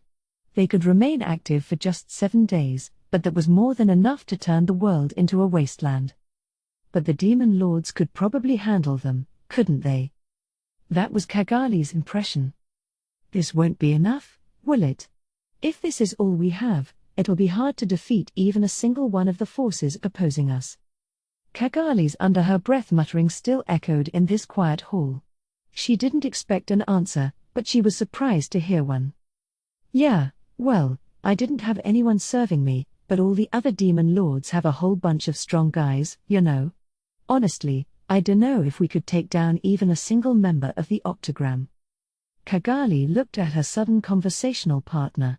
Well, I never thought I'd agree with you about something, Dino. But her voice went to a whisper. You know, I had no idea you worked for Sir Feldway until now. Like I could have told you, he flatly responded. I'm a monitor, you realize. I'm supposed to hide my true identity and be as inconspicuous as possible. And let me set one other thing straight, I'm former friends with Feldway. I don't work for him. Dino's monitor duties had driven him to even infiltrate the Octagram. The reason? So he could keep an eye on things in their world. He, Pico, and Gasha, the 3 fallen angels, were on a special mission to investigate the world of man. They were tasked with monitoring the human race so it would never be destroyed by the will of Veldenava. If mankind grew too strong, it was the job of the demon lords, led by Guy, to put them back in their place. The heroes, meanwhile, served as a deterrent to keep the demon lords from getting carried away, and it was Dino and his team's job to ensure the fated relationship between demon lords and heroes was working correctly. With Dino taking a prominent, attention-grabbing position as Demon Lord, Pico and Gasha were busily conducting their investigations while staying out of the public eye. Dino also had another, hidden role, to conceal the other two's presence, so it'd be easier for them to move around. Now that Veldenava was gone and unresurrected, though, they had nobody to report to.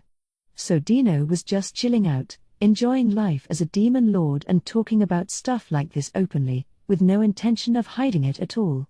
Cagali wondered why he was even here, and it must have been obvious from her facial expression, because Gasha gave her a little laugh.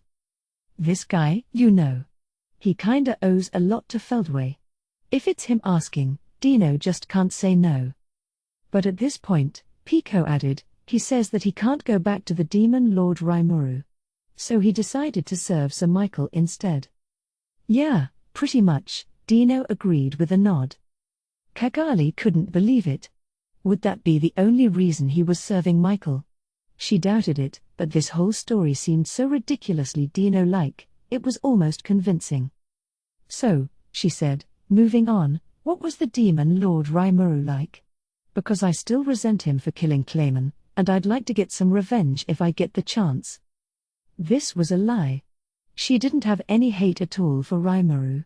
Certainly, he was a foe who figured large in her life, but he had just formed an alliance with Yuki, and even if that were dissolved, Rimuru piqued her interest a great deal.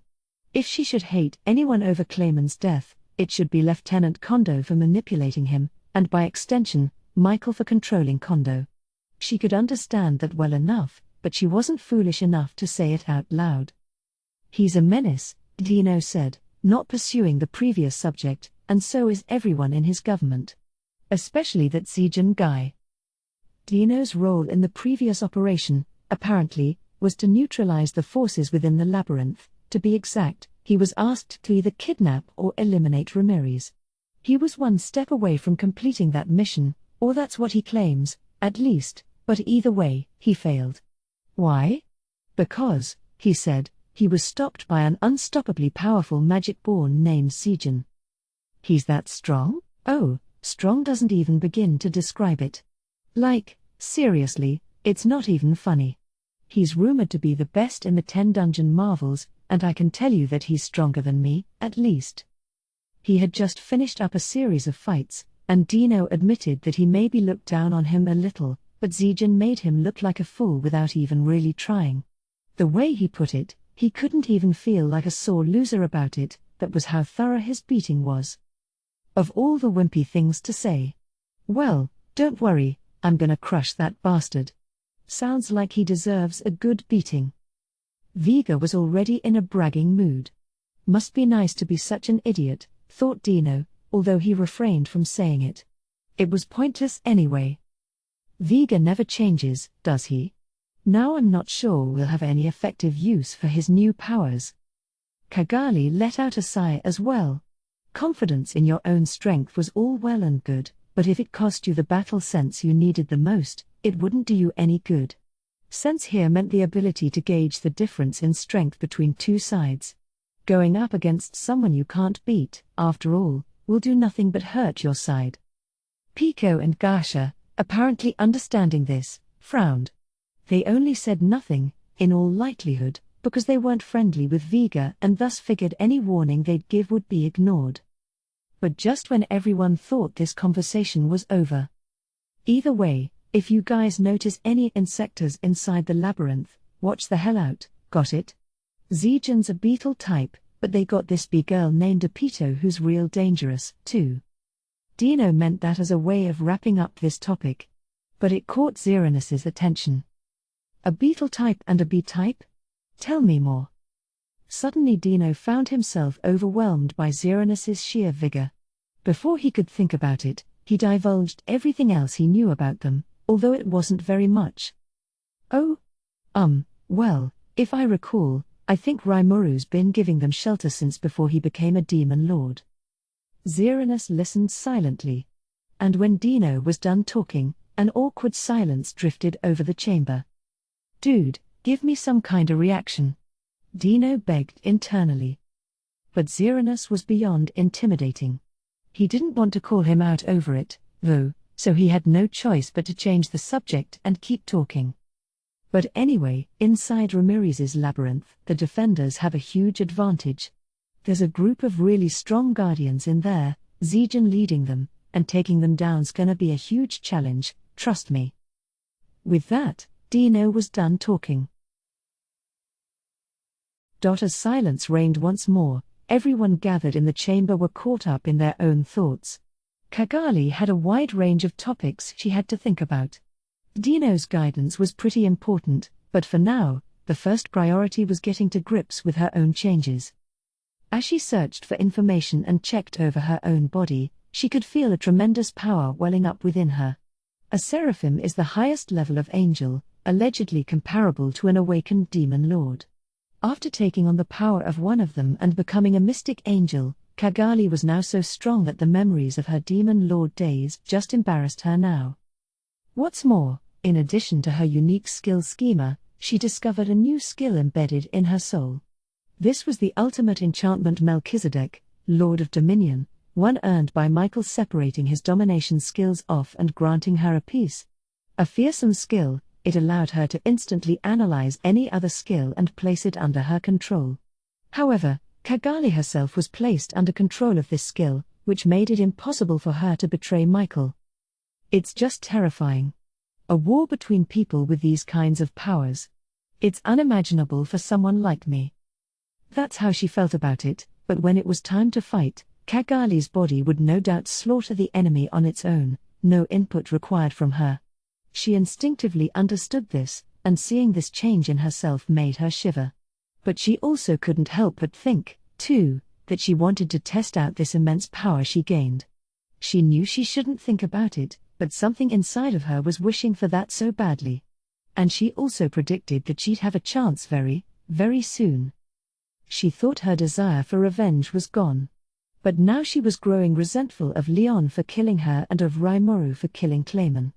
And perhaps she could beat them now. She knew it was pointless, but she couldn't stop that desire from bubbling up. Am I really weaker than Dino right now? No. I just can't see it that way. In fact, now that she was a mystic angel, Cagali was on the same tier as Dino. Hair. And what an embarrassing sight Dino is. You know, even back in my Demon Lord days, I never did see Dino fight anyone. No wonder he's so weak. She had a hard time suppressing the pleasant, joyful feelings coming up from the bottom of her heart. She knew she couldn't let her guard down against these foes. But even so, even if this opponent played Dino like a fiddle, she thought she could win. She had gone well past an awakened Demon Lord, after all. Even the older Demon Lords, like Luminous and Dino, couldn't beat Cagali today. And if not, maybe even the Demon Lord Leon wouldn't be a challenge. You just wait for me, Leon. You'll be the one crying next, so she kept thinking, attempting to suppress those dark feelings of pleasure as she did. The skill controlling her mind was now radicalizing her thoughts, but she never noticed it happening. Vega wasn't thinking about anything. He was just waiting for orders. He had gained power. He had experienced death many times, giving him a look into the yet deeper abysses of the world. He had consumed Gradim, and his own weapon had taken in the god-class Azure Dragon Spear. He had even feasted upon a seraphim, taking its power for his own. All the countless defeats he'd tasted had granted him more power. He was the very personification of explosive force. That's what he was, a being created and transformed by Yuki, infused with various skills that fused and complemented each other to help him become the ultimate fighting creature. His unique skill Scavenger had now evolved into the ultimate skill Azdahak, Lord of Dark Dragons, one with such destructive power that it literally overwhelmed all other existing skills. It was a disaster for the world that Vega, who never thought to temper any of his powers, was granted something like this. Or maybe the opposite was true. Maybe he only obtained this skill because of his constant, thoughtless drive to master the ways of pure force. But regardless, Vega waited. He waited for the orders to come. And all he'd have to do was annihilate, then consume, those who stood before him. Dino stared at the floor, thinking about his current situation. Why did it turn out like this? He asked himself multiple times, but he never seemed to reach an answer. Long ago, Veldinava asked him to take on this role, and so he descended to the surface. He didn't think he had much in the way of sentience at the time, but somewhere along the line, he started thinking about things for himself. He asked his colleagues Pico and Gasha about it, but it sounded like they had developed self-awareness at about the same time. For various reasons, the three of them had become fallen angels. The only purpose in their lives had been to obey the orders of their vanished lord, and Dino had become a demon lord to comply with that. He continued to watch over the world, and he wanted to see how the game between Guy and Ludora would turn out, although he'd never dream of intervening. Through all this, Dino's loyalty to Veldinava was unwavering. He still believed that someday, at the end of time, he'd be able to return to him. And then he met him, that weird slime. A single glance was all he needed to understand the blinding brightness of his soul. It was totally different from Veldinava's, but somehow it felt familiar to him. So began a happy period of his life. He hated working so much, but getting used and abused by humans all day was satisfying for him. He could hardly believe it himself, but somehow he felt contentment with this life. It was all thanks to the colleagues he was working with. And I just had to double-cross Ramirez anyway. That's what he regretted the most, the attack that took place 5 months earlier. On Feldway's orders, he betrayed Rimourou's people and invited the enemy right into their labyrinth.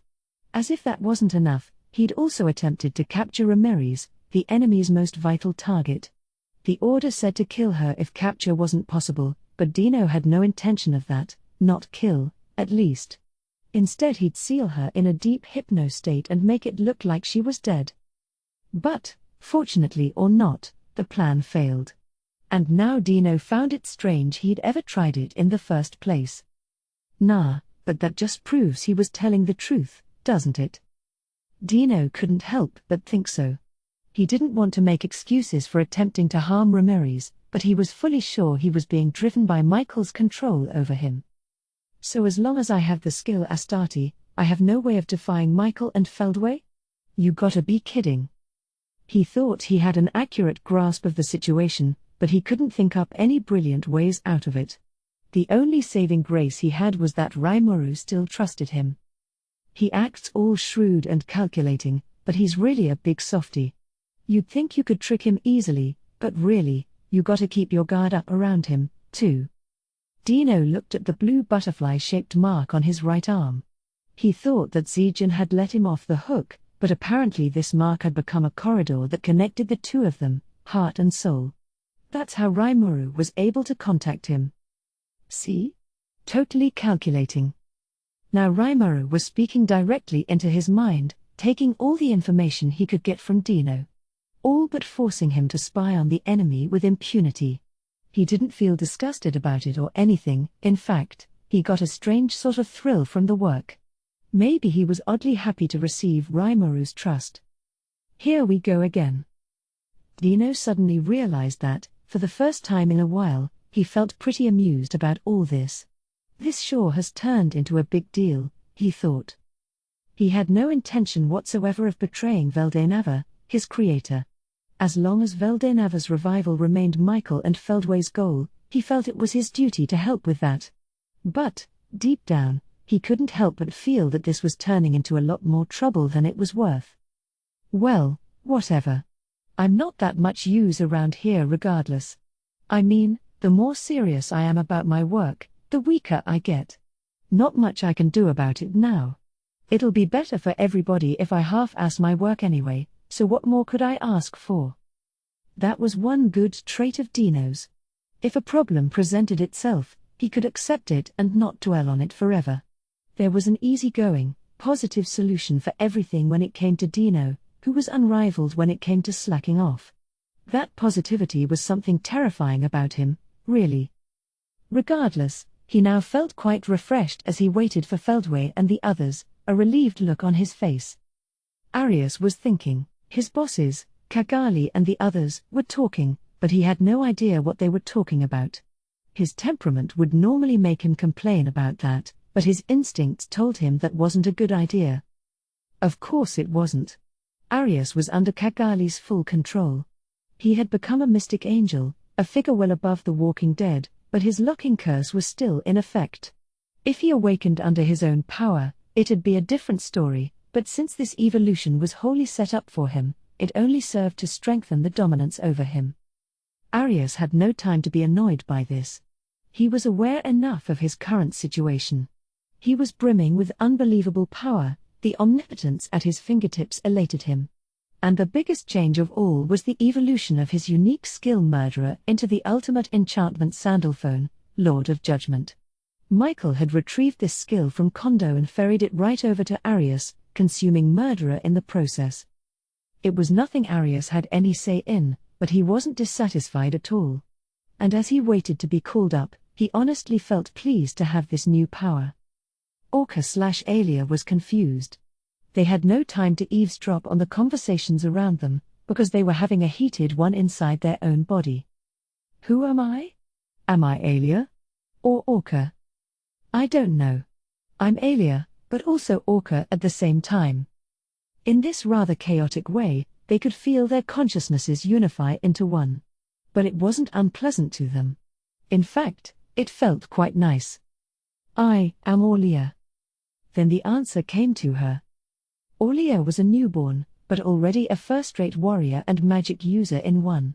What's more, alternative, the skill granted to her, had optimized itself within Aulia's body, transforming into the ultimate enchantment multi-weapon.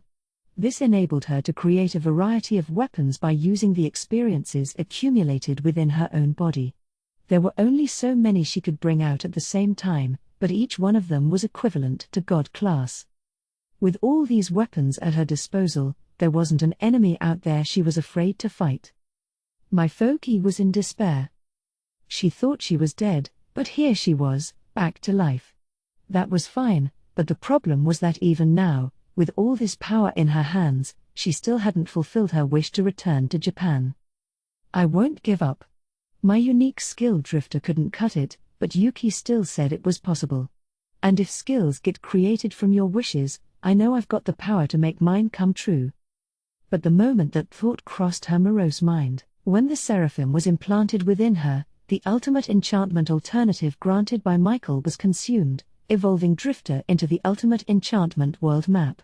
It was an astonishing ability, letting her accurately visualize any location in this world and grasp what was happening there at that moment. Even more amazingly, it also let her instantaneously travel to the location of her choice without any time lag. Someone with a spatially oriented skill would be shocked to hear of it. And yet, May's wish did not come true. The coordinates programmed into world map covered this world alone. It wouldn't let her cross the walls between dimensions, something she could understand without testing it out.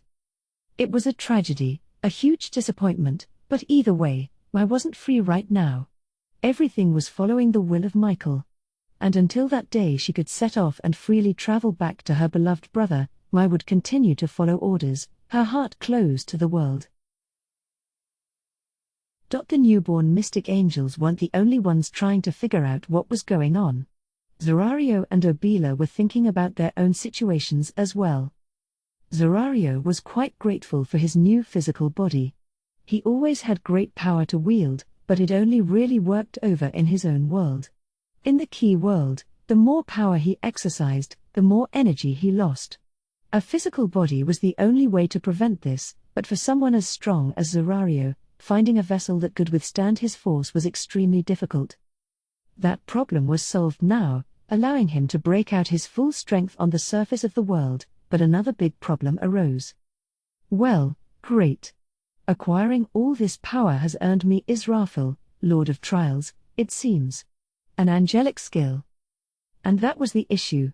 Zorario picked up Israfil as part of his new incarnation. Now there's no way for me to go against Michael. But if I do away with this skill, he'll think I am rebelling against him. Feldway, the way Zorario saw him, was a colleague. He recognized that Feldway could give him orders, but he wasn't absolutely obedient to him. He also had qualms about Michael. Feldway trusted Michael wholeheartedly, but Zorario did not. He wasn't about to readily trust the kind of will that's strictly based on someone else's authority. He agreed with their current objectives and was willing to help with them, but he couldn't say whether that'd be the case forever. He had wanted to avoid acquiring any angelic skills just in case the time came to part ways later on. Nonetheless, Israfil had been tossed into his lap. It wasn't an ultimate enchantment, so Michael's will had nothing to do with it. Zorario obtained this power naturally, that much was for sure, and that made it all the more impossible to throw away. Now, how much does Michael know about this? Given his ability to tame Veilgrind and Velzard, there's no doubt that Michael could wield full control over all angelic skills. But would he know exactly who possessed what? He should have thought about that question and acted accordingly. My will belongs to no one but me. I cannot allow anyone to rewrite my very thoughts without me realizing it. Zorario was a rational thinker. He didn't intervene when it came to dominating the true Dragon Sisters, not wanting to hurt its high chances of success, but in truth, he never liked that operation from the start. And now here he was, in pretty much the same position as them. Look at this. Just awful. It's what he deserved, he thought, for not putting his foot down against it first thing. He could see that now but didn't dwell on it. It was time to figure out how to deal with this. Obila, too, had acquired an angelic ultimate skill. And much like with Zorario, it was at best an unwelcome guest. During her evolution, Obila picked up the ultimate skill Azrael, Lord of Salvation. It was incredibly powerful, but ultimately useless to her. That was because, as a primordial angel, she was born with managerial abilities that were wholly non-reliant on skills. Primordials could instantly cast all kinds of magic, and that was enough to conduct their business without skills entering the picture. It was that resourcefulness that gave angels like her that aura of omnipotence. For Obila and her fellow primordials, who were already an ultimate form of existence, ultimate skills didn't really make any difference. She wasn't wishing for this at all, but she just had to get one at this exact moment. And of course it was going to be an angelic type. This is bad news. At this rate, he might find out that I'm turning traitor. That was exactly what Obila was intent on doing, which meant she was facing much more of a crisis than Zorario. She pondered over her options. Having her mind read wasn't a concern, it was easy for her to erase her surface conscious well enough. But she couldn't discount the possibility of falling under Michael's control without realizing it, and that called for countermeasures. Perhaps some self-suggestion is in order, she decided. If any contradiction made itself known in her mind, she would promptly destroy Azrael. It was an act that defied common sense, but for ultimate spiritual life forms like them, it was completely possible. Of course, if it were to reach that point, it'd mean a complete breakaway from Feldway. Not even Obila could be safe then. But even so, Obila felt no need for concern. The fate of Milim, the orphaned daughter of Veldinava, was at stake. It'd be beyond disrespectful for us to second-guess the thoughts of the Creator, wouldn't it? Perhaps Feldway isn't performing this resurrection on his own volition, but either way, he's gone far out of line. Those were her true feelings. Obila believed that Milim was the rightful successor to the title of Creator. The beautiful tones of a bell rang out, solemnly, clearly, and tugging at the heartstrings of all who heard it. Then the door opened. Michael, Feldway, and Velzard breezily walked in. The three of them alone radiated an aura so intense that it instantly banished the divine atmosphere of the audience chamber. Michael took his seat, followed by Feldway and Velzard. Now, let us begin. With that, their strategy conference kicked off. First, Mai was ordered to project a three-dimensional view of the entire key world in the center of the seating. This was, in essence, a miniature of the planet as perhaps seen by God, the bases of each demon lord depicted on it. These are the domains and strongholds of the octagram, the group of demon lords opposing us. There are 6 of them in total. At Michael's bidding, Mai placed 6 points of light on the lands: Guy's domain at the North Pole, Dagrel's in the far west, Luminous is a bit west of center, Rimoroo's in the forest, Milim's to the southeast, and Leon's vast island continent. I would like to hear all of your opinions on how we should tackle this. Feldway was asking for feedback from the whole audience, but his eyes were on just a few members, his closest advisors Zorario and Obila, along with Yuki and Kagali. Dino and his cohorts weren't much for tactical thinking, and Vega was never going to contribute to something like this. Everyone else was a level below in Feldway's eyes, not even granted the right to speak. Zorario and Obila kept their mouths shut, perhaps gauging the reaction from the others. Kagali, picking up on this, spoke first. I would think the attackers would have the advantage here. I believe we should focus our fighting force on a single target. I agree with you there. It's just hard to figure out where to strike. The defending side was obligated to spread their forces wide, but there was no need for the attackers to follow their lead.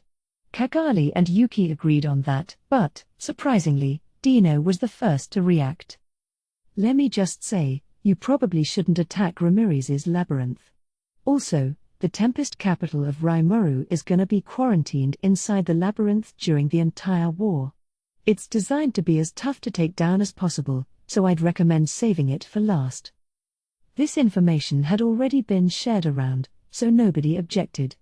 If they stumbled in the labyrinth, they could quickly be surrounded and annihilated by reinforcements from all the other allied nations. Right. That'll be last, then. And perhaps attacking elsewhere will lure out some forces holed up in that labyrinth for us. Being dragged into a defensive battle would make Ramirez a major headache to deal with. They'd need to work out a clear strategy for whatever location they attacked.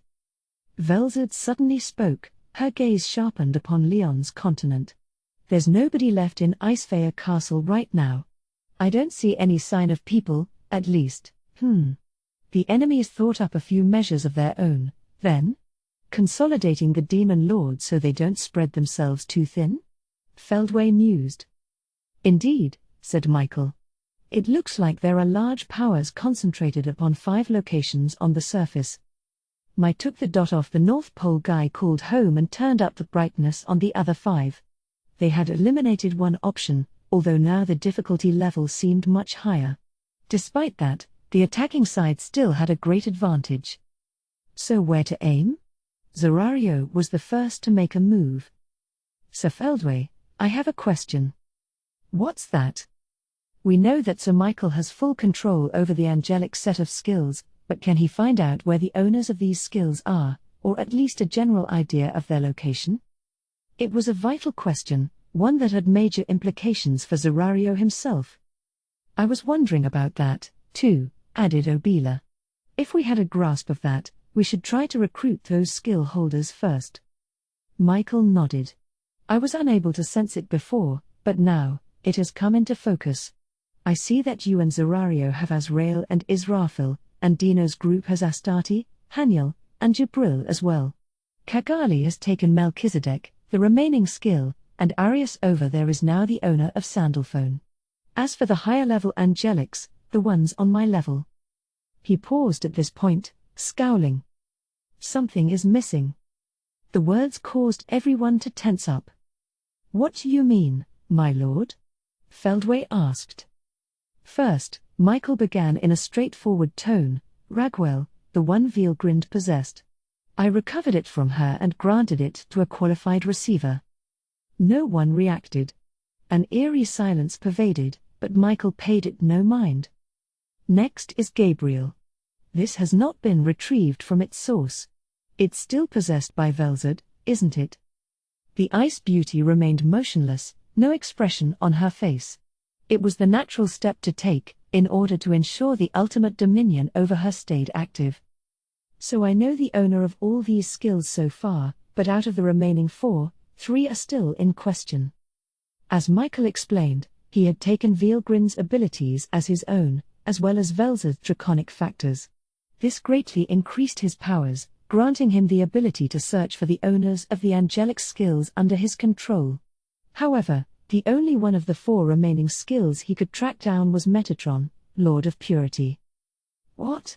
But didn't the hero Chronoa possess the ultimate skill Sariel, Lord of Hope? I failed to detect it. Either my detection skills cannot reach into Ramirez's labyrinth, or there is some other cause afoot. I cannot say. No, Ramirez is not one to trifle with. Perhaps the labyrinth is impossible for us to see into, then.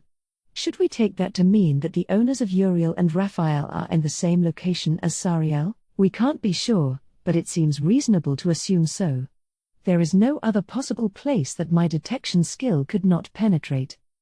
No skill created by Veldenava could go undetected by Michael. The only way to explain this was Mazecraft, Ramirez's intrinsic skill. This was why Michael concluded that the 3 missing skills must be in the same location. He was correct, in a way.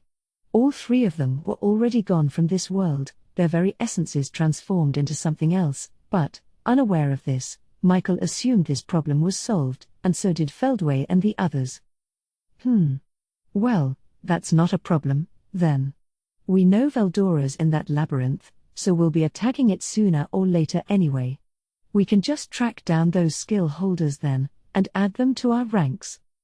It's kind of like having an inside mole, isn't it? Exactly. So let's drop this topic for now. A single peek inside that labyrinth, and we'll know where all the skills are. What we need to consider right now is which target to strike first. Well, I think we've already answered that question. If we're 100% sure where one of those angelic skills is, let's add that guy to our group first, why don't we? That was Yuki's conclusion. His free will had been taken away, but his deep insight was still alive and well. The one who possesses Metatron is here. All eyes focused on Michael's finger. He was pointing straight at El Dorado, the capital of Leon's domain. The demon Lord Leon, muttered Cagali. The one who killed me? So it was Metatron, Lord of Purity, then? The blinding flash of light that burned her until she was a pile of ash? Now it was clear to her. Sounds like we have a plan. Yuki smiled. So who'll be attacking? I'll go, Vega offered. I dunno who this demon Lord Leon guy is, but nobody minds if I eat him, right? Weren't you even listening?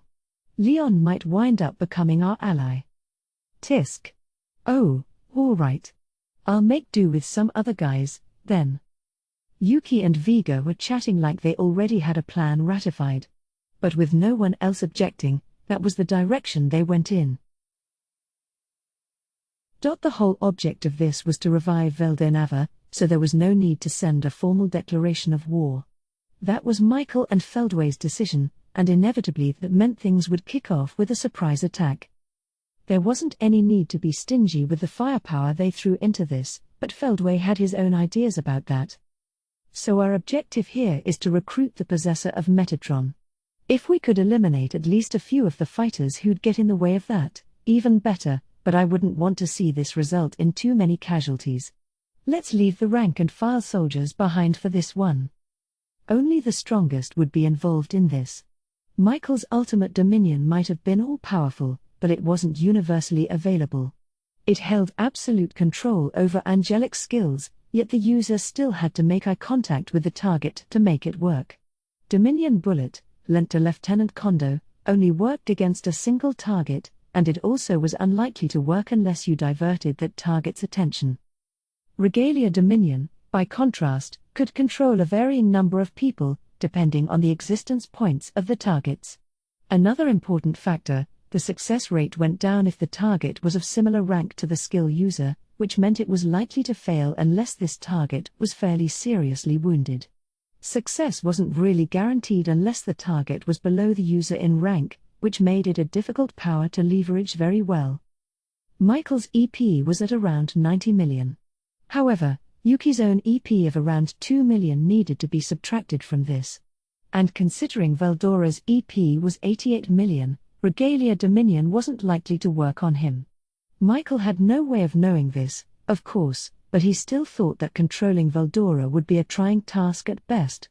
That's why he wanted to gather up as much offensive force as he could before tackling Ramirez's labyrinth. So they needed to decide who to deploy on this mission. I'm staying behind.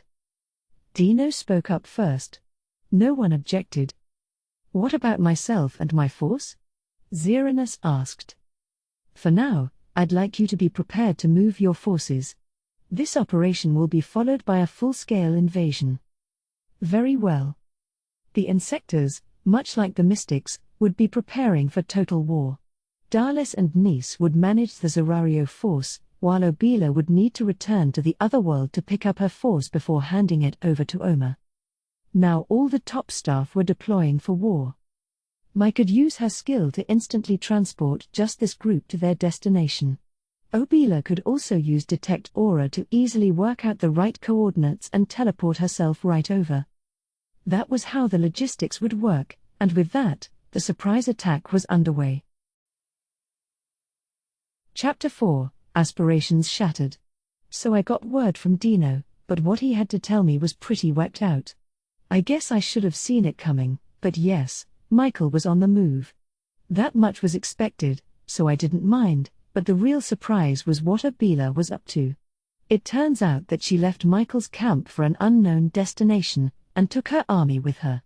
I was stunned. What? You're kidding me? Nope. I'm pretty surprised, too. And get this, Michael's still completely unaware of it. I'm about to go inform him. Wow. He really is a huge idiot, isn't he? Now I'm sure of it. With everything going on, is now really the time to get lazy about that sort of thing? And before that, why is he leaking stuff out to the enemy before telling his own boss about it? I mean, Dino being that way helps a lot and all, but, now I'm feeling just a little sympathetic for Michael and Feldway. But before I get too carried away, let's ask one important question. So where are you guys gonna attack? Oh, yeah, they're attacking Leon City. Like I said, Obila's AWOL and I'm holding down the fort here, so all the other top brass are on the move. Pico and Gasha got taken along against their will, too, so could you give them a pass if you happen to get in a fight with them? You think I can guarantee that? I'll keep it in mind, but... Thanks. Oh, also, I got one more favor to ask. Make it quick. I'm kinda busy. I was preparing to set off for battle, in fact. But I let Dino have his say. I guess I sorta miss working with Vesta and Ramirez and the gang. It's so boring up here, So can you hurry up and beat Michael's ass for me? And then get me outta here. I was stunned into silence. Look, did you get hit in the head or something? You understand that's nothing you're supposed to say to the enemy, right? Wow, so mean. We're friends, aren't we? Quit being so cold like that. Oh, right, I just remembered, did you apologize to Ramirez for me yet? I wanna make up with her later. Don't give me that crap. I told you to go apologize yourself. Wait a second, Rimuru. Regardless. Yes, regardless, I'm not about to let anyone be mind-controlled against their will like this. Regardless, just do your best to get out from your mind control for me, okay? Hurry up before you shame all us other demon lords. Ha ha ha. I'll try. But, hey, I know I can depend on you and stuff. Nobody's better at leaving work to other people than me, so I hope you don't mind me taking advantage of you like that, okay? He was really starting to piss me off. I'd expect nothing else from him. Also, one more word of warning. Feldway's in league with the Insectors. I know. It sure doesn't sound like good news. Oh, it's beyond bad. Their king, Xeranus, we met for the first time, but he might be even higher up there than Guy. I won't know unless I try, but I'm sure I wouldn't win even if I went all out. He and his force are sitting out this current attack, but I dunno when they'll spring into action, so keep your guard up, okay? I didn't need that advice from him. But as intel, it was really valuable, and really ominous. Hearing he outstripped Guy ratcheted up my despair to maximum. If someone that dangerous is both leading an army and resting up for now, we'll need to make sure we can respond to any move from him immediately. I thought about calling back Geld and the other guys I had stationed across the land, but opted against it. If they targeted us wherever we were short-handed, we'd be on the ropes in a hurry. We'll just have to make do with the forces we have on hand. Thanks for the warning. I'll tell everyone, and we'll stay on the lookout. Now, seriously, try a little up there, won't you? Sure. Don't get yourself killed, Rimuru. He didn't have to remind me. I was on my second life as a slime, and I wanted to enjoy it for a change. It had been nothing but war for a while. I wanted to just clean up all this mess and take it easy. I wanted to have a blast with all my friends, too, and that included Dino, of course. You too, I replied, and I meant it, from the bottom of my heart. As soon as I finished my conversation with Dino, I called the cabinet members still standing by in our capital of Rimuru. We assembled in the control center. Our Argos surveillance system was showing us Leon's base of operations, but the whole area was being walloped by a blizzard, making it impossible to see anything. Considering El Dorado's usually mild climate, a blizzard like this was clearly unnatural. It was obviously Velzad's work. There was no contact from anyone on Leon's side, and we had no way of visually confirming the enemy. Communications were probably being jammed somehow, and overall, Dino was starting to look pretty darn correct about all this. If the enemy was deploying strictly the main forces, we'd need to call up something appropriate in return. We need to send some support for the guys already there, mess that up, though, and it could lead to enormous damage. Too many of us sent over there, and the labyrinth would be too thinly guarded, too few, and we couldn't complete the mission. We were being asked to thread an exceedingly small needle. I see. So the enemy's on the large side, then? Benimaru's eyes lit up when I told him what Dino had said to me. He was ready to go out there right now, and I wasn't about to stop him. I was thinking about backing up our crew over there with just me, Ranga, and Ci to start out, but it's looking like a more powerful force than we thought. We could be in danger if we hold back, so I'll want you to join us, Benimaru. Oh, that goes without saying. Who else will you take with you? Benimaru broke into a giddy smile when I announced I was bringing him. As long as he was going, I don't think he really cared who else was there. Me, perhaps? No. I killed Veldora's proposal immediately. He really needs to think a little more. Yes, it'd certainly be reassuring to have him on our side, and I'll admit that he'd be a huge asset in battle, but I can't have him so conveniently forgetting that he's the enemy's biggest target. Look, you need to realize that they're after you, okay? And in the first place, we can always revive ourselves as long as one of us is safe, so both of us fighting at the same time is the stupidest idea ever. Qua ha ha ha. Perhaps I was careless, yes. Leave the labyrinth defenses to me, then. Yes. Please. We're in serious trouble here, okay? Don't try anything funny, I'm begging you. So, with our problem child out of the picture, I turned towards Sijin. Now, as for you and Apito, I'd like you both to continue guarding the labyrinth. I think they got some serious threats on their side, so we can't afford to leave the place completely empty. We will be on the job, Sir Rimuru. Good hunting out there. So encouraging. We have the Dragon Lords on standby down there as well, so they should still be a pretty respectable force, them, and Thraney, Beretta, and Cherries, too. Cherries, make sure you keep an eye on Veldora so he doesn't go out of control on us. There is no need to remind me, Sir Rimuru. I will be sure to keep a close watch on Sir Veldora, so you may go into battle with full peace of mind. Huh? I'm being watched now. Don't worry about it. No, I rather am worried. Here, just read this and relax a bit. Seeing Cherries all but force a manga volume into Veldora's hands was encouraging in a much different way. Yeah, so just leave my master here to us. We have the labyrinth well defended, and we are training hard so that we won't be caught unawares next time. I very much look forward to showing you the results. Hopefully the opportunity won't present itself, but doing all this prep work just in case is reassuring to see. I nodded my approval back at Thraney. With the power you've given me, Sir Rimuru, I am stronger than ever. I have never missed a day of training with Cherries, and I assure you that I have no intention of losing to Dino next time. Right. Let's trust in that. Whether he can defeat Dino or not, Beretta and his team couldn't be that far behind him by now. So, I'm taking Kumara with me. I decided that my deployment team would be me, Benimaru, Ranga, Kumara, and Ci. Not that I didn't have my concerns, though. I'm sorry, though, Benimaru. I made this decision without asking your opinion, but you've got a right to refuse if you want to. I know you have a couple of wives to protect, after all. Don't you? Mumiji and Alvis were both well into their pregnancies. I think. It turned out that the gestation periods of monsters could vary surprisingly widely. Cade had apparently kept Mumiji inside her womb for over 300 years, after all.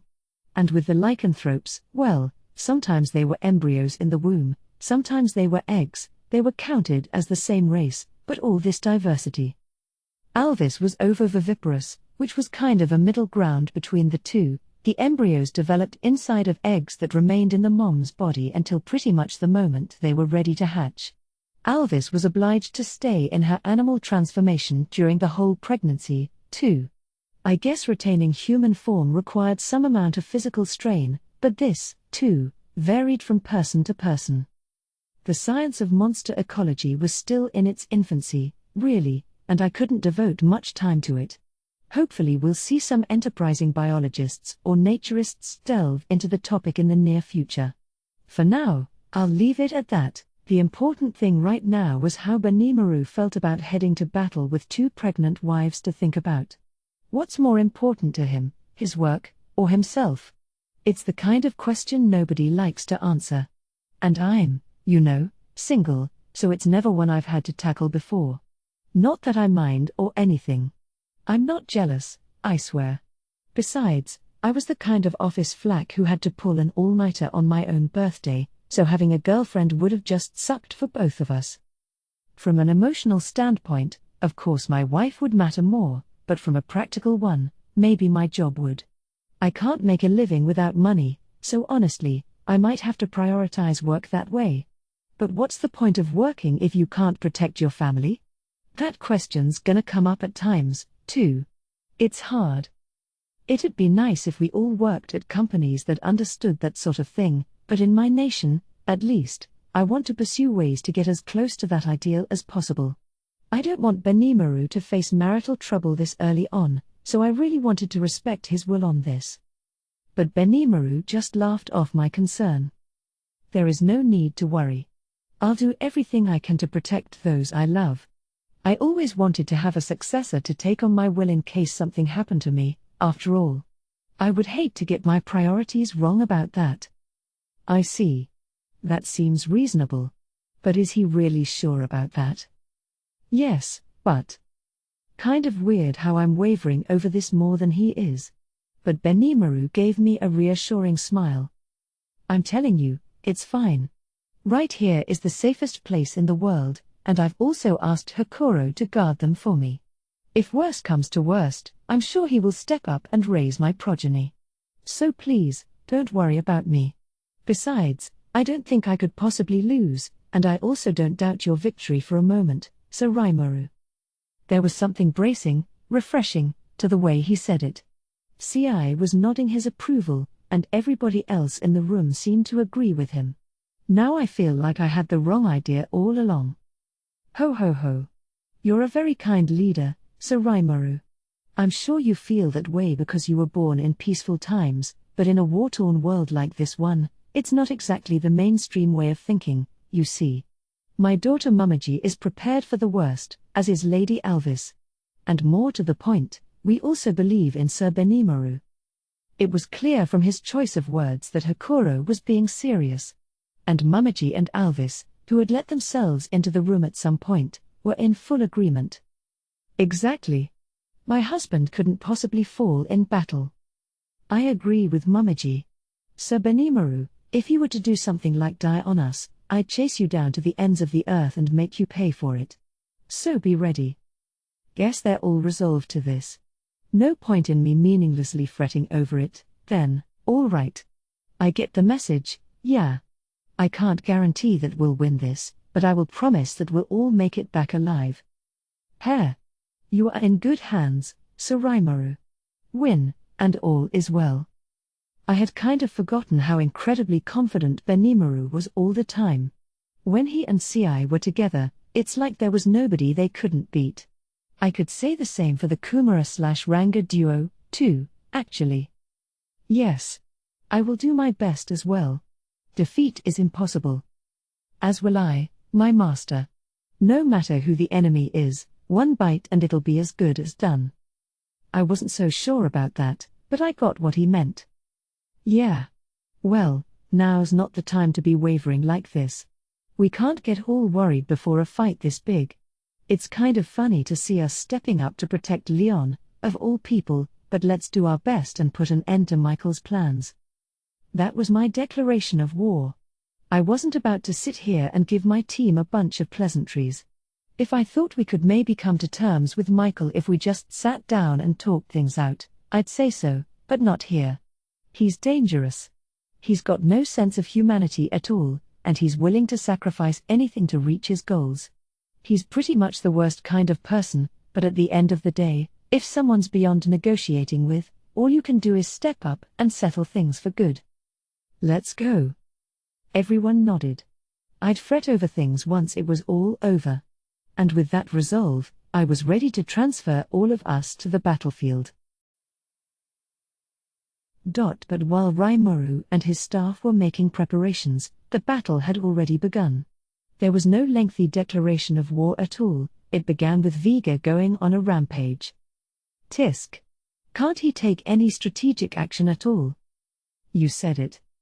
Cagali nodded at Feldway's pained complaint. Their mission here wasn't to lay waste to El Dorado. They needed to track down the possessor of the angelic skill, drag him out of there, and add him to their force. Hearing that Feldway could use Michael's domination skills puzzled Cagali at first. But it made sense.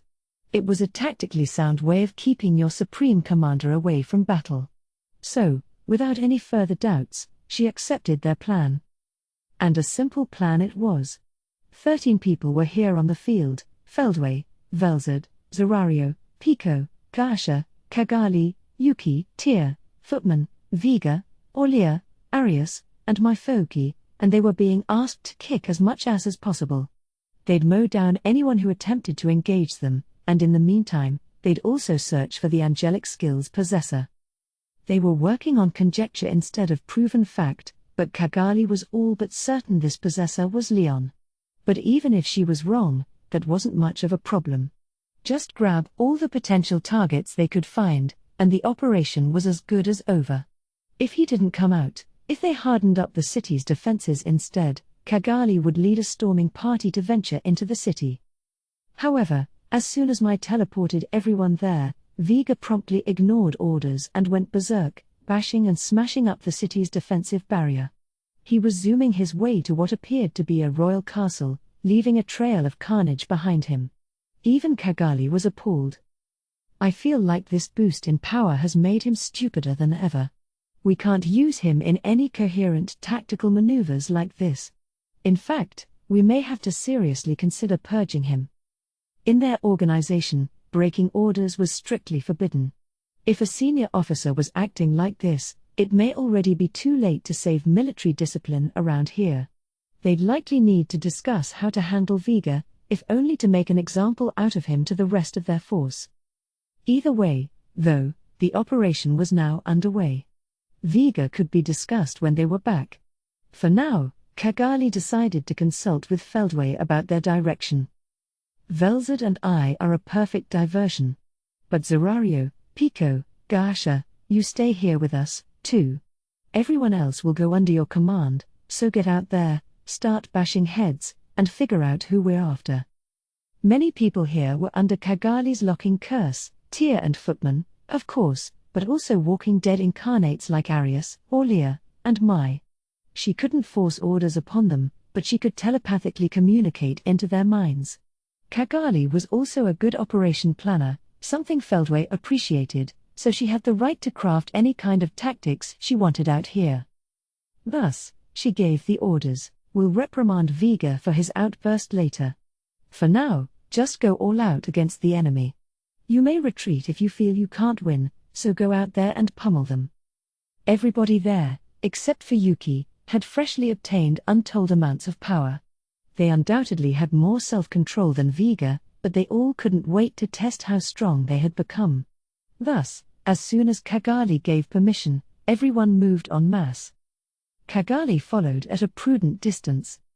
My own free will has been left intact, as well as a certain amount of authority. I'm not sure I'll ever get an opportunity this good again. Perhaps it was wiser to wait for a better chance to arise.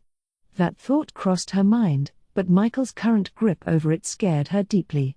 If she were turned into a fully subservient puppet, all hope would be dashed. It was entirely possible that this would be her last chance. Optimism was a dangerous thing. So Cagali decided to take action. From the very beginning, she had no intention of pledging her allegiance to Feldway and his cohorts. In fact, she thought of both him and Michael as insane, so out of their minds, she could feel it on her skin. To her, she was sure any future that involved her and them was bleak indeed. I swear that I will not betray you. And I accept your dominion over me. That's right.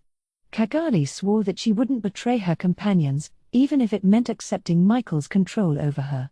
And no matter how dirty her hands got, she was prepared to return the favor she received from Yuki. It looks like Michael's control is absolute within a certain range. But maybe the effect dwindles the farther you are from him. That, or if we can fully isolate ourselves in a different space from him, we could eliminate the effect entirely. Michael had done everything he could to search for the remaining angelic skills. But 3 were still missing, in some kind of safe zone from him. And that was Ramiriz's labyrinth. If she could flee into there, Cagali and her friends had a chance at being saved. Fortunately, she was in an alliance with the demon lord Rimuru, although that might be a bit doubtful by now. Yet as soft and good-natured as he was, there was an exceedingly good chance that he'd shelter them. So her mission here was to cause as big a commotion as possible, then find an opening for her escape. And to do that. Can you hear me, Laplace? President?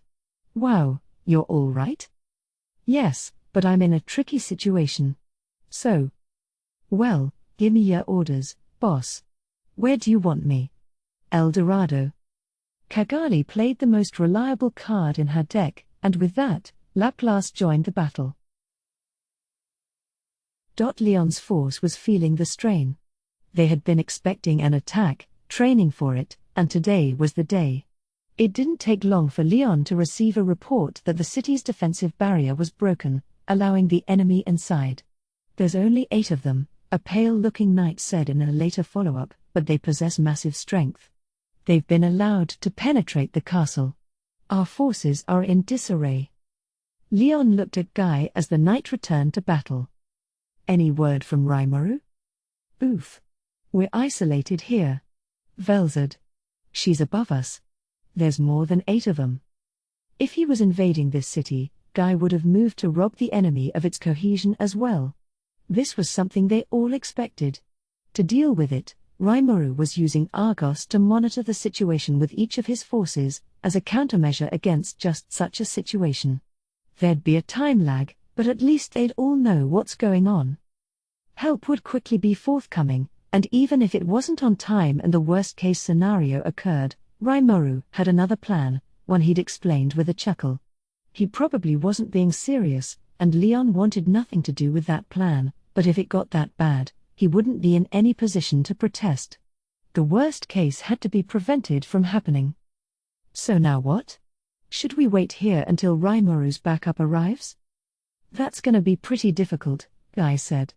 We would have had a lot of options if Velzard wasn't here. But once she gets serious in battle, she's liable to take down this entire city. I wouldn't like that. A spatial transfer required you to have accurate coordinates of both your current position and your destination. If contact beyond city limits was cut off, that meant the enemy was taking measures against that, no doubt. If their transport magic circle were destroyed as well, it'd delay the arrival of reinforcements even more. If they could buy another 10 or so minutes, Rimuru was probably going to show up, but if they wanted to hope for that, they had to protect this position with their lives. I'm sure you wouldn't, no. Guess I'm gonna have to go out and take them on, then. Guy stood up. I'll join you. Let me show them just how serious I can be. Miseri and Rain joined him. After living together with them for the past few months, Leon knew exactly what they were capable of. Rain, in particular, had been rapidly improving her skills, giving Leon a run for his money in their training. It'd annoy him to no end in normal times, but with her on his side, he saw her as a trustworthy ally. I wish she could always be that serious, complained Miseri, and really, she spoke for everybody else. But then another problem child spoke up. I doubt a pair of weaklings like you would help us very much. I am rather reluctant to lend a hand to Guy, but I have my orders from Sir Rimuru, and I will concentrate on those. You will have my assistance.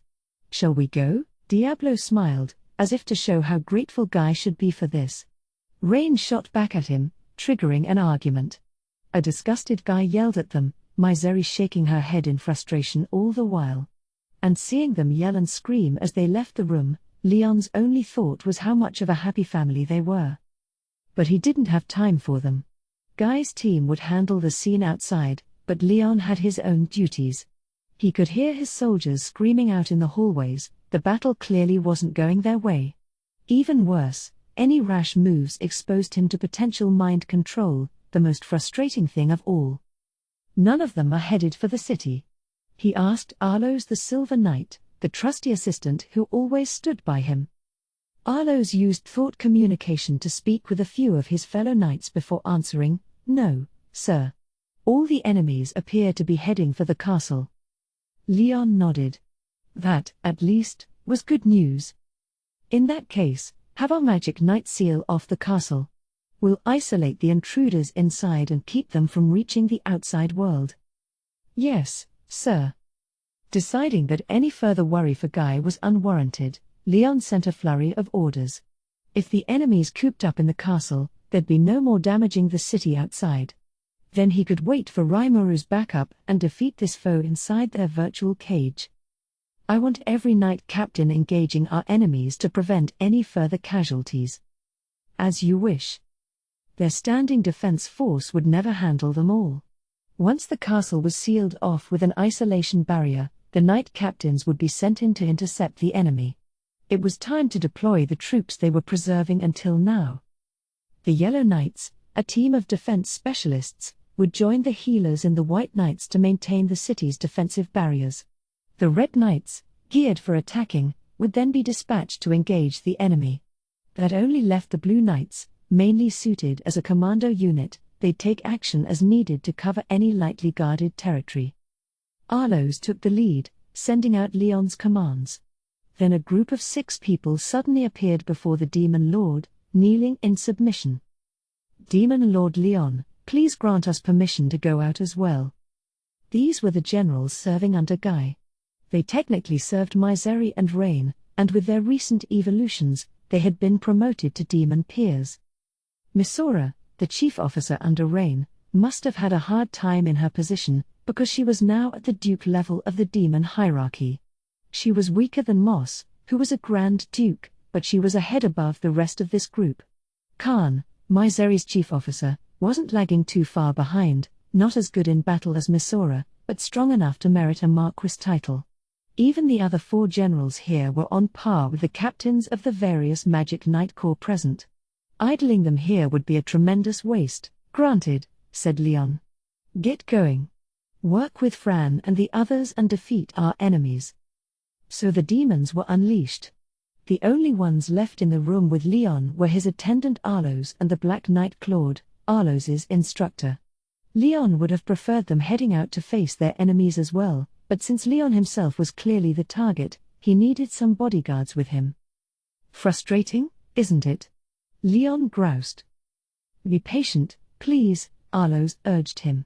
"It's a little strange to be protecting someone like you, Sir Leon, but you must trust us and stay here." Heh. There are just 8 enemies in the castle. We have 4 knight captains here, as well as those demons and a number of well-trained knight corps. There's no way we could lose." Claude was trying to assuage Leon. Arlos was optimistic, as if trying to remind himself of their chances. He knew it wouldn't be that easy, but he had to keep Leon from falling into the hands of the enemy. Patience was key right now. They had to await better news here, on Leon's throne. Then, after a while, they began to sense violent tremors across the castle. The most intense battlefield was the site of Viga's rampage. Misora was in command, with 4 other demons working to stall for time. Mita, the White Knight and captain of the White Knight Corps, was providing support. She was a blonde, blue-eyed woman with very ladylike features, but her specialty was healing, and her mere presence ensured they could fight for that much longer. Each demon was striking once, then retreating so Mita could heal them and help them back into battle to repeat the cycle. Faced with overwhelming violence, their only choice was to throw themselves into the fray and hope for the best. Misora's face contorted in pain. But she couldn't lose heart now. She had to endure her Master Rain's crazed rush over and over again in training, and in any case, Guy would purge her if she fled at this point. Better instead, she thought, to fight proudly and ensure she fulfilled her role. But while Viga's existence points numbered over 10 million, the top-level demons did no better than 500,000. Even Misora's EP was at around 700,000. None of them had any ultimate skills, so the difference in firepower was obvious to everyone. Gah ha ha ha. Weak, weak, weak. So weak. Or maybe I'm too strong. Sorry, guys. You're so weak, I don't even feel like eating any of you. I guess that means your suffering will continue for a while, but don't hate me. Hate how weak you are. The trash talking came non-stop from Vega. He was trampling on the demon's pride, and they had no choice but to stay calm and deal with it. But that was their exact strategy, actually. With their gifts at reading emotions, the demons were trying to take advantage of Vega's personality, maintaining the stalemate by letting him kick all the ass he wanted. The fight against Vega was intense, but at least stable. By comparison, every moment of the fight against Arius was screeching with tension. Hiya ah ha ha ha. It's all you can kill today. Oh man, oh man, oh man. This power is just so cool. Arius was lost in a never-ending spasm of violence, all his cool from his human years apparently lost.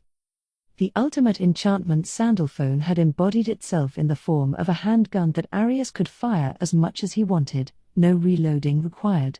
He also had a bastard sword in his right hand, a product of Orlea's multi-weapon skill. These two pieces of equipment were far more powerful than run-of-the-mill god-class gear, and Arius was making full use of them both as he slaughtered the knights. He seemed to be mimicking Lieutenant Kondo in battle style, likely expressing an aspiration that Arius himself would never admit to. Oxion the Blue Knight had formed a tag team with Khan to challenge him. There was no way to make up for the weapon difference, but the two of them proved to be an excellent match in terms of skill. Khan was staking his pride as a great demon, casting magic to interfere with Arius's movements, while Oxion's graceful sword strikes were letting him hold his own against this adversary. The latter also had a gift for support magic, which was huge. Their physical abilities and durability were both upgraded by multiple layers of magic from them both. But they still had almost no chance. This was a foe that not even a direct strike could injure, and Oxion, a nihilistic young noble, didn't expect to win from the start.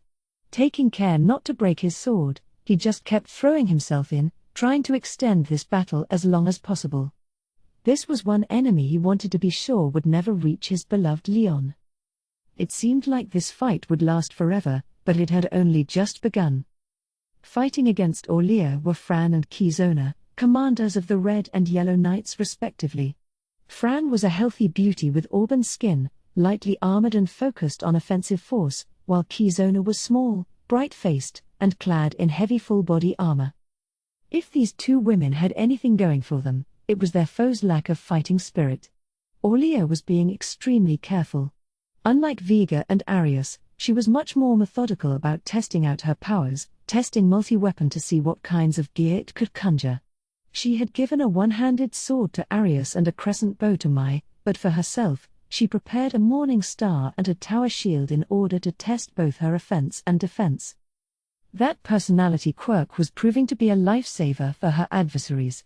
Using the two of them as experimental subjects, Orlea slowly but surely came to grips with the gear she had in hand, thanks to her brand new ultimate enchantment. Mai, meanwhile, was on the battlefield, but she couldn't shake the feeling that she didn't belong here. She had no idea why she should be fighting, but it was impossible to defy Michael's will. He had even brainwashed Yuki, someone she trusted immensely. There was no way someone like Mai could beat him. But that didn't mean she wanted to let off some steam against a bunch of knights he had no grudge against, either. So she just watched from the sidelines. If she did join the fray, the battle would have long ago tilted in the Angel's favor, but that's not how it turned out. All this is gonna do is bring pain to us all. But what should I do? Tell me, Yuki. She was lost, troubled, and unable to find an answer. She would still need some more time before she could make a move. Guy's party stormed out to intercept the enemy, only to find a giant blizzard blowing outside. It was a special gift from Velzard. "I'll take care of her," Guy said, and nobody was about to stop him. The two of them had fought many times, from long ago in the past to just recently, but frankly, Velzard was crazily strong. Guy was her only natural opponent here, and she wasn't holding back one bit, either. As if to prove it, she had transformed herself from a young girl to an adult woman, her eyes golden instead of their usual deep-sea blue. They shone bewitchingly, beautifully, portending great disaster to come.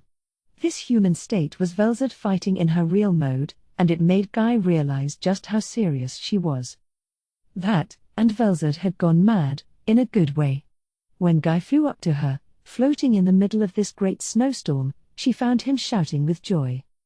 "I love you, Guy. So join me, and let's kill, and kill some more." She challenged him, a gigantic smile on her face. "Tisk. I told you that's nothing but trouble." Guy was just as serious about fighting back.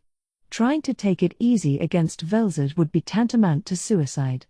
So, here in the skies above the castle, a battle broke out between two of the most powerful forces in the world. Yes, Guy was strong. His EP was extremely high, almost reaching 40 million. But Velzad was simply on another level, her powers more than twice that of Guy, unimaginably. She was the younger sister of the Creator for a reason, and here on the surface of the planet, she wielded absolute power. And what's worse, she had never truly fought all out before, not even against her sister Veilgrind. She always took the form of a little girl when she did, sealing away her powers. When she obliterated Veldora, that was nothing but a playful blow to her. Her strikes weren't just powerful, they were energy efficient. The only time she ever got serious was when she fought against Guy. He could only fight on an even keel with her thanks to his superior fighting sense. He was also trying to ensure this fight didn't damage people and buildings on the ground as much as possible, which perhaps says something about just how all-powerful Guy Crimson can be. The battle, as usual, was shaping up to be a stalemate. Then Guy realized something. She's not being controlled at all. He was sure she was, but in his mind, she simply chose not to resist this thrall, likely because her desires matched those of her cohorts. Velzad just looked so happy, a face that brought back memories for Guy, one she only showed in the midst of battle. It wasn't exactly good news, though. Guy was fed up with it.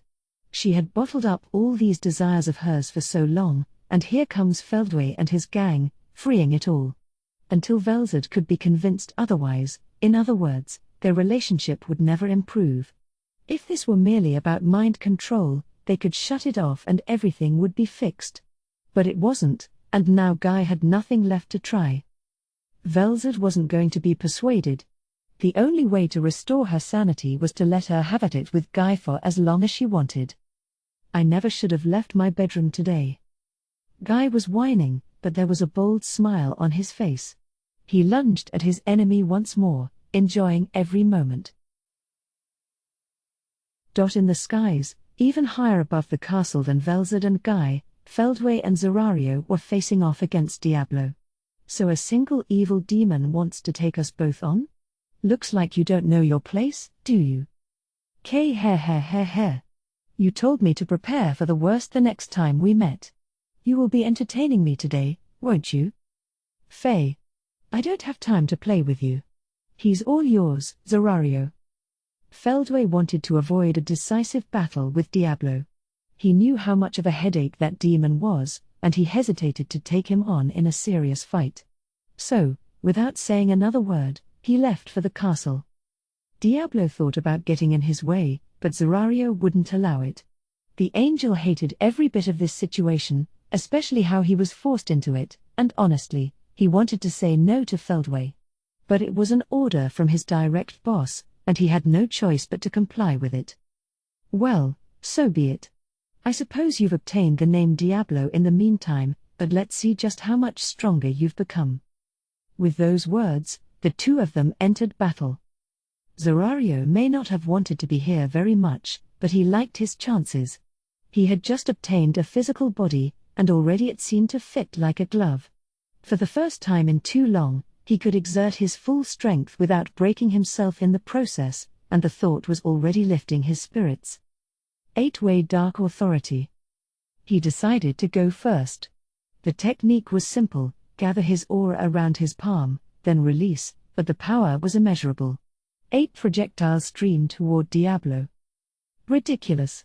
So that truly is all you have to offer? Diablo, on the other hand, couldn't have sounded more bored.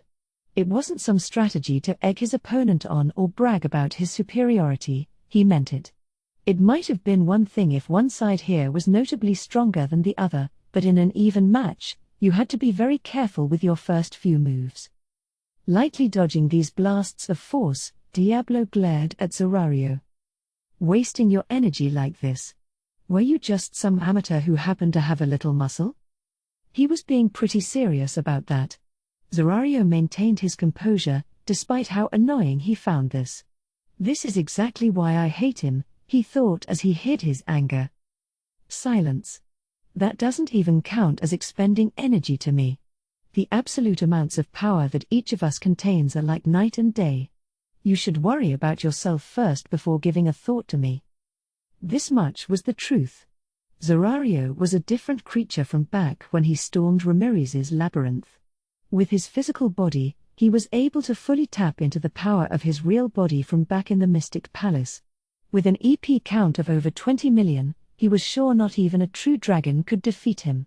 A little excessive energy use could be made up for instantly. It wasn't worth worrying about, but Diablo sniffed at this.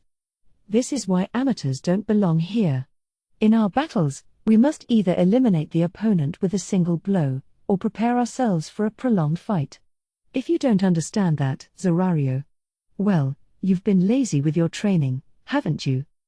His superiority complex was starting to grate on Zorario.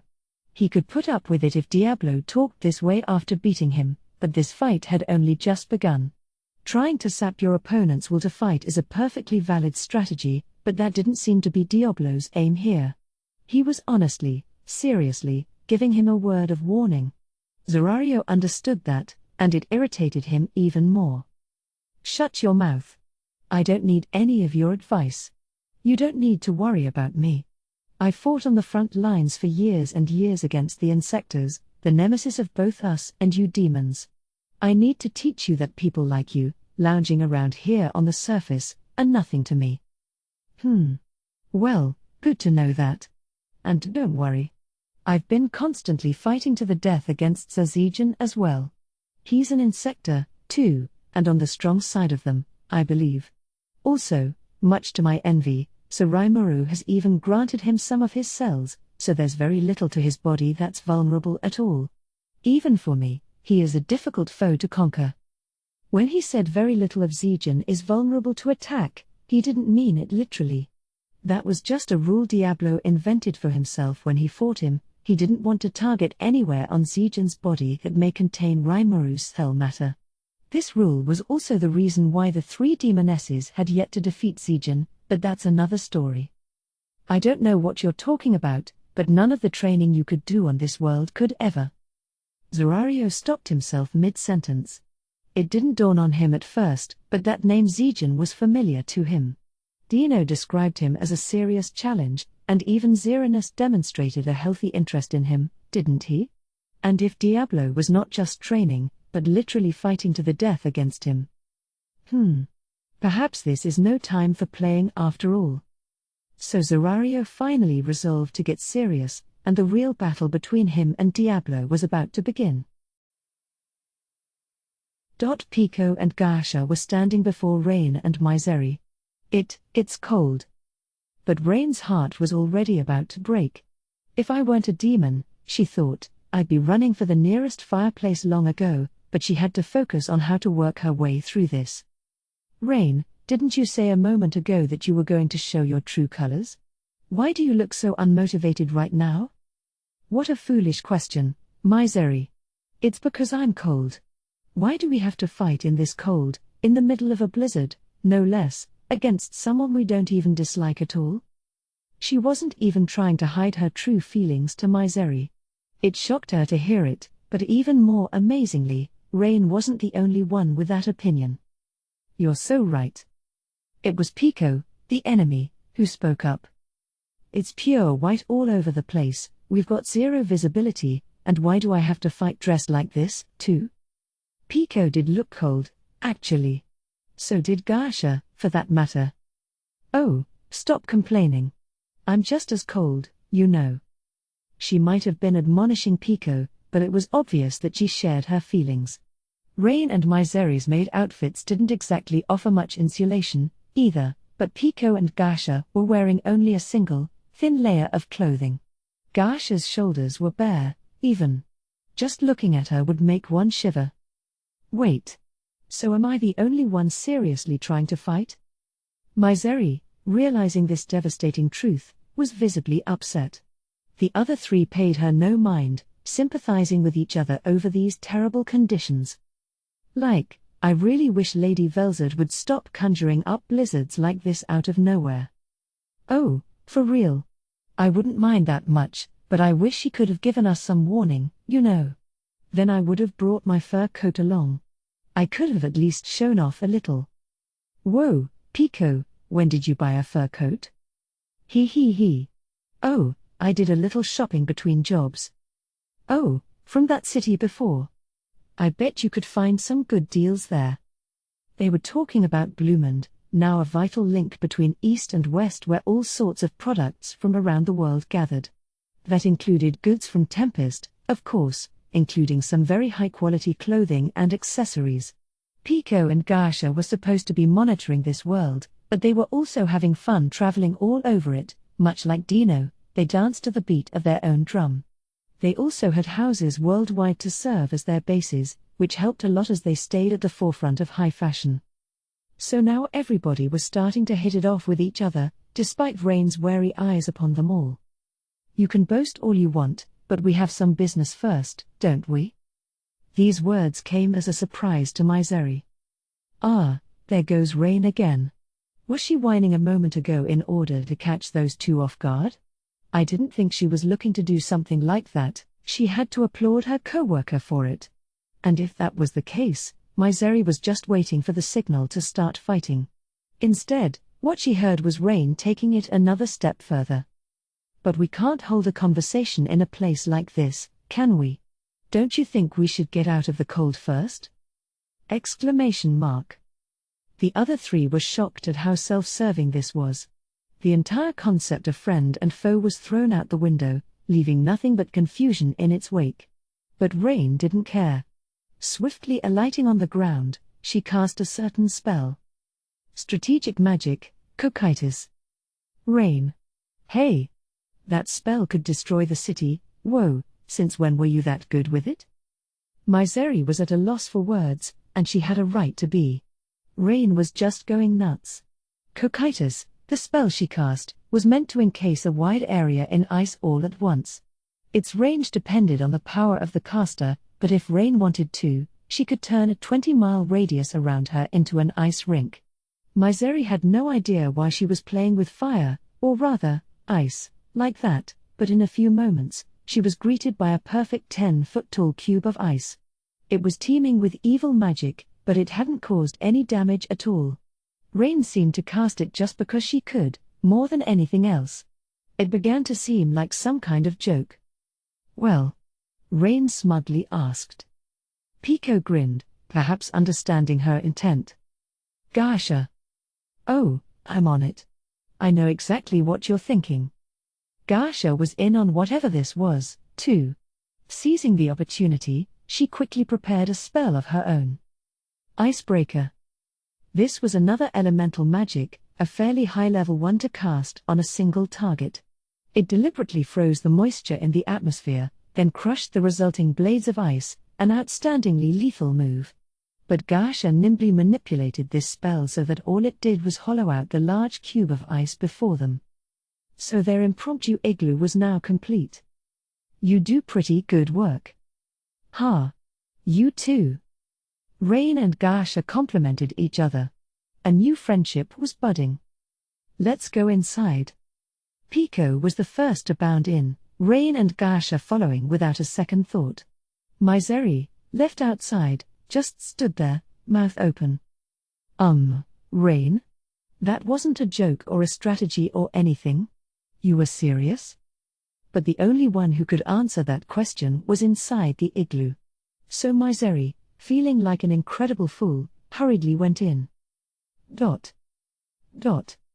So, yeah, I probably shouldn't tell you exactly how we did it since it's a secret and all, but both of us had the honor of being evolved by Sir Rimuru hand.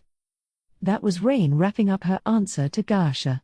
She was asking her why they seemed so much stronger than before. You're blabbing about that much to the enemy? Well, whatever. Myseri had given up on corralling her companion, but Rain was gaining a lot of information from Pico and Garsha, too.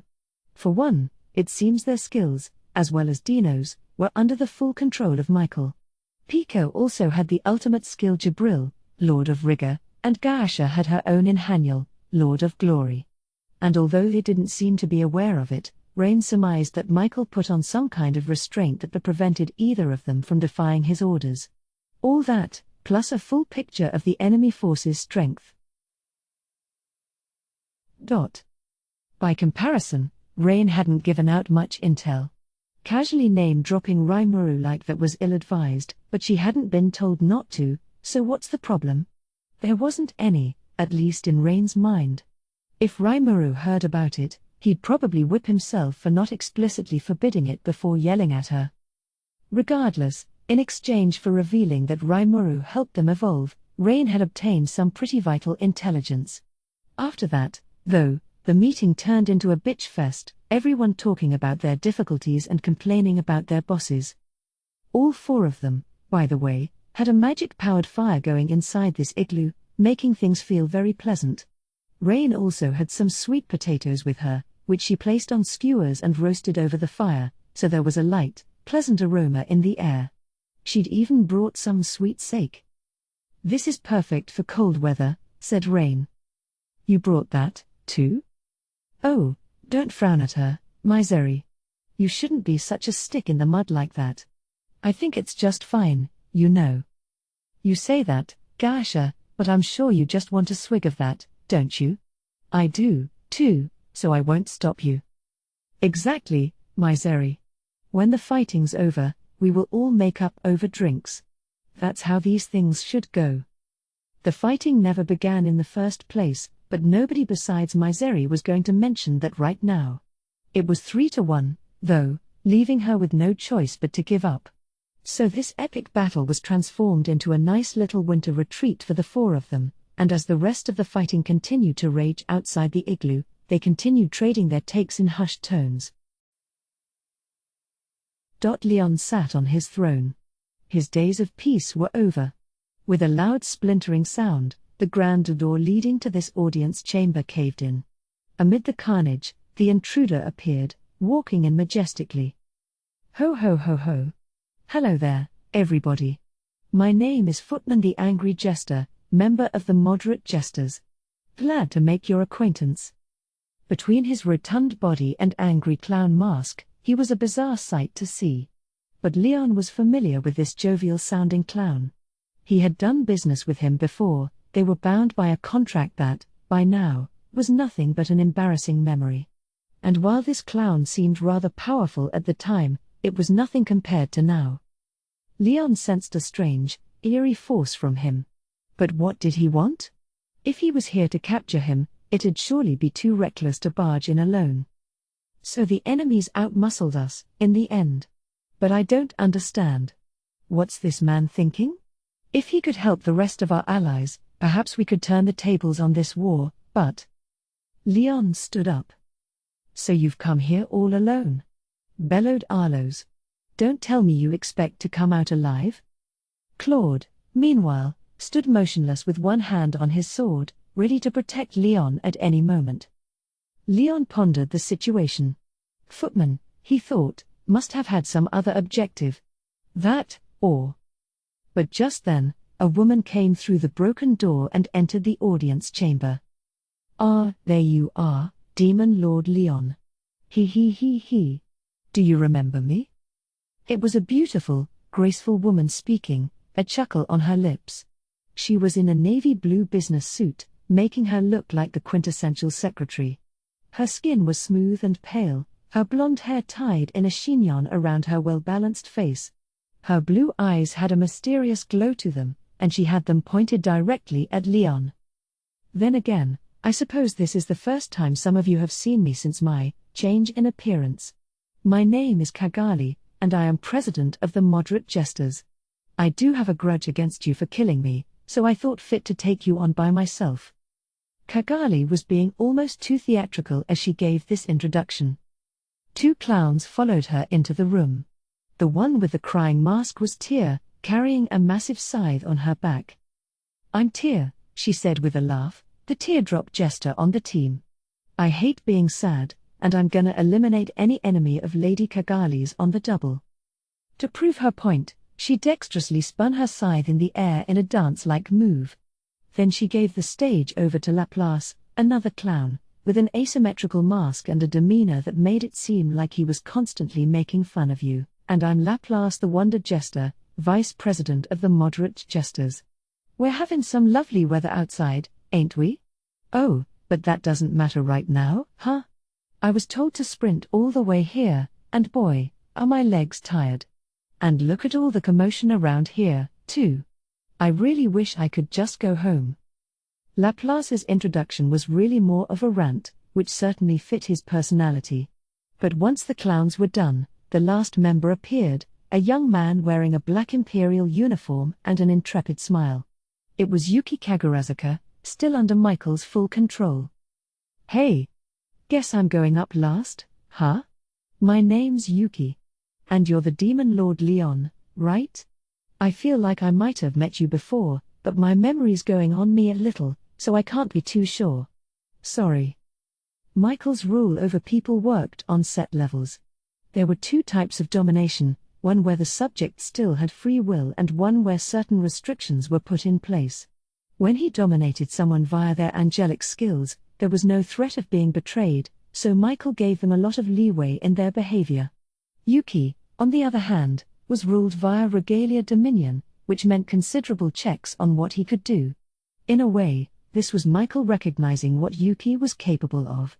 If he saw him as someone less capable, he would have allowed free thought like what Kagali and the others enjoyed. Regardless, this had the effect of making Yuki appear suddenly absent-minded. Once he finished introducing himself, he leaned against the destroyed doorframe, seemingly uninterested in Leon and his attendants. Leon could grasp the situation. There were 5 adversaries in total, each with strength equal to, or, really, greater than, his own. Between that and being outnumbered, the situation couldn't be much worse. Realizing this, he began to waver over whether to invoke one of his most secret moves. Maybe he could take one of them out himself, but if he wanted to survive, he needed to put it all on the line. If it didn't work out, he had to run, and he had preparations for that in place, too. He only wavered because in Kagali's eyes, he saw not madness, but rational reason. Rimuru told him before that Kagali was previously the Demon Lord Kazalim. He had almost forgotten about that man entirely, but even now, he could vividly recall the insanity in his eyes. The current Kagali might describe it as being mad with envy, but to Leon at the time, it was nothing short of terrifying. Now, however, she was as beautiful as lapis lazuli. It's not a different person, no. But she must have some kind of agenda for this. And would that mean there's room to negotiate? Despite all the pressure, Leon had an accurate bead on his foe's situation. But the clowns were still talking in front of him. "Demon Lord Leon. You are not only responsible for the downfall of Sir Kazalim, but for leaving Clayman the crazed clown, our brother and friend, to die. You will not have an easy death, I promise you, because I am quite angry right now." Footman bent his portly frame in a bow. "Yeah," continued Laplace, "that fool Clayman didn't become a demon lord just for fun. He was the only one for TH's job, so we sent him out as a replacement for our president if something happened to her. And now look how it's turned out, huh? Ah, what a regret." Perhaps it was his memory of Clayman that added this twinge of sadness to his voice. "It truly is sad, isn't it? But now Lady Kagali's given us this opportunity for revenge. I'm gonna throw all my hatred at you, so don't fall down till we're all done." With Tyr's final despondent statement, the battle began. Leon had 3 people on his team. Cagali had 5, but Yuki didn't seem interested in joining in. Tyr faced Arlos, with Claude serving as Footman's opponent. The remaining 2, of course, would be paired with Leon. Normally, defeat would have been inevitable, but it was not to be. Breaking out his flame pillar sword, Leon brought it in front of him, just in time for Cagali to strike with the ruined scepter she borrowed from Michael. The shockwave of 2 god-class weapons clashing with each other reverberated across the chamber, and as they did, Leon heard a voice in his mind. "Hey, can you hear me? I want to talk." Leon nodded back. His guess was right. "Thank you. There are eyes on me. That's why I did what I did. There's no such thing as being too careful with this." That seemed true enough. Leon looked at Cagali, urging her to continue. They were playing out a heated battle through all this, their conversation being held on a thin tightrope. Laplace was there, by the way, to serve as a conduit for their thought communication. The master and servant relationship he had with Cagali was being used to encrypt the information being transmitted before relaying it over to Leon. Leon's responses would get filtered through Laplace as well, getting encrypted again before reaching Cagali. This roundabout process was designed to keep Michael from reading her mind. Cagali believed that he couldn't read everything that went through her brain, so she kept her thoughts deep down, behind multiple layers of barriers. She was being so careful because here, right now, she was about to betray Michael. She once had a grudge against Leon, but had regained some composure now that she was far away from Michael. Thanks to that, she concluded it was best to join forces with Leon after all. As long as she could get inside Reminisce's labyrinth, she could escape Michael's surveillance on her, and something also told her that the mysterious slime over there would do anything to free her and her friends. "You must have some kind of emergency access way in here, don't you? We can't reach the labyrinth via magic, but if there's a way, we'd like access to it." They could magically transport themselves, but it'd be a risk. Such unexpected behavior on Cagali's part might make Michael tighten the reins on her. Ideally, she wanted to flee directly into the labyrinth, and if that wasn't possible, she wanted to meet someone on the other side, ready to receive them as refugees. "All right. I understand your situation. Well, I'm glad to see you're so unhurried about this, but Michael is after you, you realize. You possess Metatron, Lord of Purity, don't you? I will not deny it." Even Leon recognized that there was no point hiding it any longer. They must have known already, they wouldn't be attacking his domain otherwise. That lent a lot more credence to what Cagali and her team told him. With this much difference between them in firepower, there was no point stringing Leon along for information like this. Normally, they could just disable him and drag him in front of Michael. Plus, as flashy and obviously violent as Tyr and Footman were, Arlos and Claude were still safe and uninjured. If they really wanted to kill his attendants, they'd almost certainly be in pieces by now. Under these circumstances, there was no reason to perpetuate this act. And that's why Leon was convinced Cagali meant what she said. "All right. I'll trust you. There is indeed a transport magic circle in this castle that leads directly to the labyrinth." "I knew it." Cagali's face lit up. Now her plan seemed much more likely to succeed than before. And as their blades continued to clang against each other, she leaned forward and began to negotiate even more fiercely.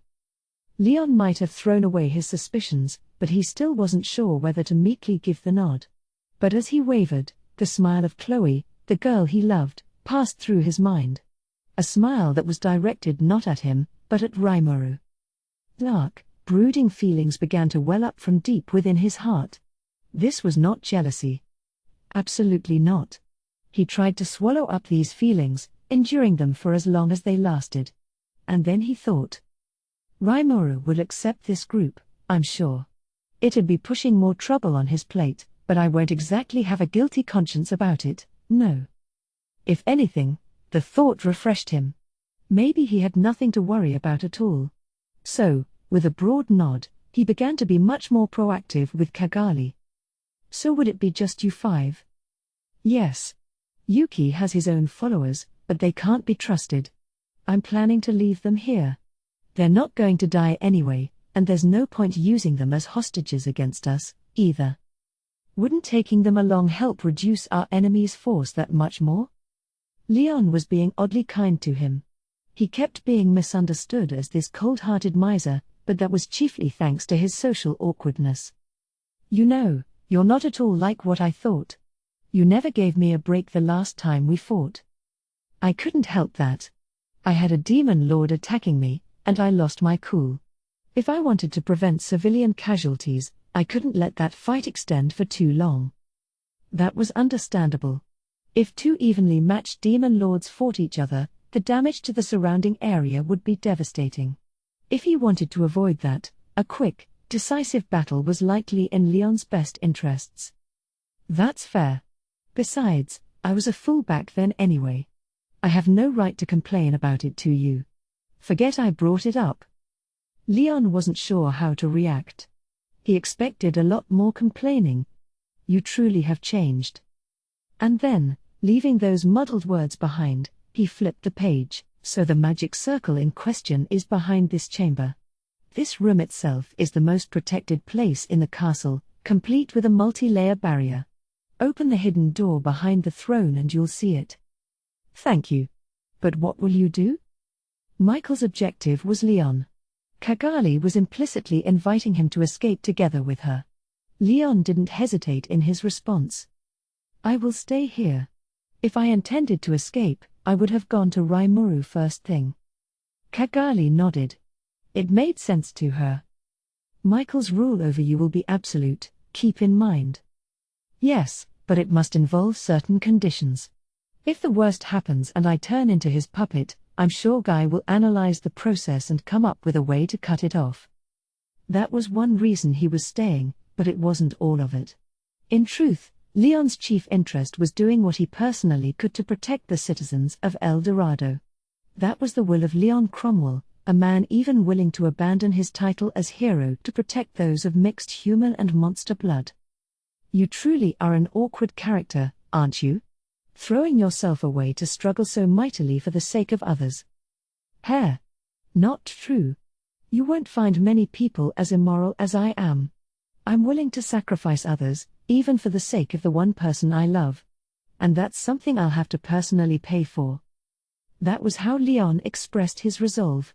Cagali, realizing this, decided to respect that will of his. She needed to save her own team first, she didn't intend to waste time persuading him otherwise. So they had a plan. Cagali went through Laplace to inform Tyr and Footman of it as well. Leon, meanwhile, was in contact with Arlos and Claude about it. Neither of them felt their foes were seriously fighting, either, and now Leon explained to them why. They'd only left Yuki, and by this point, they could just drag him up on that circle, if it came to it. Leon looked at Cagali, signaling the location of the hidden door. Reading this sign, Cagali pretended to be blown backward by an attack, bashing herself against the door. Laplace, seeing it open, gave his own signal to Footman and Tyr. Arlos and Claude, playing along, pretended to be thrown backward as well, allowing their opponents to scramble through the door. Sayuki. Oh, I'm up, came the reply as he strode inside. Okay, now we just have to have Leon activate the magic circle.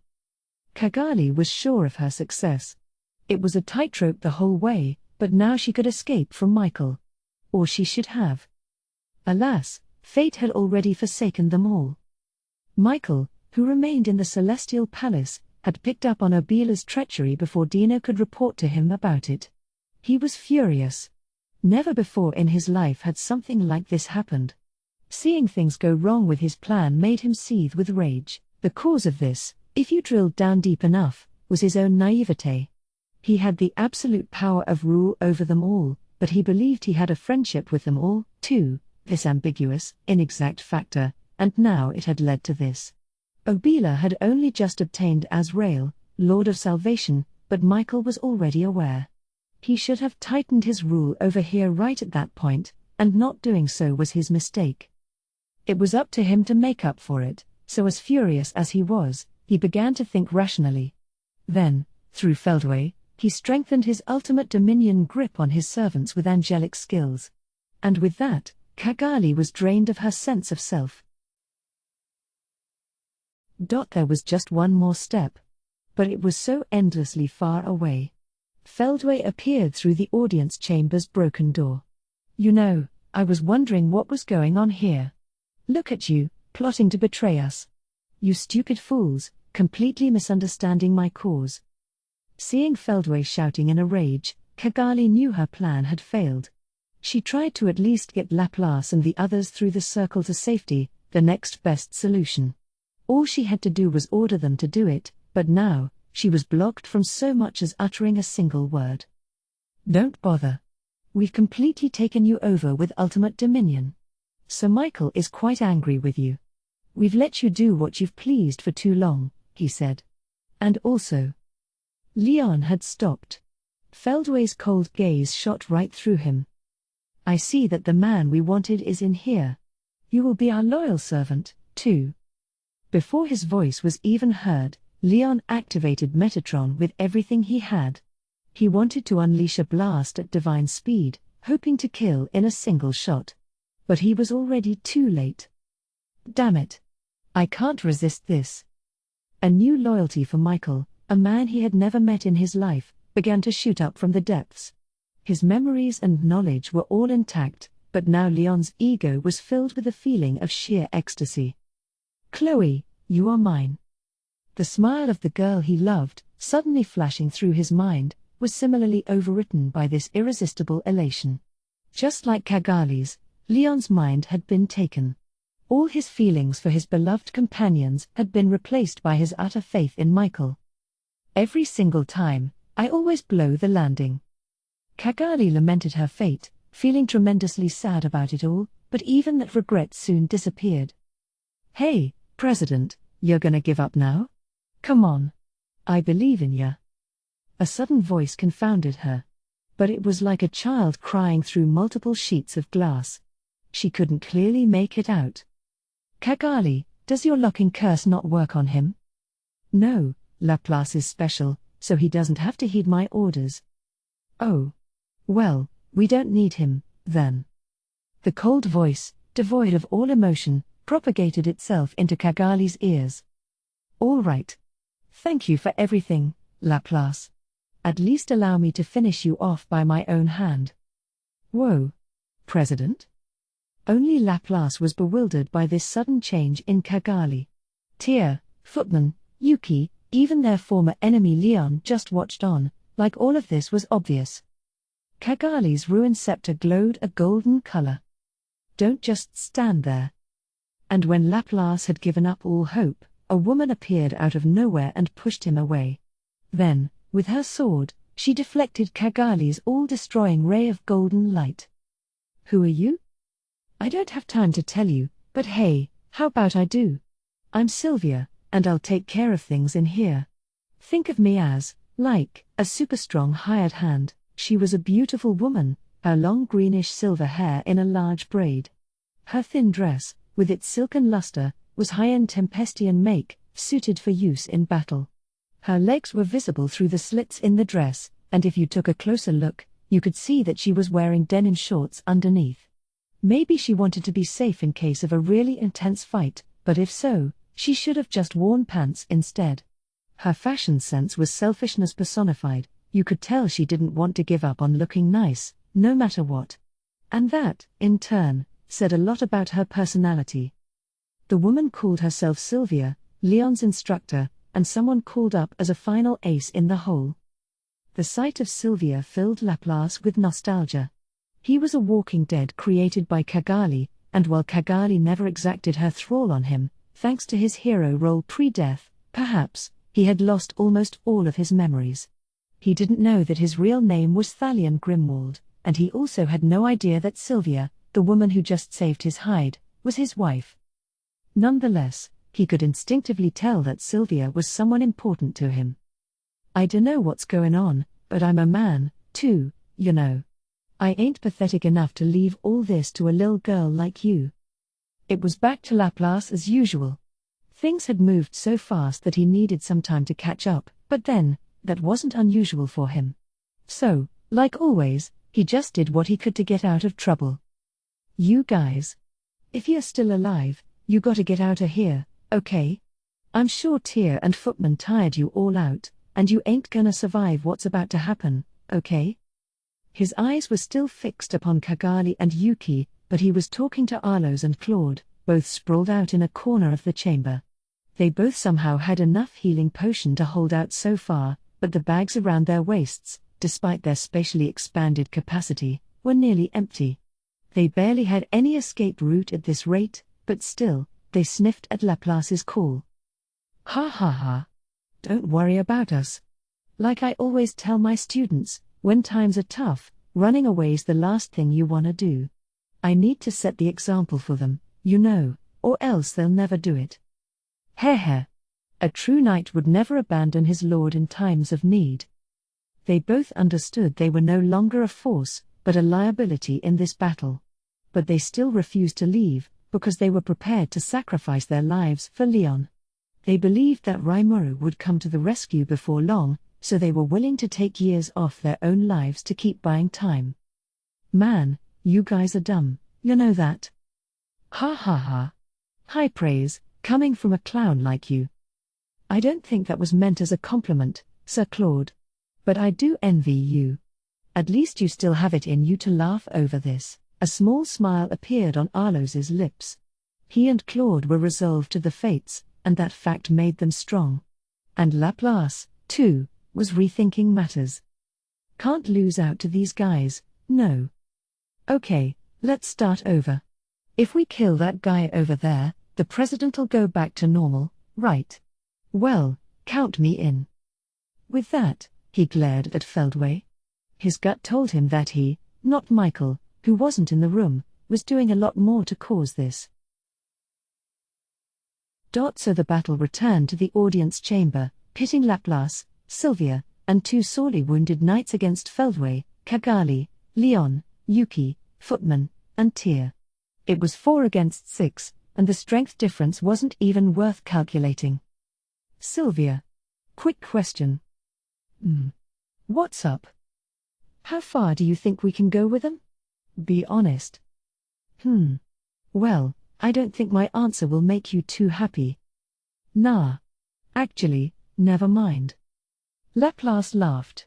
She had a point. Something about this exchange tugged at Sylvia's heartstrings. It wasn't the conversation itself, really, just the presence of Laplace himself. It seemed so comfortably familiar. Do I know him, maybe? No, that can't be right. But well. Now's no time to worry about things like that. Sylvia may have had a willowy, graceful body, but she was unmistakably a seasoned warrior. She wasted no time focusing her attention on her enemy. Feldway, meanwhile, wasn't moving. He fully intended to leave the grunt work to his servants. That was how little he thought of Sylvia's side. But maybe there was a silver lining to the impossibly long odds they were facing. That arrogance of his could be fatal, is what I'd like to tell him, but he's the head primordial angel, isn't he? I heard about him from Twilight, but honestly, he's probably stronger than I am, huh? As lackadaisical as that demigod was, it was best not to take him at his word. Sylvia had been tricked by him many times, leading to all sorts of unpleasant situations. But judging by what the primordials were doing, they certainly couldn't be a bunch of weaklings. Even if it was just a bunch of talk, Sylvia could tell she was outclassed. As they confronted each other, she could sense this thick, awful presence. Everybody in this room was a monster, Arlos and Claude included. In another time, even they could have had a legitimate shot at calling themselves demon lords and getting away with it. But Feldway was in his own dimension. Fighting him head-on would surely lead to defeat. The only strategy to take right now was to stall for time. Elle mentioned Rimuru, thought Sylvia. He's coming soon, right? I don't know how well he can do against these freaks of nature, but he even defeated Veilgrind, didn't he? Well, we'll just have to hope. Sylvia, as a high disciple of Twilight's, was proud of her considerable abilities. Her EP was just under 2 million, giving her the fighting ability of an awakened demon lord, and her weapon of choice was a god-class Vajra, surpassing Leon's sword in terms of level.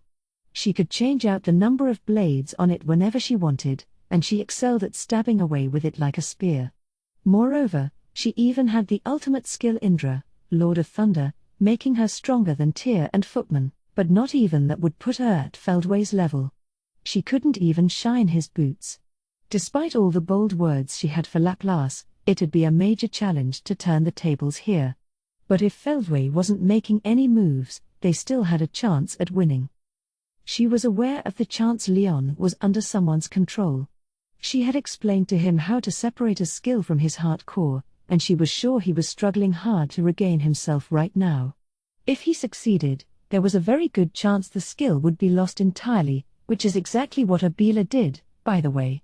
The penalty in terms of battle strength would no doubt be enormous. Either way, it wouldn't be very easy, so she'd taught it to Leon as a last resort. And, yeah, that's up to Leon anyway. He was a real skilled pupil, but will he succeed? I'd say it's around 50-50, maybe. She couldn't be too optimistic about it, but there was still a chance Leon could return to battle. Pinning their hopes on that was far too reckless a bet, but she didn't have any other bright ideas. Complaining wasn't going to help either way, though, so all she could do was brace herself and do the best she could. Okay, you two, focus on supporting me. And you, the clown. Your opponent is. It's me, isn't it? Well, I gotta do some work, I guess. Don't want my rep to be hurt. Yuki, one of their enemies, interrupted Sylvia. Wasting no further time, he unleashed a kick on Laplace. Huh? Whoa. Boss. Are you serious? Laplace might have had the battle start on him without warning, but he still didn't neglect to ingratiate himself with his new friend. I'm a clown, yeah, but my name's Laplace, okay? He had to shout it at Sylvia as he fought off Yuki. Well, Laplace, you really are a dangerous one. I think there's room for one more. How about I join Sayuki against you? Now Kagali was part of the fray. Hey! No fair. I'm gonna start crying before too long, you know. Even Laplace was facing a crisis at this point. Fighting just one of them was enough of a hassle. If they were going at him simultaneously, he had no more time to joke around. But then Leon made a move. Hair. Looks like I'll be facing you, then, Master Sylvia. But personally, I don't want to point a sword at you. Would you be willing to defect to our side? He gave the offer with only the most gentlemanly of politeness. Even being controlled like this, his memory was still intact. If Michael or Feldway ordered her dead, there was nothing he could do about that, but if not, he still had some control over himself. That being said, he had been ordered not to betray his new master, no matter what. Making this offer to Sylvia was about the best he could do for her. Leon. Look, you called me here, didn't you? Yes. And that is why I hope you could take my side in. This is getting nowhere. You know I don't want you to hate me, Leon. If I said yes to you right now, you know you'd complain to high heaven about it once you're back to normal. Sylvia smiled at him. She knew exactly what Leon's purpose in life was, and what he had always lived for. She understood his true feelings, and she wasn't there to turn her back on them. But it didn't come across to Leon. Question mark. Leon still had his memories of Chloe, too. He still cared about her deeply, but that didn't take precedence above his orders. You have a girl you like, don't you? What would that girl think if she saw you right now, Leon? The question shook his heart. But he clamped down on it at once, regaining his cool. What a ridiculous question. I will just fulfill my wishes after Sir Feldway fulfills his. Until then, I am sure she will wait for me.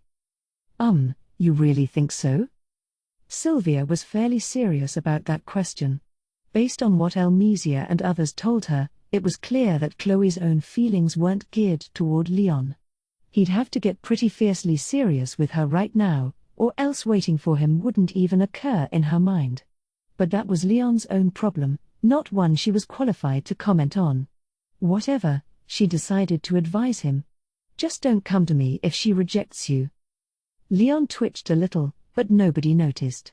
And just like that, the battle between him and Sylvia began. Laplace was the most powerful magic-born in the moderate jesters, a demon lord in all but name and the owner of truly vicious powers.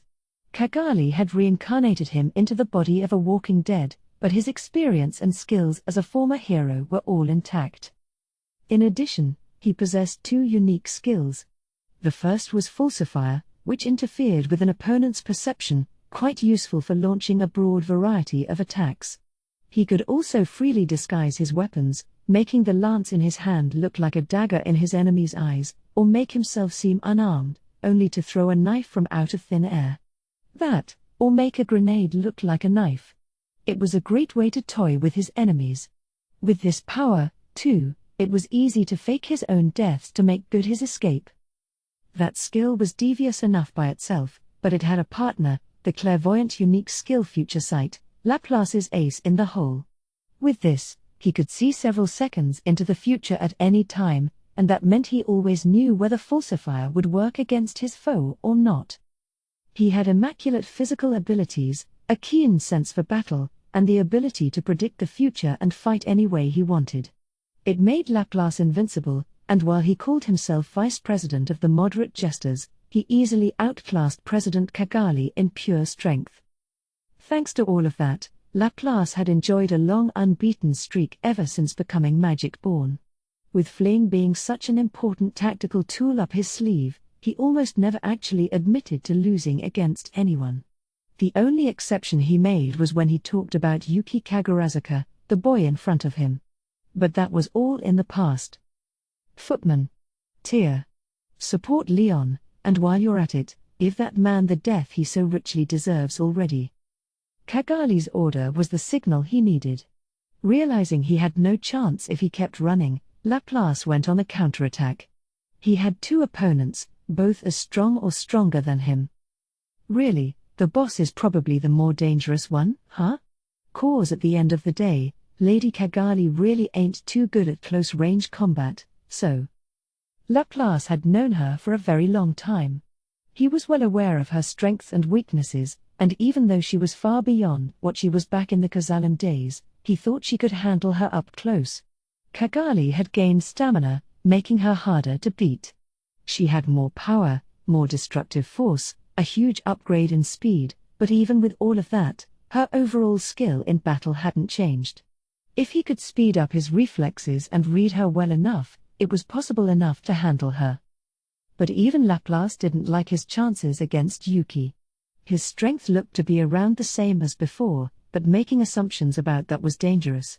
Thus, Laplace decided that instead of actively engaging Cagali, he was better off keeping a wary eye on Yuki. "Don't hate me for this, Yuki," he shouted as he threw an array of knives at him. But Future Sight told him they would all miss.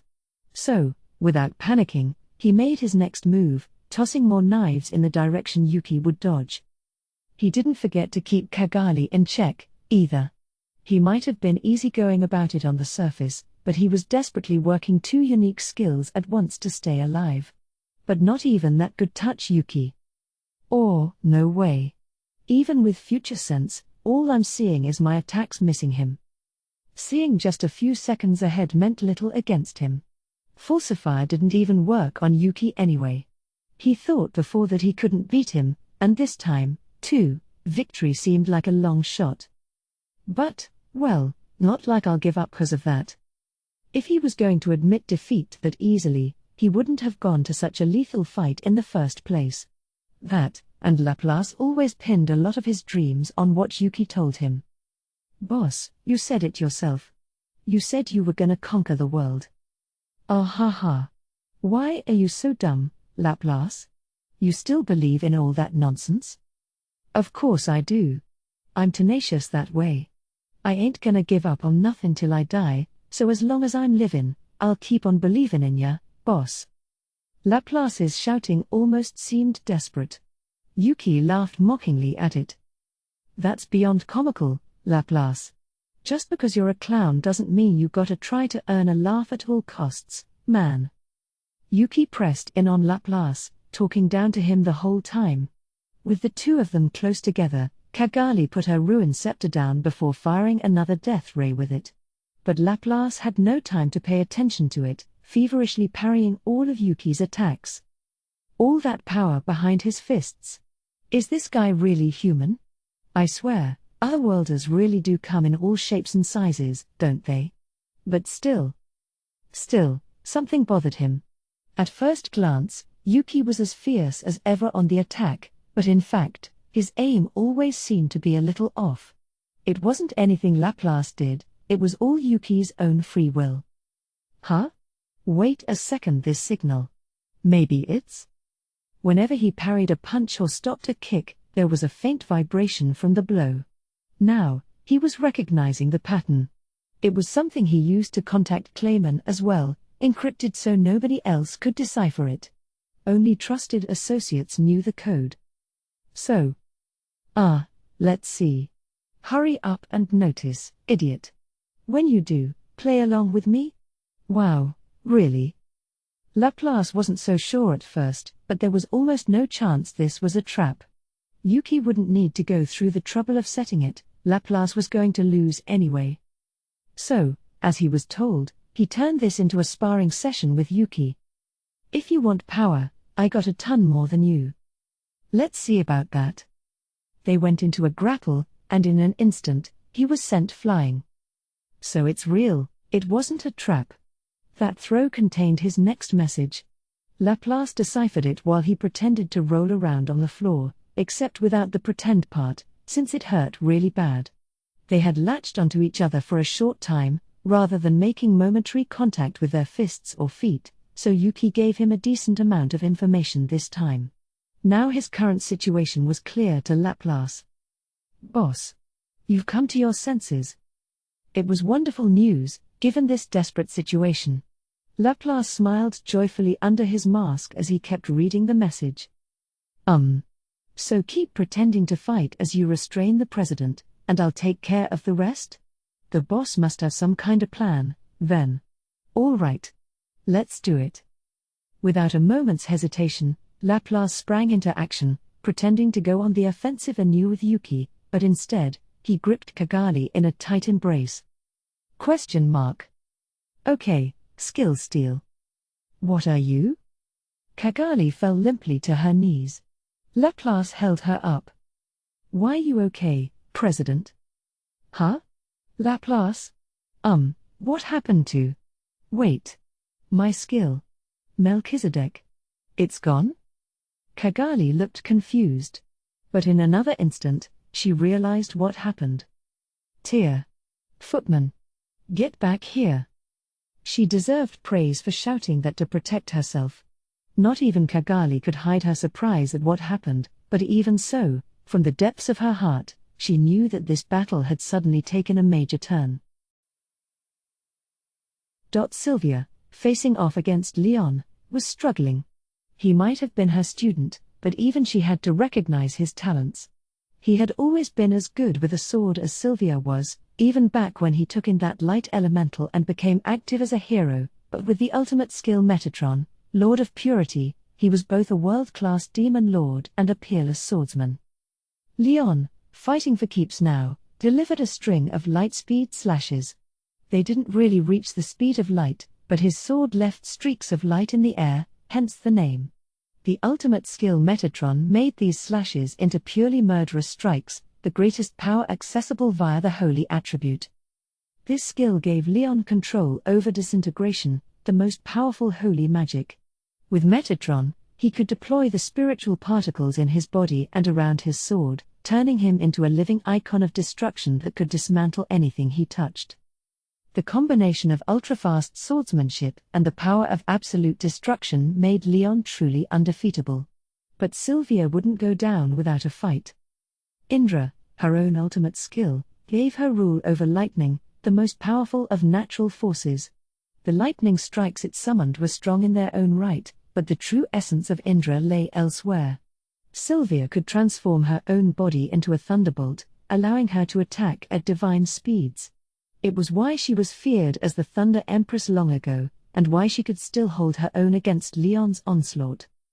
Deftly maneuvering and transforming her Vajra, she unleashed a constant flow of blade strikes. It let her save face as Leon's master, but inwardly, she felt an impending crisis ahead. I knew he was strong, but he's grown this much? I'm glad to see how much my pupil has advanced, but maybe not like this. That's how she really felt. And the origins of this impending sense of doom stemmed from the fact that Leon still wasn't fighting all out. It was Sylvia's position as Leon's instructor that let her know his weakness.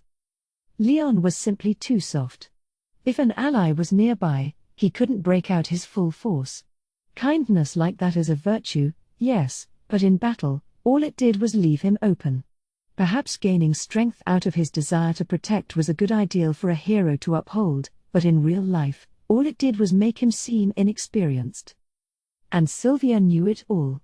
She knew about the orphans he picked up, the oppressed magic-born that he'd gathered to create this city with. Elmesia gave him financial support, but it was Sylvia who helped him build this nation behind the scenes. He was often misunderstood, thanks to the evil persona he laid out in his words and deeds, but she knew Leon was actually a very kind man. When a girl named Shizu went out of control, costing the life of her friend, he cursed himself and called it his fault. He left her in the care of the hero of that era, reasoning that it'd be better to live in a human world rather than be raised by a demon lord like himself. Sylvia knew he was watching over that girl, and thanks to that, he became aware of the future demon lord Rimuru before anyone else. It was a coincidence that Ellen and her friends became acquainted with that girl, Shizu Aizawa. But Sylvia was also using Elmesia's troops to strengthen her surveillance beyond Leon's. That's why she found all the overlapping misunderstandings that resulted to be so frustrating. Her pupil Leon could be so weak-willed at times, which drove her crazy, but she didn't meddle in his affairs more than necessary. So time passed, her watching over him and feeling frustrated. And now here he was, finally relying upon her. She had swung on in to answer that call, but the situation he found was exceedingly bad for everybody. That was thanks to one clear and present reason: Leon's weakness was gone. He had always gone soft, never fighting for keeps, but now that Michael came first in his mind, he might make full use of his skill for a change. Metatron, Lord of Purity, a truly fearsome gift. He had control over it, always using minimal power whenever he called upon it. But Metatron was a skill best suited for large-scale annihilation. Indra was the same way, which only added to Sylvia's alarm. If Leon ever tapped fully into it? What if Leon stopped caring about the fallout and just activated his full skill-driven powers? If he ever got that serious, this country would be wiped off the map. So Sylvia steeled her resolve. No matter how this turned out, she had to stop him. The battle seesawed back and forth, a furious exchange of sword clashes that seemed to last forever.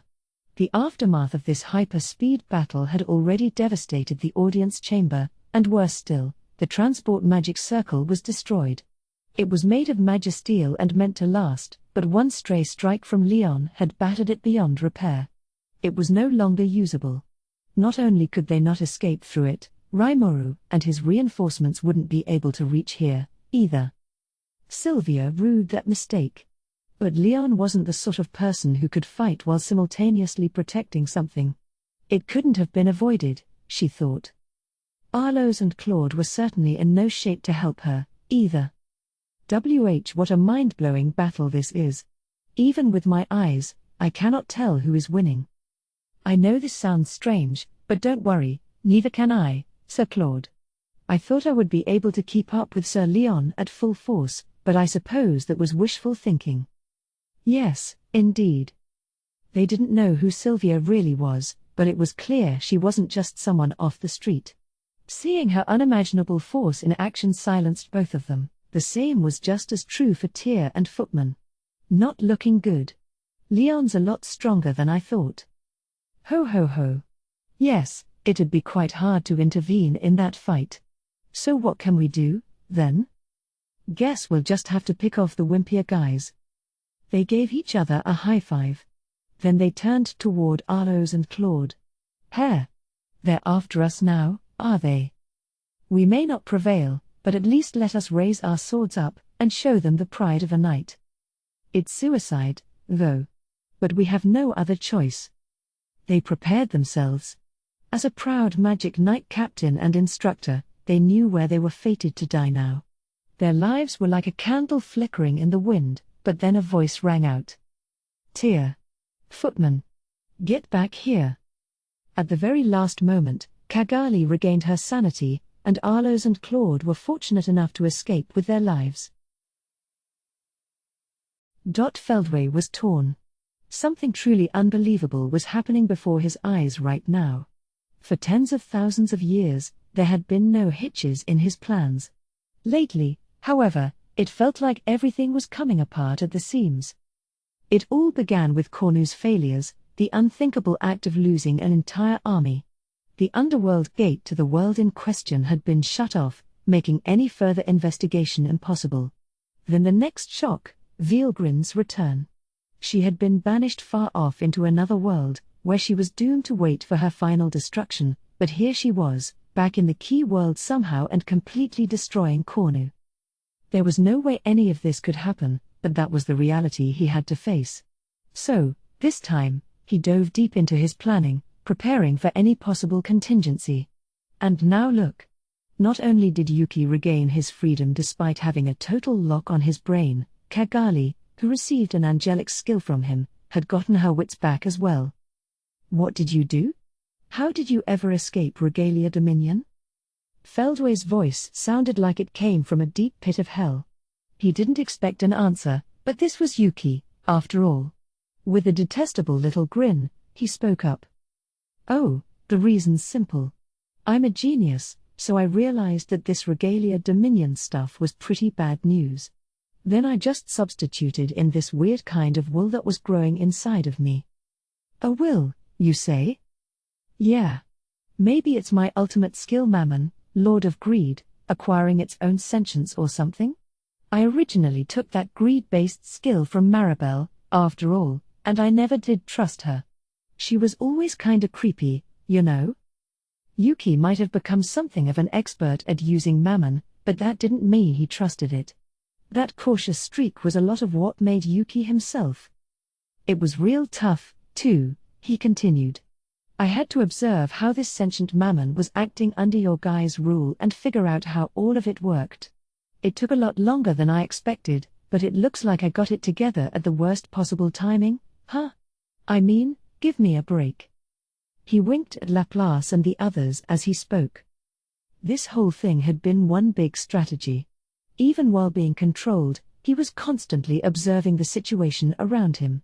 The conclusion he came to, he had no way to beat Feldway. That'd be a different story at a future time, though.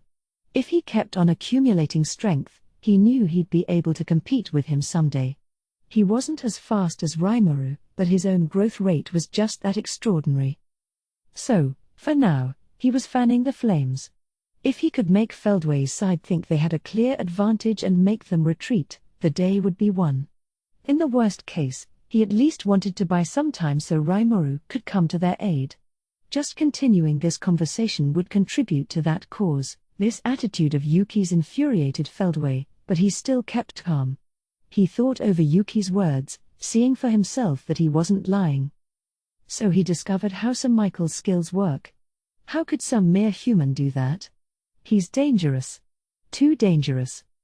He narrowed his eyes, seeing Yuki as the enemy he was, and then he decided to reveal one of his hidden cards. I wanted to keep this under wraps until the last minute, but so be it. Better to simply eliminate Yuki here, rather than waste time examining this traitor's moves. Feldway saw Yuki as a clear and present danger. Not because of Yuki's agitation, though. He could not allow skill steal, a feature of Mammon, to go unchecked any longer. If he did, Yuki could free not only Leon, but everybody else here from Michael's control.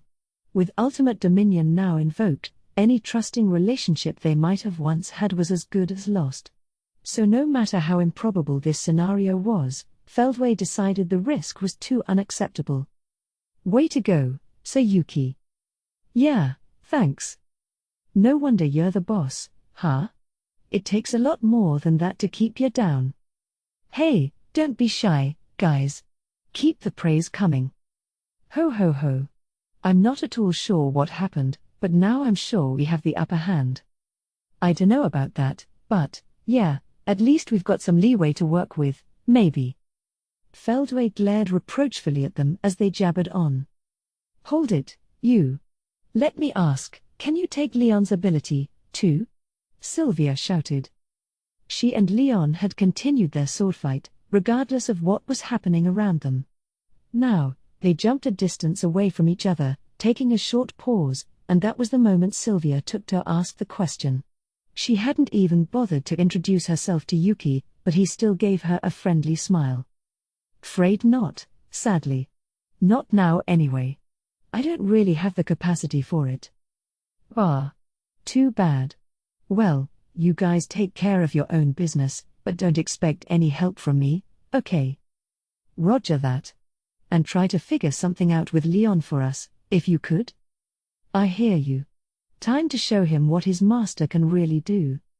So Sylvia and Leon went right back at it. It gladdened Yuki to see, as he focused himself fully upon Feldway. His statement just now, that he couldn't snatch Leon's ability from him, was true. He had just taken Melchizedek, Lord of Dominion, from Cagali, and there was no way he could take another one before he finished analyzing the first. The thing that mattered here was whether the skill had been created by the owner or granted by someone else. Cagali's skill was in the latter camp, making it unstable and more easily taken away. If the skill was more firmly rooted within the body, Yuki likely couldn't take it even if he was in perfect condition, and for that matter, skill steal didn't work against those superior to him. Given the way Leon was, being mind-controlled and all, there was a non-zero possibility, but either way, it wasn't happening right this minute, and wasting time explaining why would just put him at a disadvantage. That's why Yuki got all vague at the end. I'm sure, he thought, the enemy will doubt me anyway.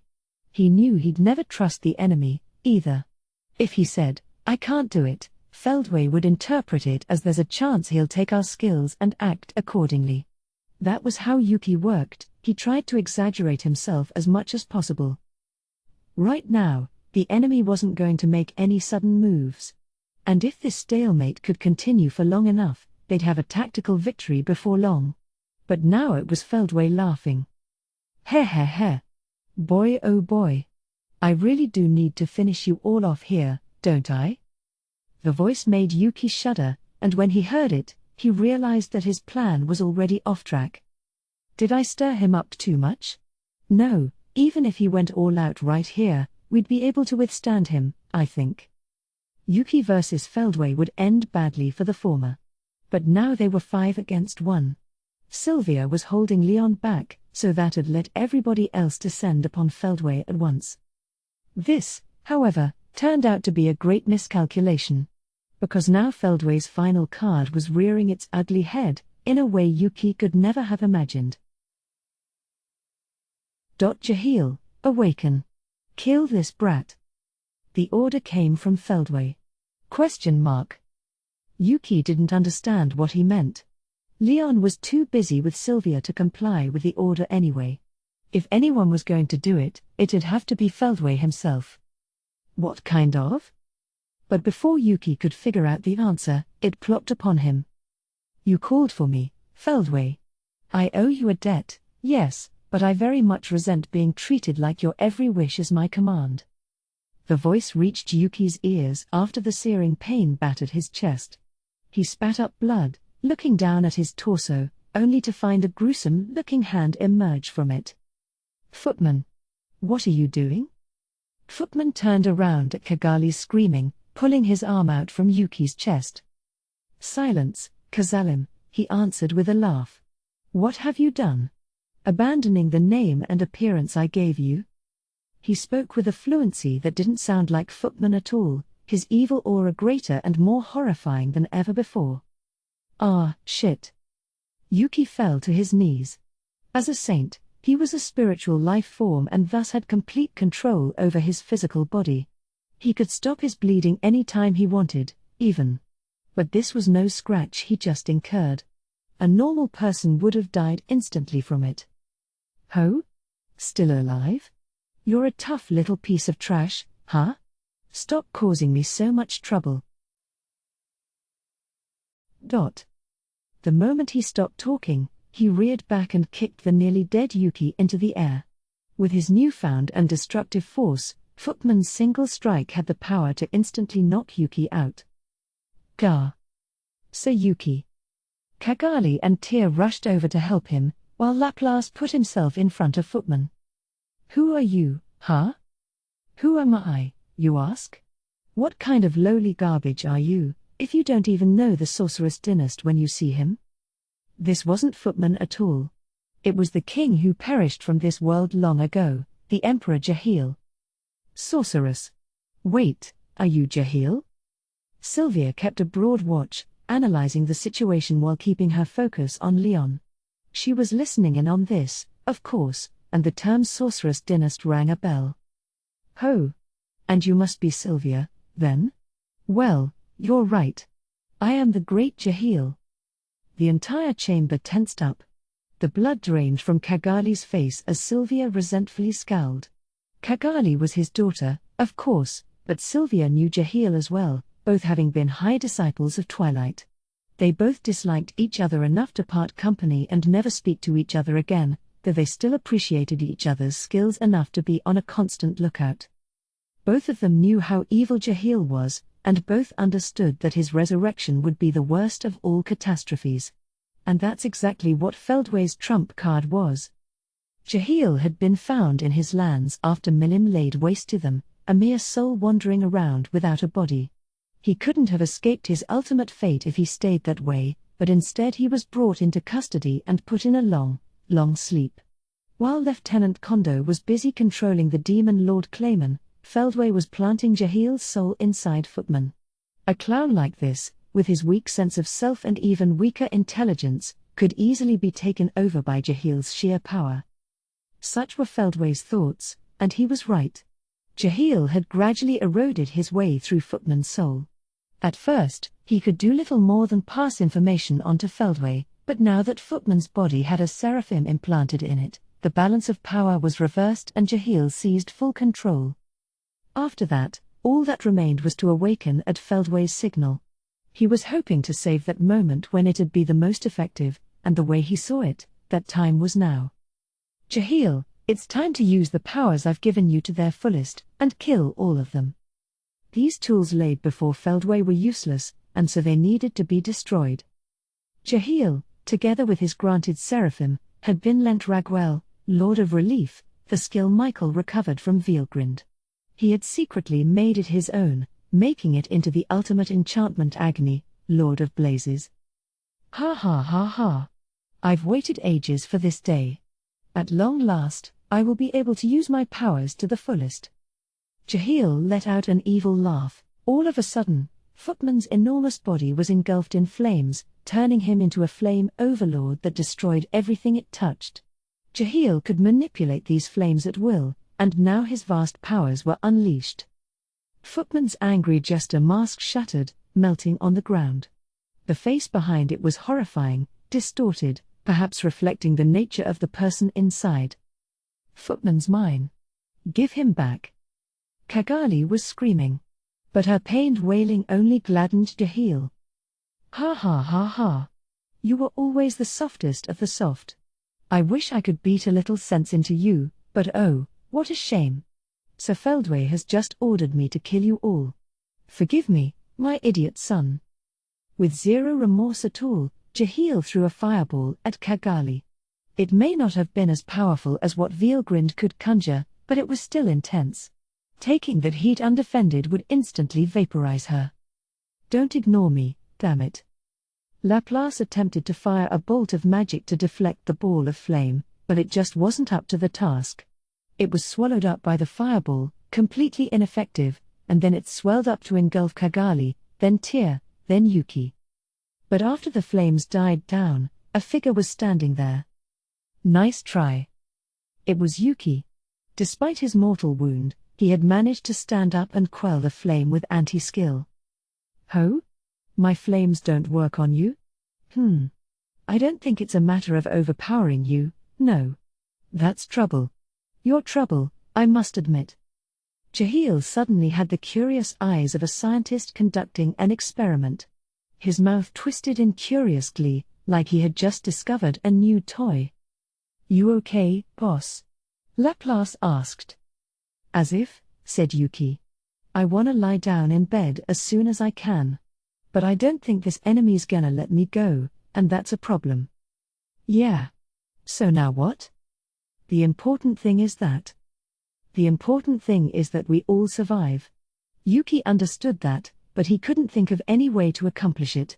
Based on his observations, Jahil had at least 10 times the power of Laplace, and easily 5 times his own. To provide an omniscient narrator's point of view, Laplace's existence points were just over 1 million. That was incomparably more powerful than a demon lord's seed, but it had put him way at the bottom of awakened demon lords. It was the experience he accrued over many years, making the most of his skills, that made him such a handful in battle. Next was Yuki, still a saint but already high enough in the hierarchy that he could attain full divinity before long. His EP was around 2 million, but he possessed both the all-powerful Mammon, Lord of Greed, and the cheat-level ability Canceller Anti-Skill, giving him fighting ability numerical stats couldn't measure. Tyr's EP was 2.4 million, which outclassed Yuki's. She had few sentient desires of her own, but one key possession of hers was the unique skill-born Optimist. It tripled all her physical abilities under certain conditions but was still largely unproven and probably worked only against foes ranked lower than her. She didn't have the battle skill of someone like Laplace, either, making her the weakest out of the 4. Finally, the member of this quartet with the highest EP was Cagali. It was just under 3 million, putting her decently above the others. Her Ruin Scepter gave her a bonus as well, bringing it past 4 million. Sadly, though, Cagali's role was support. She wasn't particularly good at either close or long-range battle. It wasn't like her gifts were going to waste, but one couldn't expect the world of her in a fight. Jahil, meanwhile, had an EP of 14 million. This was Jahil's power added onto the already powerful Footman's. Even worse, not only did he fight with magic, he also had a taste for close-range melee combat, mainly so he could torture his weaker challengers for fun. A rampage from him could easily knock out all his adversaries. For those adversaries, it was the worst possible situation to face. Yuki may have been a genius, but not even he could come up with a way through this. It frustrated him. He wondered if he should have waited a little while before revealing he was sane and free of anyone's control, but quickly dismissed the idea. It was a potential move to make, yes, but the moment he picked to get Cagali back was probably the best chance he'd ever get. It's just that Feldway was one step ahead of them. He carefully prepared for everything, predicting every outcome and working out countermeasures, and that's what he walked in here with. Having all those hidden tricks up his sleeves certainly gave him a big advantage. Yuki had to admit it, he lost this one. He had been with Footman all this time, but never once did he think this ally of his could contain such an evil presence. It wasn't his fault for failing to spot it, really. Kudos must go out to Feldway for being that prepared in advance. It's always like this, isn't it? This world is so unfair to me. He regretted it turning out like this, but still, Yuki just found this world so absurd sometimes. For all he knew, maybe Tyr had been rigged with something similar, too. It made him wary of her, but again, he reconsidered quickly. Doing something like that was really pointless. If Tyr had any trap like that, there was no reason to keep it locked up at this point. Suddenly he recalled that slime, the most absurd thing of all about this place. Rimuru, huh? I'm sure he'd never give up right now, huh? I came over to this world first, but here he is, showing up later and just doing whatever the hell he wants. And it all turns out so much more amazing than every single thing I work my ass off to produce. It just drives me crazy. He may have thought that, but it didn't displease him much. In fact, he could almost feel the laughter rising from his heart. What are you laughing about, boss? Laplace asked. Oh, just remembering something funny. You know, like, I think you're a real dangerous opponent to have, but I just remembered someone I'm even more scared of. It'd take someone like him to brush off all my traps and act like it was no great shakes, you know. Ha ha. You mean Rimuru, huh? Yeah, he's way off the charts in pretty much every single way. Right? I hate having to depend on other people, but I'm not against taking advantage of him, either. And he's gonna be riding on in to help us real soon, so there's really only one thing to do. Yuki gave Laplace a wry smile. Yeah? Yeah, you're right. Laplace smiled back. We have to buy time, Cagali said, standing up. That was our only option from the start, though. Kind of late deciding that, aren't you? Right, Tyr shouted. Let's get going on this. Yuki, Laplace, Cagali, and Tyr lined up, facing up against Jahil in Footman's body. We're gonna get him for you, Footman. With Laplace's spirited vow as a cue, the intense battle began. Sylvia kept her eyes peeled, observing Yuki and the others as she fought Leon. They were 4 against 1, a good numerical advantage, but Jahil had the actual upper hand. Yuki was half dead, the hole in his chest was closed up, but that must have taken a lot out of him. It was lucky for him that anti-skill was an integral part of his body. It let him block Jahil's fireball and just barely keep this battle to the death going. With Yuki as the keystone of their defense, Laplace and Tyr were taking a hit-and-run approach, with Cagali focused on support. That made it possible for them to keep it even with much more powerful opponents. Yuki was his name, right? If he falls, it's going to end fast. It would, and not just in the sense that they'd have no defender. Yuki's cheerful orders were setting the entire mood for the party. When he hears him speak, Laplace pushes himself beyond his limits. Tyr, on the other hand, mostly just went with the flow, going from strong to weak depending on how things were looking. Cagali, keeping tabs on the whole party, knew the situation they were in, but even so, you need to have an effective move if you want to do anything. And they had nothing. Their strength was being slowly drained away, and the whole fight was over how long they could stall until their defeat. They were buying time, the only correct answer they could reach. Ugh. He's just impossibly strong, Yuki groaned. My anti-skill can ignore any defensive barriers and stuff, but he's got so much pure durability, we can't even deal him any damage. Yeah, he's way too far above us, Laplace agreed. If I had to guess, I don't see any dang way we can damage him. Nothing would penetrate Jahil. They knew that, and now all of them were feeling a sense of despair. But they kept it going, for just one reason: they believed that Rimuru and his team would be coming soon. Rimuru's just as amazing as Elle said, isn't he? He's not even here, and he's still providing so much hope. Sylvia wasn't one for prayer, but she still earnestly hoped he arrived in time. Why are you looking over to the side, Master? Leon asked her. Isn't that a little rude of you? Maybe you're right. But when 2 people with the same kind of abilities fight each other, whoever gets impatient first loses.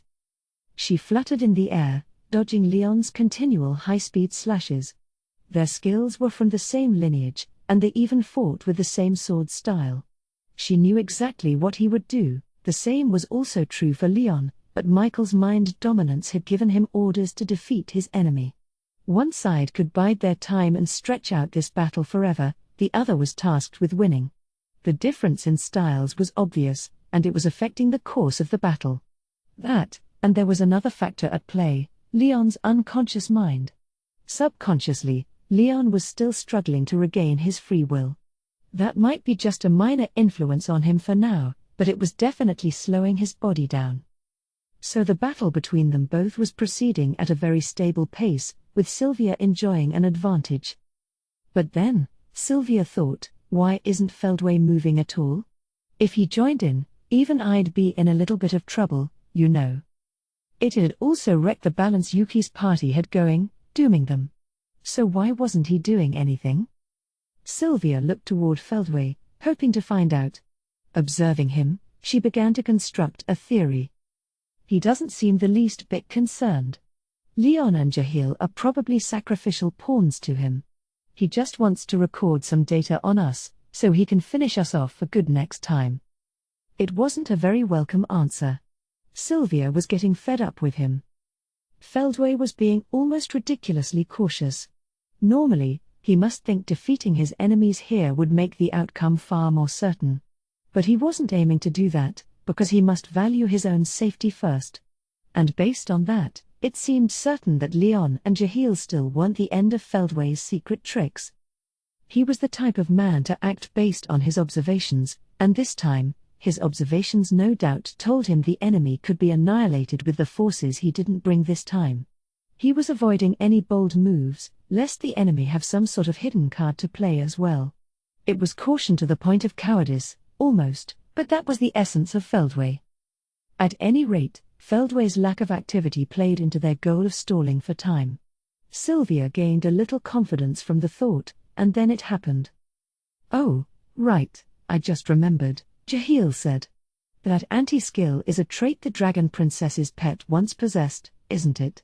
Something that could cancel out skills and magic. Quite a pain, it was, but there was an easy way to deal with it.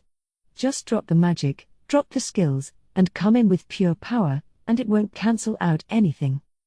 Jahil was evil, but he was also a first-rate researcher. As a disciple of Twilight, he had a proven track record in this, thanks to his keen observational skills.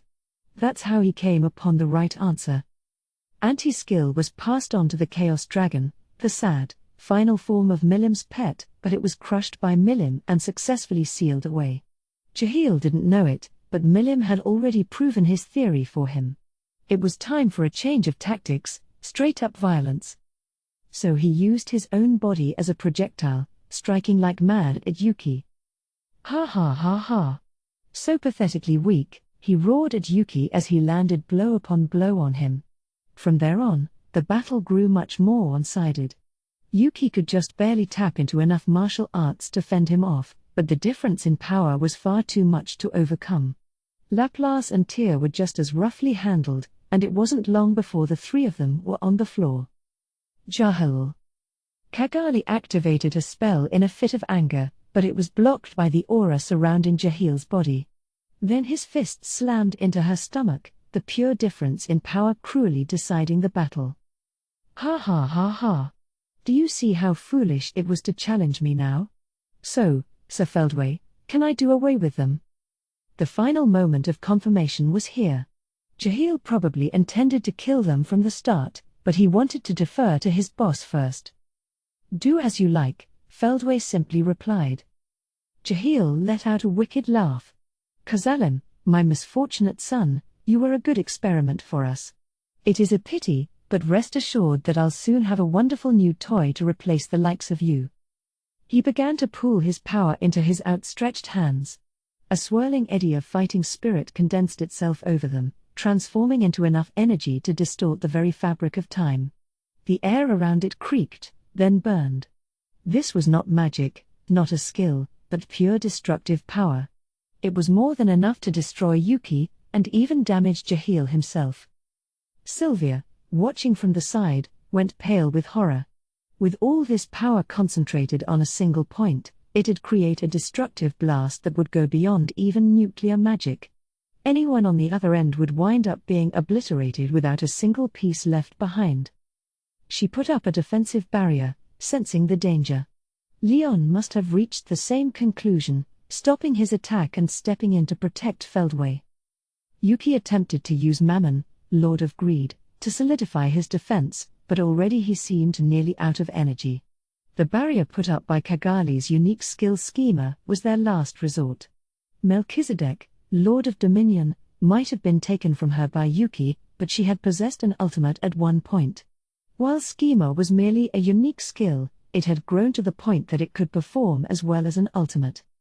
But it wasn't enough. Kagali alone couldn't overcome this dominating difference in power. That won't work at all. She just can't hold out. Sylvia could see the writing on the wall. Jahil's attack involved two different stages. The pure destructive energy he summoned would be wrapped into a strike from Agni, Lord of Blazes. Once he shot a fireball to vaporize Kagali's barrier, he had his main attack waiting for her right afterward. It was all made possible by the colossal amount of magicules Jahil possessed. He was a walking wall of energy that was hard to even conceive of, his magicule count several times that of Sylvia. It was far too late for someone like Sylvia to join in and try defending this thing. Could anyone else stop this? She looked at the 4 people there, frozen in place. Kagali was exhausting herself to no avail. Yuki was already out. What about the other 2? Tia had no ultimate skill, so a defensive barrier from her would be a drop in the bucket. All hope was thus placed on Laplace. So Sylvia looked his way, and was startled by what she saw. Huh? That face? No. It couldn't be him. Underneath Laplace's broken mask, it was there. She thought she had forgotten it long ago, but one look, and all the memories came rolling back. She couldn't help but scream. Run, Thalion. But that advice came far too late. So, farewell, then. Time to pulverize your soul and wipe you off the face of this planet. Jahil's words signaled the end. And true to his words, it caused intense destruction. With a flash, then an explosion, Leon's castle was blown away. The massive fireball raged, spreading heat and flames across the land before flickering into nothingness. Epilogue, end of a dream. All Yuki could do was laugh in despair. Oh man. I tried my best, but this is it, huh? It had been a little over 10 years since he came to this world. He kicked it off by running into Kagali, still the demon Lord Kazalim back then, and ever since, he'd been constantly striving to make his dreams come true. He made friends he could truly open up to, and he had shared his joys and hardships with them. But when you grew as rapidly as he did, the seams were bound to start showing. Someone like Rimuru, who went from success to success, was beyond exceptional. And the moment Yuki failed to notice the change in Clayman, his plans were bound to fall apart. It left him with nothing but a guilty conscience. He had a few other regrets as well, so before it was too late, he decided to accelerate his mind and send off a final thought communication to everyone in the room. Sorry, guys. I made a bad move, and now I've caused all this trouble for you. Yuki was ready to apologize now, but no one could blame him for it. You're not the only one to blame, boss. I think my failure was a much larger factor. Kagali still felt an intense amount of remorse. She never would have been in this situation if she hadn't been so obsessed with Leon. But then, she might not have met Yuki, so maybe there were a few good things about all this. Don't cry, princess, Tia haltingly said, trying to comfort her. I just remembered some stuff, too. I don't know my original name, and it's a whole big jumble of feelings and memories, but I was one of your attendants. And it's all that king's fault. We were on your side, princess. So don't regret anything, okay? If I get to join you to the end of your life, I couldn't be any happier about it. Even if this was it, Tia had no regrets. Her life was long over by the time Kagali saved it, and she even gave her something to live for. Being able to die alongside her, Tia said, was all she needed to be happy. Tia. Ha ha ha. It's been a lot of fun. And Footman and Clayman really loved you, too. You know, boss, I'm really grateful for you. Even as the demon Lord Kazalim, you were so reliable, so cool. I liked you a lot. But you really look the best like this, princess. Yeah, it's true. I laughed at you at first 'cause I didn't think it suited you at all, but now it just feels right, you know. And if that's how you always looked, then it's only natural, I'd say. Even Laplace earnestly agreed. So yeah, boss, he added with a smile. Don't worry about it, okay? We all did our level best, and we ain't got no regrets. I'm sure Clayman's waiting for us, so let's have fun over there, huh? They had done everything they could. Between the good and the bad lay the moderate, and they had walked down that exact road without any shame. It made Laplace proud of both himself and his friends. Ha ha ha. You really ought to complain to me some more, guys, Yuki insisted. It's your last chance, We don't have any complaints, Cagali told him. Right, Tyr agreed. I mean, yeah, I believed in you, boss, said Laplace. If you couldn't do something, we could accept it couldn't be done. But Yuki stood firm. You're okay going with me, Laplace? I think that girl called you something else, but if you went it alone, I bet you still have time to get out of here. Sylvia had looked at him and said, Thalion. Right, he thought at the time. Yeah, my name was Thalion, wasn't it? It was a lost memory, and now it had been recovered. He took a glance at Sylvia, relieved that his beloved wife was safe. But that's all there is to it. I'm already dead. Over 2,000 years had passed since he had come to life as Laplace. How was he supposed to come back to her like this? Besides, what mattered most to him now was Yuki and his other friends. That's why he didn't mind joking about it. It's fine. I'm Laplace. Laplace the Wonder Jester, Vice President of the Moderate Jesters. It's all in the past now, kinda thing, so you don't need to worry about me, boss. I don't? Nah. Besides, you wanna leave me alone at the very end? Forget about it. Hearing this warmed Yuki's heart. It was an absurdly unfair world, but maybe life in it wasn't so bad after all. So, until the very last moment, he decided to resist with all he could. PFFT. You're all such a bunch of idiots. Not that I mind. I don't need you telling me that, boss. I'll say, added Cagali. You're really smart, Sayuki, but sometimes you do the dumbest things. Just like now, too. Ha ha ha. Yeah, but it's kind of fun to join forces with everyone right at the end, isn't it? Faced with the unfathomable threat of Jahil, Yuki's team was united at heart. As long as their friends were there, they could even make hell a fun experience. There was no fear among them. So, farewell, then, Jahil declared. Time to pulverize your soul and wipe you off the face of this planet. Even after Jahil gave him that death sentence, the smile didn't leave Yuki's face. And right after that, the flash turned it all into nothing. The time for playing was over. And with it, the ambition of Yuki and his friends came to an end. Afterward. Great to see you all again. With the anime now running, we might have some brand new fans reading this. If so, that'd be such a thrill. So this series is now at volume 18. We're plunging into the final story arc as planned, and I'm starting to think that wrapping it up in 3 volumes is going to be a lot, difficult. The idea was to have a little trilogy here, with 1 volume setting up the hook, 1 having the climax, and 1 providing the resolution. But looking at the content of this volume, we're nowhere near a climax yet, huh? It's not like this is anyone's fault. I told them in advance that I might change stuff around depending on how I was feeling. But even excuses like that are starting to get a bit strained. Well. Anyway, just be glad we got the war started this volume. I don't want to go too deep into the content of this volume for spoiler reasons, but if you completed it, you now know how Kagali's backstory turned out. That changed quite a bit from my original image, but I just couldn't help how cute she looked as an elf. I mean, really, I was picturing someone of murky gender from the start, but the moment I saw that design for her, everything was set in stone. It reminded me anew of just how powerful the right illustration can be. By the way, I know this setting differs ever so slightly from what's listed in Slime Volume 13.5, the official databook released in 2019.